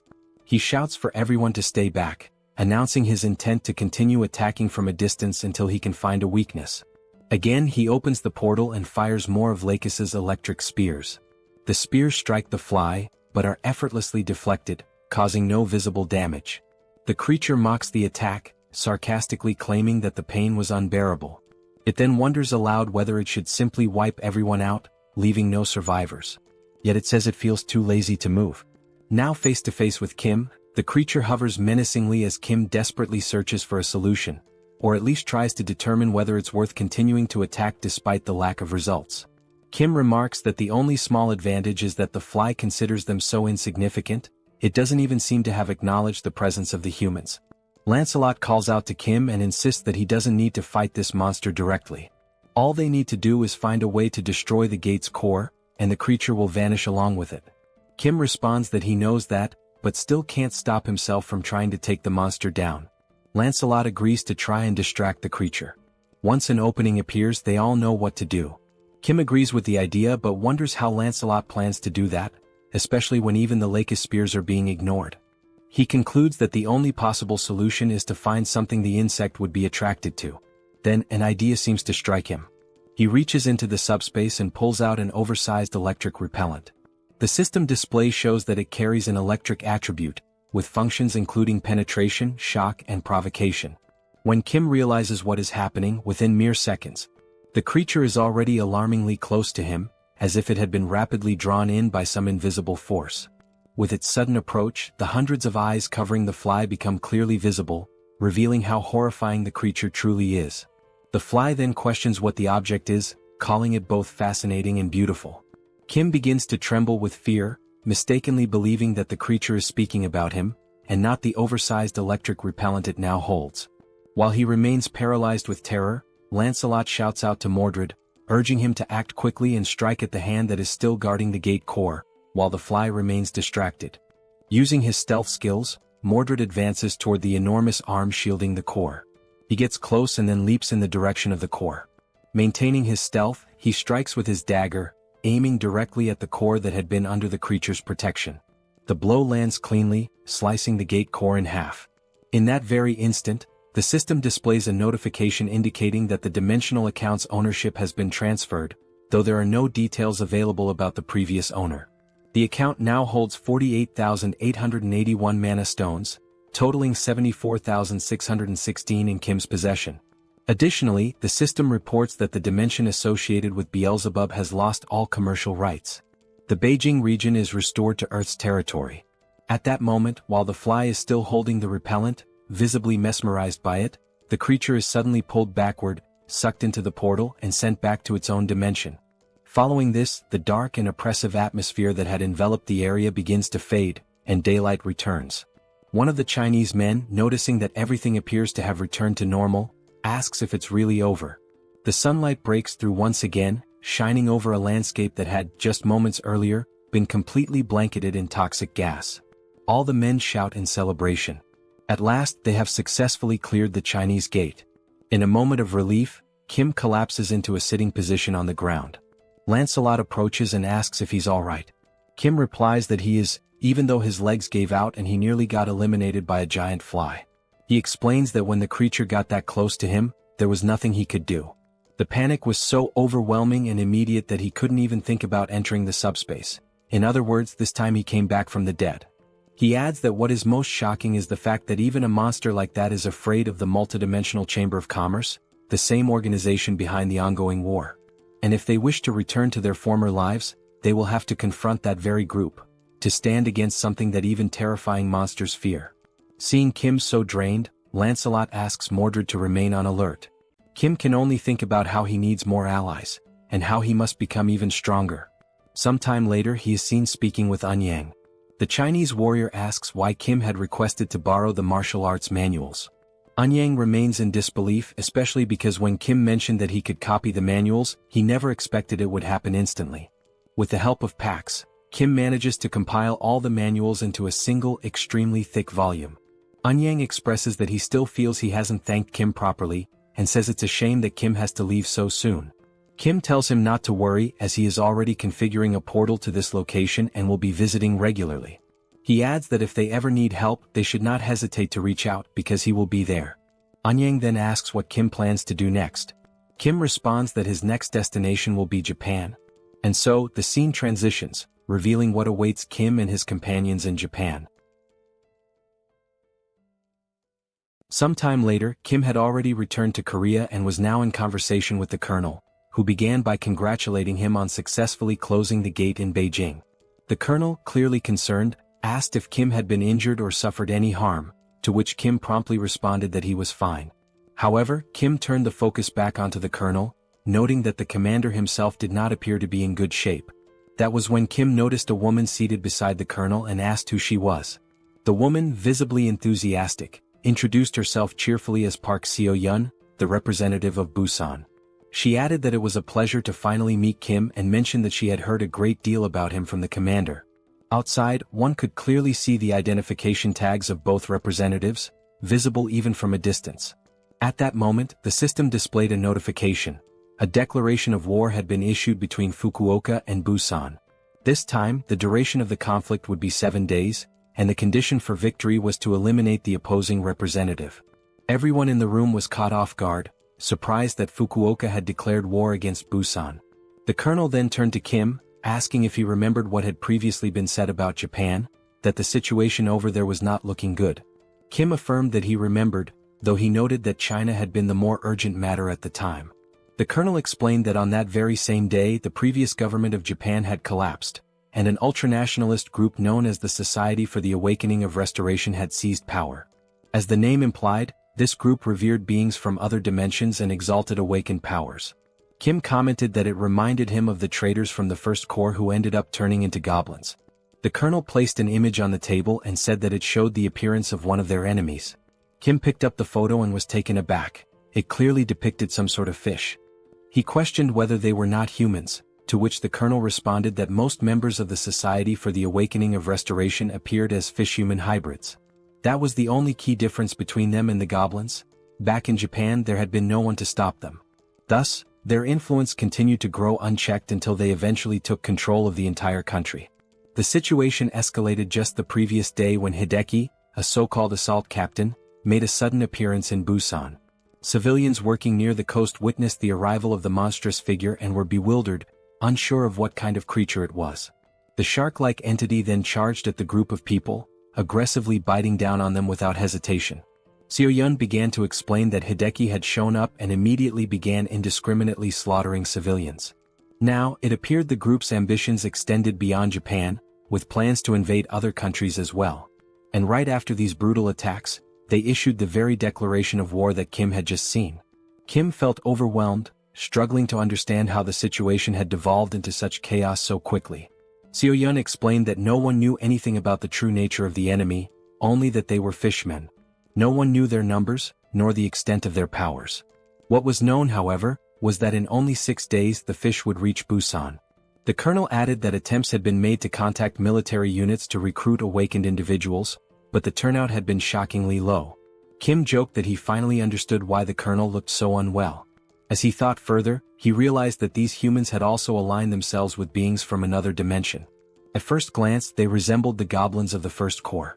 However, back then, the most powerful enemies had still been limited to rank 8. Now, it seemed that nearly every enemy was at least rank 7 or perhaps even stronger. Beyond that, they had no intelligence on their enemies, no information about which beings they had formed alliances with. And relying solely on Mordred to gather intelligence was no longer sufficient. Given all this uncertainty, the only rational approach was to assume the worst and begin preparations accordingly. The colonel acknowledged that Kim had just returned from China and was likely exhausted, but he asked nonetheless if Kim would be willing to help with this new threat as well. Without hesitation, Kim responded affirmatively, surprising the colonel with his speed and resolve. Kim then stated firmly that he would do everything he could to stop the enemies. His first question was how many awakened individuals were currently present in their ranks. Then, without hesitation, he opens the subspace and causes a massive stack of papers to appear right in front of him, instantly drawing the colonel's stunned gaze. The sheer volume of documents leaves the colonel speechless for a moment, prompting him to ask what exactly all of that was. Kim calmly explains that it is a comprehensive collection of martial arts techniques, a compilation of manuals he had received from the Chinese. This vast archive contains teachings that could greatly benefit awakened individuals if they take the time to study them. Still in disbelief, the colonel asks if Kim truly intends to distribute such valuable material to the awakened units. Kim confirms that this is indeed the plan, but not only to the awakened units. He states that he will also offer them to anyone willing to lend a hand in the upcoming battles. He emphasizes that what matters now is contribution and cooperation, regardless of affiliation. Then, turning his attention to someone in particular, Kim mentions he has someone specific in mind. He notes that it has been a while since he last saw this person and wonders aloud whether that individual is doing well. He's referring to Mr. Song, the large man who had previously been under mind control. Appearing slightly embarrassed, Song responds that he's doing fine, especially since his unique ability lies in being incredibly durable. Kim, looking serious, mentions that he has a difficult request to make. He asks whether Song would be willing to do him a favor, specifically, something important that will take place in Busan within 6 days. The scene transitions swiftly to the international airport, where James stands facing Kim. James tells him not to worry and assures him that this upcoming task will be easy for someone like him. He also mentions that he had been waiting for Kim. Curious, Kim asks him why he had been waiting. James replies that he once said he would only help if it involved going to the United States. But after witnessing Kim's capabilities, James realized he had been mistaken about him all along. James then admits that he had never truly understood the nature of Kim's ability and, intrigued, asks just how many machines Kim currently has connected to it. Sometime later, Kim finds himself walking through the area, deep in thought. He reflects on how the earlier misunderstanding with James had been resolved and shifts his attention toward evaluating their current combat strength. At the moment, their forces consist of 200 awakened troops and 20 awakened fighters, in addition to James himself. Kim wonders if the people of Murim are still occupied with clearing out Beijing and notes that he intends to reach out to them soon. He considers that he might need additional help in order to move forward with his current strategy. His thoughts drift toward the Camelot facility, a base he had constructed to house the knights. Realizing that it has been quite some time since he last used a strengthening stone, he checks the system and sees that a considerable number of enhancement stones have now accumulated. Unable to recall the last time he used any of them, Kim decides it's the perfect moment to put them to use and allocate them wisely to increase his force's capabilities. He immediately uses the stones and initiates the summoning of the other Knights of Camelot. The system promptly displays a notification that all 12 knights are being summoned. And then, almost instantly, the knights begin to emerge one by one, each appearing with purpose and presence. They gather slowly, walking with quiet strength as they come together to regroup. Witnessing this, Kim feels a surge of excitement. It truly feels as though he is reuniting with family after a long time apart. Now, at long last, as everyone has waited for, all 12 knights of the Round Table have been named, assembled, and are fully prepared for the approaching confrontation. After that, on D5 in Busan, a thorough and detailed meeting took place to discuss the approaching battle. However, given the complete lack of intel regarding the enemy's composition, strength, and tactics, the gathering ultimately served more as a damage control session than a strategic planning one. Based on the points covered in the meeting, both the father and James immediately began working on their assigned responsibilities. The father took charge of constructing a fortified base designed to withstand enemy assaults, while James focused on modifying a warship capable of engaging the enemy at sea. In particular, James's role proved to be of extraordinary importance in this operation. Though there was initial concern among the others about the weight of responsibility placed on his shoulders, it quickly became evident that James was nothing short of a technology fanatic. Rather than feeling burdened, he welcomed the challenge with excitement. As time grew short, Kim made the decision to request reinforcements from the martial artists as well. Anyang and his men reported that they had managed to get things in order back in China, just in time to lend their assistance in Busan. Unfortunately, not everyone could leave China, so only the strongest among them came to help. They dedicated themselves to training the awakened troops by using martial arts manuals to enhance their capabilities in combat. While watching the intense training sessions unfold, Kim expressed his gratitude for their support. However, Anyang replied that there was no need for thanks. What Kim had done for China was far greater and could never be repaid so easily. Anyang added that there was something he had been unable to say the last time they met, and now, he had a favor to ask. Curious, Kim asked what kind of favor it was. Anyang pulled something out and showed it to him, a sword of remarkable beauty and significance. He explained that he had used an enhancement stone on the weapon, which had significantly amplified its power. He then asked Kim if it would be possible to duplicate this sword, completely catching Kim off guard. Anyang went on to say that if such a sword could be shared with others who needed it, it would surely make a difference on the battlefield. And he emphasized that this was something only Kim had the power to accomplish. Still stunned by the request, Kim asked him to wait a moment, pointing out that it was such a valuable weapon. Duplicating something so rare felt like a big decision. Nevertheless, Kim accepted the sword and sincerely thanked Anyang for entrusting it to him. Eager to test its potential, Kim promised to treasure the sword and ensure that it would be shared with those who needed it most. The system then displayed the sword's stats. It was a rare-grade weapon with wind attributes and included piercing and acceleration options, an extremely powerful and well-rounded blade. Afterward, Kim opened his portal and summoned Manhwa, telling him that he had brought a gift. Manhwa, exhausted from continuous training, didn't even manage to ask what the gift was.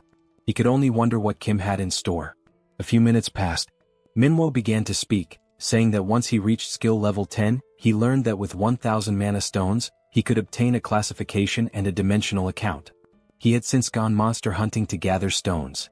Manhwa continued, explaining that he had been the only one left out of the recent battle against the insects due to his lack of official classification. That exclusion left him deeply frustrated. Kim was surprised by Minwo's frustration and began to wonder whether raising one's skill level truly helped elevate their classification. It was at that moment Kim realized that the majority of martial artists were already at rank 8. He speculated that perhaps some of them had received registration forms from dimensional entities to increase their rank. However, the more likely explanation was that they had simply advanced their level in tandem with their abilities, especially since those registration forms were so difficult to obtain. Then Kim thought about Seoul. She hadn't said much about her own progression, despite always staring at the system screen and muttering that it kept asking for more mana stones, leading her to suspect the system itself was trying to scam her. Kim came to a harsh realization: it would take 100,000 mana stones just to reach rank 6. He turned to Minwo and asked how many stones he had managed to collect so far. Minwo answered that he had only gathered 314. Kim then said he would provide the rest of the stones, but only if Minwo agreed to do him a favor. Minwo asked what kind of favor that would be. And so, Minwo joined the upcoming battle against Fukuoka. As preparations progressed, time seemed to accelerate. Finally the day arrived. The day of the battle. Gradually the enemy began to approach from the sea. The waters, calm just moments before, suddenly erupted as the invaders emerged without warning. The fishmen began shouting as they arrived, claiming that nearly 1,000 merfolk were on their way. They boldly declared that human weapons would be useless against them. Furthermore, they offered what they called a bloodless solution: surrender the representative and they would spare the rest. Observing their arrival, Kim noted how articulate the fishman was. The creature had spoken the perfect words to earn himself a punch. Then a magical barrier opened. The fishman, convinced that the humans were about to surrender their representative and capitulate, let out a loud command, ordering the merfolk to attack. From beneath the waves, a vast number of fishmen surged forward. But before the lead fishman could continue his proclamation, something pink came flying toward him. It was a whip. The strike landed squarely, launching him through the air and leaving the rest of his kind stunned in fear. That powerful attack came from the newly appointed knight, who addressed the fishman with absolute contempt, calling him a filthy piece of trash. She was flanked by 3 other knights, standing firm as she boldly declared that those damned fish wouldn't be allowed to take even a single step closer to Lord Kim. The 4-knight formation immediately exuded an intense aura of pressure, striking fear deep into the hearts of the invading fishfolk. Amid the mounting tension, a new figure emerged from among the enemy ranks, a fish-like creature who introduced himself as Lord Makio. His presence marked a shift in the battlefield's atmosphere. Observing the resistance before him, Lord Makio remarked that this scene was quite different from what had previously been described by another of their lords, Lord Hideki. A hammerhead-headed subordinate of his stepped forward, ordering the other fish to stand back as he alone would break through the enemy's defenses. Wearing a confident smile, Lord Makio stated that he would now show them the vast difference in power between their forces. But despite his posturing, the hammerhead fishman was swiftly intercepted and utterly defeated by Percival in a decisive, brutal counter. The blow left him crumpled and motionless, showcasing the sheer gap in strength between them. Witnessing one of their commanders fall so easily, the rest of the fish warriors charged in desperation. They shouted that the mighty Lord Hideki was still with them, and they had far greater numbers. Surely they still stood a chance. Joining the battle's frontline was Anyang, wielding his sacred sword with unshakable determination. Fighting at his side was his trusted aide, delivering a relentless flurry of punches against the enemy. Also present on the battlefield was Seoul, effortlessly taking down wave after wave of fish soldiers. Her strikes were sharp and well coordinated, drawing from the new combat techniques she had recently mastered through rigorous training. A bright smile played on her face as she fought with poise and strength. Amidst the chaos, the second Lord Hideki finally made his entrance.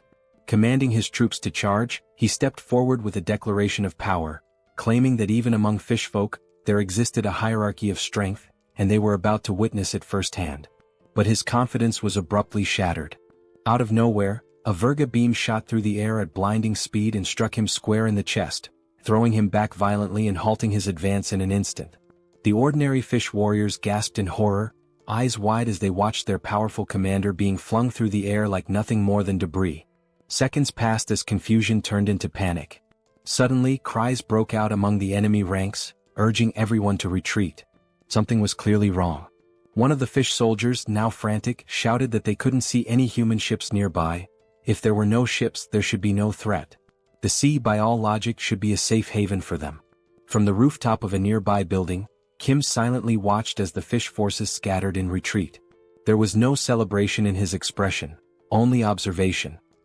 He wondered to himself why they were fleeing in such a disorganized manner. Unlike the lizard men or the insect hordes, the fish folk had yet to display any truly formidable power. It left Kim questioning whether this was really the full extent of their strength. Out in the ocean, as the enemy tried to escape, Kim opened a portal high in the sky above the retreating fish. From it, a massive ship descended, an imposing war vessel engineered with unmatched precision and technological enhancements. The fish had plans, no doubt, but against this masterpiece that James had constructed, any strategy would prove meaningless. Inside the ship, Kim gave a direct order to Yangso to set course for Fukuoka. Yangso replied with certainty, affirming that he would take them there, especially now that they had a fully equipped and masterfully modified warship at their disposal.